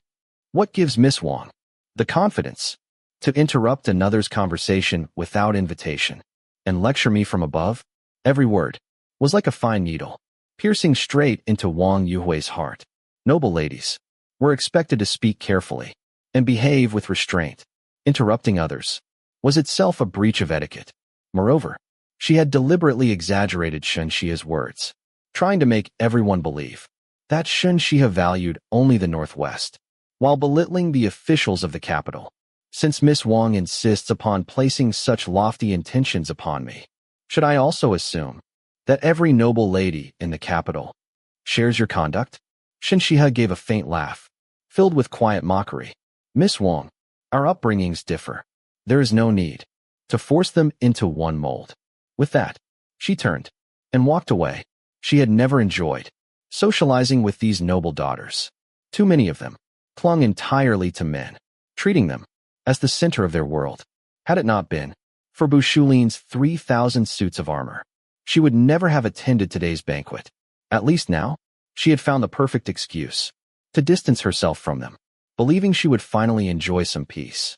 Shen Xihe wandered toward a secluded pavilion. Just then, a bright, cheerful voice called from behind her, "Princess Xiaoning! Princess Xiaoning!" She turned. A lively young girl came running toward her. She wore a goose-yellow half-sleeve jacket and a pomegranate-red dress fastened high at the waist. Her hair was styled in a hanging bun, decorated with golden butterfly hairpins. Gathering up her skirts, she hurried eagerly toward Shen Xihe. Chapter 53. As she ran, the golden butterfly hairpin in her hair seemed ready to take flight. "Princess, princess, may I join you?" The young lady looked no more than 12 or 13 years old. Having run all the way over, her delicate face was flushed with a rosy blush. Her bright eyes sparkled as she looked eagerly at Shen Xihe. "No." Shen Xihe rejected her without hesitation. The young lady was not discouraged in the slightest. Instead, she smiled even more sweetly. "I promise I'll behave and won't disturb your peace. I just want to stay with you. I don't like being with them either." Her large eyes blinked pitifully as she gazed at Shen Xihe. She looked remarkably like Duanming back at the manor whenever it wanted fish. Shen Xihe did not chase her away. Instead, she found a place to sit and quietly waited for Bu Shulin to come looking for her. The young lady happily sat beside Shen Xihe, resting her chin in both hands as she stared at her without blinking. "Sister Xihe, you're so beautiful." Bu, standing beside Shen Xihe, was momentarily speechless. This young lady was truly bold. From a distance, she had called her Princess Xiaoning. Up close, it became simply Princess. After only a few exchanges, it had somehow turned into Sister Xihe. She was yet another young lady captivated by the princess's beauty. Such admirers were common in the Northwest, and Bu had long since grown accustomed to them. "Sister Xihe, I'm the Xue family's 7th Mississippi. My name is Xue Jinxiao." The girl introduced herself softly, as though she truly feared disturbing Shen Xihe. "The Jin from Cherishing Jade, and the Qiao from Towering Trees. Everyone calls me Qiao Qiao." "Qiao Qiao," Shen Xihe repeated with a faint smile. "Yes," Xue Jinxiao answered brightly, her eyes instantly lighting up with joy. Without even looking, Bu knew that Xue Jinxiao's maid had lowered her head so far it was nearly buried against her chest. "I'll remember that," Shen Xihe said. "I have an appointment." It was a polite dismissal. Oh. Still completely enchanted, Xue Jinxiao nodded before finally realizing what Shen Xihe meant. She pouted in disappointment, slowly stood up, and reluctantly shuffled away, turning back to look at Shen Xihe after nearly every step. When she reached the moon gate, she poked her head back inside. "Sister Xihe, can I visit you at the princess's manor someday? I promise I won't bother you. I just want to see you." No. Neither pleading nor pouting had any effect on Shen Xihe's heart of stone. Xue Jinxiao left with an aggrieved pout. "Only now do I realize how well you treat me." Bu Shulin emerged from behind the rockery with a sigh. She had always thought Shen Xihe had treated her rather coldly. But after watching such an adorable young lady approach her so enthusiastically only to be rejected without mercy, even Bu Shulin had felt a little sorry for the girl, while Shen Xihe remained completely unmoved. Compared to that, offering her tea was already exceptionally courteous. "You're more useful," Shen Xihe replied mercilessly. Bu Shulin fell silent. So if she weren't useful, she would receive exactly the same treatment. Unexpectedly, Shen Xihe continued. "If you weren't useful and sensible, what happened at Huangzhong Temple would have been your example." Bu Shulin's eyes widened. So she would actually have been treated even worse than that lovely young lady. The memory of being poisoned at Luoyang immediately resurfaced in her mind. Bu covered her mouth, trying not to laugh. Their princess truly enjoyed teasing young Master Bu. Seeing Bu laughing, Bu Shulin realized Shen Xihe was teasing her. In reality, however, Shen Xihe had been telling the truth. It was simply that everyone around her had already idealized Shen Xihe so completely that they refused to believe such a cruel possibility. "Sister Xihe, how exactly are you going to help me?" Bu Shulin asked seriously. "You fear Princess Shang because you're worried your identity will be exposed." Shen Xihe smiled faintly.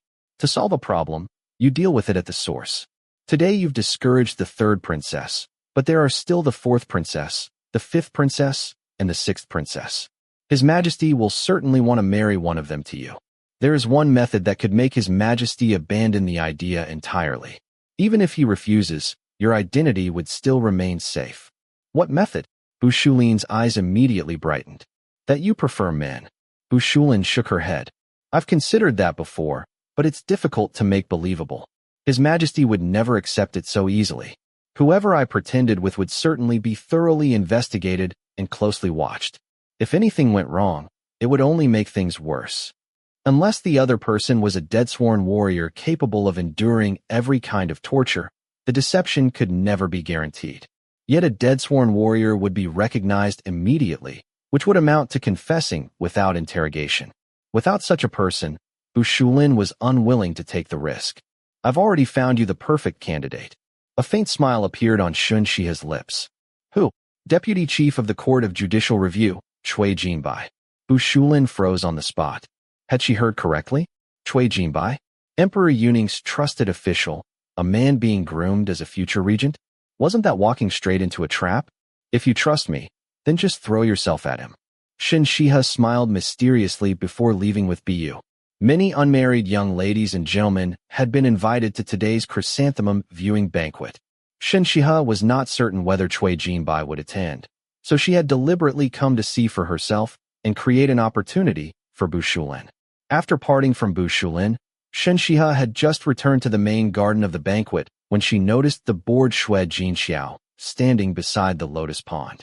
Several elegantly dressed noble ladies walked past, exchanging meaningful glances as they looked at Shui Jinxiao's back. One of them deliberately bumped into her, shoving Shui Jinxiao straight into the pond. Shen Xihe had already turned to leave when she heard the girl who had pushed her say, "Trying so hard to curry favor with someone who won't even spare you a glance. Our noble families have never associated with people who rose through power. Today I'll teach you a lesson for disgracing our traditions." Shen Xihe stopped. Bu, fetch a bamboo pole. Yes, Your Highness. While Bu went to find one, Shen Xihe adjusted her shawl and calmly walked toward the pond. The group noticed her approaching and immediately became flustered, though they struggled to remain composed. Shui Jinxiao had already been pulled from the water by her maid.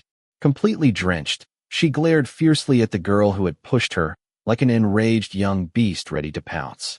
Shen Xihe simply raised one hand, silently stopping her. Then she walked forward, one step at a time, until she stood before the girl responsible.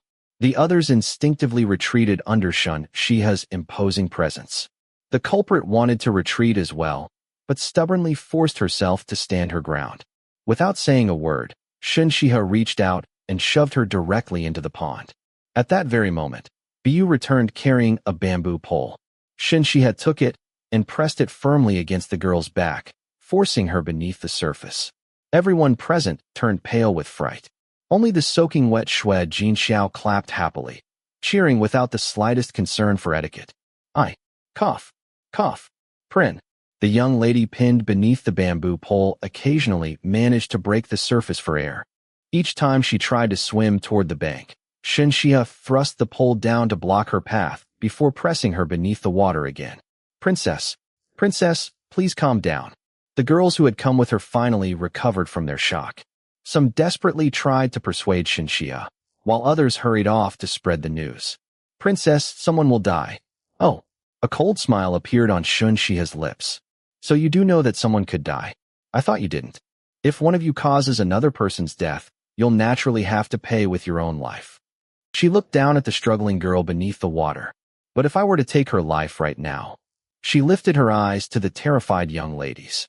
Do you think anyone would dare demand mine in return? Chapter 54. Shen Xihe's words did not sound like a joke, and they frightened the noble ladies until their faces turned deathly pale. Having reached marriageable age, they were no longer innocent girls. They understood all too well that even if Shen Xihe truly drowned someone here, the Northwestern King had countless ways to force the victim's family to swallow their grievances. Princess, we spoke carelessly and offended you. We are willing to accept your punishment, but please spare Yingrao's life. One of the taller young ladies dropped to her knees before Shen Xihe and pleaded on behalf of Yingrao, who was still struggling in the water. Shen Xihe glanced at her, then noticed noble consort Rong hurrying over with a group of attendants. Seeing Hu Yingrao's struggles growing weaker, she casually tossed the bamboo pole aside. Bu sprang forward. Light as a swallow, she stepped onto the railing, reached into the lake, pulled Hu Yingrao out, and threw her onto the ground in front of Shen Xihe. Cough, cough, cough. Hu Yingrao coughed violently, desperately gulping down fresh air. What happened here? Noble consort Rong arrived with the others. As the hostess of the chrysanthemum viewing banquet, she looked over the two thoroughly drenched young ladies. The girls who had accompanied Hu Yingrao hesitated, not knowing how to explain the situation, while Shen Xihe stood calmly to one side, as though she had nothing to do with it. Yingrao, Hu Yingrao's mother, Lady Lu, rushed forward and gathered her half-conscious daughter into her arms. She immediately knelt before noble consort Rong. Your noble consort, you must uphold justice for us. Yingrao has feared water since childhood. She could have died. Lady Lu had already learned what had happened from the maid sent to report the incident. Though she was furious at Shen Xihe's arrogance, she knew she had no standing to confront Princess Xiaoning, the beloved daughter of the Northwestern King. Have the imperial physicians examine both young ladies who fell into the water first, noble consort Rong ordered. Young ladies are delicate. We mustn't let this turn into a lingering illness. She had naturally already heard part of what had happened and dared not make any decisions herself, having already sent someone to summon His Majesty. Everyone moved outside the pavilion. After the imperial physicians examined the two girls and prescribed medicine to ward off chills, Emperor Yuning arrived with several princes. Today, the emperor had come to Furong Garden accompanied by his sons and several ministers. Since the gathering was intended to demonstrate imperial favor, it naturally included more than just the women of the inner palace. Xiaoning, what happened? Emperor Yuning asked Shen Xihe as soon as he arrived. Your Majesty, today I had a minor disagreement with the daughters of the Chun and Wang families, so I left by myself to find a quiet place to clear my mind. Shen Xihe replied calmly. The Xue family's seventh miss saw that I was alone, and, fearing I might feel lonely, came to keep me company. Since I wished to be alone, I declined her kindness. When I returned, I happened to witness the Hu family's daughter deliberately pushing seventh Miss Xue into the lake. She also said. Shen Xihe deliberately paused. Her beautiful eyes slowly swept across the gathered ministers, lingering on Vice Minister of Rights Hu Zhengyang and Minister of Personnel Xue Kuei. She said that noble families should never associate with those who rose through power, and that seventh Miss Xue had disgraced her family's traditions by trying to befriend me. The tension between the great noble families and the powerful officials was no secret. In fact, it was something emperors preferred to see, as it served as a natural balance of power. But such matters could never be spoken aloud. To do so implied that court officials served private factions instead of His Majesty and the people. Especially the phrase, disgraced her family's traditions. It openly expressed contempt for those in power. As expected, the expressions of every powerful official present darkened the moment Shen Xihe repeated those words. I was angered, so I merely taught her a small lesson using the same method she had used against seventh Miss Xue. Shen Xihe looked directly at Emperor Yuning. Your Majesty, the Chun family's daughter repeatedly referred to the people of the Northwest as barbarians. When I argued with her, the Wang family's daughter accused me of praising the Northwest simply to curry favor with the powerful officials in the capital. The Hu family's daughter also declared that associating with me would disgrace her family's traditions. After calmly listing each person's offenses, Shen Xihe continued. If such words came from only one person, I might dismiss them as personal prejudice. But when so many people speak the same way, I cannot help but wonder who despises the people of the Northwest so deeply that they dare behave with such arrogance. It makes me question whether the people of the Northwest and I are truly Your Majesty's subjects, or merely outsiders deserving of exclusion and contempt. Her carefully chosen words caused every minister present to inhale sharply. She had spoken with remarkable boldness, even subtly directing blame toward His Majesty himself. The princes, who had never dealt with Shen Xihe before, could not help staring at her in surprise. Only Xiao Qingzhi quietly suppressed a laugh. He knew her well enough to understand that she would never meekly endure injustice. More importantly, every word she spoke was supported by reason and evidence. Though everyone understood the implications, no one could openly fault her. Your Majesty, the first person to step forward was not anyone from the Chun, Wang, Hu, or Shui families Shen Xihe had named. Instead, it was her maternal grandfather, Sensor Tao. The moment he stepped forward, the heads of all four families felt their eyelids twitch. When women interfere in matters of state, it reflects a failure in the education provided by their fathers and husbands, Sensor Tao declared. If a household cannot be properly governed, how can the empire remain at peace? A child's words and conduct are the mirror of their family's teachings. These young ladies could never speak of dividing the realm unless they had first heard such treasonous ideas elsewhere. The word barbarian refers to the Turks. For the Chun family's daughter to call the people of the Northwest barbarians is to divide the empire in speech. Such a crime deserves death. Nearly 60 years old, Sensor Tao knelt with his tall, leaned back perfectly straight before Emperor Yuning. I beg your Majesty to investigate this matter thoroughly and show no mercy to those whose hearts hold neither loyalty to the court, respect for the Son of Heaven, nor concern for the people. Shen Xihe could not help applauding inwardly. She had long known that her maternal relatives adored her, and that none possessed sharper tongues than her grandfather. In recent years, because of him alone, officials feared the censorate almost as much as they feared the imperial guard. Cold sweat broke out across Hu Jingyang's forehead. He hurriedly knelt beside Sensor Tao. Your Majesty, I have never harbored the slightest disloyalty. I am willing to accept punishment for failing to discipline my daughter properly. Heaven bears witness to my loyalty. My foolish daughter's words were never taught by me. Your Majesty, Marquis Qingzhi of Xianping also hurriedly knelt. I likewise have no idea where my unfilial daughter learned such outrageous words. I failed in my duty to educate her and willingly accept whatever punishment your Majesty sees fit. Finally, Wang Zheng, one of the three executives, stepped forward at an unhurried pace. Unlike Qingzhi and Hu Jingyang, who had knelt, Wang Zheng merely bowed deeply. Your Majesty, the Wang family's daughter knows nothing of affairs of state. I have raised her in sheltered ignorance, which caused her to speak carelessly without understanding the seriousness of her words. I ask your Majesty to punish me. Compared to Qin Jiaxu and Hu Yingrao, Wang Yue had indeed only exaggerated the situation.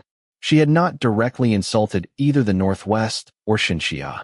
The Wang family truly deserved its reputation as one of the greatest noble clans. For Wang Zheng to rise to the rank of one of the three executives, he naturally possessed an extraordinary mind. Lord Wang. Shen Xihe turned to face him. I have always heard that the teachings of noble families emphasize caution in speech and decisiveness in action. Noble ladies earn praise precisely because they uphold those aristocratic standards with the utmost care. If your family's daughter is truly ignorant, then she should have known to remain silent. Her offense cannot be erased with a single claim that she merely spoke carelessly. She has violated the precepts of her family, tarnished the reputation of the nobility, and damaged the dignity of the great clans. Chapter 55. Shen Xihe's words made the seasoned Wang Zheng suddenly lift his head, his sharp gaze fixed directly on her. Only members of the great noble families truly understood their family precepts. These rules were never kept secret. On the contrary, they were openly proclaimed as a symbol of their heritage and refinement. Children born into such families absorbed them naturally from an early age, regarding them as second nature, while outsiders often found them overly restrictive. Aside from the descendants of noble houses, or commoners who admired and sought to imitate them, few people ever studied these family codes in depth. How could Shen Xihe, who had not even reached adulthood, know the Wang family's precepts so well? And how could she understand the consequences of violating them so clearly? How could Wang Zheng not be alarmed? The princess speaks wisely, Wang Zheng said with a slight bow and a faint smile. The Wang family will severely punish any descendant who violates our clan's rules. His firm attitude made his meaning perfectly clear. Even if Wang Yue had broken the family precepts, it remained an internal matter. Any punishment would be carried out behind closed doors. That was the way of the great noble families.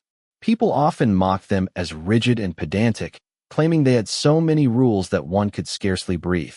Yet few understood that everything had two sides.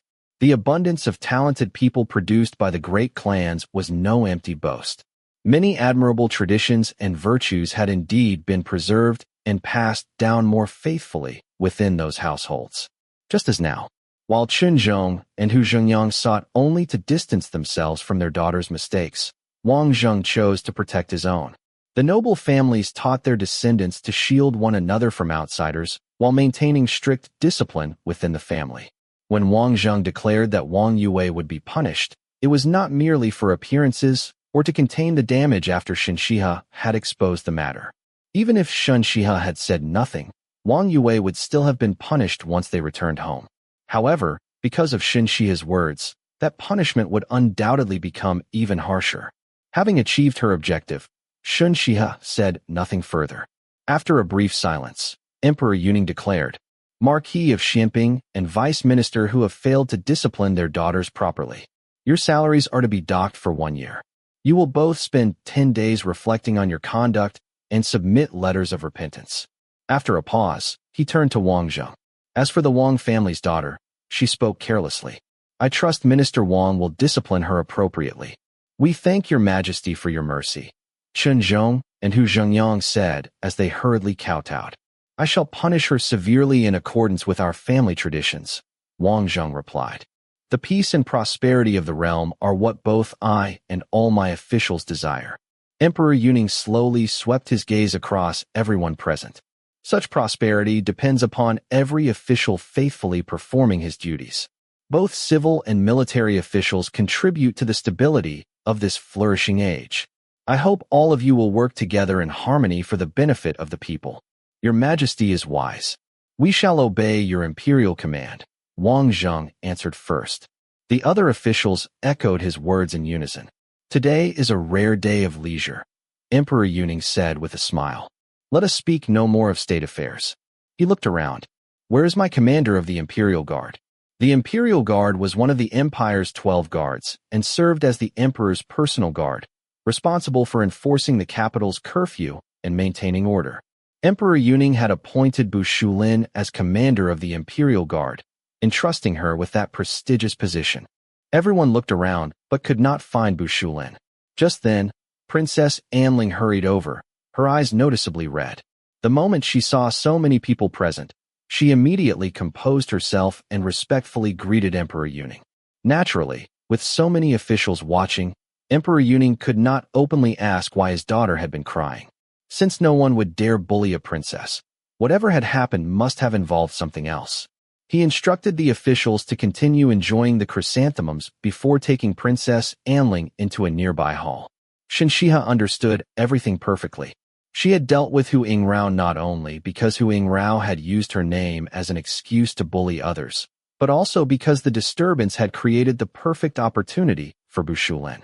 Before leaving the garden, she had secretly sent word to Cui Jinbai.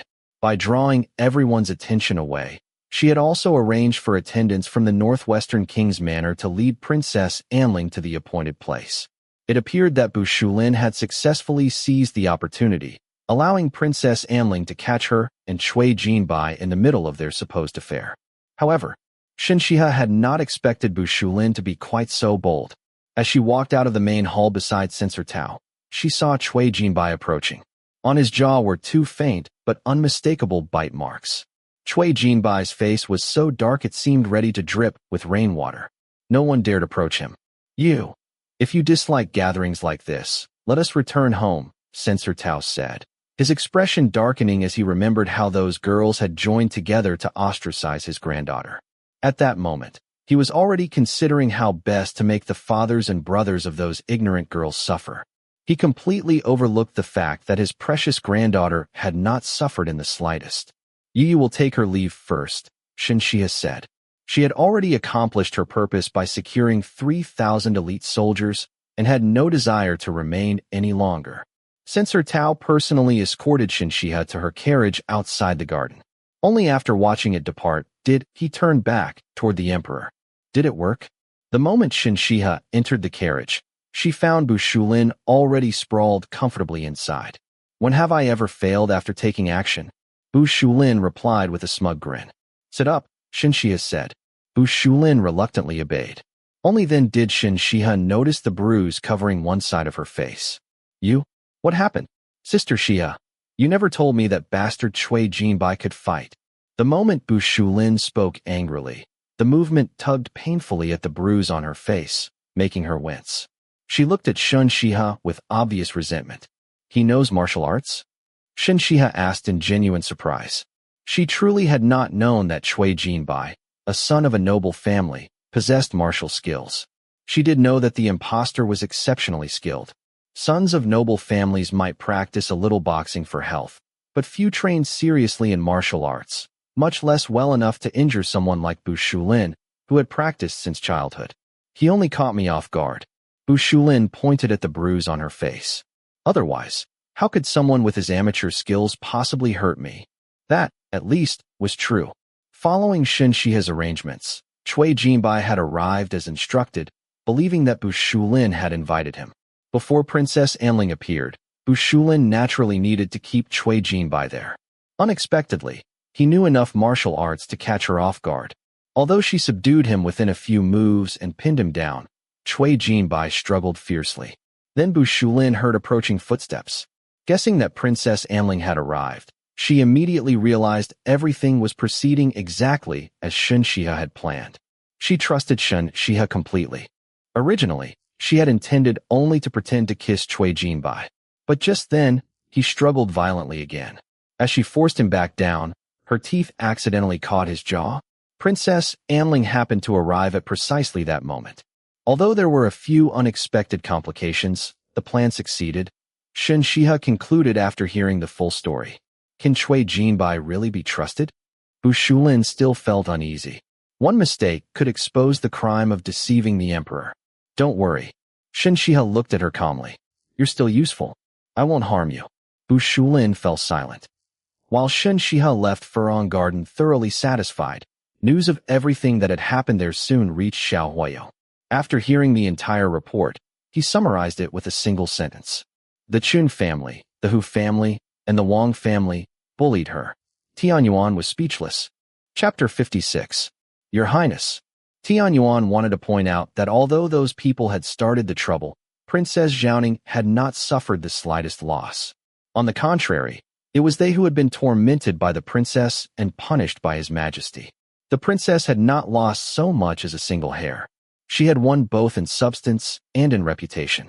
But the words never left Tianyuan's mouth. His gaze fell upon the black jade ghost stone resting between Xiao Huayong's fingers.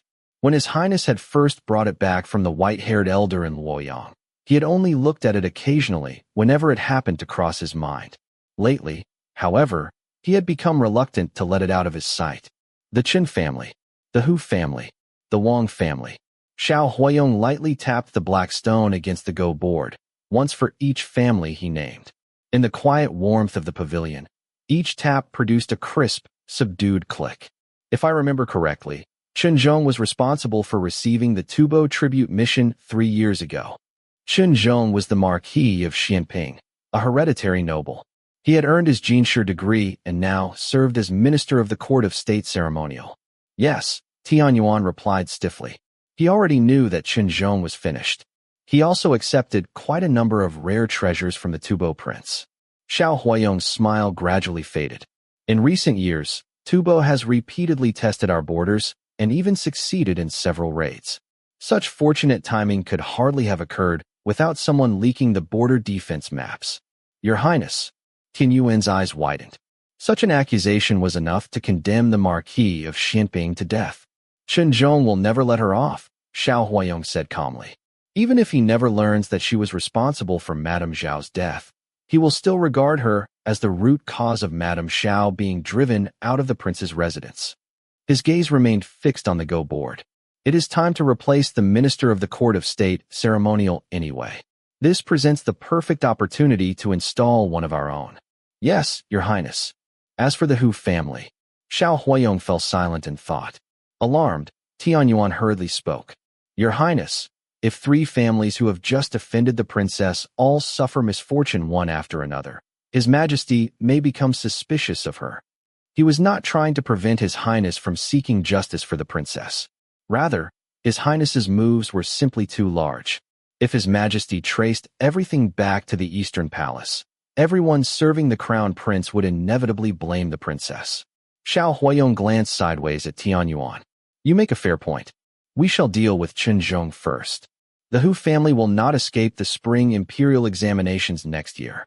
As for the Wang family, Lord Wang is exceptionally shrewd, and the Wang family's foundations run deep. Tianyuan instinctively shrank his neck. Your Highness should proceed cautiously. He almost wished he could trade places with Difeng. His Highness was no longer the calm and rational crown prince of old. Now Tianyuan constantly felt as though he were risking his life by reminding him not to become a ruler blinded by personal feelings. When did I ever say I would personally move against the Wang family? Xiao Huayong raised an eyebrow. Deliver every piece of evidence we have regarding the Wang family's crimes to fifth brother. Prince Xihe. Tianyuan stared at him in astonishment. The destruction of the Gu family came about because the great noble clans failed to stand together. Although the Fan family was chiefly responsible, the Wang family undoubtedly helped push matters along. Xiao Huayong's bright, silver-like eyes drifted toward the window. If fifth brother's princess consort had not laid down her life to make one final move, Wang Zheng would now be Minister of Personnel. This debt, fifth brother will collect himself. But if Prince Xihe realizes someone is trying to use him as a knife to kill another, Tianyuan asked cautiously, will he really follow your Highness's plan? He feared Prince Xihe might instead grow suspicious of the crown prince and report everything to His Majesty. Even if he knows it is a trap, Xiao Huayong replied with certainty, he will still walk into it willingly. Our emperor may be cold-hearted, but his sons are all sentimental men. Fifth brother remains at Fahua Temple, refusing to return despite His Majesty repeatedly sending people to summon him. That is his silent form of resistance. Only hatred can bring him back. Shen Xihe knew nothing of Xiao Huayong's arrangements, nor did she know that he had already sent several letters urging Xiao Changqing to return from his vigil at Fahua Temple. After returning to the princess's residence and dropping Bushulin off, Shen Xihe also began considering how to bring down Qingzhi. The Chen family was Madame Zhao's maternal family. Because of the Rouge case, they had recently been forced to keep a low profile. Madame Zhao's sudden death had left them with no time to investigate, but they had recently begun making discreet inquiries into the events leading up to her death.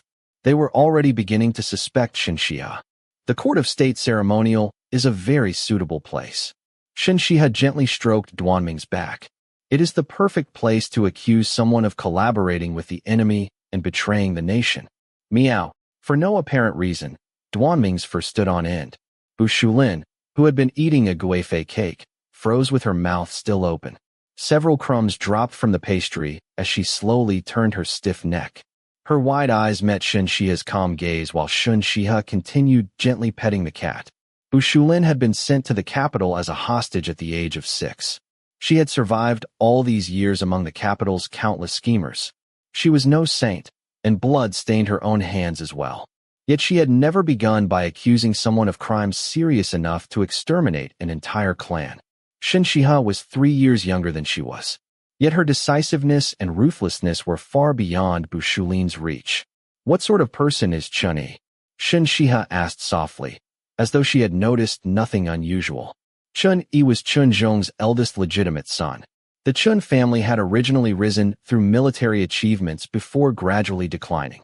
Only after the old marquis had assisted Emperor Yu in ascending the throne had their title regained its former glory. Chunyi had inherited the martial spirit of his ancestors and now served in the army stationed in southern Shu. If I tell you he's loyal, courageous, and upright, Bushulin asked seriously as she set down her guifei cake, will you spare him? No. Shen Xihe's answer was immediate. The Marquis of Shuangping's household and I are irreconcilable enemies. As a member of that household, he is destined to stand against me. Once I decide to move against the Marquis's household, I will never leave my enemies the chance to rise again. Then why ask me what kind of person he is? Bushulin asked, puzzled. If he is treacherous and cunning, I'll begin with him and tear the Marquis's household apart from within. But if he is loyal and upright, I won't target him directly. I'll simply find another way to deal with Qingzhi. Whether Chunyi becomes implicated afterward will not concern me. Bu Shulin quietly let out a sigh of relief. At least Shen Xihe was not someone who would resort to absolutely any means necessary. Just then, Shen Xihe poured cold water over that comforting thought. Don't overestimate my conscience. My conscience depends entirely on how urgent the situation is. When I have time to plan carefully, naturally, I prefer not to implicate innocent people. But if I don't have time, she left the rest unsaid. When the nest is overturned, how can a single egg remain unbroken?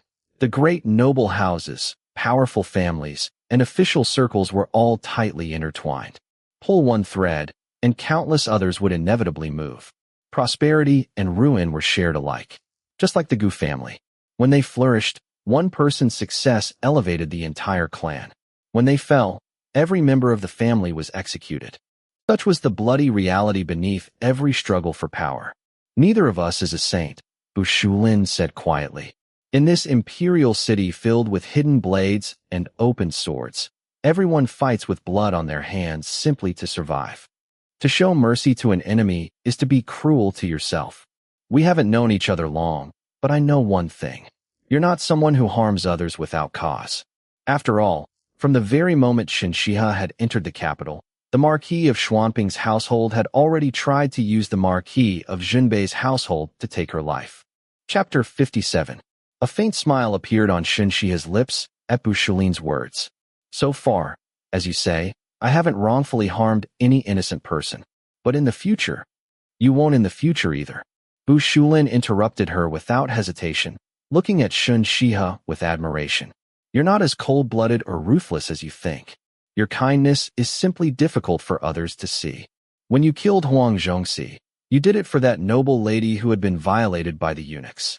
Everyone else thought you were merely demonstrating your power to His Majesty or eliminating future trouble. And when you spared Yu Xiaodai, a dead person would have been the safest option. You should have silenced her forever to avoid future complications. After all, if Yu Xiaodai could help you trap Madame Xiao in order to save her own life, she could just as easily betray you one day for the very same reason. She helped you once, and you saved her life once. After that, the debt between you is settled. You're not cold-hearted. You simply dislike owing anyone anything. Haven't you suffered enough because of me already? Shen Xihe asked with a faint, unreadable smile. Bu Shulin coughed awkwardly. If you truly wanted to harm me after discovering my identity that day, it would have been easy. You could simply have framed me for stealing the evidence. That way, you wouldn't have become entangled with Prince Lai or earned Prince Xian's resentment. Although you took 3,000 elite soldiers from me, you also solved the problem of Princess Shan. Other than the loyal attendants who had grown up beside her, no one had ever regarded her as a good person. Bu Shulin's words felt strangely refreshing. What kind of person is Chunyi? Shen Xihe asked again. You can deal with him without any reservations. Bu Shulin gave a cold laugh. The Marquis of Xuanping's household is rotten to the core. Chunyi is skilled in martial arts and well-versed in military strategy. But he's recklessly ambitious and bloodthirsty. To earn military merit, he deliberately had Tubo merchants slaughtered in brutal ways to provoke border conflicts. Fortunately for him, Chunyi was also cautious. Each time he used the ensuing battles to silence everyone involved, leaving no evidence behind. Otherwise, Bu Shulin's father would have executed him under military law long ago. Although Chunyi had repeatedly distinguished himself in suppressing rebellions and killing enemies, if not for the king of southern Shu keeping him firmly under control, no one knew how much chaos he might already have caused there. The year before last, he even submitted a memorial accusing my father of rewarding merit unfairly and deliberately suppressing his achievements. Bu Shulin grew angry just thinking about it. I've always suspected that His Majesty deliberately sent him to southern Shu to make trouble for my father. In her eyes, Emperor Yuning possessed many flaws. He was cold-hearted, selfish, obsessed with power, fickle, and petty. Yet he had ruled securely for nearly 20 years. He was by no means an incompetent ruler. If there was one thing he excelled at, it was employing people. He certainly knew exactly what kind of man Chunyi was. In that case, Shen Xihe said with a raised eyebrow, I'll be helping your father eliminate a serious threat. Shouldn't you reward me with another 2,000 elite soldiers to show your gratitude? Bu Shulin was speechless. She had been completely mistaken.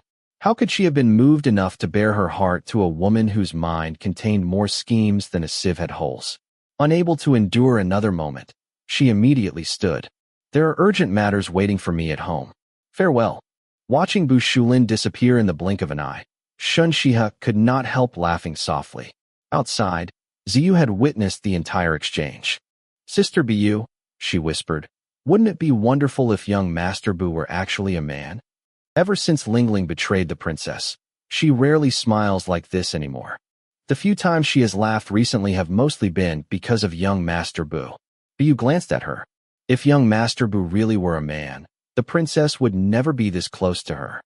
That is true. Ziyu lowered her head in disappointment.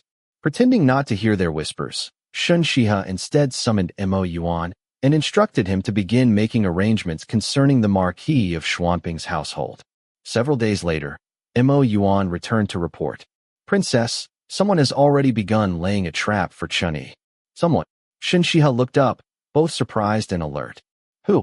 Your servant is incompetent. Mo Yuan lowered his head in shame. I was unable to trace the source. At a time like this, who would move against the Marquis of Xuanping's household? No matter how she considered it, Shen Xihe could not find an answer. Before acting against anyone, she always investigated them thoroughly. According to everything she knew, the Marquis of Xuanping's household had no enemies besides herself. At the very least, no one else wanted to see their entire family executed and their estate confiscated. While Shen Xihe puzzled over the identity of the person targeting the Marquis of Xuanping's household, the true mastermind, Xiao Huayong, had just received Tianyuan's report that everything had been arranged. At that moment, he was carefully examining a patch of golden moss that had been transplanted into a fine porcelain pot. It shouldn't wither easily. Find an opportunity to send it to the princess's residence. Tell her it's a gift to congratulate her on moving into her new home. Your Highness, Tianyuan reminded him quietly, you're still supposed to be unconscious. Xiao Huayong's hand paused briefly. Still no news of the snow lotus from Tianshan? Not yet. Only a few days had passed. Even reaching Tianshan Mountain required time. But I miss her. Xiao Huayong suddenly realized just how much he wanted to see Shen Xihe after so many days apart. Tianyuan wisely remained as silent as a chicken. After thinking for a while, Xiao Huayong said, it's perfectly normal for my condition to improve for a single day. The corners of Tianyuan's mouth twitched. Even so, the following day, he personally carried the pot of golden moss to the princess's residence. Princess, Tianyuan said with resignation, presenting the gift. His Highness instructed this servant to deliver this to you.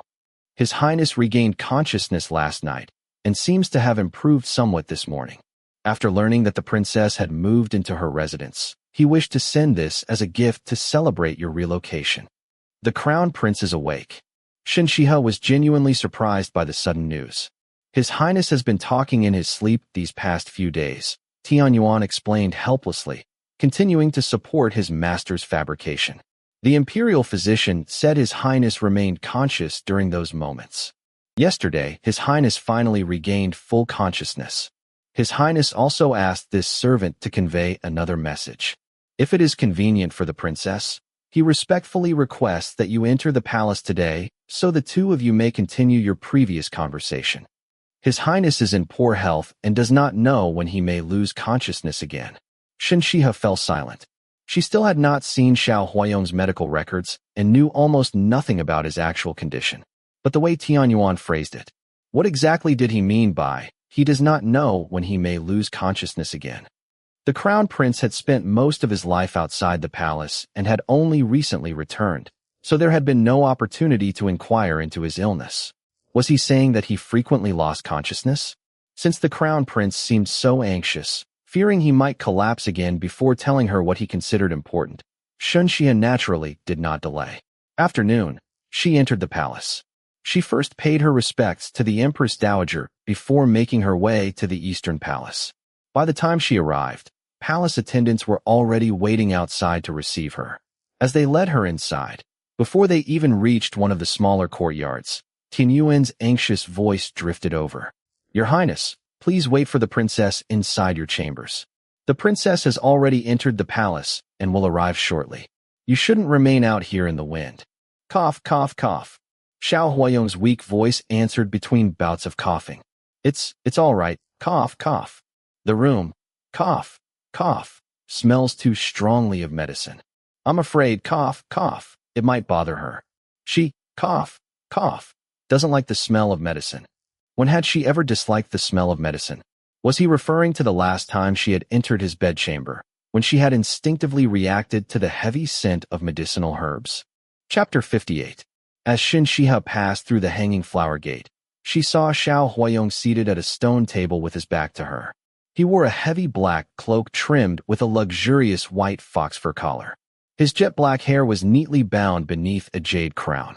Osmanthus trees bloomed all around him, their delicate fragrance drifting through the air. The sky was overcast, with the sun hidden behind clouds as soft as cotton. Its muted light fell gently over him, making even his seated figure seem like a painting. A light breeze stirred, sending tiny blossoms fluttering through the air. As Shen Xihe walked toward him, she reached out and caught one drifting flower. This seemingly frail man resembled the osmanthus blossoms themselves, spotlessly pure, untouched by worldly dust, with a quiet fragrance that lingered far and wide. Princess. Tianyuan noticed Shen Xihe first and bowed respectfully.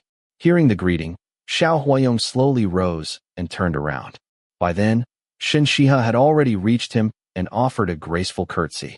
Princess, cough, cough, cough. No need to be so formal.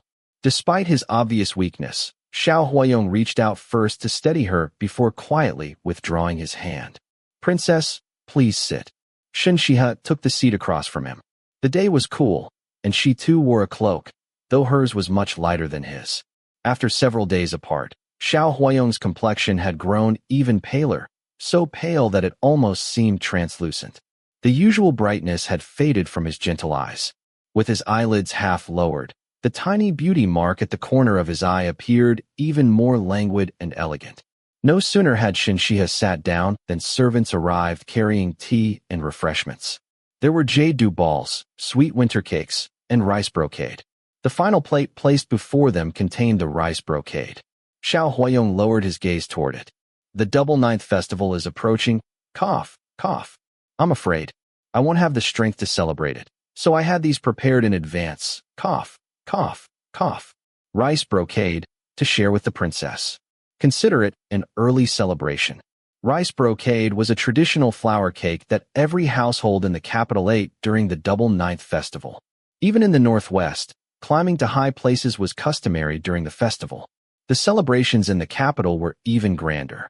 People drank chrysanthemum wine, ate flour cakes, wore sprigs of cornel and chrysanthemums, and climbed mountains or towers to mark the occasion.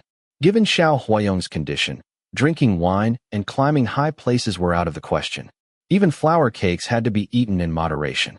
Climbing to a high place doesn't necessarily mean climbing a mountain or a tower, Shen Xihe said softly. I've been weak since childhood. Every double ninth festival, my father and brother would accompany me to the city wall along the northwestern border. From there, one side overlooked the bustling city, filled with lanterns, decorations, and joyful celebrations. The other looked out across the endless desert, solemn and majestic as it guarded against foreign invaders. Xin Yueshan and Xin Yunin had always found countless ways to make her happy. Whenever other young ladies could ride freely across the plains, they worried only that she might grow lonely or discouraged. One year during the Lantern Festival, Shen Xihe had caught a cold. She had already promised Xin Yunin that they would go admire the lanterns together, but Xin Yueshan refused to let her leave the house. She had stubbornly sulked for days. Once she recovered, Xin Yunin cast aside all concern for his own dignity as heir to the Northwestern King. He went from house to house throughout the city, personally asking every family to hang their lanterns again that evening. Then he took her to the city wall. Looking down, she saw the entire city illuminated with lanterns just for her. Only then did she finally smile again. Merely recalling those memories filled her heart with warmth. From the walls of the imperial city, cough, cough, one can see the entire capital in all its splendor. Xiao Huayong looked at her gently. If my health is decent by the double ninth festival, cough, cough, would the princess be willing to climb the city wall with me? Pulled back from her memories, Shen Xihe smiled faintly. Yes. She had always wanted to stand atop the capital's walls and see the city from above. Though, more than anything, she wished she could do so with her brother. Xiao Huayong had already prepared himself to be refused. Instead, Shen Xihe agreed without hesitation. A quiet joy instantly spread through his heart as he began planning everything for that day. Standing nearby, Tianyuan looked helplessly toward the heavens. Wasn't His Highness only supposed to be feeling better for a single day? Xiao Huayong made no effort to hide his delight. After a brief pause, Shen Xihe asked, "Why did Your Highness summon me today?" "Why?" "Simply because he wanted to see her." Tianyuan listened anxiously, wondering how his master intended to explain himself. If His Highness failed to give Shen Xihe a reason worthy of her visit, persuading her to come again in the future would become far more difficult. It would also damage the favorable impression she had of him. Originally, Xiao Huayong had prepared several other matters to discuss, but the fleeting longing he had seen in Shen Xihe's eyes moments earlier changed his mind. With the festival approaching, cough, cough, does the princess wish to see her family? Shen Xihe looked up sharply at him. Shen Yueshan and Shen Yunan guarded the northwest. Without an imperial decree, neither could leave their posts. That was why, when Shen Xihe had hovered between life and death in Linxiang County, despite loving her dearly, they had been able to do nothing more than send letters and trusted people to care for her. Too many eyes watched both father and son.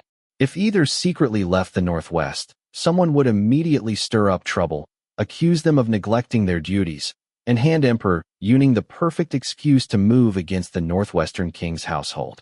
Your Highness. For the first time, Shen Xihe truly felt grateful toward Xiao Huayong. Whether or not affection existed between them, he had always shown remarkable thoughtfulness toward her. I can ask His Majesty for a decree of special grace. Xiao Huayong smiled warmly. Cough, cough. Though only one person may come. That was an enormous favor. For Xiao Huayong, it might require nothing more than asking a single question. Emperor Yuning had always wished to indulge this son who had spent more than 10 years asking for almost nothing. He would almost certainly grant the request. For Shen Xihe, however, it meant something entirely different. She desperately wished to see Shen Yunan.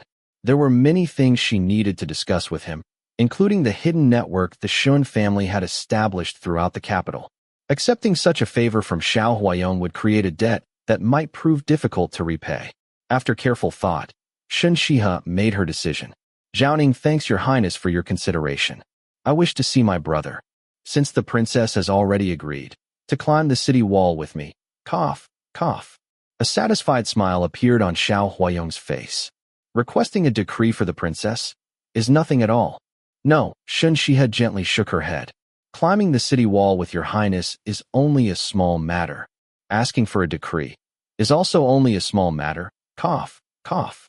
Xiao Huayong interrupted her softly. For you and me, both are small matters.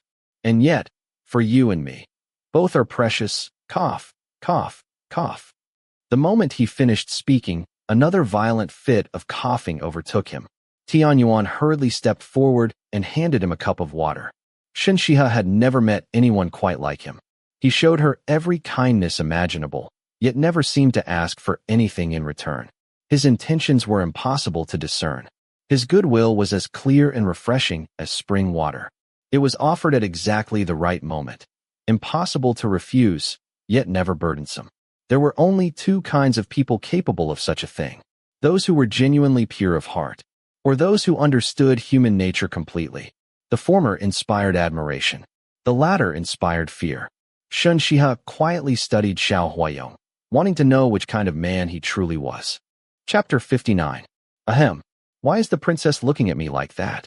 Xiao Huayong looked at her with mild curiosity. Shen Xihe answered him honestly. I've been unusually perceptive since I was born. Although I haven't met many people, I've never encountered anyone I couldn't understand. Your Highness is the first. I want to know what kind of person you truly are. Xiao Huayong coughed softly twice before meeting her eyes without the slightest attempt to evade her gaze. The princess need not concern herself with discovering what kind of person I am. You need only believe that I will never harm you. The words were filled with deep feeling, yet they failed to stir Shen Xihe's guarded heart in the slightest. Instead, She found them almost amusing and offered no response. "You don't have to believe me now," Xiao Huayong said gently, as though he had read her thoughts. "Just remember what I've said. Let time prove whether my words are true." Such certainty, such confidence, such quiet arrogance. His promises were unlike anyone else's. He neither swore oaths to heaven nor hurried to prove his sincerity. He simply spoke with calm assurance, as though there were never any possibility that his words could prove false. After that, Xiao Huayong did not linger on the subject. Their conversation gradually became more relaxed. They discussed one topic after another while Shen Xihe accompanied him in drinking a little rice wine. Xiao Huayong was remarkably well-read. Whatever subject they touched upon, he could converse with ease, making every exchange enjoyable. Before either of them realized it, the sun had already begun setting in the west. Only then did Shen Xihe rise to leave. "Princess," Ziyu finally exclaimed after their carriage had passed through the palace gates, no longer able to contain herself. "His Highness the Crown Prince is truly knowledgeable and talented. I've never seen anyone who could chat with the princess so naturally." Because Shen Xihe had been frail since childhood, she had spent countless hours reading to keep herself occupied. Shen Yunan could stay awake for military texts alone. Anything else put him to sleep. As for Shen Yueshan, reading had never interested him much. It was precisely because of Shen Xihe's love of learning that the scholarly Tao family treasured her so deeply. If only His Highness the Crown Prince were healthier. Ziyu sighed with genuine regret. To her, the Crown Prince was nearly perfect. His appearance was unmatched. His learning was extraordinary. Most importantly, he seemed to understand the princess better than anyone else. Every gift he chose touched the princess's heart. He had even offered to arrange for the young master to come to the capital so the siblings could spend the new year together. Bu cast Ziyu a helpless glance. Only this simple-minded girl still failed to understand why the princess privately referred to the crown prince as short life.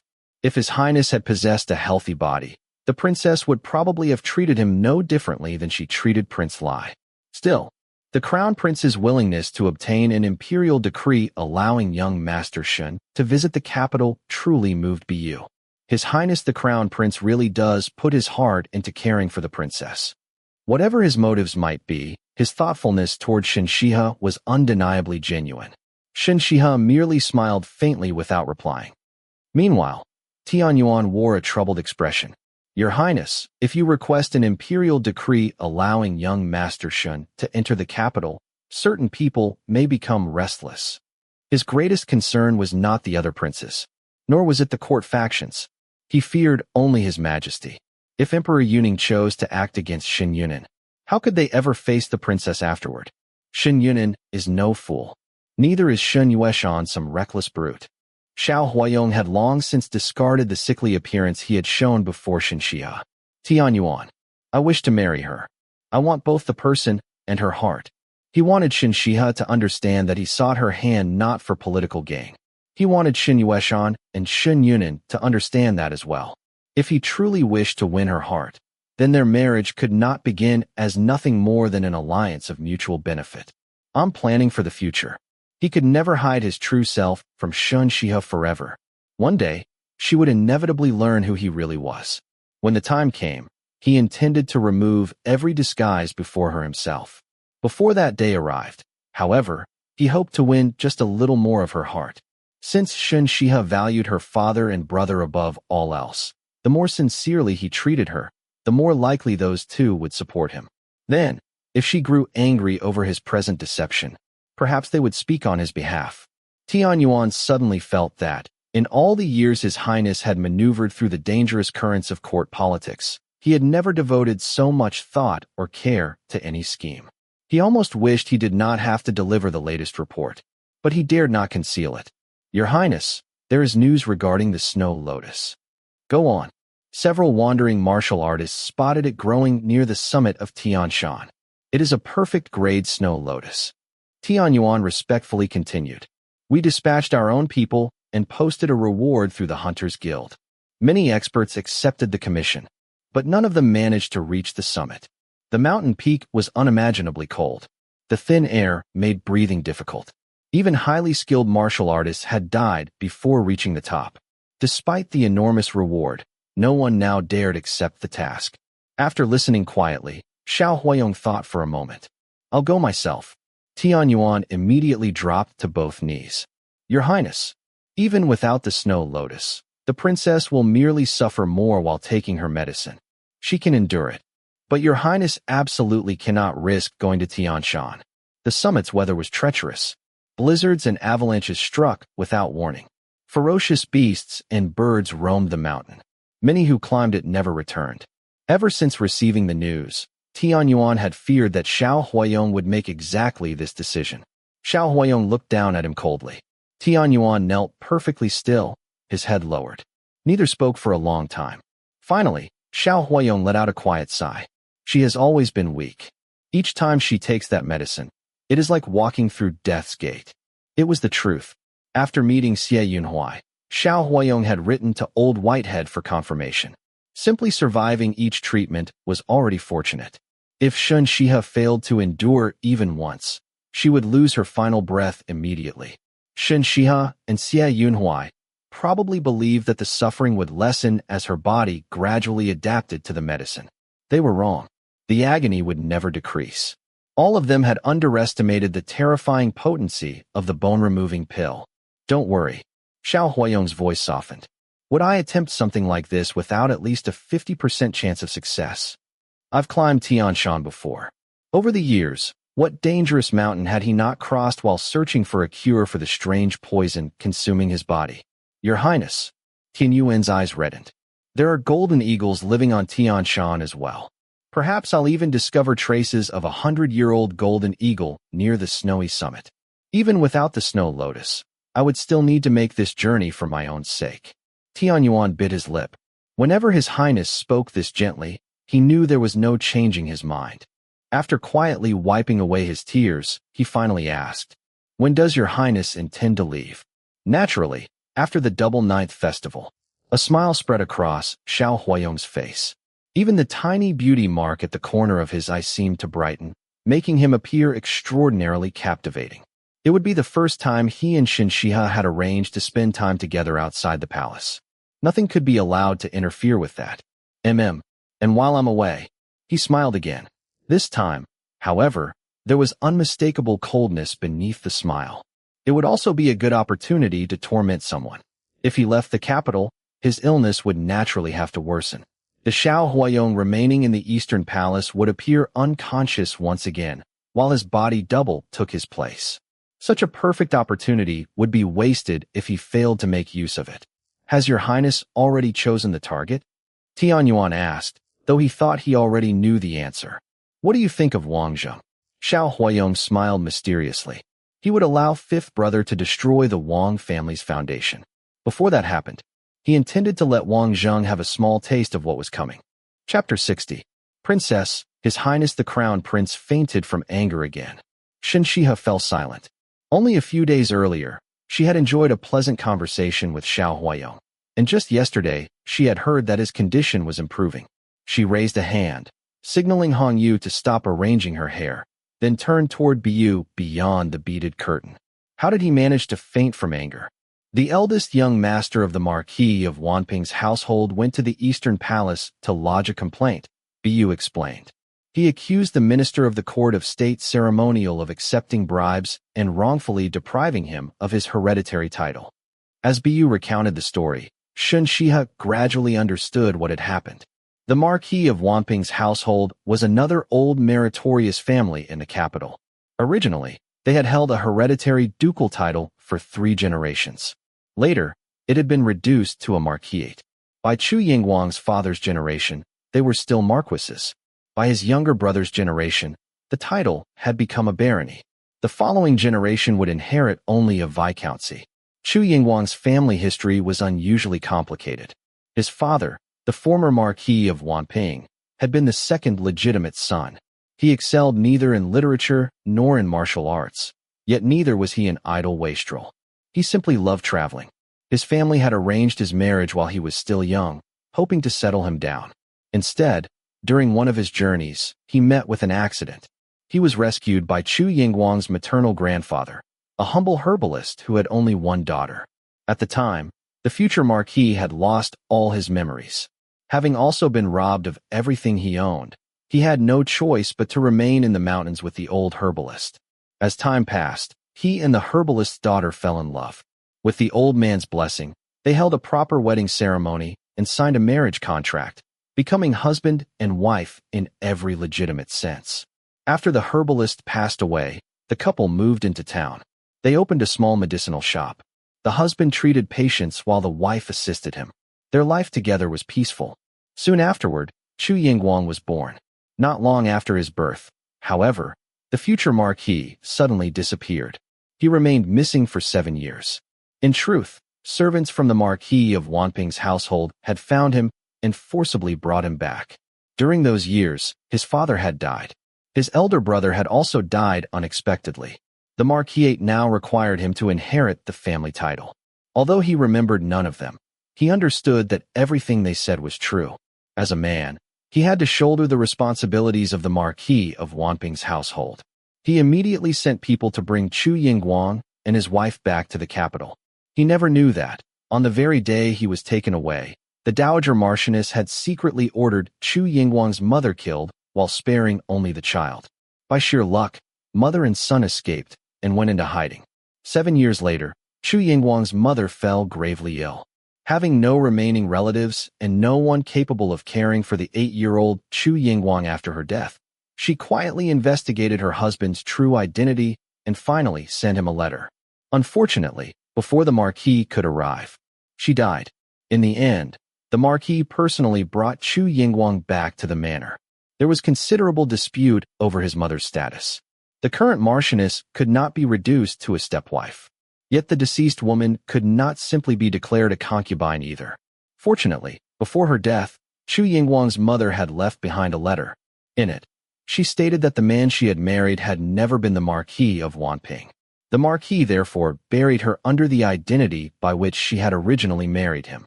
After arguing fiercely with his family, he succeeded in having Qu Yingguang recognized as his legitimate eldest son. As a compromise, however, no heir apparent would be formally established while the Marquis remained alive. Later, after the Marquis died, the hereditary title ultimately passed to the legitimate son born to the current Marchioness, the second legitimate son. One of the court of state ceremonial's responsibilities was determining the legitimacy of heirs inheriting noble titles.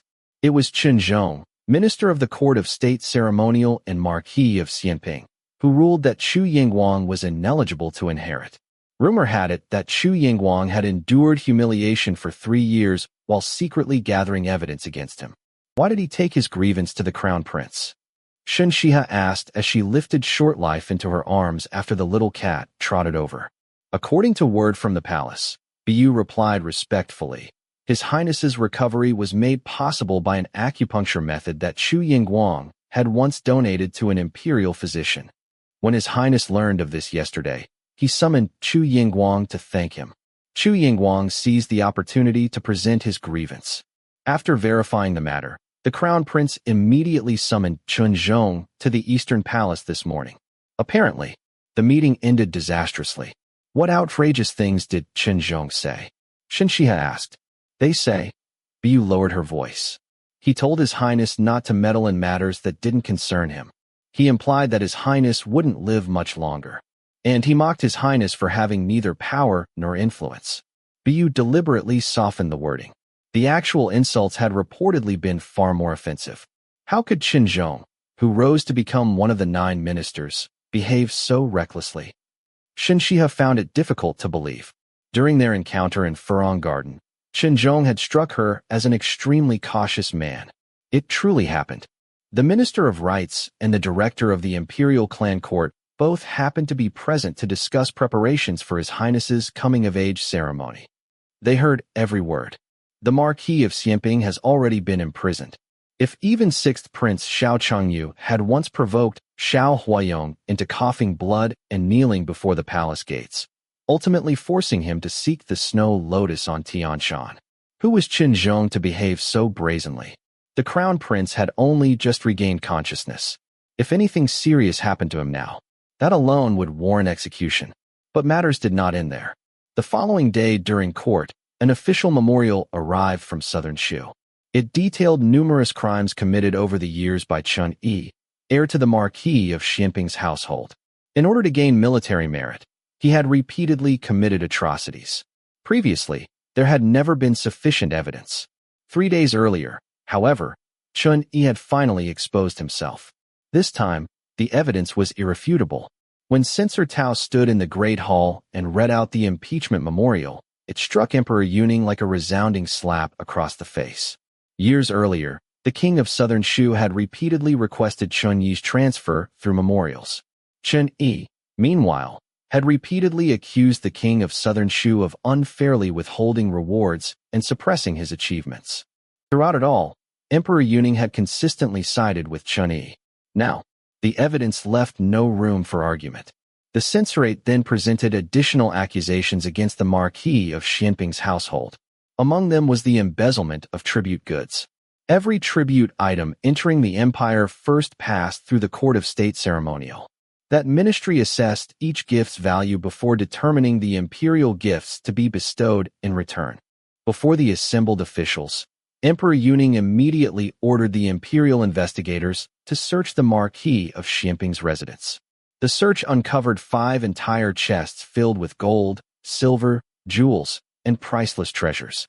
Many of the foreign rarities were even more exquisite than those kept within the imperial treasury. When those treasures were carried into Mingzheng Hall, Emperor Yuning's expression darkened.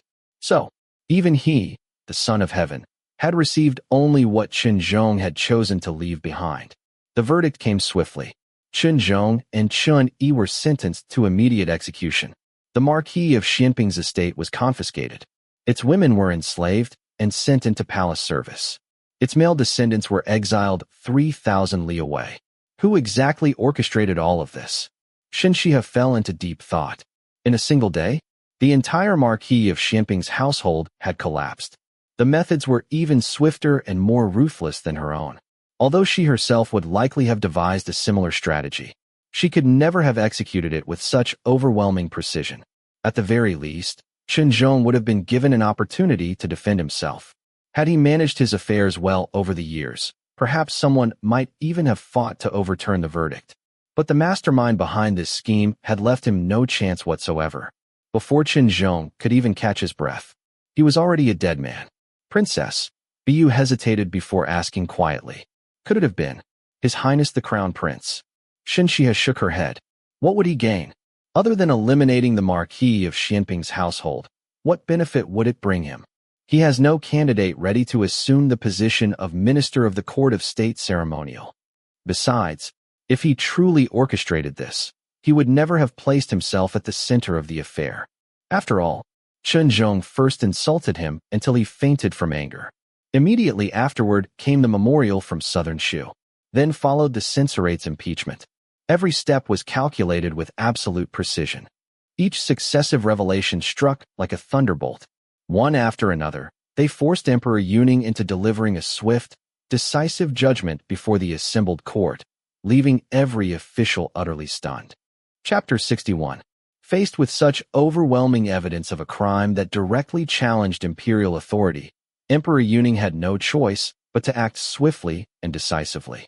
Shen Xihe did not believe the crown prince was the mastermind. Looking at the entire sequence of events, Xiao Huayong seemed more like a chess piece than the player moving the pieces. Because he had been drawn into the matter first, and because his health remained uncertain, no one dared speak on Qingzhi's behalf. Once Chen Yi's crimes and Qingzhi's embezzlement were exposed, even fewer people dared plead for mercy. Had the crown prince not been involved, then even if Qingzhi had been impeached for other offenses, officials would certainly have demanded a thorough investigation. Emperor Yuning could then have followed protocol, listened to the court's opinions, and delayed any final judgment. Investigate Chu Yingguang. Shen Xihe instructed Mo Yuan. Perhaps through him, we can discover who has been orchestrating all of this. Not only Shen Xihe, but Emperor Yuning as well, ordered investigations into Chu Yingguang. Indeed, nearly every perceptive person in the capital believed that the Marquis of Xianping's household had been targeted for a long time, and that whoever stood behind Chu Yingguang was the true mastermind. Yet the investigation revealed nothing unusual. Since his father's death and his separation from the Marquis of Wanping's household, Chu Yingguang had spent 3 years observing mourning. He rented a simple thatched cottage in the countryside, tended medicinal herbs every day, devoted himself to his studies, and avoided all unnecessary contact with others. After the Marquis of Xianping's case concluded, Emperor Yuning restored the hereditary title that had rightfully belonged to Chu Yingguang. Meanwhile, Chu Yingguang's younger brother was sentenced to 3 years in prison for bribing officials. Once Chu Yingguang returned to the Marquis of Wanping's residence, he devoted himself entirely to preparing for the imperial examinations. He neither left the estate nor associated with anyone outside it. Princess Mo Yuan reported, "We discovered that just beyond the hill behind Chu Yingguang's cottage, less than half an hour away on foot, lies the country estate of the fourth prince, Prince Ding." Shen Xihe looked up. "Who did you say?" "The fourth prince, Prince Ding." So it was him. Shen Xihe was somewhat surprised. Yet at the same time, the conclusion felt strangely reasonable.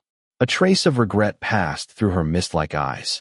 The fourth prince, Prince Ding, Xiao Changtai, was widely known as a prince who preferred nature over politics.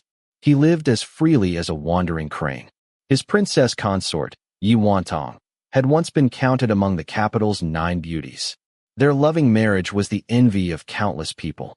He never involved himself in court affairs. Although Emperor Yuning had offered him several official positions, he declined every one. Instead, he spent most of each year traveling with Yi Wantong to famous mountains and scenic places. Although Yi Wantong's temperament differed greatly from Gu Qingzhi's, the two women had become close friends. Yi Wantong often told Gu Qingzhi how fortunate she was. Suddenly, Shen Xihe's eyes sharpened. She had long believed that the person impersonating Hua Fuhai had to be someone who could travel freely throughout the realm while maintaining connections everywhere. Prince Ding fit that description perfectly. Recalling how Xiao Changtai had once jokingly proposed marriage to her, Shen Xihe could not help feeling that Yi Wantong deserved far better. "Princess," Bu asked, "Prince Ding will host a banquet at his residence in 3 days to celebrate the princess consort's birthday. Will you attend?" Normally, Bu would have declined such invitations automatically, since Shen Xihe had previously instructed them to refuse every social gathering. Only because Prince Ding had come up today did she ask. "Yes." Shen Xihe nodded. "I'll go." She wanted to meet Xiao Changtai in person. Old Fourth's birthday banquet is sure to be lively. I'd like to join the festivities as well. Xiao Huayong lay lazily on his bed after the imperial physician had departed. One arm rested behind his head as he stared absent-mindedly at the canopy overhead. With a thud, Tianyuan dropped to his knees. "Your Highness, please spare this servant." At this rate, before anyone else could kill him, his own master would do the job first. Xiao Huayong shifted onto one side, propping his head up with one hand as he glanced at Tianyuan's miserable expression. "I won't go as myself." Although Tianyuan looked slightly relieved, he still asked earnestly, "Your Highness, why must you go at all?" This time, Xiao Huayong had deliberately included himself in the scheme. By making himself one of the pieces on the board, he had successfully redirected everyone's suspicions toward Prince Ding. By now, the entire capital probably believed that Xiao Changtai, the carefree prince who wandered the world like an idle immortal, was the truly terrifying one. "You will be there." A gentle smile curved Xiao Huayong's lips.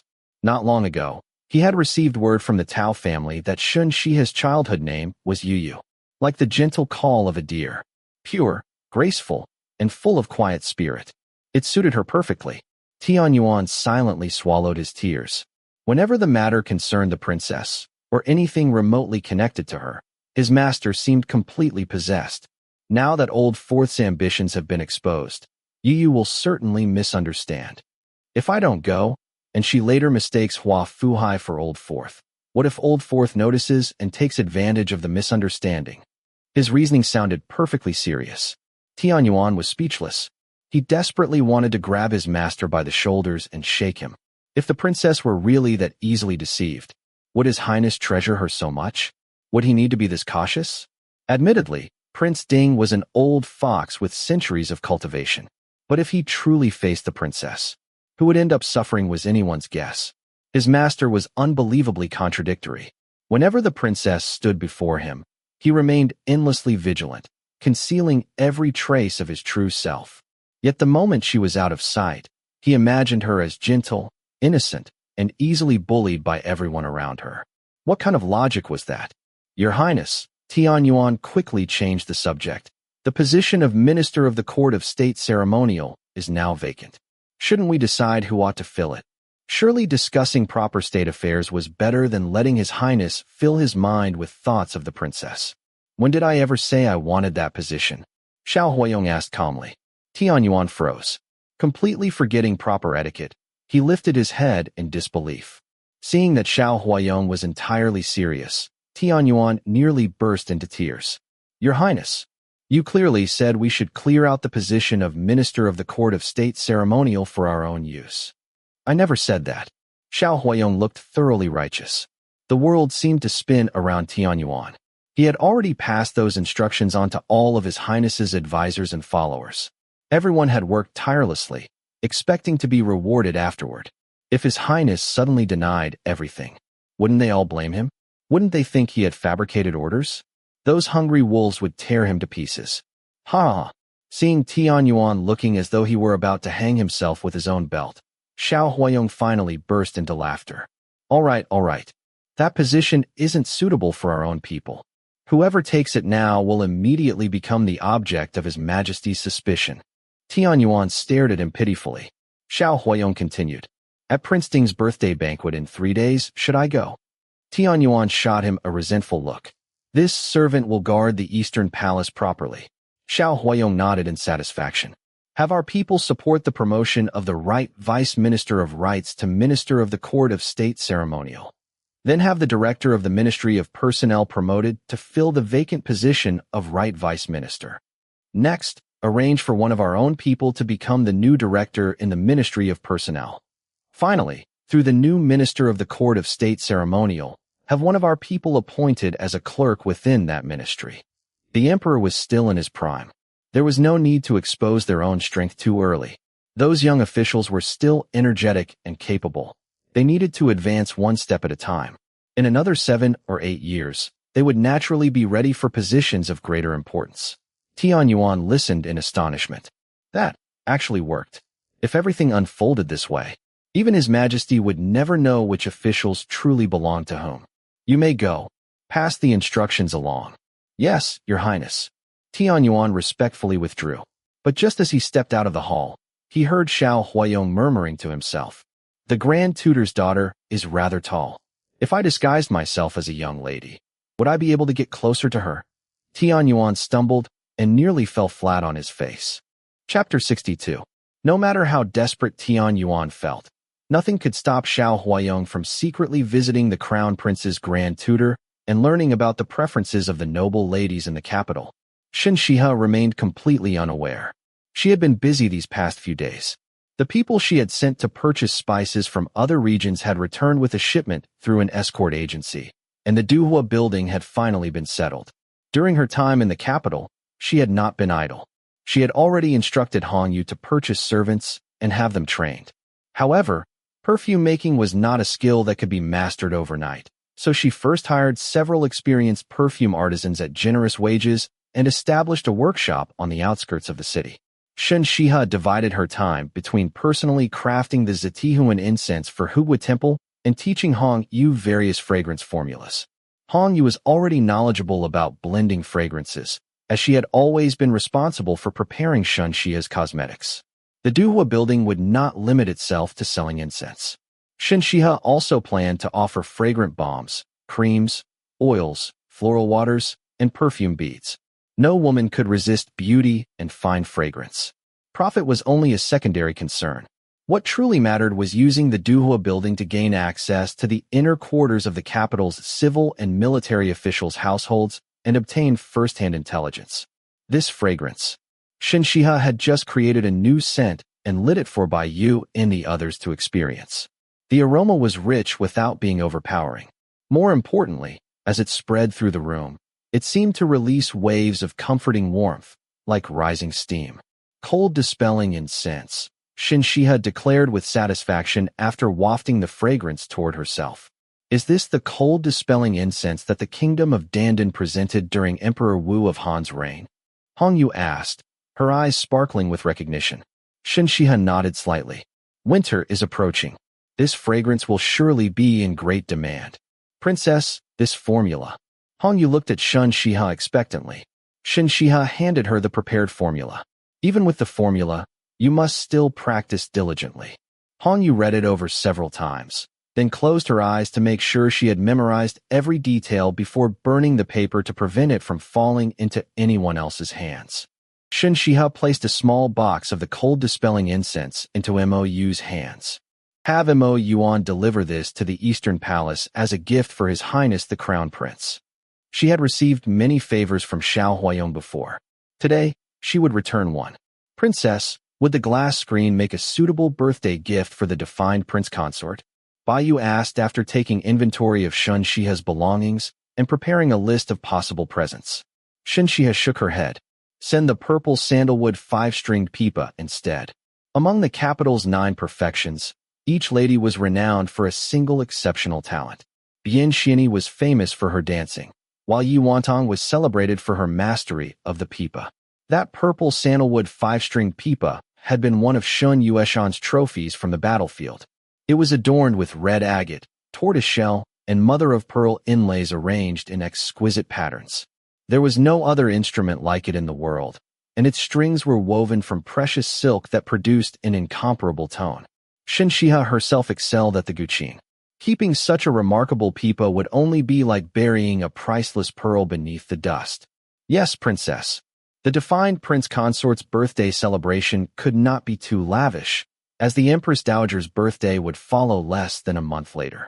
The banquet was simply an expression of filial respect, so the defined prince and his consort would naturally keep the festivities restrained. Among the 16 princely residences, Prince Xiao Changtai ranked 4th, and his residence stood beside that of the 5th prince, Prince Xian, Xiao Changqin. Rumor had it that Xiao Changqin had returned from Fahua Temple the previous day. Whether he would appear at the defined prince's residence today remained uncertain. Just as Shen Xihe was considering the matter, her carriage suddenly jolted, as though something had lightly bumped into it. As she steadied herself, she heard a maid apologizing from outside. Please forgive us. We were careless and disturbed the princess's carriage. Baiyu lifted the curtain. Outside was an extremely plain carriage, made to look even more modest beside Shen Xihe's felt-covered carriage drawn by 2 horses. It had only a simple canopy to shield its occupants from the wind and rain, leaving the sides open. Seated inside was a young woman wearing a bamboo moon-colored jacket, a sky-blue floor-length skirt, and an ink-colored cape. Only the sleeves and collar were embroidered with simple white pear blossoms, and her understated hairstyle was adorned with just a few pearl hairpins shaped like pear blossoms. She carried herself with impeccable dignity and flawless posture. Her features were plain, and her eyes cool and composed. It was Qingzhi, the granddaughter of the Crown Prince's grand tutor. Her father served as a professor at the Imperial Academy. The Qin family had been a distinguished family of scholars for generations. As though sensing Shen Xihe's gaze, Qingzhi inclined her head slightly in acknowledgement before accepting her maid's assistance as she stepped down from the carriage. She was exceptionally tall, the tallest young woman Shen Xihe had ever seen, even taller than Bu Shulin. It was precisely because of her height that finding a suitable marriage match had proven difficult, leaving her unmarried at 19. Most young men would look short standing beside her. Shen Xihe estimated that Qingzhi was about the same height as her own brother. Princess, Qingzhi said as she approached, our family's carriage disturbed yours. Please allow me to apologize on their behalf.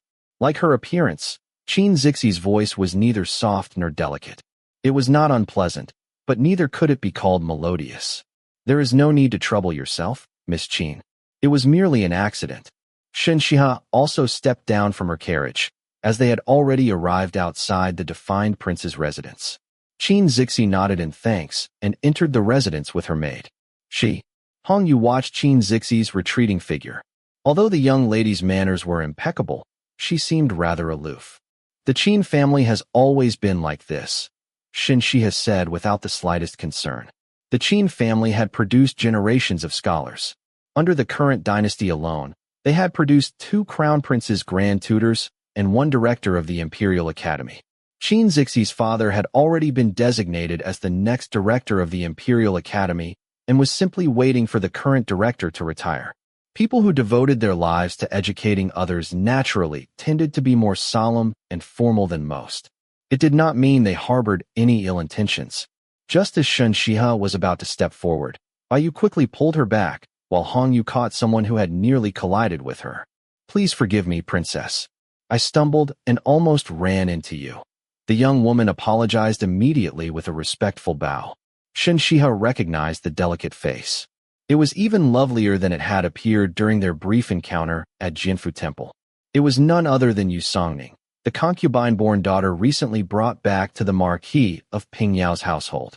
Shen Xihe's gaze shifted from Yu Songning's meekly lowered eyes to the anxious young lady clutching a handkerchief nearby, who was presumably Yu Sangzi, the legitimate daughter of the Marquis of Pingyao. She then noticed the carriage parked to one side, and Yu Songning's maid circling around from behind Yu Sangzi. The arrangement was rather interesting. If Shen Xihe had judged correctly, Yu Songning had deliberately walked around the opposite side of the carriage toward Yu Sangzi. Unaware that Shen Xihe was standing nearby, Yu Sangzi had intentionally shoved her, causing Yu Songning to stumble toward Shen Xihe. To any observer, Yu Sangzi's actions would appear petty and malicious. Someone with a stronger sense of justice might even step forward to defend Yu Songning. Indeed, Yu Sangzi lacked generosity, making her easy for Yu Songning to manipulate. In doing so, Yu Songning had created an opportunity to establish a connection with Shen Xihe without leaving any obvious trace of her intentions. Shen Xihe merely smiled faintly. Without sparing either sister another glance, she continued walking forward. Unexpectedly, Qingzhi, who had already reached the entrance, had stopped and was waiting there. As Shen Xihe approached, she cast a cold glance at the Marquis of Pingyao's sisters following behind and sneered. "What an unsightly scheme." With those words, she reached out and took Shen Xihe's hand. Chapter 63. Come with me. Qingzhi firmly took Shen Xihe's hand as they passed through the gates of the defined prince's residence. Most of her hand was hidden within her wide sleeve. Shen Xihe could see only the tips of her fingers, which were long and slender, yet noticeably stronger than those of most noble ladies. Shen Xihe disliked physical contact and was about to withdraw her hand, but Qingzhi released it first as they stepped through the gate. "Your status is noble. There will inevitably be people who try to curry favor with you. Keep your eyes open." Although people often said that the imperial censors could not tolerate even a grain of sand in their eyes, the Qin family was famous for possessing the sharpest tongues in the capital. She must have witnessed Yu Songning's scheme herself. Unable to approve of it and unfamiliar with Shen Xihe's character, she had probably worried that Shen Xihe might be deceived, which was why she had offered the warning out of good intentions. "You worry too much, Miss Qin," Shen Xihe replied coolly. She had no intention of associating with Yu Songning, nor did she intend to become close to Qingzhi. Perhaps sensing the distance in Shen Xihe's tone, Qingzhi glanced at her, gave a nearly imperceptible nod, and continued walking ahead. At that moment, the women of the Yi family were receiving guests behind the screen wall in Yi Wantong's place, guiding them one by one to the Lotus Water Pavilion, where the banquet had been arranged. It was the most beautiful place in the defined prince's residence. Two waterside pavilions stood above the crystal-clear lake, connected by a winding covered corridor. They faced one another, with an arched bridge spanning the water between them. Beyond the bridge, a stone platform extended over the lake, where musicians performed while dancers entertained the guests. Each pavilion was spacious enough to hold more than a dozen low tables. Sister Xihe. The moment Shen Xihe appeared, Shui Jinxiao, who had been waiting in the women's pavilion and constantly watching for her arrival, spotted her and immediately rushed over. The corridor was wide enough for 3 people to walk side by side. Qingzhi was walking just ahead of Shen Xihe when Shui Jinxiao hurried toward them. Just then, Qingzhi suddenly stepped aside. For some reason, Shui Jinxiao stumbled forward. Before she could fall face first onto the stone floor, Qingzi's maid caught her arm and steadied her. "Thank you, Sister Qin." Once she had regained her balance, Shui Jinxiao bowed gratefully. "We are not acquainted." "Do not call me sister," Qingzhi replied coldly before adding. "A noble lady should walk with grace, stand with dignity, and sit with poise." Yes, Miss Qin. Shui Jinxiao instinctively began to call her Sister Qin, again before hurriedly correcting herself and lowering her head obediently after the reprimand. Shen Xihe had no interest in watching any further and walked past them with calm, elegant steps. Seeing this, Shui Jinxiao stuck out her tongue mischievously before lifting her skirts and hurrying after Shen Xihe, perfectly embodying the attitude of listening without changing.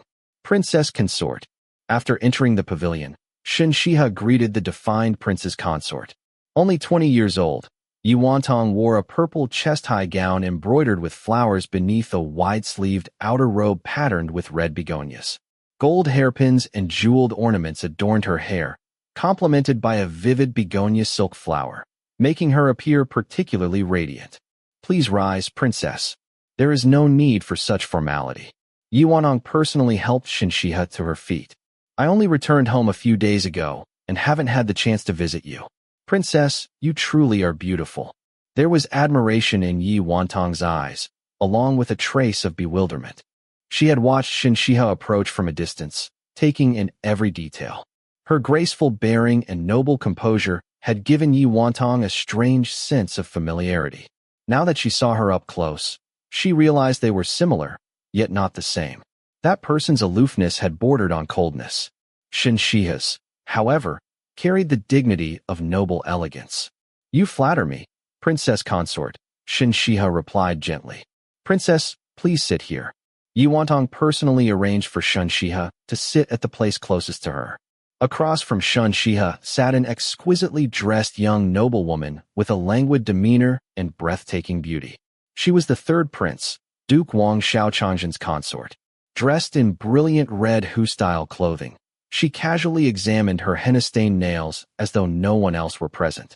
This Duchess consort was one of the capital's most talked-about noble women. She was a princess of Xiliang. After Xiliang's defeat, Emperor Yuning had arranged her marriage to Duke Wang to pacify the people of Xiliang and consolidate imperial control more quickly.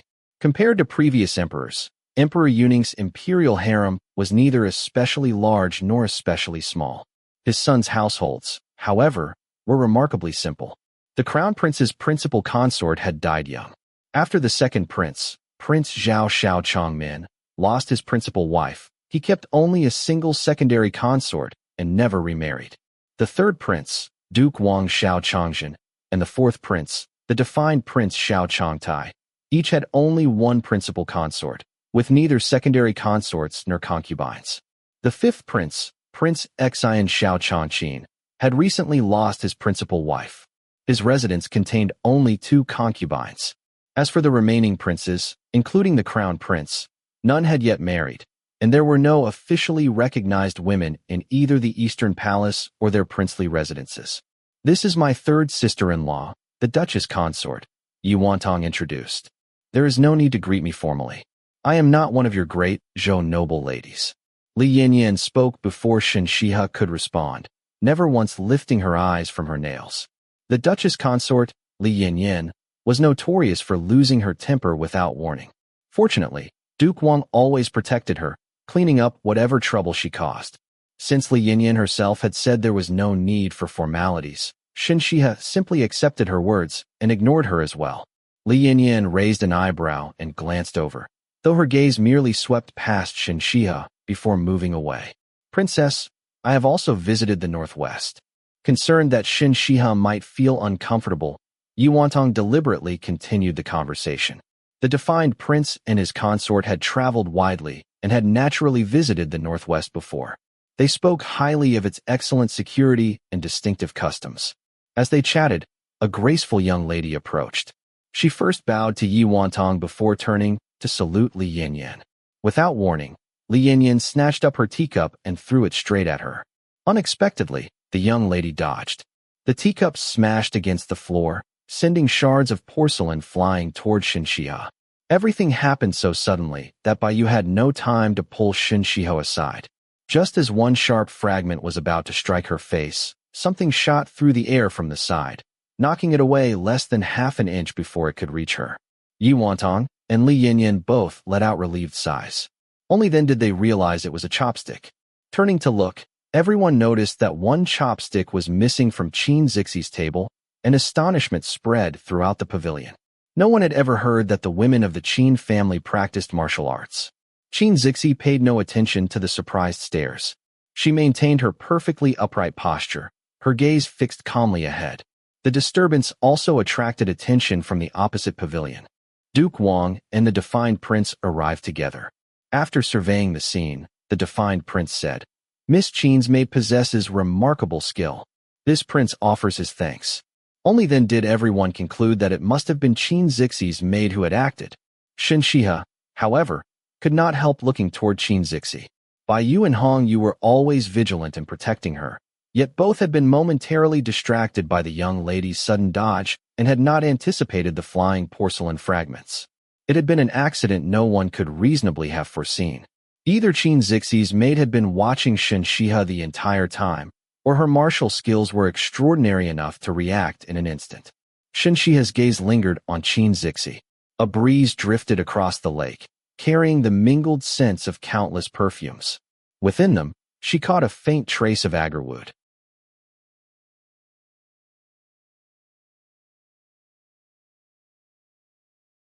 Chapter 64. Shen Xihe was exceptionally sensitive to the scent of agarwood.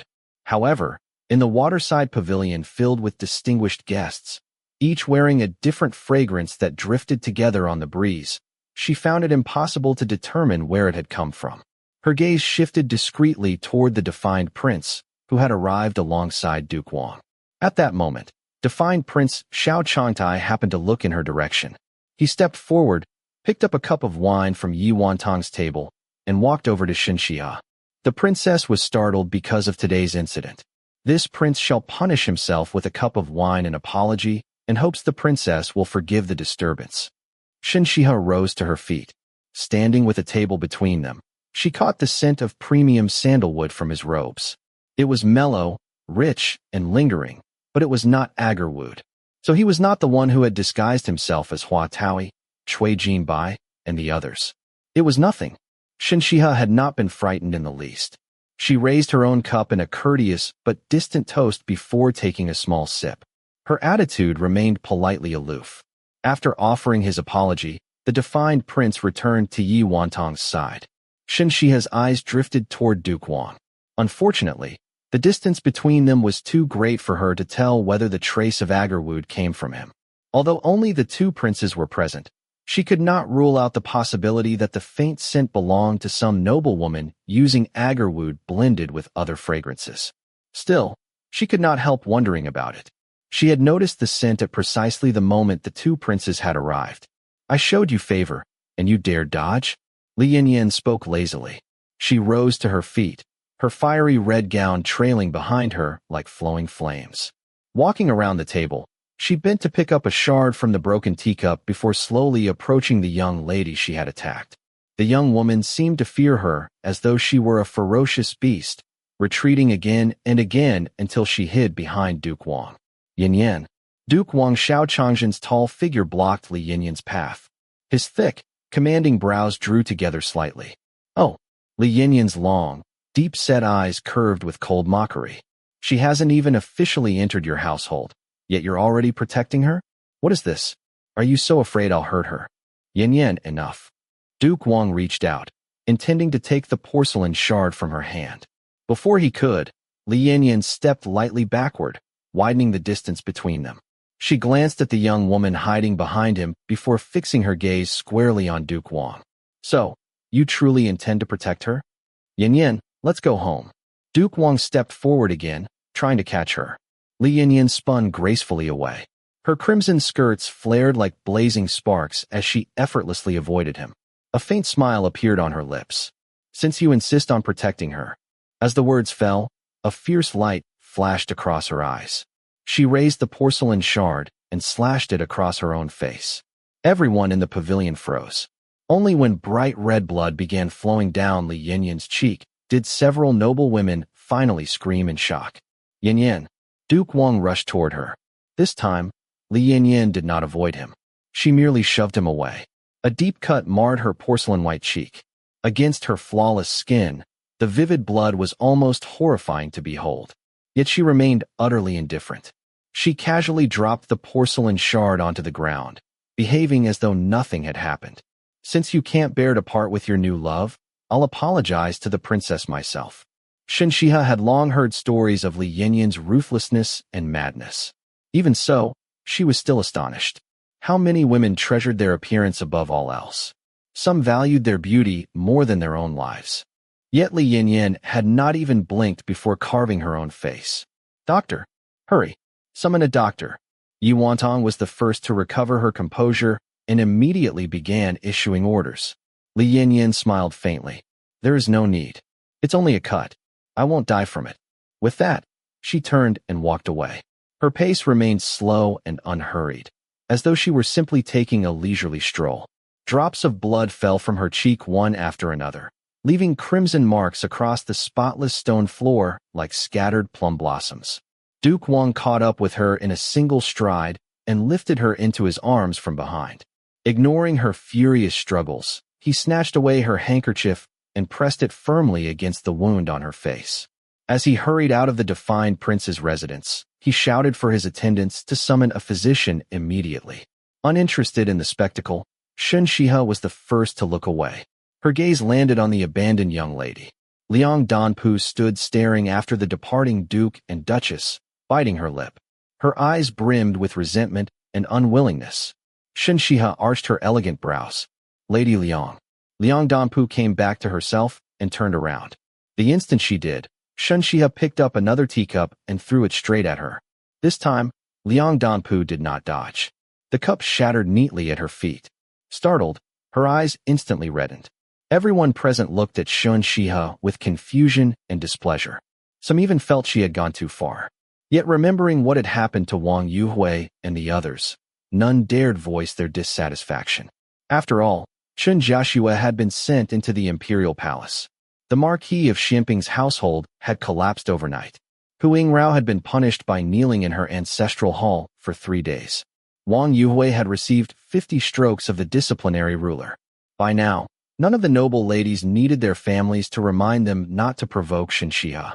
Then, before anyone could react, Shen Xihe picked up yet another teacup and threw it at Liang Danpu. This time, Liang Danpu immediately dodged. Princess, you've gone too far. Unable to bear watching any longer, one of the young ladies stood up and protested. Shen Xihe merely glanced at her calmly. Fool. Qingzhi coldly uttered 2 words. You. The young lady was so furious that her chest rose and fell violently. Princess. The defined prince looked troubled and was about to speak. Yu Wantong, however, seemed to have realized something. She quietly tugged on his sleeve and shook her head. The first time, Lady Liang didn't dodge because she knew the cup would land at her feet. The second time, she dodged because she knew it would strike her. Shen Xihe smiled faintly. Earlier, you also knew the Duchess Consort's teacup would only land at your feet. So why did you dodge? Tears quickly filled Liang Danpu's eyes. I don't understand what the princess means. Shen Xihe gave a soft laugh. She rose gracefully, adjusted the lilac shawl embroidered with butterflies draped over her shoulders, and slowly walked toward Liang Danpu. You dodged because I was standing behind you. If the Duchess Consort had accidentally injured me, you would have been the one to benefit. Princess, anger flashed across Liang Danpu's face. Though Danpu comes from a humble family, I cannot allow the princess to humiliate me with such accusations. Humiliate you? Shen Xihe laughed again. I merely spoke the truth, and you call that humiliation? Would you like to know what real humiliation feels like? As she spoke, Shen Xihe extended one foot. Her cloud brocade shoes, decorated with tiny pearls and upturned toes, gently swept the broken porcelain shards together into a small pile. By you. The moment Shen Xihe gave the order, By you flashed behind Liang Danpu.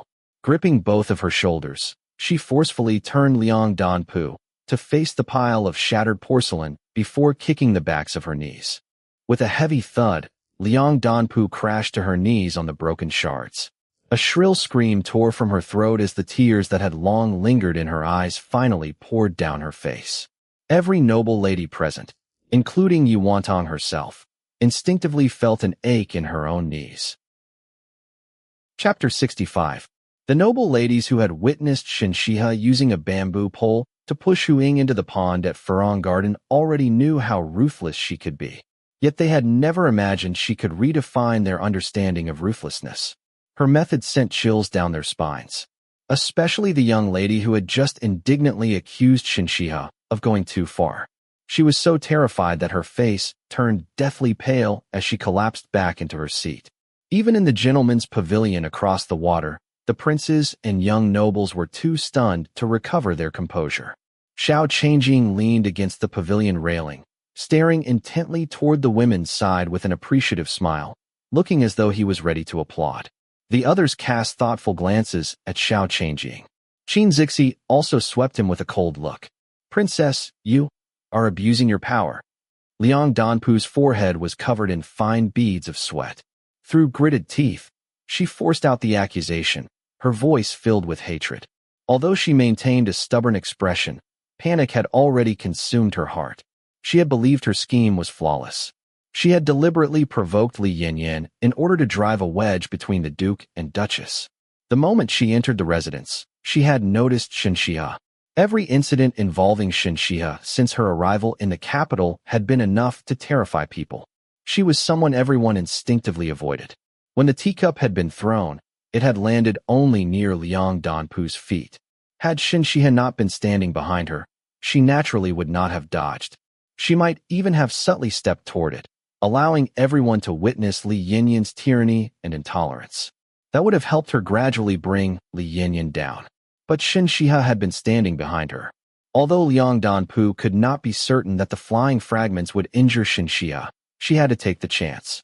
If Shen Xihe were hurt, Li Yanyan would gain a formidable enemy. She had never expected Shen Xihe to see through her intentions so completely, nor had she expected Shen Xihe to deal with her so directly, without following the usual conventions. The Duchess consort of Duke Wang is a proper royal consort. She disfigured her own face because she startled me. Shen Xihe turned toward Liang Danpu, her gaze calm. "Shouldn't you be begging her forgiveness? Since you do not understand proper conduct, I shall teach you. If you feel wronged, you are welcome to file a complaint against me. I will be waiting for you at the princess's residence." As she spoke, she loosened her fingers and released the jade ornament she had been holding. "By you, personally escort Lady Liang back to her residence. Tell the Liang family everything that happened here today. Do not leave out a single detail."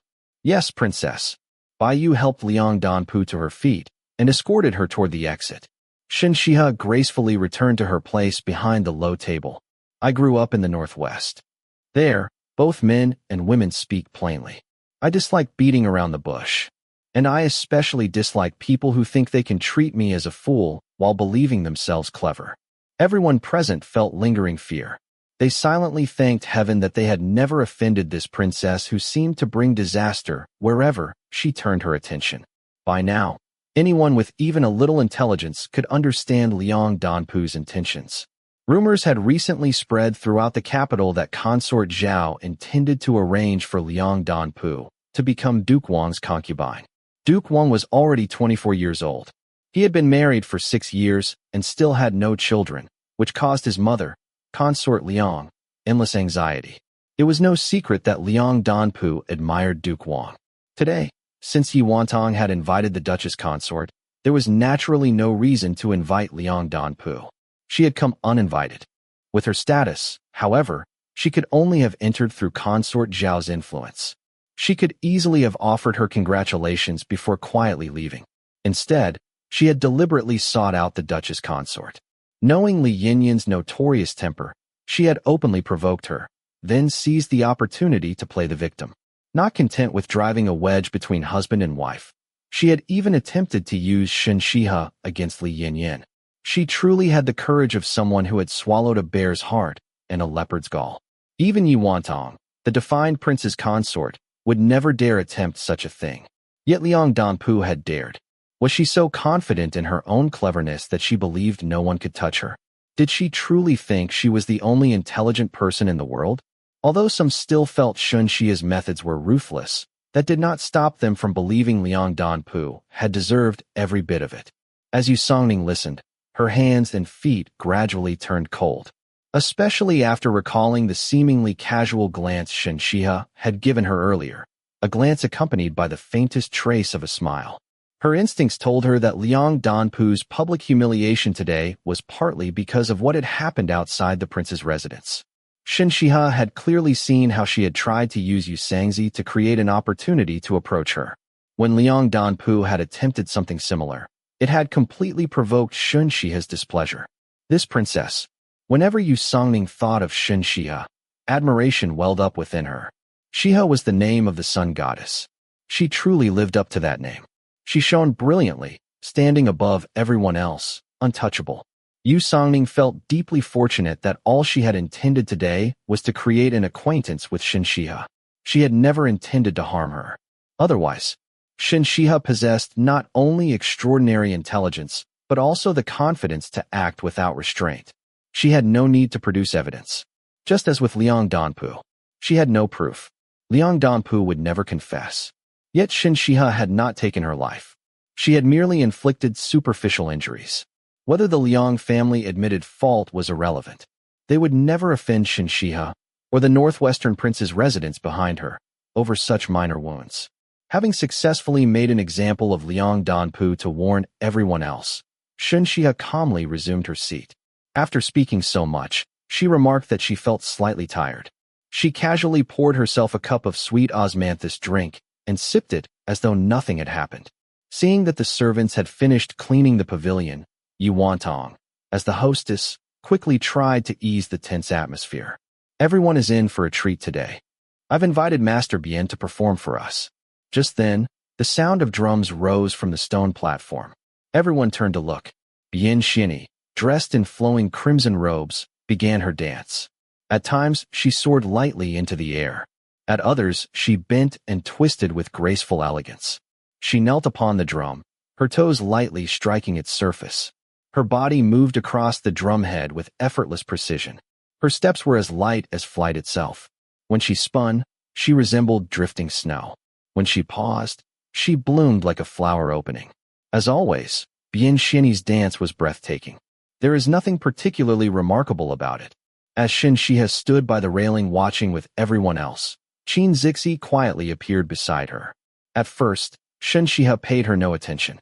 As more people crowded around to watch, however, the mingled perfumes became overwhelming. She instinctively stepped backward. Each passing breeze carried another wave of fragrance to her unusually sensitive nose, making it increasingly difficult to endure. At that moment, a faint trace of agarwood drifted past. This time, she clearly identified its source. It came from Qingzhi. If it had merely been the scent of agarwood, Shen Xihe would not have thought much of it. But Qingzi's primary fragrance was a perfume distilled from lotus blossoms. The lotus scent was delicate and lingering, seeming to fade away while quietly remaining. It was an elegant fragrance that perfectly suited Qingzi's temperament. Yet such a perfume would never use agarwood as a blending note. Just as Shen Xihe was considering this inconsistency, someone squeezed past to get a better view of Bien Xiani's dance. A flash crossed Shen Xihe's eyes. She deliberately stumbled into Qingzhi, and her hand appeared to accidentally brush across Qingzi's chest. The soft sensation made Shen Xihe immediately withdraw from Qingzi's embrace. A woman. Shen Xihe believed she had concealed her probing perfectly. What she did not know was that Qingzhi had seen through her intentions from the very beginning. Where no one else could see, the corners of Qingzi's lips lifted ever so slightly. Silly girl. He had prepared thoroughly for this. Chapter 66. Bravo. As Bien Xiani finished her dance, applause and cheers erupted from every direction. Shen Xihe still found Qingzhi somewhat suspicious. Although she had personally confirmed that Qingzhi was indeed a woman, her naturally cautious nature would not allow her to dismiss her suspicions so easily. If someone never aroused her suspicions, that was one thing. But once they did, she would investigate until every questionable detail had a reasonable explanation. Master Bien's dancing is truly exceptional. It has been a feast for the eyes. As the applause gradually subsided, Shen Xihe suddenly spoke. However, Lady Qin just remarked that such exquisite dancing was merely ordinary. Might Lady Qin honor us by demonstrating an even finer dance? Her words startled everyone. All eyes immediately turned toward Qingzhi. Even Bian Xiani, who had always been immensely proud of her dancing, walked over. After paying her respects to Yi Wantong, Shen Xihe, and the others, she said, "I am devoted to the art of dance. I humbly ask Lady Qin for her guidance." Little fox. Xiao Huayong laughed inwardly. On the surface, however, she remained every bit the dignified and proper noble lady. 3 years ago, I had the good fortune to accompany my grandfather through Huayong. We happened upon a dance competition among the courtesans and witnessed performances by Master Bai and Master Qi. After seeing them, every other dance has seemed ordinary by comparison. Bai Fugong and Qi Shaoran were the most celebrated courtesans in Luoyang. Their dancing was renowned throughout the land, and wealthy nobles spent fortunes merely to catch a glimpse of their performances. Even Bian Xiani had to concede the point. I have long heard that Master Bai and Master Qi possess unrivaled skill. If I am ever fortunate enough to meet them, I must sincerely ask for their instruction. The trap Shen Xihe had set was effortlessly deflected by Xiao Huayong. Yet one detail caught Shen Xihe's attention. Luoyang. It was there that she had first met Hua Fuhai. Does Lady Qin have close ties to Luoyang? Shen Xihe asked directly. The others noticed something peculiar. Qingzhi remained cold and distant toward everyone else, yet she showed remarkable patience whenever speaking with Shen Xihe. My grandfather travels between Luoyang and the eastern capital every year to tutor His Highness the Crown Prince. I have accompanied him several times. The Crown Prince. A faint flicker crossed Shen Xihe's eyes. She merely inclined her head and asked no further questions. Before the conversation could end, however, Bian Xiani suddenly spoke. Lady Qin grew up alongside His Highness the Crown Prince. Could you tell us something about his preferences? His coming-of-age ceremony is approaching, and we should prepare suitable birthday gifts. Shen Xihe turned and gave Bian Xiani an expressionless look. Everyone in the capital already knew that Shen Xihe had become unusually close to the Crown Prince. Bian Xiani was clearly trying to stir discord between Shen Xihe and Qingzhi. Even so, everyone was genuinely interested in the answer. The Crown Prince had left the palace at the age of 8 and returned only during major festivals. Most civil and military officials had never met him. With his coming-of-age ceremony approaching, they naturally wished to avoid giving an inappropriate gift. Even if they had no intention of currying favor, they certainly did not wish to offend him unknowingly. May I ask how Master Bian came to believe that I grew up with His Highness the Crown Prince? Qingzhi asked coldly. I have never even met His Highness. She paused before adding with icy composure. Or is Master Bian no longer satisfied with the 6th prince's favor and now wishes to attract the Crown Prince's attention as well? Her words were little different from openly accusing Bian Xiani of being unfaithful. Very few people knew about Bian Xiani's private relationship with the 6th prince, Xiao Changyu. Having it exposed so publicly immediately caused several noble ladies to look at her with undisguised hostility. Although Xiao Changyu had fallen somewhat from the emperor's favor, he remained a handsome and distinguished imperial prince. Naturally, many noble ladies still hoped to become his future princess consort. To them, Bian Xiani instantly became a rival. I spoke carelessly and should never have made unfounded assumptions about Lady Qin and His Highness. Bian Xiani quickly smiled apologetically. Please don't take offense, Lady Qin. My relationship with the 6th prince is entirely proper. Given my humble status, how would I dare entertain ambitions beyond my station? By putting it that way, it sounded as though Qingzhi had merely retaliated after Bian Xiani had implied a relationship between her and the Crown Prince. Much of the hostility toward Bian Xiani immediately eased. The wind is growing stronger. Yuanong finally stepped in to smooth things over. Let us continue our conversation inside the pavilion. As the hostess, she had no wish for more disturbances during her birthday banquet. Out of respect for Yi Wantong, everyone returned to the pavilion. The remainder of the birthday banquet passed peacefully. When the guests departed, Shen Xihe encountered Qingzhi once more outside the residence. Seated inside her carriage, Qingzhi looked toward Shen Xihe. I feel that we are kindred spirits. Would the princess honor me by visiting my home as my guest? Shen Xihe did not even raise her eyes. I do not enjoy socializing. Not far away, Shui Jinxiao, who had also just left the residence, nodded to herself with satisfaction. Princess, Bai finally asked after they returned to the princess's residence. Since you suspect her, why didn't you accept the invitation and investigate further?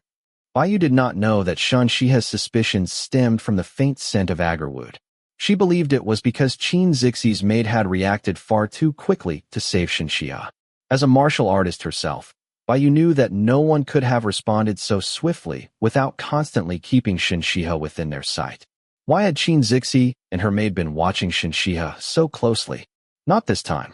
Shen Xihe's eyes grew thoughtful. But next time, agarwood formed only under extraordinarily demanding conditions within the hollow of honey trees, slowly maturing over many years. It was exceedingly rare. Yet rare did not mean unique.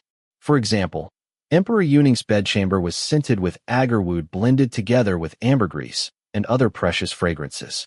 Shen Xihe had also detected agarwood on Emperor Yuning himself, though it was mixed with many other scents. There were 5 recognized grades of agarwood. By fortunate coincidence, Shen Xihe had encountered all 5. The man who had disguised himself as Hua Fuhai and Cui Jinbai had worn the highest grade. Its fragrance was rich, layered, and carried an incomparable air of nobility. Emperor Yuning used the same variety, though it was less pure. The scent she had detected on Qingzhi today was similar, but much fainter than before. When she had deliberately stumbled into Qingzhi to test her, Qingzhi had almost certainly noticed. She still did not know what connection, if any, existed between Qingzhi and that mysterious person. Perhaps there was none at all. Either way, she had no intention of taking the bait by investigating Qingzhi directly. Otherwise, she would become the fish that willingly bit the hook.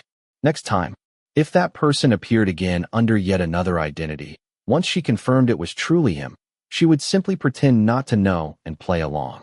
Bai did not understand Shen Xihe's reasoning and wisely asked no more. Back in the Eastern Palace, Xiao Huayong slowly turned a black jade chess piece between his fingers. She rejected me. He had noticed Shen Xihe's probing. Since she remained suspicious, the logical course of action would have been to accept Qingzi's invitation and continue investigating. Could it be, Xiao Huayong mused thoughtfully, that she simply found Qingzhi too dull? Alarm bells instantly rang in Tian Yuan's mind. Your Highness, he hurriedly said, there are no other ladies in the capital whose height matches yours. Even Qingzhi was slightly shorter than Xiao Huayong. The difference was small enough that careful clothing concealed it, and no one would ever think to verify a noble lady's true height. Tian Yuan truly feared that his master would decide to impersonate yet another young lady. He felt that he would lose his mind. And if the Crown Prince's loyal followers ever discovered such a thing, they would all lose theirs as well. Your Highness, an attendant announced from outside. The princess has sent you a gift. Chapter 67. To divert Xiao Huayong's attention, Tian Yuan hurried into the main hall and respectfully presented the cold-dispelling incense that Shen Xihe had sent. When was this delivered? Why didn't you tell me sooner? Xiao Huayong asked as he carefully accepted the box and opened it. A rich fragrance immediately spread through the room. It arrived this morning while your Highness was away. Tian Yuan answered innocently. His master had not even returned to the Eastern Palace the previous night. In the past, Xiao Huayong had always needed to slip carefully past the palace guards whenever he left the palace. But ever since obtaining the map of the secret passage from Prince Consort Wei, he could now come and go without the slightest difficulty. Bring me an incense burner. Xiao Huayong noticed the note attached to the box explaining the effects of the cold-dispelling incense. Tian Yuan immediately fetched an exquisitely crafted incense burner. After washing his hands and changing into fresh robes, Xiao Huayong personally lit the incense. As its fragrance slowly spread, a gentle warmth filled the room and wrapped around him. Tian Yuan watched as the crown prince slowly closed his eyes. A faint smile curved Xiao Huayong's lips, one of complete contentment. Unless his eyes were deceiving him, Tian Yuan could even detect a trace of sweetness in that subtle smile. He simply could not bring himself to reveal the cruel truth just yet. He decided to wait until the incense had burned out, allowing His Highness to enjoy this happiness a little longer. Unexpectedly, warmed by the afternoon sunlight and the soothing fragrance, Xiao Huayong gradually fell asleep. Tian Yuan had no choice but to wait until he awoke. I haven't slept this well in years. When Xiao Huayong finally opened his eyes, he looked thoroughly refreshed. The cold-dispelling incense had been improved by Shen Xihe. Not only did it retain its warming effects, but it also possessed a calming quality that soothed the mind. Tian Yuan. Store this incense burner carefully. In the future, it will be used only for this incense. Yes, Your Highness. After quietly putting everything away, Tian Yuan returned to stand behind him.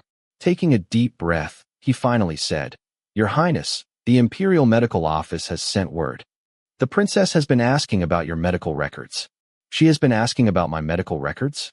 Light immediately sparkled in Xiao Huayong's eyes. She must be worried about me. Tian Yuan fell silent. Whenever the other princes or court officials inquired about His Highness's medical condition, they obviously had ulterior motives. Yet when the princess did the very same thing, it somehow became proof that she cared deeply about him. Forgive him for being blunt, but Tian Yuan truly did not believe the princess's motives were so simple. If she weren't concerned, Xiao Huayong said confidently, she would have asked before coming to the capital or immediately after arriving. Why would she wait until now? She has repeatedly heard that I faint easily. She must finally be worried about my health. Ignoring Tian Yuan's speechless expression, Xiao Huayong added solemnly, I should faint less often from now on. I don't want to frighten her. Tian Yuan remained silent. His heart had already turned to ashes. He no longer held any hope of restoring his usually brilliant master to reason. As a result, he quietly swallowed the suspicion that Shen Xihe merely wanted to determine whether the crown prince was suitable for marriage. How could the princess possibly harbor any ulterior motives? How could someone so gentle and admirable possibly be calculating? Surely she could never be someone who pursued only her own interests. He silently repeated these thoughts to himself over and over. Without such self-persuasion, he feared His Highness would soon banish him to the frontier. Only after successfully convincing himself did Tian Yuan ask, should we provide the princess with your medical records? Yes. The silver light in Xiao Huayong's eyes softened into gentle warmth. She's a stubborn girl. If we refuse, she won't give up easily. It's better to hand them over now than expose the people she sent. Tian Yuan silently repeated his 3 comforting thoughts again before asking, with a perfectly straight face, which records should we provide? The copies kept at the Imperial Medical Office are the ones intended for His Majesty and the others to see. According to those records, they might very well frighten the princess. Any woman who read them would probably abandon the idea of marrying such a man. He dared not make the decision himself. If anything went wrong and His Highness lost the woman he treasured, Tian Yuan certainly could not bear the consequences. Xiao Huayong's expression gradually became serious. After a long silence, he finally sighed. Give her the version from the Imperial Medical Office. Tian Yuan's eyelid twitched. His heart leaped. Could it be? Was His Highness finally acting rationally? The tiny spark of hope was immediately extinguished. She knows little about medicine, and the maid beside her who understands medical practice is still in Luoyang. Once she receives my records, she won't consult anyone she doesn't trust. Tomorrow, Xie Yunhui will happen to visit for her follow-up examination. Go and inform him. He'll know what to say. Tian Yuan stood frozen. He had been far too naive. Yes, Your Highness. He withdrew in utter dejection. That very night, Shen Xihe received Xiao Huayong's medical records. Because of her expertise with fragrances, she understood many medicinal herbs and their properties. Medical records themselves, however, were another matter entirely. After briefly skimming them, she set them aside. Just as Xiao Huayong had predicted, the following day, after enduring another attack from the bone-melting pill, she handed the records to Xie Yunhui. Dr. Qi, please examine these records and tell me about the patient's condition. After reading them, Xie Yunhui's expression became complicated. He lowered his eyes, concealing the emotions within them. Nothing more than ordinary weakness. Only weakness. Shen Xihe found that difficult to believe. She herself had been weak since birth. Even a little exertion left her short of breath. Yet she had never been as frail as Xiao Huayong appeared to be. This patient differs from you, princess. Your weakness is congenital. His developed later in life. Xie Yunhui explained calmly. What about his lifespan? Shen Xihe asked. Instead of answering, Xie Yunhui looked at her. May I ask what this person means to you, princess? Shen Xihe answered honestly. Someone I am considering entrusting my life to. As the former heir of a ducal household, Xiao Huayong certainly knew more about Xiao Huayong than she did. Without saying the crown prince's name directly, she had already made her meaning clear. Xiao Huayong slowly lifted his head and gazed deeply at her. Judging solely from these pulse records, his constitution is indeed weak. But whether that weakness will shorten his lifespan, that cannot be determined. Shen Xihe nodded slightly. Seeing how pale she remained after another bout of agony from the bone-melting pill, Xiao Huayong spoke again. Princess, in the future, don't be so frank. People who grow up in the capital wear countless masks. They say one thing to people, and another to ghosts. The only difference is that some are easier to understand than others. Shen Xihe smiled faintly. Including you? Yes, including me. She quietly studied him. Xiao Huayong calmly met her gaze. Her eyes were like a frozen lake hidden beneath thin ice, impossible to see through. His own were equally deep, with no visible bottom. After a long silence, Shen Xihe suddenly smiled. Dr. Qi, I've become rather close with Sister Gu. She has always wondered why you broke off your engagement. If you hadn't, she would never have married into the imperial family. Xiao Huayong's long lashes trembled almost imperceptibly. He lowered his gaze once more. For a long time, he remained silent. Just when Shen Xihe thought he would not answer, he finally spoke. Princess, the reason I studied medicine is because my mother died from medicine prescribed by a physician. The medicine itself was not poisonous. It simply wasn't suitable for her illness. She took the wrong medicine for 3 years before she finally died. And the entire affair was orchestrated by Duke Xie. Shock flashed across Shen Xihe's eyes.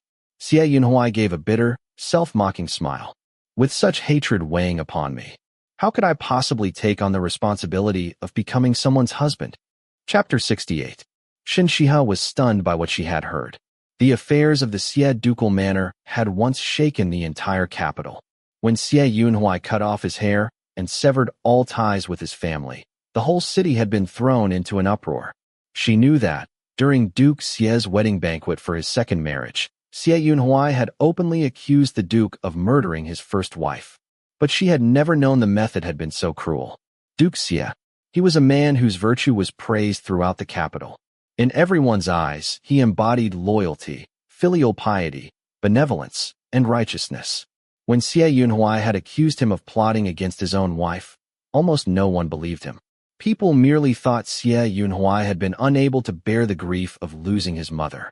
They believed he had failed to understand the pain his father suffered after losing his wife in middle age, especially since the Xie family had so few remaining members. Moreover, cutting off one's hair and severing family ties was itself considered the height of unfilial conduct. It was said that at the wedding banquet, Duke Xie had been overwhelmed with sorrow. He even blamed himself for failing as a father and for not considering how deeply his son mourned his mother's death. He had supposedly gone so far as to suggest canceling the marriage on the spot.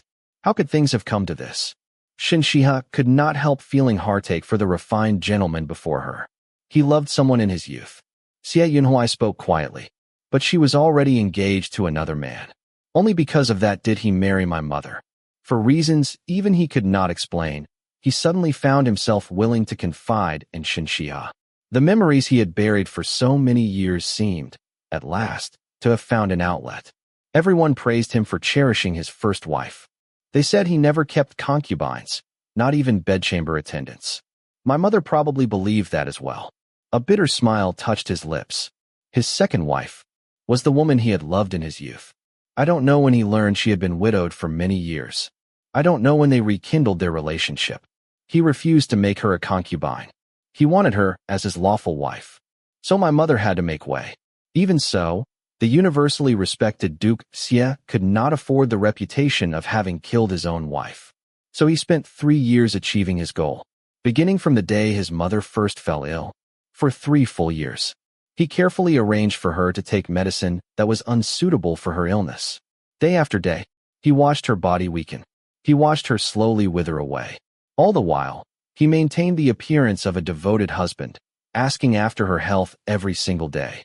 Under the laws of the current dynasty, Elevating a concubine or household woman to the position of principal wife was punishable by 1.5 years of imprisonment.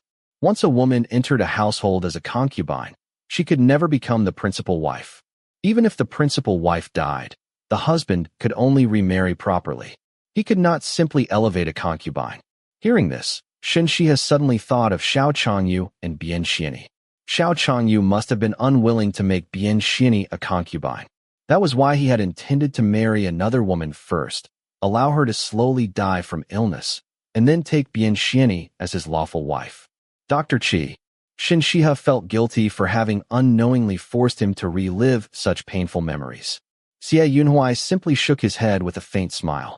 I am all right. He had always treated people kindly, and his scheme was flawless. Even if I had dragged those physicians before the courts, none of them would have dared accuse him. They would only have admitted to poor medical judgment. That is not a crime. They neither forged prescriptions nor deliberately poisoned anyone. Even under pressure from the Duke's household, the worst they might have suffered would have been a beating. That was precisely why he could not remain in the Xihe residence another moment. He feared that one day, he would lose control and kill his own father. Xiaoji did not deserve so easy a death. I am a man who cut off his hair and abandoned his father. I am branded throughout the world as unfilial and dishonorable. If Lady Gu had married me, she would have endured criticism for the rest of her life. One's body, hair, and skin were gifts from one's parents. Filial piety was regarded as the foundation of all virtue. Xiao Yunhuai's actions had indeed drawn universal condemnation. From that day forward, any hope of an official career had vanished forever. His scarred hands, marked by countless wounds both old and new, slowly packed away his medical instruments. Besides, if I had left the Duke's household and immediately married Lady Gu, Minister Gu would have been placed in an impossible position. If he urged me to reconcile with my family, he would have hurt me. If he did not, people would have accused him of encouraging me to sever family ties, especially since the Gu family had no direct male heir. Every word Xiao Yunhuai spoke came from the depths of his heart. He concealed nothing. Between himself and Gu Qingzhi, neither had betrayed the other. They had simply been destined to meet, but not to remain together.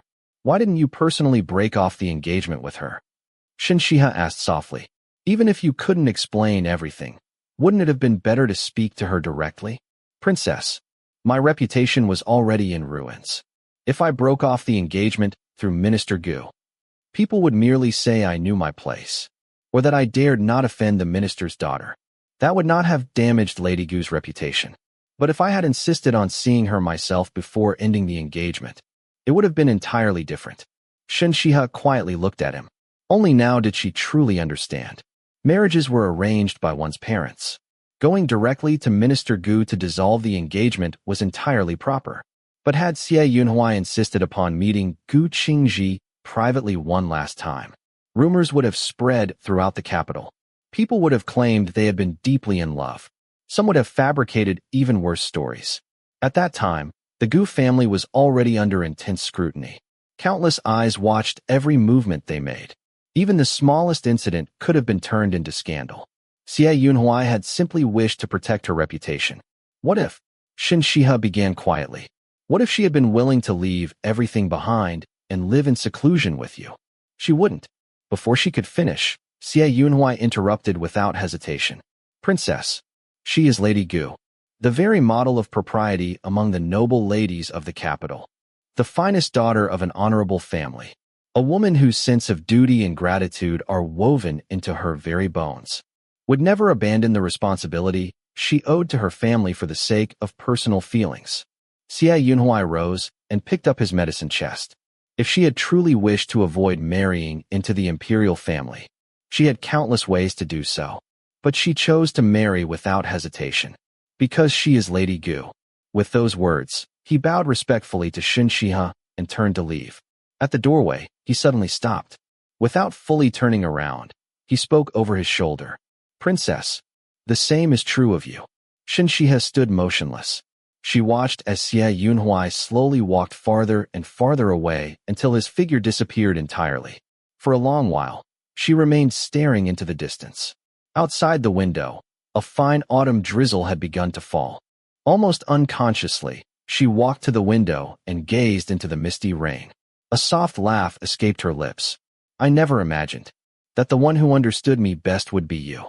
Just as Qingzhi had possessed countless ways to avoid marrying into the imperial family, so had Shen Xihe. Yet both women had ultimately chosen to wager everything on a single path, because responsibility left them no room to refuse. Although the Gu family had eventually fallen into ruin, Qingzhi had never felt regret, nor shame. She had simply done everything she could. Xiao Huayong had told Shen Xihe all of this because he wanted her to understand one thing. She still had a choice. He did not want her to become entangled in the struggle for imperial power, because once someone stepped into that vortex, there were only two possible outcomes: life or death. Even the final victor would emerge exhausted, surrounded only by ruin. But, so what? She could indeed remain the treasured daughter of her father and brothers forever. She could pretend to know nothing. She could peacefully enjoy the life they had fought so hard to protect for her. But if one day Shen Xihe and the rest of her family were to fall, how could she possibly remain untouched? She would be too ashamed even to be buried beside them after death. A family existed to support one another, to advance together. That was what family meant. Power was an invisible hand. It controlled the hearts of every person. Whether one wished it or not, everyone was eventually drawn into its game. The Shen family had no road of retreat, and as a daughter of the Shen family, neither did she. She had to shoulder her own share. The misty rain falls. The autumn wind rises. Some people admire the beauty of the rain. Some wish only for it to end. And some, Shen Xihe slowly extended her pale hand beyond the window, allowing the cool autumn rain to fall upon her fingertips. Simply wait for the rain to stop. Chapter 69. A sudden storm scattered flowers and leaves, leaving a layer of dampness over the capital and bringing with it a chill. The mischievous Duanming had run off somewhere and came scampering back, completely soaked. Hanyu felt sorry for it. Its beautiful fur was plastered to its body, with water still dripping from it. As she and Ziyu approached with absorbent cloths, the naughty cat gave itself a vigorous shake, spraying water all over both of them. Biyu couldn't help laughing at the sight, and when Shen Xihe turned to look, even she couldn't suppress a smile. Meow. Thinking it had shaken itself dry, Duanming pounced toward Shen Xihe. Shen Xihe's smile instantly disappeared as she quickly stepped back. Duanming missed its target. Looking up and meeting Shen Xihe's stern gaze, it immediately curled into a little ball, gazing at her pitifully while letting out soft, plaintive whimpers. You're this filthy and still trying to jump on Her Highness. Seizing the opportunity, Ziyu grabbed it by the scruff of its neck and lifted it into the air. Meow, meow, meow. Duanming flailed all four of its short legs, but Ziyu carried it away anyway to give it a bath. Your Highness, Prince Li has come to pay you a visit, a servant reported.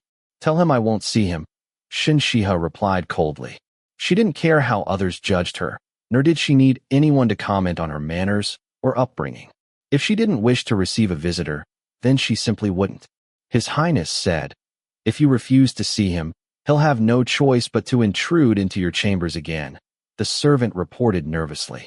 Biyu watched Shen Xihe slowly raise her lowered eyelids, her pitch-black eyes turning toward the doorway. Although her mistress's expression remained calm and composed, Biyu could clearly sense the icy, killing intent beneath it. Tell him that if he dares, it won't end with merely removing his clothes. I'll flay him alive. Shen Xihe spoke in a deceptively gentle tone, emphasizing every word. The servant's legs trembled as he hurried away to deliver the message. The steward had transferred this servant from the Shen residence because of his quick wits and loyalty. He had never imagined his mistress could be so formidable. He didn't dare repeat every word exactly, but fearing Shen Xihe even more, he closed his eyes and stammered the message to Xiao Huayong. To his surprise, Xiao Huayong showed no anger. Instead, he handed over a scroll. Give this to Her Highness. I'll wait here for a quarter of an hour. If she still refuses to see me, I'll take my leave. Shen Xihe had expected Xiao Huayong to retreat, yet the servant returned with the scroll. Biyu accepted it and unrolled it before Shen Xihe. Both of their expressions changed instantly. Summon Mo Yuan, Shen Xihe ordered gravely. It was a defense map of the Anxi Protectorate.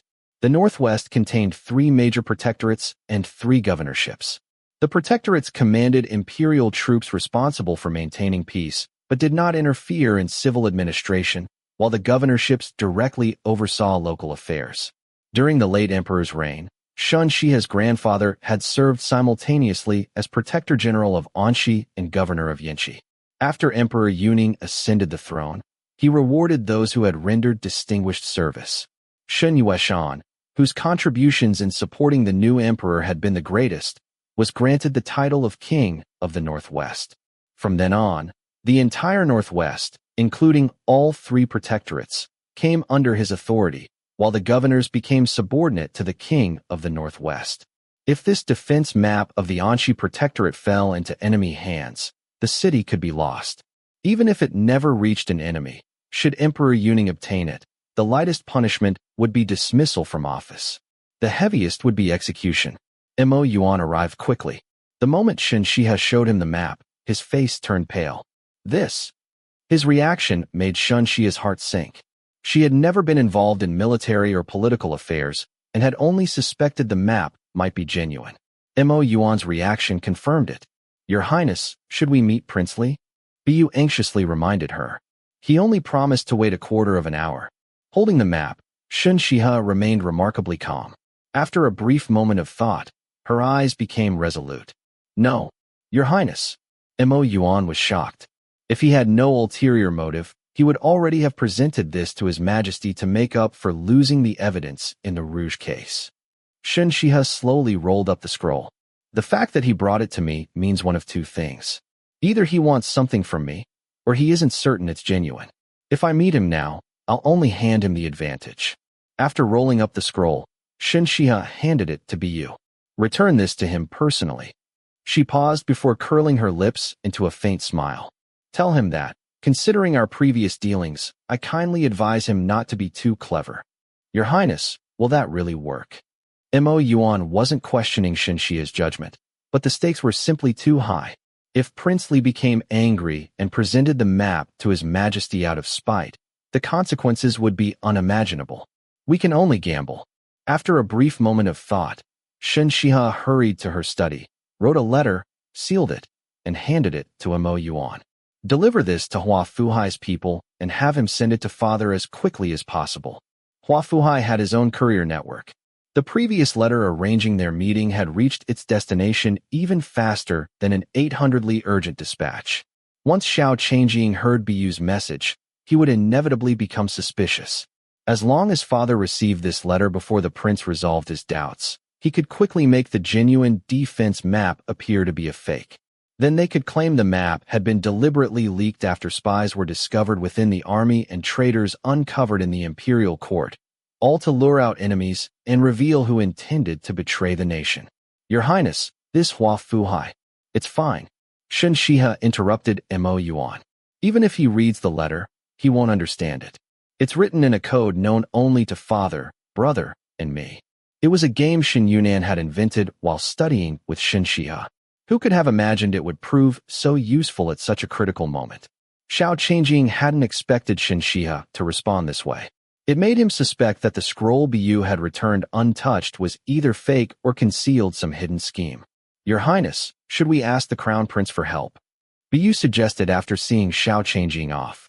If His Highness could suppress the evidence from the Rouge case for so long, surely he can buy us some time. This is far too great a weakness. Shen Xihe rejected the suggestion without hesitation. "I absolutely will not place it in anyone else's hands." Only then did Bu realize that Shen Xihe did not trust the Crown Prince in the slightest. "Don't worry. Xiao Qingzhi won't act rashly for at least 2 days. Keep watching him." Shen Xihe's eyes turned cold. "If His Majesty learns of this before Father does, then I'll have to strike first and expose the weapons Prince Kang's manor has been secretly forging for His Majesty. That would throw everything into chaos and direct suspicion for the stolen defense map straight toward Prince Kang's manor." Shen Xihe hadn't wanted to contact Xiao Huayong, but her letter still informed him that she had urgent business. "Your Highness, would you like to read the letter?" Tianyuan asked. "If she sent it through me, then she must be certain that even if I read it, I wouldn't understand it." Xiao Huayong remained focused on carefully carving a parasol tree leaf. Send it to the northwest immediately. Something significant must have happened, or she wouldn't have contacted me. After giving the order, Xiao Huayong's gaze deepened. Have our people in the northwest investigate at once. When the news arrived that evening, Xiao Huayong had just finished carving the leaf. Shen Xihe's likeness had been delicately carved upon it. After hearing the report, Xiao Huayong let out a soft laugh. Ninth brother has become quite capable. A faint smile appeared on his lips. Since he's so talented, let him go earn some merit in the northwest. Chapter 70. Send Prince Li to the northwest. Tian Yuan's eyelid twitched as he quietly sought confirmation. Is there a problem? Xiao Huayong gently lifted a parasol tree leaf and held it toward the incoming light.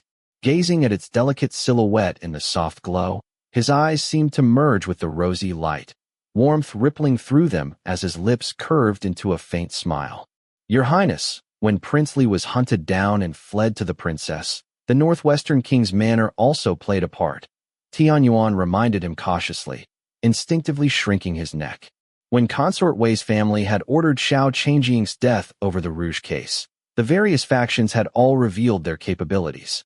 The Northwestern King had also intervened, secretly protecting Xiao Qingjing without directly rescuing him, thereby creating the opportunity for Shen Xihe to save him instead.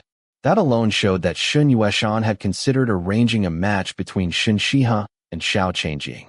Now, if Xiao Qingjing were sent to the northwest and managed to win the Northwestern King's favor, Tian Yuan feared his master would one day regret it. Xiao Huayong's smile paused for a moment before he let out a soft chuckle. He has no chance. Xiao Huayong understood Shen Yueshan's intentions. He wanted to support fifth brother. Fifth brother and ninth brother were born to the same mother and shared a deep brotherly bond. If fifth brother ascended the throne, Xiao Qingjing would stand second only to the emperor. Given their relationship, as long as Shen Yueshan did not cling to power, the Shen family would undoubtedly enjoy a peaceful ending, and Shen Xihe would never have to be trapped in the palace's endless schemes. For Shen Xihe, the treasured pearl of his family, Shen Yueshan had planned every step with painstaking care. Without abandoning his duties as the Northwestern King or betraying the peace of the Northwest, he had chosen what he believed to be the best path for her. Unfortunately, Shen Xihe had never taken a liking to Xiao Qingjing. The thought pleased Xiao Huayong, and the corners of his lips lifted once more. Though he did not know why Shen Xihe disliked Xiao Qingjing, he was certain of one thing. Shen Yueshan would never force her against her will. So Xiao Qingjing had no chance.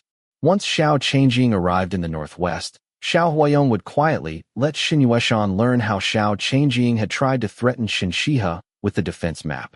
Then he would see how Xiao Qingjing intended to win Shen Yueshan's favor. Sensing his master's displeasure, Tian Yuan knew he had fulfilled his duty by speaking up. Having said everything that needed to be said, he wisely slipped away.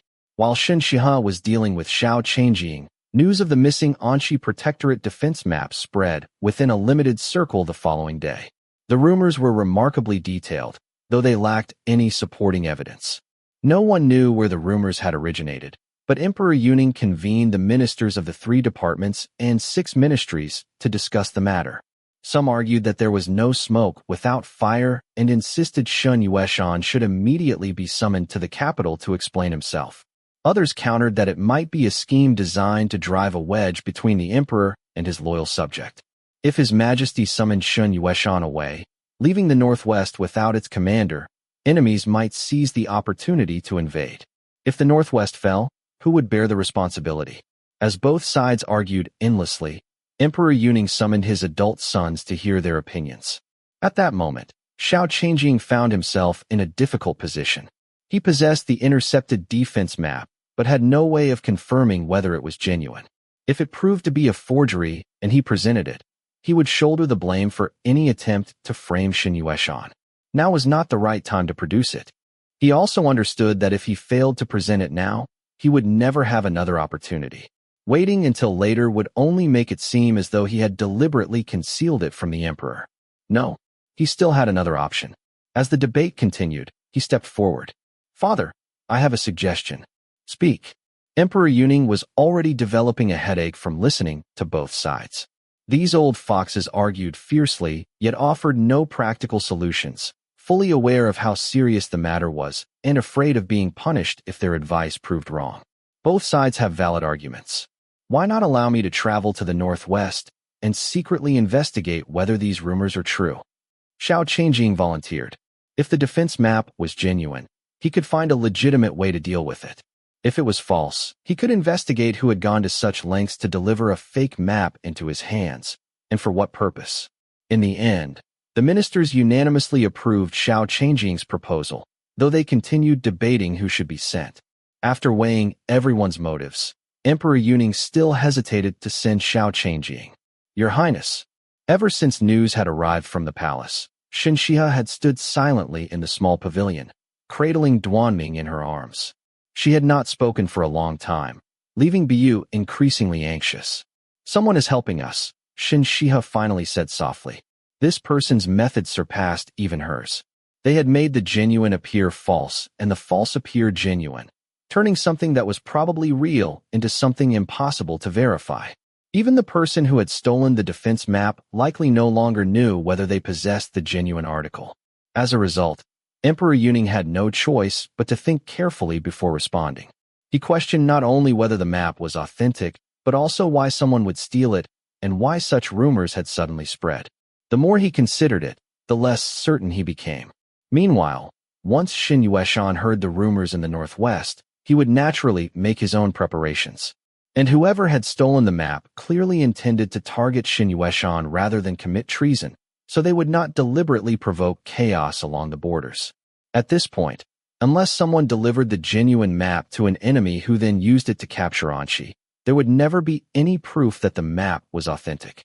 Xin Yueshan now had more than enough time to respond. Who could it be? Biyu finally relaxed. The greatest crisis surrounding the defense map had been resolved. I don't know, Shen Xihe murmured. She ought to have been completely isolated in the capital. The only person who might have been willing to help her was Bu Shulin. But Bu Shulin certainly did not possess such strategic brilliance. Your Highness, Guard Chao has brought food, Han Yu announced as she led Tian Yuan to the entrance. Shen Xihe turned and saw Tian Yuan carrying a food box. He stopped outside the pavilion and respectfully said, Your Highness, the Eastern Palace served crab and pheasant today. The crab is rich, and the pheasant is tender.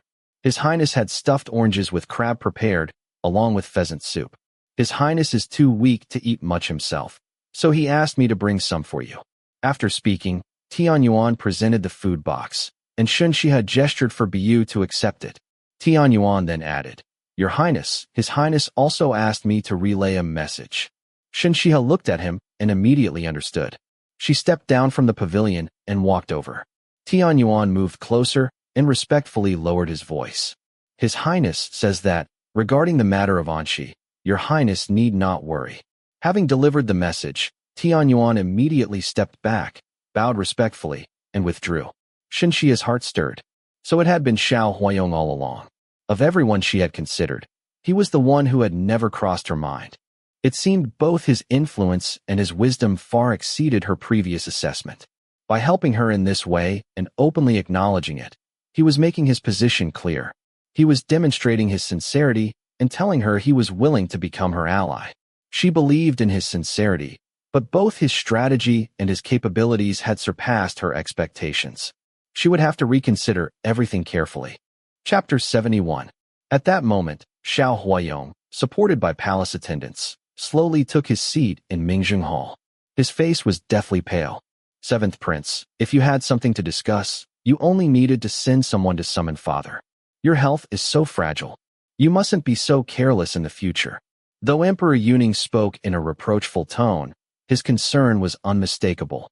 Father, cough, cough, cough. Xiao Huayong struggled to catch his breath. When I heard about the matter in Anqi, and remembered speaking with Princess Zhaoning, cough, cough, about the Xinjiang festival, I was moved and promised her, cough, cough, that I would ask Father to issue an imperial decree allowing her elder brother to come to the capital, to accompany her during the festival. Cough, cough, cough, cough. A violent fit of coughing left his face flushed bright red. Only after a long pause did he manage to finish. Please grant this request, Father. Looking at his sickly appearance, Emperor Yuning sighed helplessly.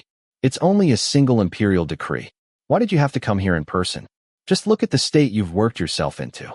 Still coughing lightly, Xiao Huayong looked at Emperor Yuning with quiet filial devotion. Father will issue the decree tomorrow, Emperor Yuning said gently before teasing him with a smile. Seventh Prince, how would you feel if father arranged a marriage between you and Xiaoning? Xiao Huayong's eyes lit up noticeably. The light, however, faded almost as quickly as it appeared. Asterisk cough, cough, cough. Father, I don't have many years left. Nonsense. Emperor Yuning gently patted his shoulder.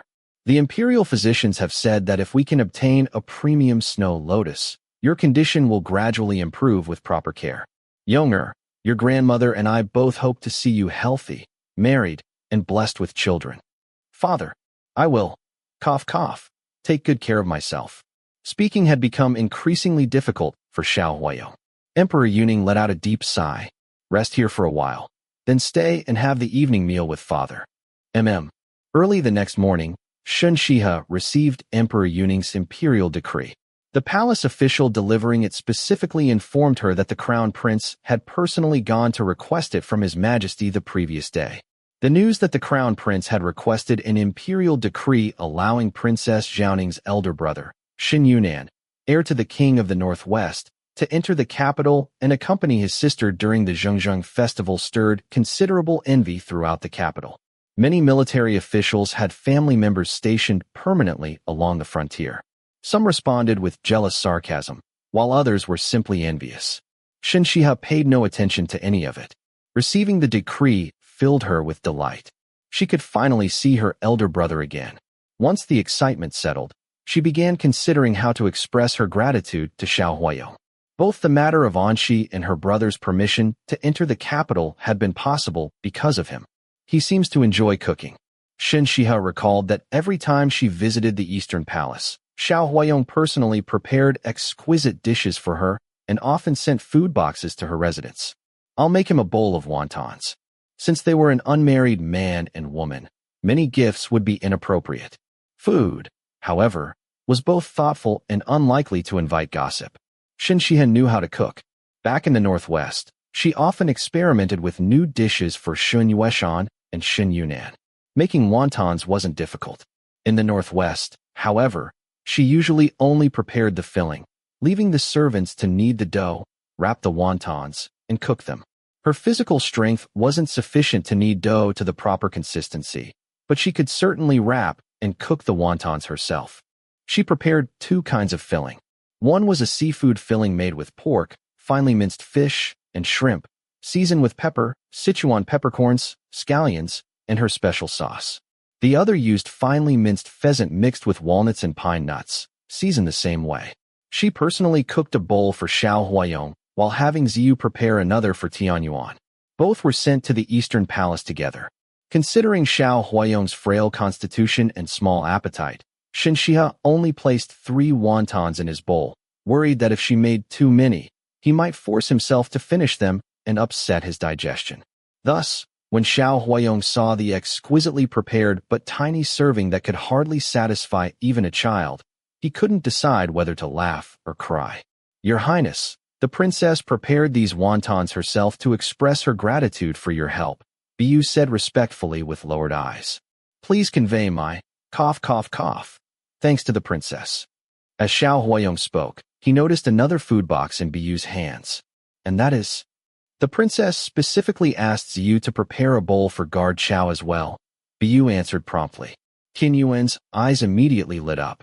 Then, sensing something was wrong, he secretly glanced at his master. Meeting Xiao Huayong's cool gaze, he hurriedly lowered his head. What kind of fillings are they? Xiao Huayong asked casually. There are certain foods I cannot eat. The princess personally prepared all the fillings. Honest as ever, Bu carefully explained every ingredient, exactly as Shen Xihe had instructed, making sure Xiao Huayong would know in case there was anything he shouldn't eat. What Xiao Huayong truly heard, however, was only one thing. Although Shen Xihe hadn't cooked every bowl herself, she had personally prepared every filling. Leave them here. Cough, cough, cough.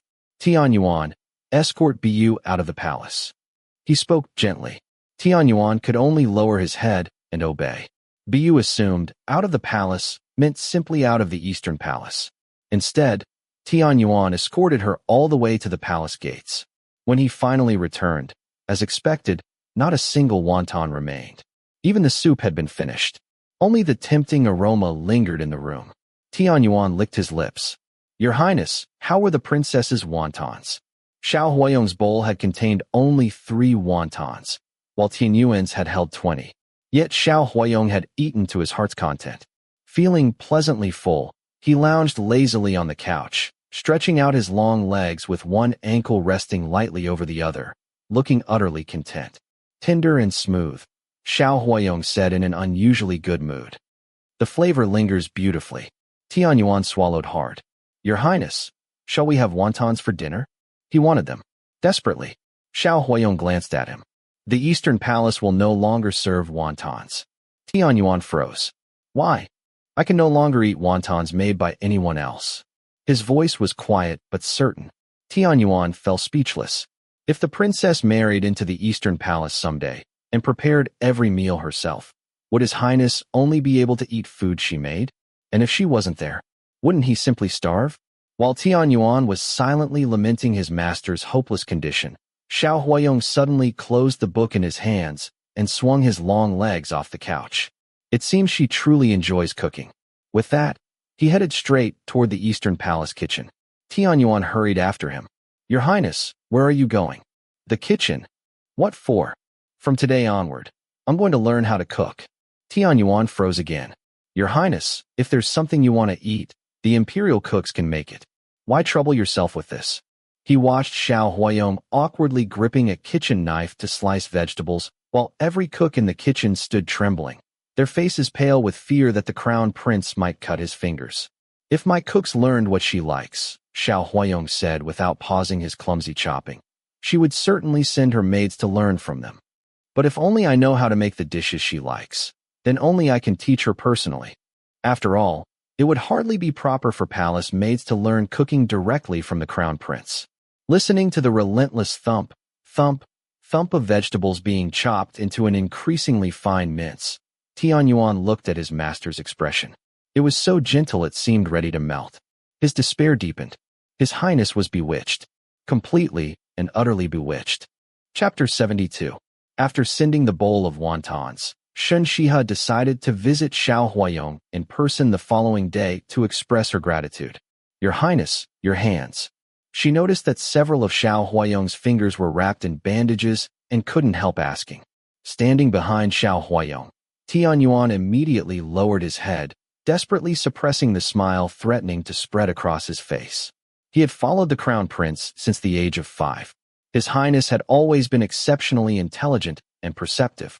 Whether it was astronomy, geography, calligraphy, or martial arts, he learned everything faster and more thoroughly than anyone else. Tian Yuan had long believed there was nothing Xiao Huayong couldn't master. Who could have imagined he would be defeated by a kitchen knife? Xiao Huayong glanced at his bandaged fingers. His gaze flickered briefly before he answered casually. "The weather has turned colder. Cough, cough, cough. When I was young, I developed chilblains while living at a Taoist temple. Once the weather turns cold, cough, cough, cough, they tend to come back." Shen Xihe turned her eyes slightly toward the carved lattice window. Outside, the maple leaves blazed crimson, the fragrance of osmanthus filled the air, and chrysanthemums bloomed in abundance. She had never suffered from chilblains herself, though she had heard they tended to recur in cold weather. Still, it didn't seem quite cold enough yet. Meeting Shen Xihe's half-skeptical gaze, Xiao Huayong coughed lightly before quietly adding, "My constitution is weak." So that was why they returned earlier than usual? Though still somewhat doubtful, Shen Xihe chose not to pursue the matter. "I came today not only to thank your Highness for your help. It was only a small matter.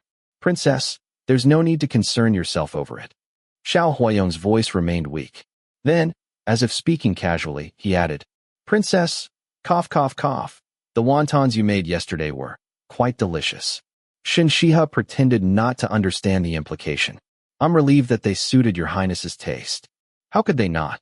Xiao Huayong answered a little too quickly, only to trigger another fit of coughing. After finally catching his breath, he continued, "I've loved wontons ever since I was a child." Cough, cough, cough. But for some reason, when they're made by anyone else, even the smell feels, cough, cough, cough, too greasy.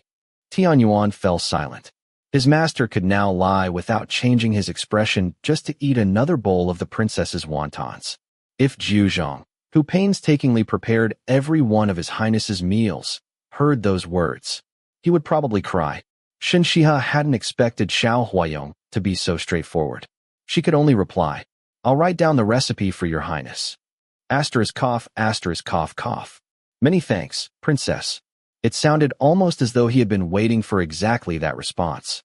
With practiced efficiency, Tianyuan immediately instructed the attendants to bring writing materials.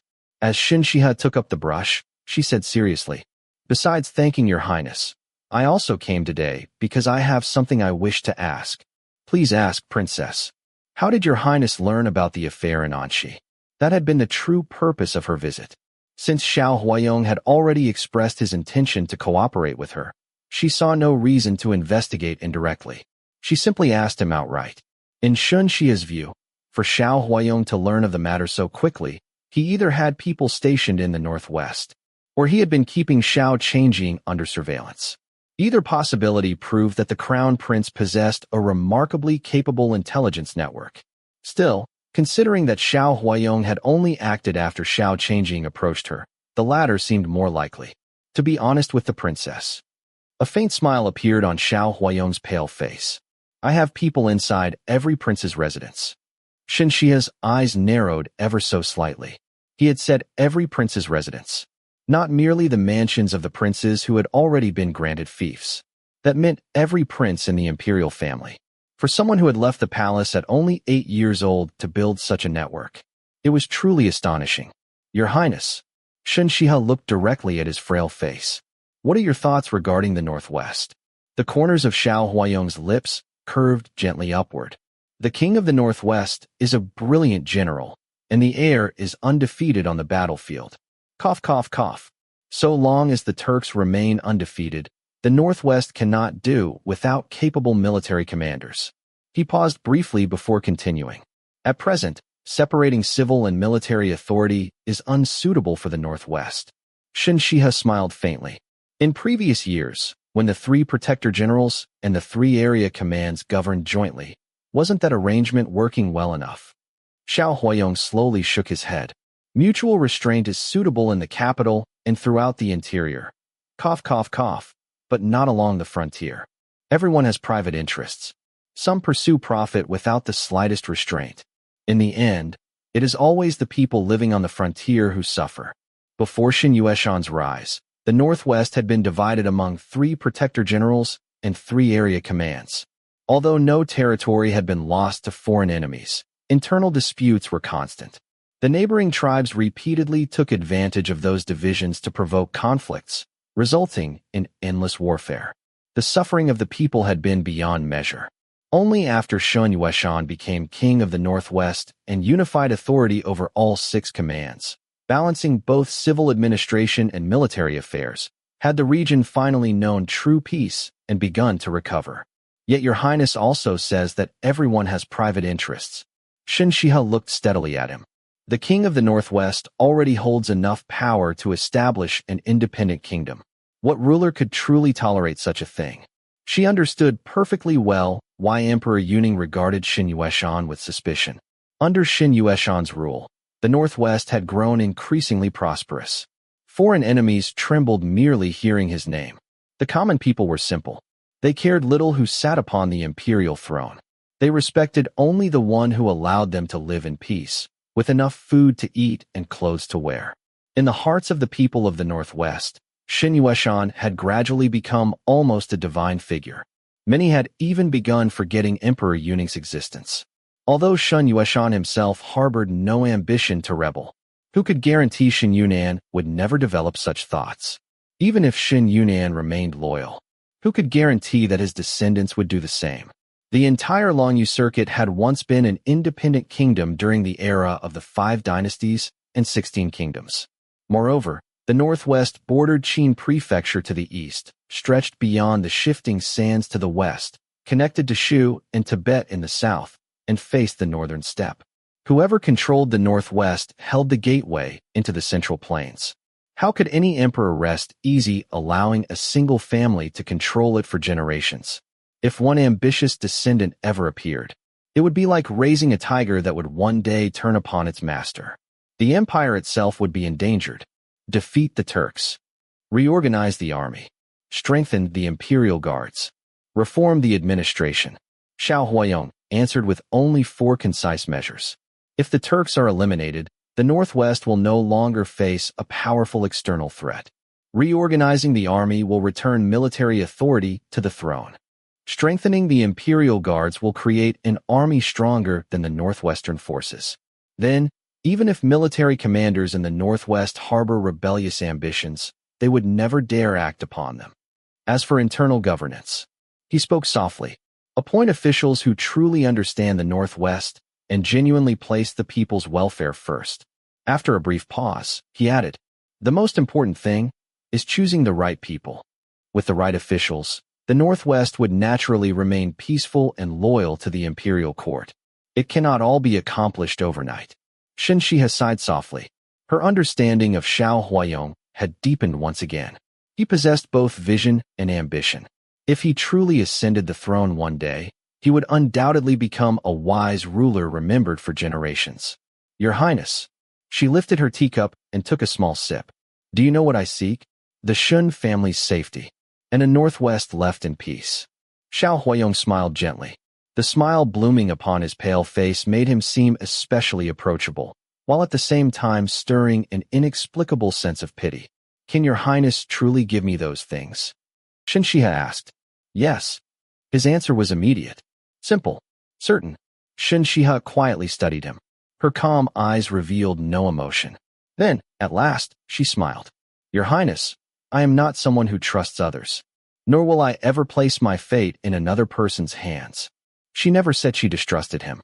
She merely told him the kind of person she was. Xiao Huayong's pale lips curved into an even warmer smile. What a coincidence. I'm exactly the same. Chapter 73. Shen Xihe raised her eyebrows and couldn't help but smile sincerely. Your Highness, no one has ever made me feel so at ease while talking. Even without trust, without lowering her guard, and without complete honesty, there was still an inexplicable sense of comfort between them. It's my good fortune, Xiao Huayong said softly. Your Highness. Shen Xihe looked at him intently. What do you seek in a wife?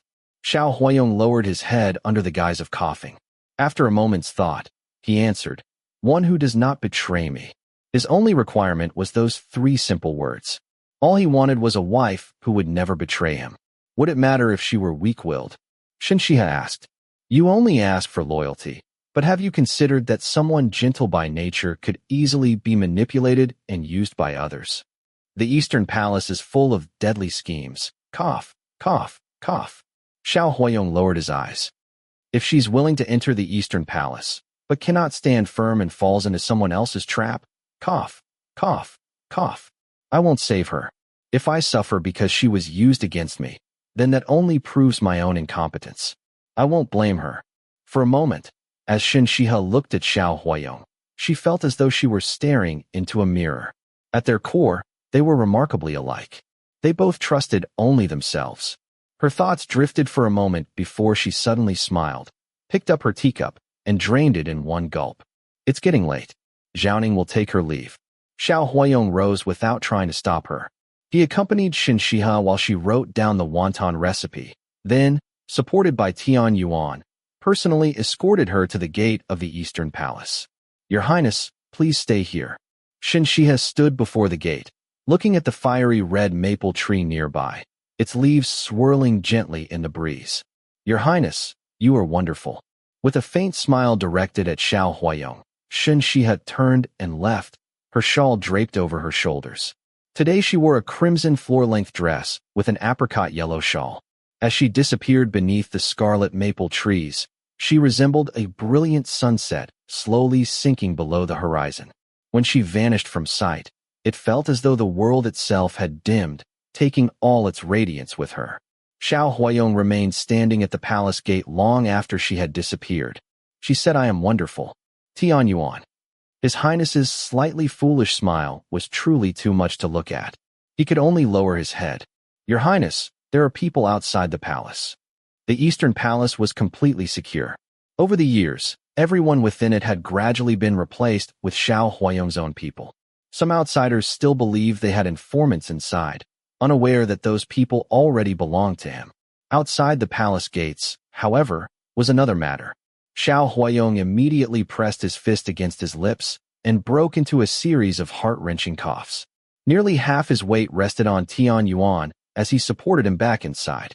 "If your Highness truly wishes to marry the princess, why did you say those things earlier?" Tian Yuan asked, still shaken. "What kind of words were those to say to the woman you wanted to marry? Talking about not being able to stand firm and refusing to save her if she fell into someone else's trap?" Once inside, Xiao Huayong stood before the pomegranate tree, whose fruit was gradually turning red, and let out a soft sigh. Those are the only words she would believe. He would have preferred to speak words of love. He knew perfectly well how to make grand romantic promises. But if he had dared to say such things, Shen Xihe would probably have avoided him like a venomous snake from the very next day. Someone without sentiment regarded love as little more than a joke. Otherwise, when he had told her before that he would never harm her, she would not have remained completely unmoved, nor found it almost amusing. She did not want love. She only wanted mutual benefit and peace of mind. Tian Yuan's eyes widened. How can there be such a woman in this world? Princess Xiaoning was not even 15 years old. During all the years he had traveled the four seas with His Highness, he had met countless women. Even the coldest among them merely found it difficult to fall in love, feared love, or dared not hope for it. Deep down, they still longed to be sincerely loved. Princess Xiaoning, however, truly had no sentiment. She genuinely had no need for sincere affection. "This must be what people mean by an otherworldly immortal," Xiao Huayong said with a quiet laugh. Tian Yuan. Faced with such a difficult woman, His Highness not only found her far from troublesome, but actually seemed to enjoy the challenge. He did not even dare confess his feelings openly, instead relying on tricks and schemes to pursue marriage. Didn't His Highness think this was rather pitiful? Tian Yuan certainly did, but he would never dare say so aloud. He seriously suspected that his master would ascend the throne before he ever won the princess's heart. "Your Highness, shall I have the wonton recipe sent to the kitchen?" Tian Yuan asked, glancing at the sheet of paper still held down beneath the paperweight. Xiao Huayong stepped forward first, picked up the recipe, examined it carefully, then placed it together with the note bearing the address Shen Xihe had given him when arranging their meeting. Who said anything about letting the kitchen make them? If they were not going to make them, why keep the recipe? "This recipe was written for me." Xiao Huayong carefully stored the brocade box away. "Tomorrow morning, go to the princess's residence and tell her that the wontons made according to this recipe in the Eastern Palace. I couldn't eat them." Tian Yuan. He had truly overestimated His Highness. When Tian Yuan shamelessly delivered this message to Shen Xihe, even she was briefly stunned. "Princess, somehow, even though the cooks followed your recipe exactly, His Highness insists they don't taste right," Tian Yuan said against his own conscience. "Wait a moment. I'll prepare another bowl of filling for you to take back." Shen Xihe had only recently accepted Xiao Huayong's favor, especially regarding his request to allow Shen Yunan to enter the capital. Since she had taken the initiative in asking for that favor, although she was adept at making the most of opportunities, her principles would not allow her to refuse such a small request for a bowl of wontons. She prepared a large bowl containing 2 kinds of filling and placed it inside a food box. While the autumn days are still cool, have the cooks wrap all of this filling into wontons and store them in the ice room. Whenever His Highness wishes to eat them, simply take out a few and boil them. The taste will remain the same. Tian Yuan had never expected Shen Xihe to come up with such a solution. His Highness's plan of finding excuses every few days to have the princess make fresh wontons had been ruined completely. For some reason, Tian Yuan secretly found this rather satisfying. When Tian Yuan returned with the 2 large bowls of filling and repeated Shen Xihe's instructions, Xiao Huayong smiled with unmistakable fondness. Trying to gain even the smallest advantage from her is truly difficult. Shen Xihe paid no attention to what Xiao Huayong might be thinking. Judging by the amount of filling she had prepared, it was enough to make well over 100 wontons. Stored in the ice room, They would last Xiao Huayong for quite some time. She gave him no further thought and instead devoted herself entirely to preparing the residence for Shen Xihe. At the same time, she gathered more and more flowers and plants, carefully planning every detail of the princess's residence. As spices from various regions continued to arrive, Shen Xihe created an increasing variety of fragrances. She hired several perfume makers and trained them steadily. They all proved highly capable. Once the workshop produced a batch of high-quality fragrances, and Hongyu personally inspected them, they were delivered to Duluth Tower. Thus, Shen Xihe's Duluth Tower officially opened for business. On its opening day, 2 shops burned the fragrances Shen Xihe had created together with purple velvet incense. Their rich aroma spread for 10 li. It was as though a fragrant mist had settled over the entire capital, making Duluth Tower famous overnight. Tian Yuan immediately reported the news to Xiao Huayong. Duluth Tower? Xiao Huayong repeated the name, an indescribable feeling quietly stirring within him. Chapter 74. Duluth Tower. Xiao Huayong read aloud before repeating it. Quite an audacious name. Your Highness, how should we celebrate the princess's shop opening? Tian Yuan asked. Send her a tincture fragrant cup. Xiao Huayong pondered for a moment as a smile spread from the corner of his eye, accentuating the tiny beauty mark beside it. Just 1 cup. Tian Yuan. The tincture fragrant cups were tribute treasures from the western regions. They were drinking vessels that naturally gave off the fragrance of cardamom. Not only were they pleasantly scented, but drinking strong liquor from them also helped prevent intoxication. They were exceedingly rare. Of the only 2 cups in existence, both had ended up in the Eastern Palace. Gifts were always given in pairs. Who would send only 1? If I send only 1 cup, she won't take it out to entertain guests. Xiao Huayong lightly traced the beauty mark beside his eye with his little finger. Perfect. 1 cup for her, and 1 for me. Tian Yuan. He decided not to comment. Just as he acknowledged the order with a respectful yes, and prepared to leave, Xiao Huayong called him back. Go there yourself and see whether Duluth Tower has any Baihanxiang incense. If they do, buy all of it. How could he allow anyone else to possess something she had given him? Tell the manager that all future batches of Baihanxiang should be delivered to the Eastern Palace. Yes, Your Highness. After a brief pause, Tian Yuan cautiously asked, should we buy only the Baihanxiang incense and nothing else? It would have been a good opportunity to show the princess their support. Xiao Huayong gave him an indifferent glance. Have you forgotten? She said herself that she doesn't lack gold. Whether she had opened the incense shop to pass the time or for some other purpose, there was no need to curry favor with her in that way. It would not earn her goodwill. It would only annoy her. When Duluth Tower opened, its fragrance spread for 10 li. Shen Xihe had merely intended to establish the shop's reputation and let everyone know it specialized in incense. She had never expected every item in stock to sell out within only 3 days. Bring me the account books, Shen Xihe instructed as soon as she heard the news. The incense sold at Duluth Tower was priced somewhat higher than at other shops, but her business offered not only incense itself, but every kind of incense-related item. Before opening, Shen Xihe had carefully reviewed the inventory and estimated it would last for at least 2 months. Beiyu collected the ledgers from the shop manager and handed them over. There were 3 thick account books. Shen Xihe read through them one by one. Every customer was required to leave both a name and an address. Regular patrons and major customers were specially noted. In the future, reserved goods and holiday gifts would be prepared for them. The gifts themselves were merely a pretext. Shen Xihe's true purpose was to ensure every incense product sold could be traced back to its purchaser. Anyone unwilling to leave their name and address would not be allowed to buy. Those found using false identities or impersonating others would be permanently barred from Duluth Tower. This could not completely prevent people from causing trouble, but if anyone did, she could only make an example of them. Duluth Tower had been established using Madame Tao's dowry.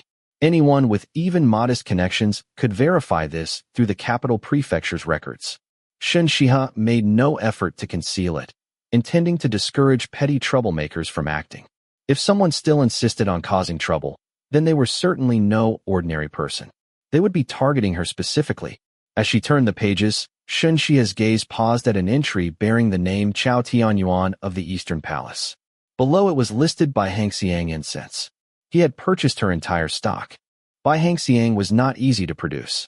The incense Hong Yu currently made had yet to reach the required standard. Only the 5 boxes Shen Xihe had personally crafted were of satisfactory quality. Princess, Officer Chow also left word that the Eastern Palace wishes to reserve all future Bai Hangxiang incense. Beiyu reported promptly when she noticed Shen Xihe reading that entry. That was how reservations worked. Wealthy customers could place advance orders for future batches. Only Bai Hangxiang. Shen Xihe turned another couple of pages, but found no other purchases from the Eastern Palace. Yes. Beiyu nodded. Shen Xihe also nodded. It appeared Xiao Huayong simply favored Bai Hangxiang incense. He had not deliberately bought excessive amounts of her other products to flatter her or show support, which would only have disrupted both her business and her plans. Her opinion of him improved slightly. It took Shen Xihe nearly an hour to finish reviewing the ledgers. Aside from merchants traveling south, no one had made unusually large purchases. Everything appeared perfectly normal. Closing the books, Shen Xihe said, "You've all worked hard. Reward the manager with 10 taels of silver.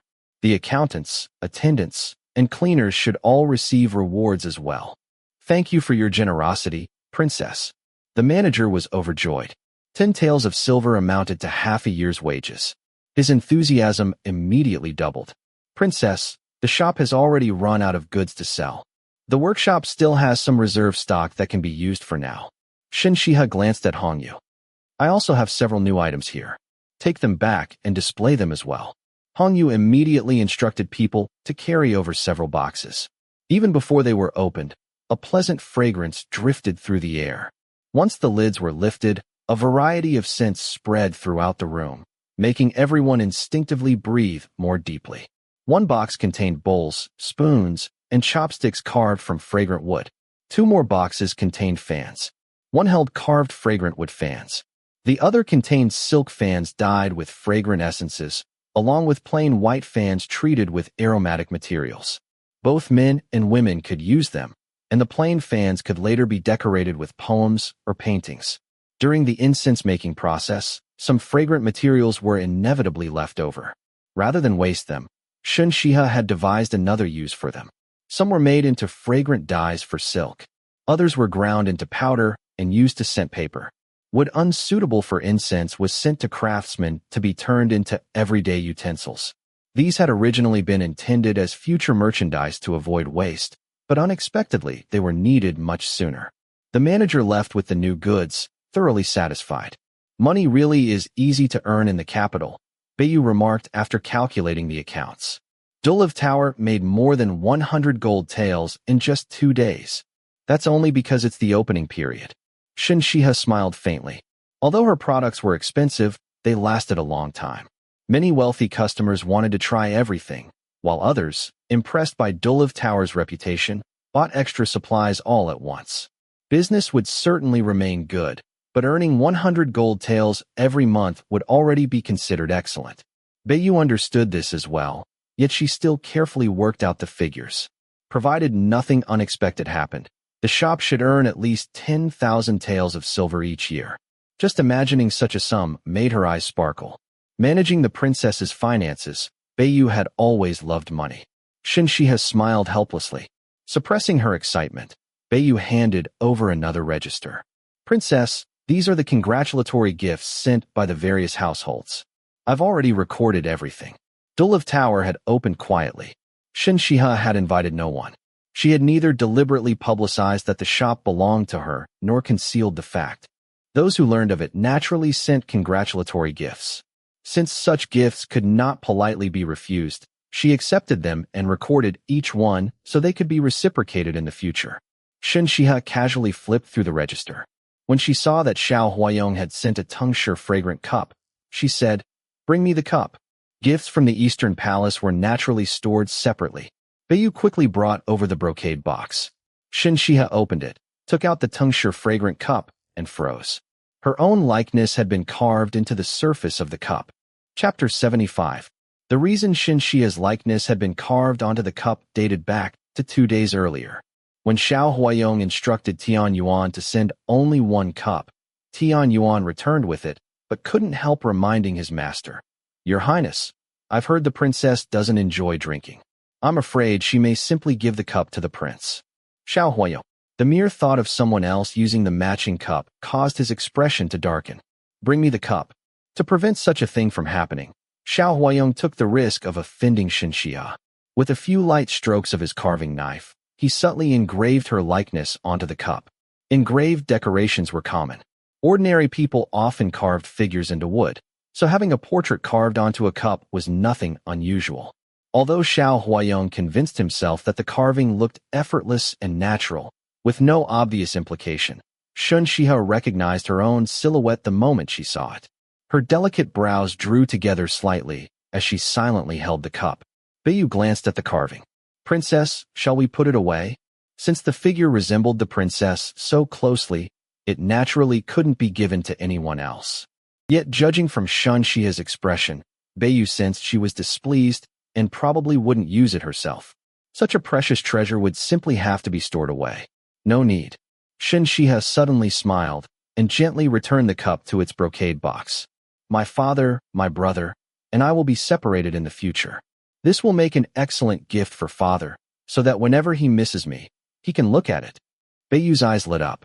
Of course, it couldn't be given to outsiders, but it could certainly be given to the king. Whenever he thought of the princess, he could simply look at the cup. Shen Xihe lowered her eyes, the faint smile never leaving her lips. She did not know Xiao Huayong's intentions in sending such a gift. After their conversation in the Eastern Palace a few days earlier, they both understood what the others sought. It was a mutually beneficial arrangement. But she did not want him to presume too much. A man destined to contend for the world should not allow himself to become entangled in romantic feelings. Giving the cup to the Northwestern king also served as a warning to Xiao Huayong. If he did not wish her father to think him distracted by matters of the heart, he would do well to think twice before sending gifts like this again. The day before the first day of Jingyi month, Shen Yunan finally arrived in the capital. Travel-worn and visibly exhausted, he appeared before Shen Xihe. She was sitting in the courtyard reading while Duanming circled around her feet when a voice, barely containing its joy, called from behind. Yu. Shen Xihe's body stiffened. The book slipped from her hands as she abruptly rose and turned around. There stood Shen Yunan in a snow-blue robe with a standing collar. His tall figure filled the moon gate, blocking much of the sunlight behind him. His broad smile revealed gleaming white teeth, fine lines gathering at the corners of his eyes as boundless affection shone within them. He opened his arms. Gathering her skirts, Shen Xihe ran toward him. Shen Yunan strode forward and caught her in a tight embrace. He lifted her and spun her around once before remembering her delicate health. Restraining himself, he gently set her back on the ground. His rough, broad, warm hands rested on her shoulders. Let your brother have a good look at you. The siblings seemed connected by fate. Today, Shen Xihe also wore moon-white robes paired with a snow-blue embroidered skirt. She had changed. She had become more poised, more graceful, and more radiant. The sight eased the tension in Shen Yunan's expression. Yu has grown even more beautiful. You've grown darker, brother, Shen Xihe replied, suppressing a laugh. Shen Yunan bore a slight resemblance to Shen Xihe. His features were handsome and dignified, but years of wind and sun on the northwestern frontier had darkened and roughened his complexion, making him very different from the refined gentleman of the capital.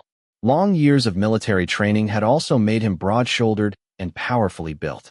When he wasn't smiling, his stern bearing alone was enough to frighten timid young ladies to tears. Naughty girl. Shen Yunan lightly tapped the tip of her nose. Come inside and let's talk. Your brother has brought you many gifts. He chatted endlessly along the way. Several wagons loaded with presents were still on the road behind him, but he had ridden ahead alone because he couldn't wait any longer. The emperor had graciously allowed him to return home after the double ninth festival, granting him more than half a month with his family. I could have come sooner, but the matter in Anxi had only just been settled. The smile on Shen Yunan's face faded slightly. The matter in Anxi? Shen Xihe asked with concern. Tell me about it, brother. Your letter arrived at exactly the right time. Otherwise, the consequences would have been unimaginable. As always, Shen Yunan omitted many details so as not to worry his sister's fragile health. Instead, he changed the subject.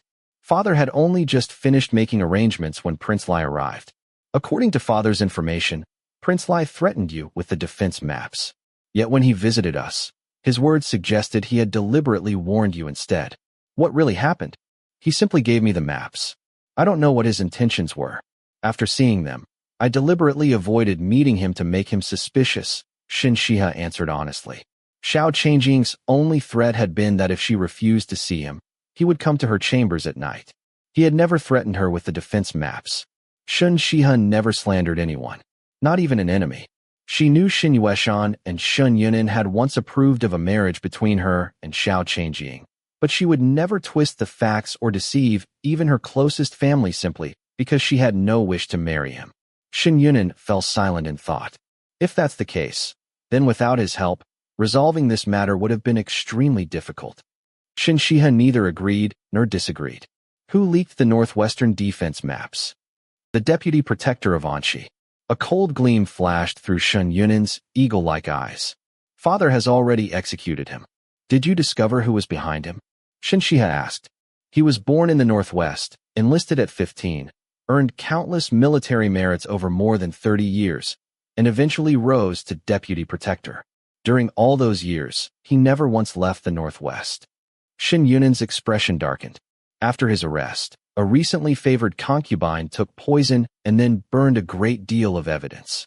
Further investigation revealed that she had entered the household 10 years ago as a servant purchased from outside. Such a deeply buried piece on the board. Trying to discover who had arranged for her to enter the household after 10 years would be like searching for a needle in the sea. The trail ended there. It wasn't His Majesty, Shen Xihe said, immediately ruling out Emperor Yuning. If the emperor had been responsible, he would have known the moment the defense maps were stolen and would have acted at once. Seeing how quickly Shen Xihe had reached the heart of the matter, pain flickered across Shen Yunin's face. Yu has truly grown up. The capital really was a place that consumed people. In only a few short months, his little sister had become so perceptive. Knowing he had misunderstood, Shen Xihe smiled faintly. I've always been like this. I simply never had any reason to use it in the Northwest. Yes. It's father's fault and mine for holding back my sister's talents. Shen Yunin replied with an indulgent laugh.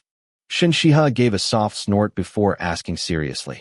Can you find out from Prince Lai how he obtained those maps? It was the only remaining lead. Shen Yunin looked gently at his peerlessly beautiful sister. Do you truly have no intention of marrying him? None. Then have you set your heart on the crown prince? Shen Xihe shook her head. He's simply more pleasing to the eye for now. Chapter 76. Temporarily more appealing? Shen Yunin was at a loss for words. He studied Shen Xihe carefully.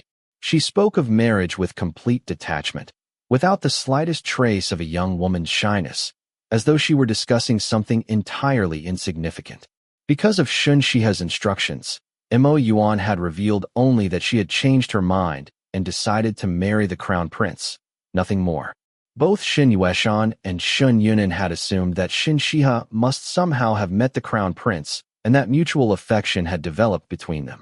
Otherwise, why would she have risked taking the evidence from Xiao Qingjing to hand it over to the crown prince?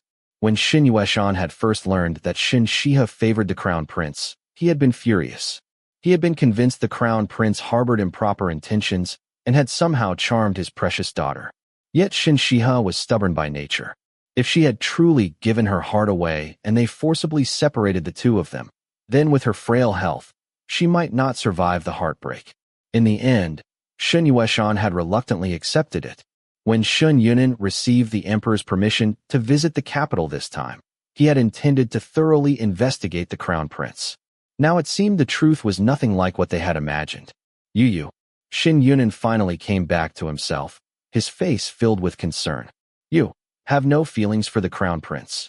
Shen Xihe took a sip of water before gently setting the cup down. Her clear, luminous eyes remained calm and profound. None. That single word felt like a bucket of ice water poured over Shen Yunin. His throat tightened. Who was it? Who hurt you? His eyes reddened instantly. Every muscle in his body tensed like an enraged lion preparing to pounce and tear its enemy apart. To him, his little sister had always been innocent and carefree. If she had not suffered a devastating heartbreak, how could she have lost every girlish hope for marriage? It had become so severe that she no longer seemed to care whom she married. His heart ached unbearably. He wanted nothing more than to rip that person to pieces. Understanding what her brother was thinking, warmth spread through Shen Xihe's heart. She reached out and gently placed both hands on his wrist. "Brother, I have never given my heart to anyone. Otherwise, how could you still see me standing here alive and well?"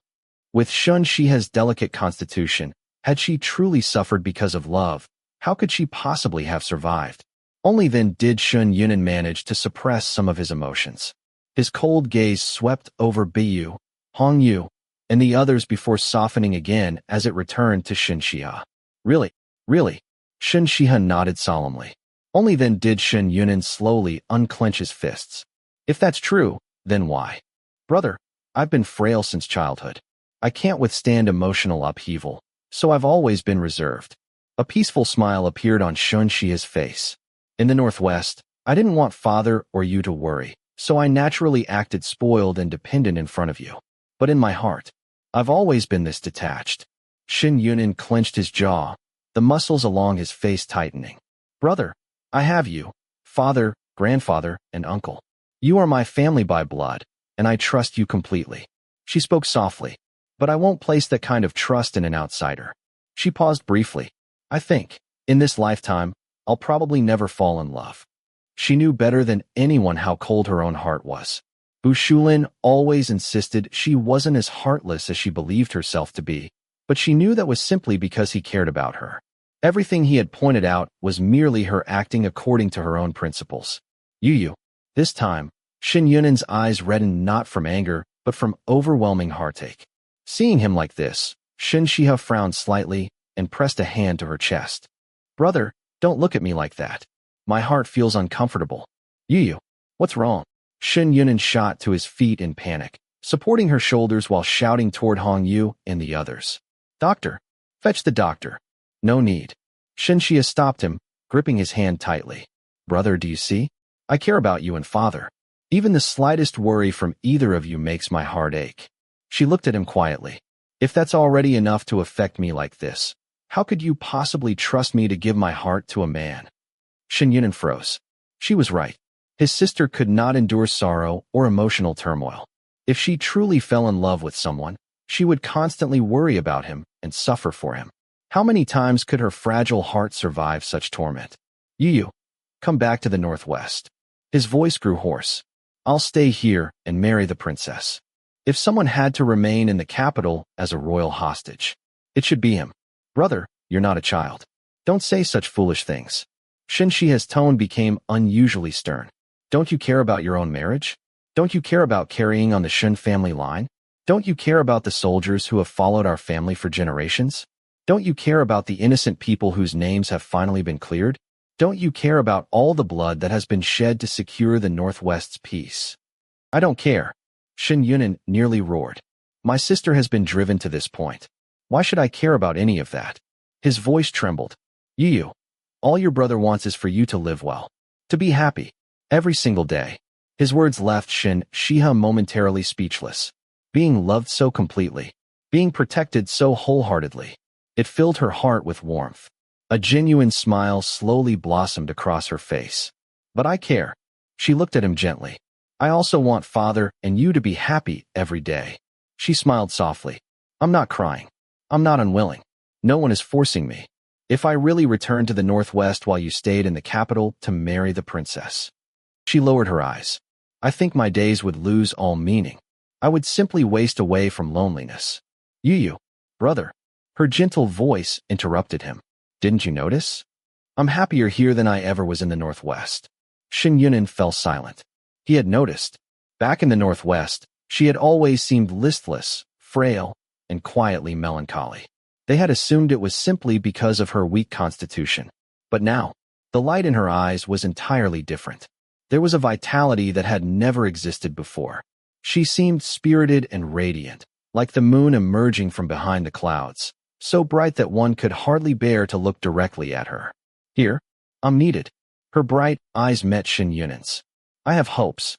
I have something to live for. Brother, this is where I belong. For all of you, I'll work even harder to live well. And to live happily." Tears silently rolled down Shen Yunan's cheeks. His hands trembled with heartache. Brother. Shen Xihe smiled helplessly. Are you trying to make me sad too? Startled, Shen Yunan hurriedly wiped away his tears before forcing a rather foolish grin. Shen Xihe couldn't help laughing. The heavy atmosphere finally dispersed. She accepted a cup of hot water from Beiyu and handed it to Shen Yunan. He took a sip before asking, So, you chose the crown prince because you think he's easy to control? Shen Xihe gently shook her head. He isn't someone who can be easily controlled. I chose him because... She paused. He won't live long. Shen Yunan immediately sprayed out the mouthful of water he had just swallowed. Cough, cough, cough. Shen Xihe accepted a handkerchief from Beiyu and handed it to him, looking at him with mild reproach. Shen Yunan snatched the handkerchief and wiped himself haphazardly before staring at her as though he had just seen a ghost. Why you? He swallowed hard. Say that again. Short-lived. Shen Xihe repeated calmly. Duanming, thinking someone had called its name, immediately came bounding over. Meow. Chapter 77. Shen Yunan gone silent. He stared at the girl and the cat, feeling completely at a loss. He needed to calm down. Shen Xihe wasn't in any hurry. Her fingertips gently stroked the cat's short, soft fur. After a long while, Shen Yunan finally regained his composure. Placing both hands on the table, he fixed his gaze on Shen Xihe. Are you truly certain about this? Shen Xihe nodded firmly. Brother, this is the best outcome for me. For you, for the Shen family, and for the Northwest.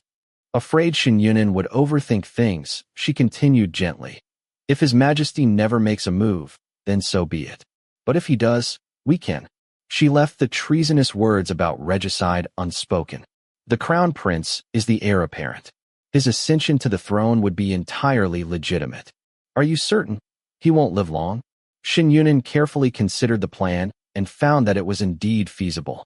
If his sister became a widow early, they could arrange for her to fake her death and leave the royal family. If she later met someone she truly liked, she could marry again. And if no one ever moved her heart, she could simply return to the Northwest and live peacefully with their family for the rest of her life. He seems to suffer from some strange illness. He's even weaker than I am. Shen Xihe paused before adding. However, he hides it very well. How can you tell? Shen Yunan asked.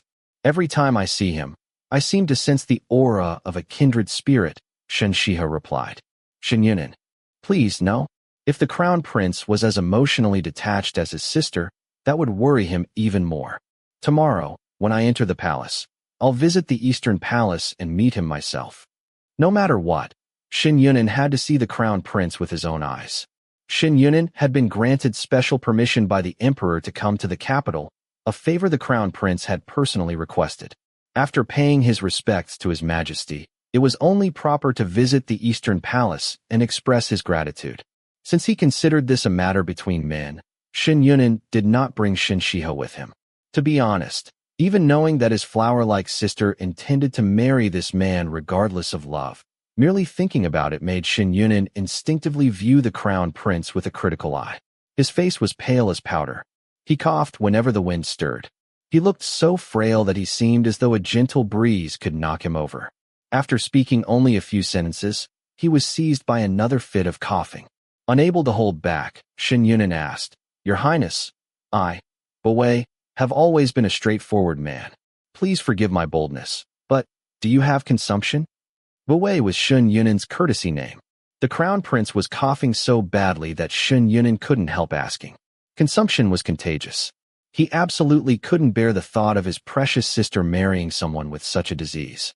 Even if they needed a husband who wouldn't live long, it shouldn't be someone like this. World's son Yu. Tianyuan had just begun to speak when Xiao Huayong raised a hand to stop him. After coughing lightly twice, Xiao Huayong said, I merely suffer from asthma. If it were consumption, how could I still have a place in this palace? Shen Yunan naturally knew that. He had asked deliberately. First, because the thought of his sister marrying this man genuinely displeased him. Second, because he wanted to test the crown prince's temperament and patience. The results were barely satisfactory, which somehow made him even more uncomfortable. Why did Your Highness request His Majesty's permission on my behalf? It wasn't for the world's son's sake, Xiao Huayong corrected gently. The princess, agreed to climb the city tower with me during the double ninth festival. I am grateful for the princess's kindness. Shen Yunan's eyes widened. Climbing the city tower every double ninth festival had always been his way of making his sister happy. Now it had become his sister's way of making another man happy. The way Shen Yunan looked at Xiao Huayong became even less friendly.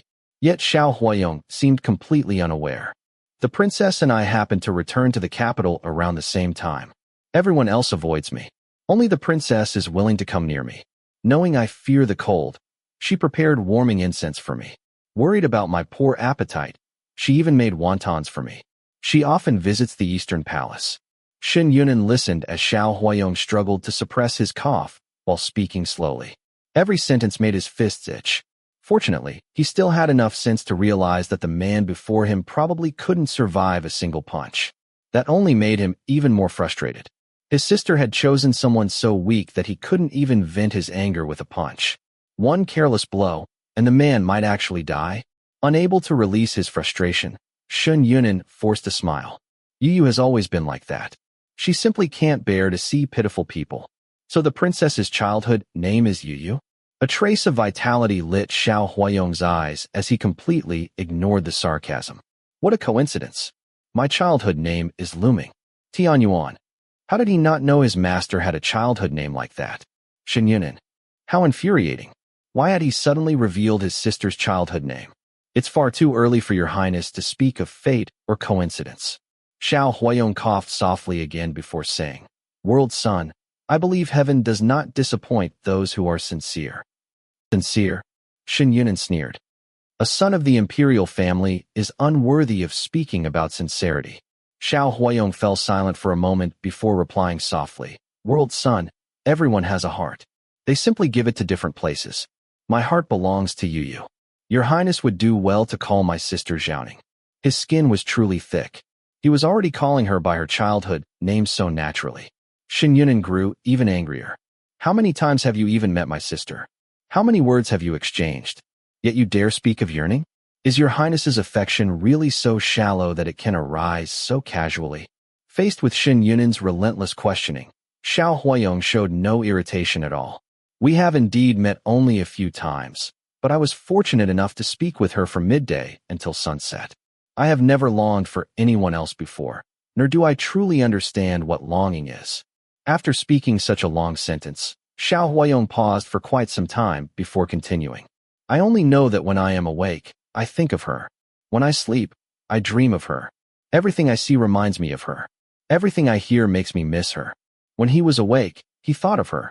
When he slept, he dreamed of her. Everything he saw reminded him of her. The slightest news about her made him miss her at once. His voice was so sincere that even Shen Yunan could feel the genuine emotion within it. Even so, he still found it difficult to believe. How could feelings become so deep after only a handful of meetings? These feelings leave no trace of where they began. By the time I realized they existed, they had already taken root. He did not know how those feelings had come into being. By the time he became aware of them, they had already sunk deep into his heart.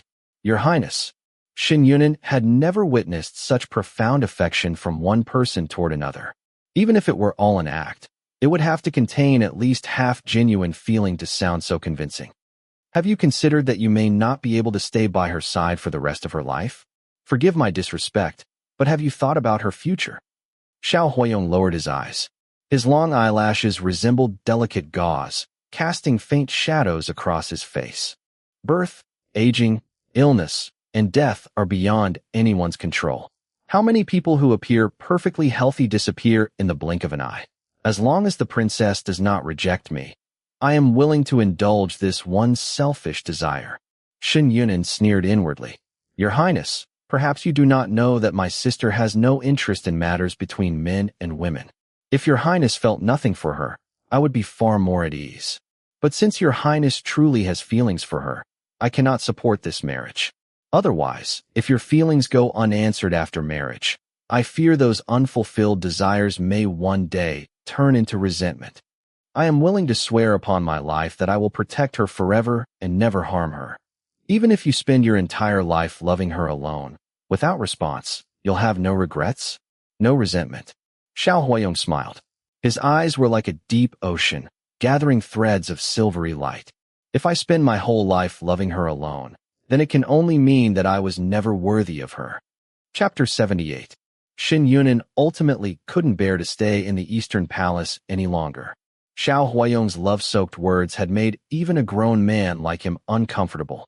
Your Highness, aren't you worried that the world's sun will tell the princess everything you said? Tianyuan asked, genuinely puzzled. His master clearly harbored deep feelings for the princess, yet deliberately concealed them behind indifference when facing her. But before her brother, he had revealed an entirely different side of himself, as though he couldn't wait to pour out everything he wished he could say to the princess. Between siblings, no matter how close they are, there are some things that simply cannot be said. Xiao Huayong's fingertips idly stroked a black ghost stone as a faint smile curved his lips. Otherwise, why would I have spoken so plainly? After thinking it over, Tianyuan found that made sense. Even he had felt goosebumps listening to those heartfelt vows just now. The world's sun had practically fled because he couldn't endure them. Asking him to repeat those words to the princess would be asking the impossible. Then aren't you worried the world's sun might think you're overly sentimental? Tianyuan still couldn't reconcile the words Xiao Huayong had just spoken with the man he served. Our different identities naturally lead us to different desires. Xiao Huayong chuckled softly. Yu doesn't believe in love. When it concerns herself, she remains calm and detached. But Buwei is Yu's brother. Compared to a cold, indifferent man who might still make a qualified emperor, he would rather entrust his sister to someone who loves her with all his heart. If he had shown Shen Yunan the same reserved attitude he displayed before Shen Xihe, that would have guaranteed Shen Yunan's opposition. After all, who wouldn't wish for the person they treasured most to be deeply loved and cherished? Only then did Tianyuan finally understand why Xiao Huayong had behaved that way. He couldn't help sighing.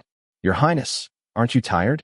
He had exhausted every possible scheme just to marry Princess Xiaoning. Tianyuan felt worn out merely watching him. Don't you find it interesting? Xiao Huayong raised an eyebrow, tossing the black ghost stone into the air before catching it neatly with the back of his hand. Never before has anyone or anything made me scheme so thoroughly. Life in this palace is unbearably dull.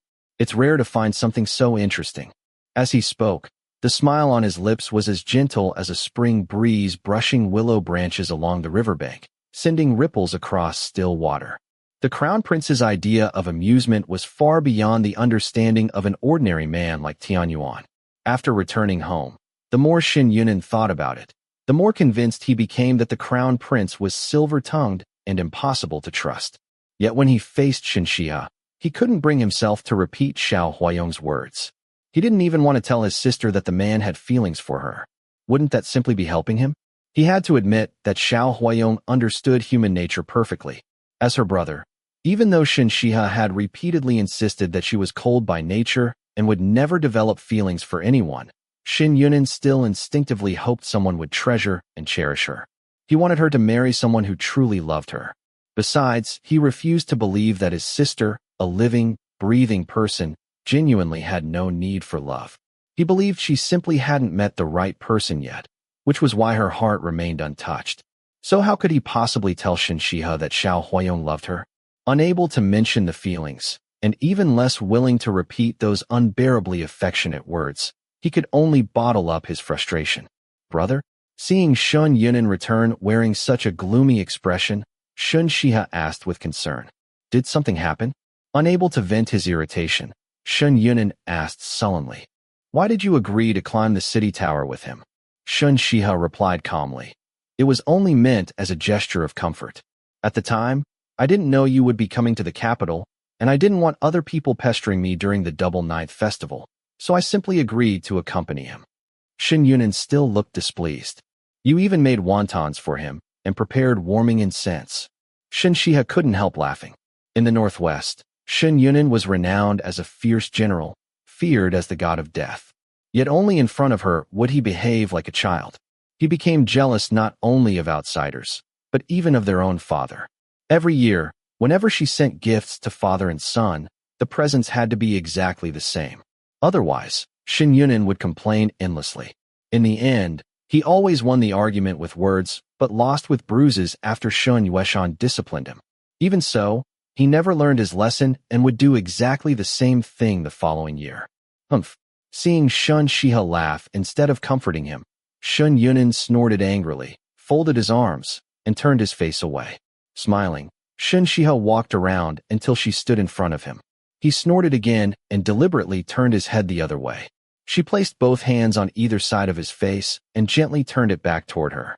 The warming incense was to thank him for dealing with the sixth prince. She then recounted everything Xiao Changtai had intended to do. Shen Yunan slammed his fist onto the table with a loud bang. The sixth prince has some nerve. Brother, I'm not so easily deceived. Shen Xihe had gently covered his clenched fist. As for the wontons, that was because of the Qingzhi matter. She explained how Xiao Huayong had acted first, creating a diversion that allowed the matter involving Qingzhi to pass unnoticed. After hearing the whole story, Shen Yunan frowned. Every one of these matters is significant.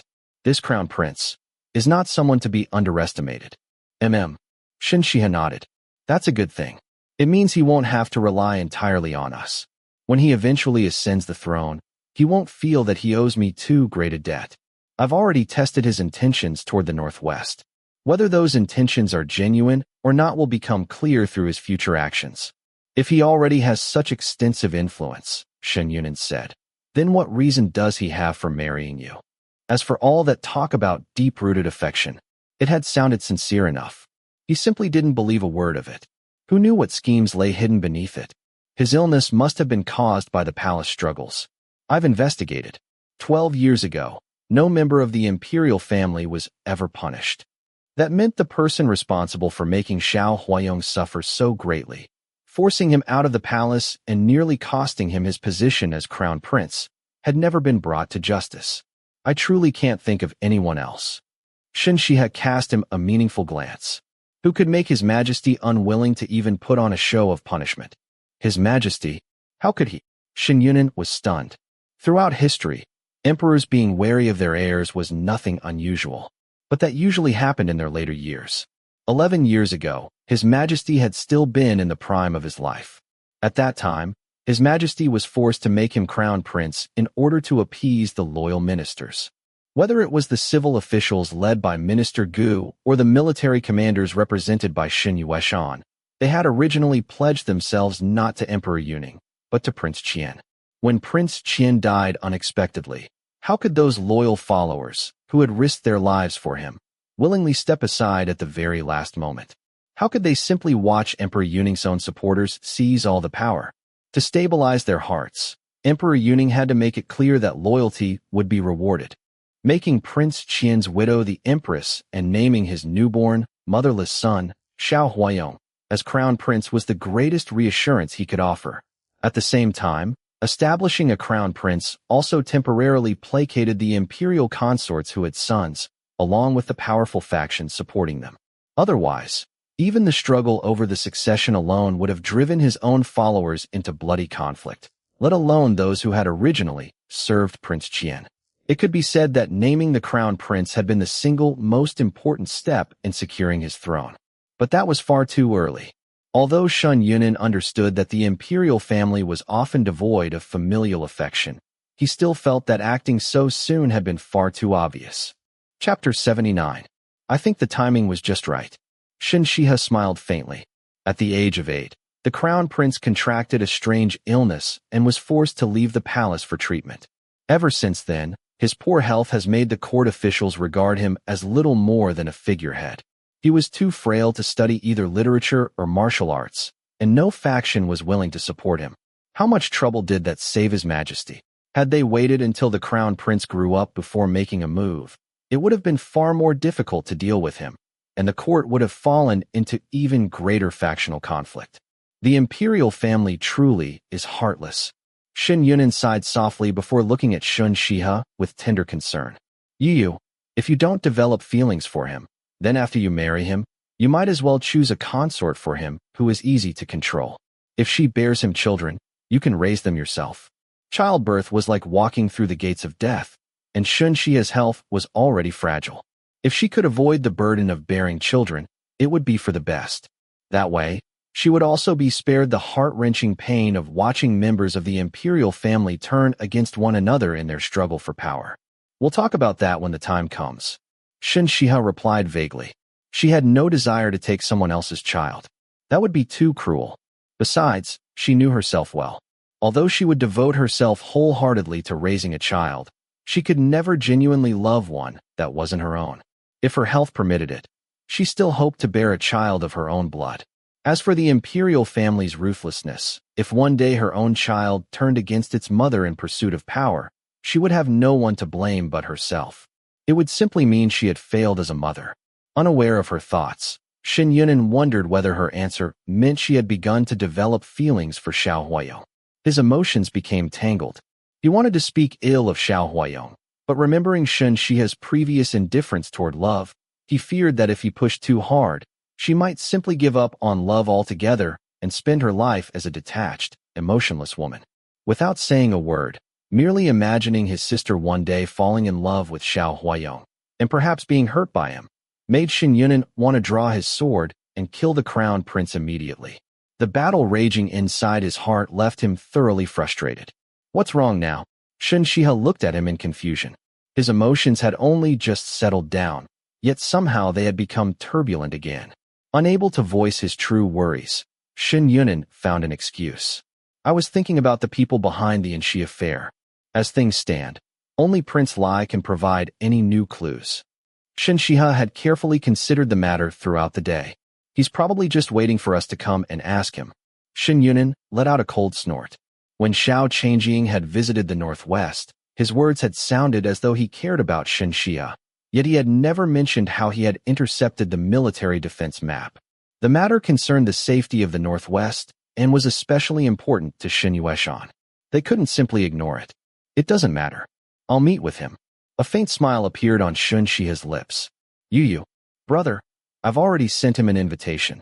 Shen Xihe interrupted gently. Don't worry. I'm not someone who can be taken advantage of. Anything concerning the Northwest could not be delayed. Both Xiao Qingzhi and Shen Xihe had arrived in the capital the previous day. Yesterday, Xiao Qingzhi had already reported the matter to the emperor. Because he had become involved, the Shen family could no longer claim the missing defense map had been a forgery without owing him a considerable favor. Today, when Shen Xihe met with Emperor Yuning, not only had His Majesty refrained from reprimanding Shen Xihe for his negligence, but he had even offered Shen Xihe repeated reassurance. The emperor knew that a reprimand would accomplish nothing now that no major disaster had occurred.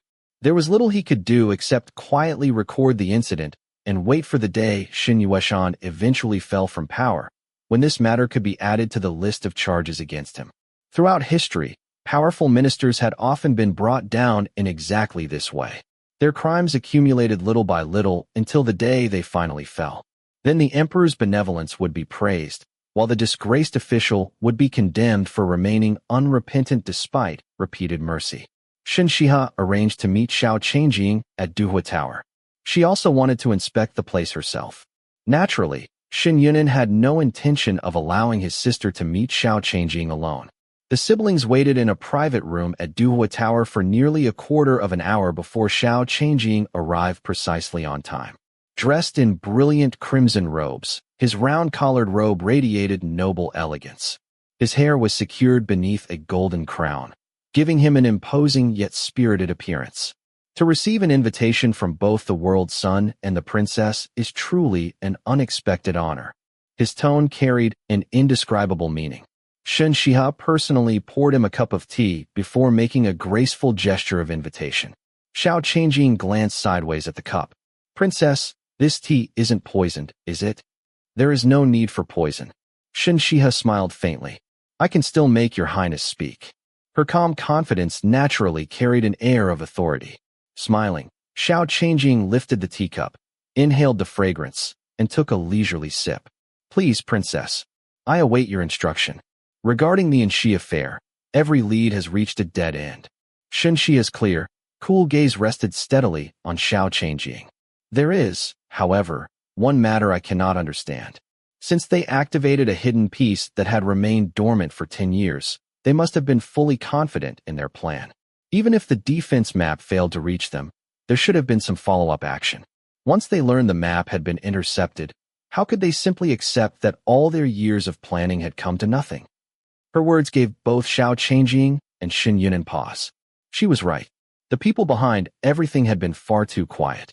Anyone capable of reaching so deeply into the northwest could not possibly become completely helpless simply because the defense map had gone missing. Shen Xihe took another small sip of her sweet osmanthus drink.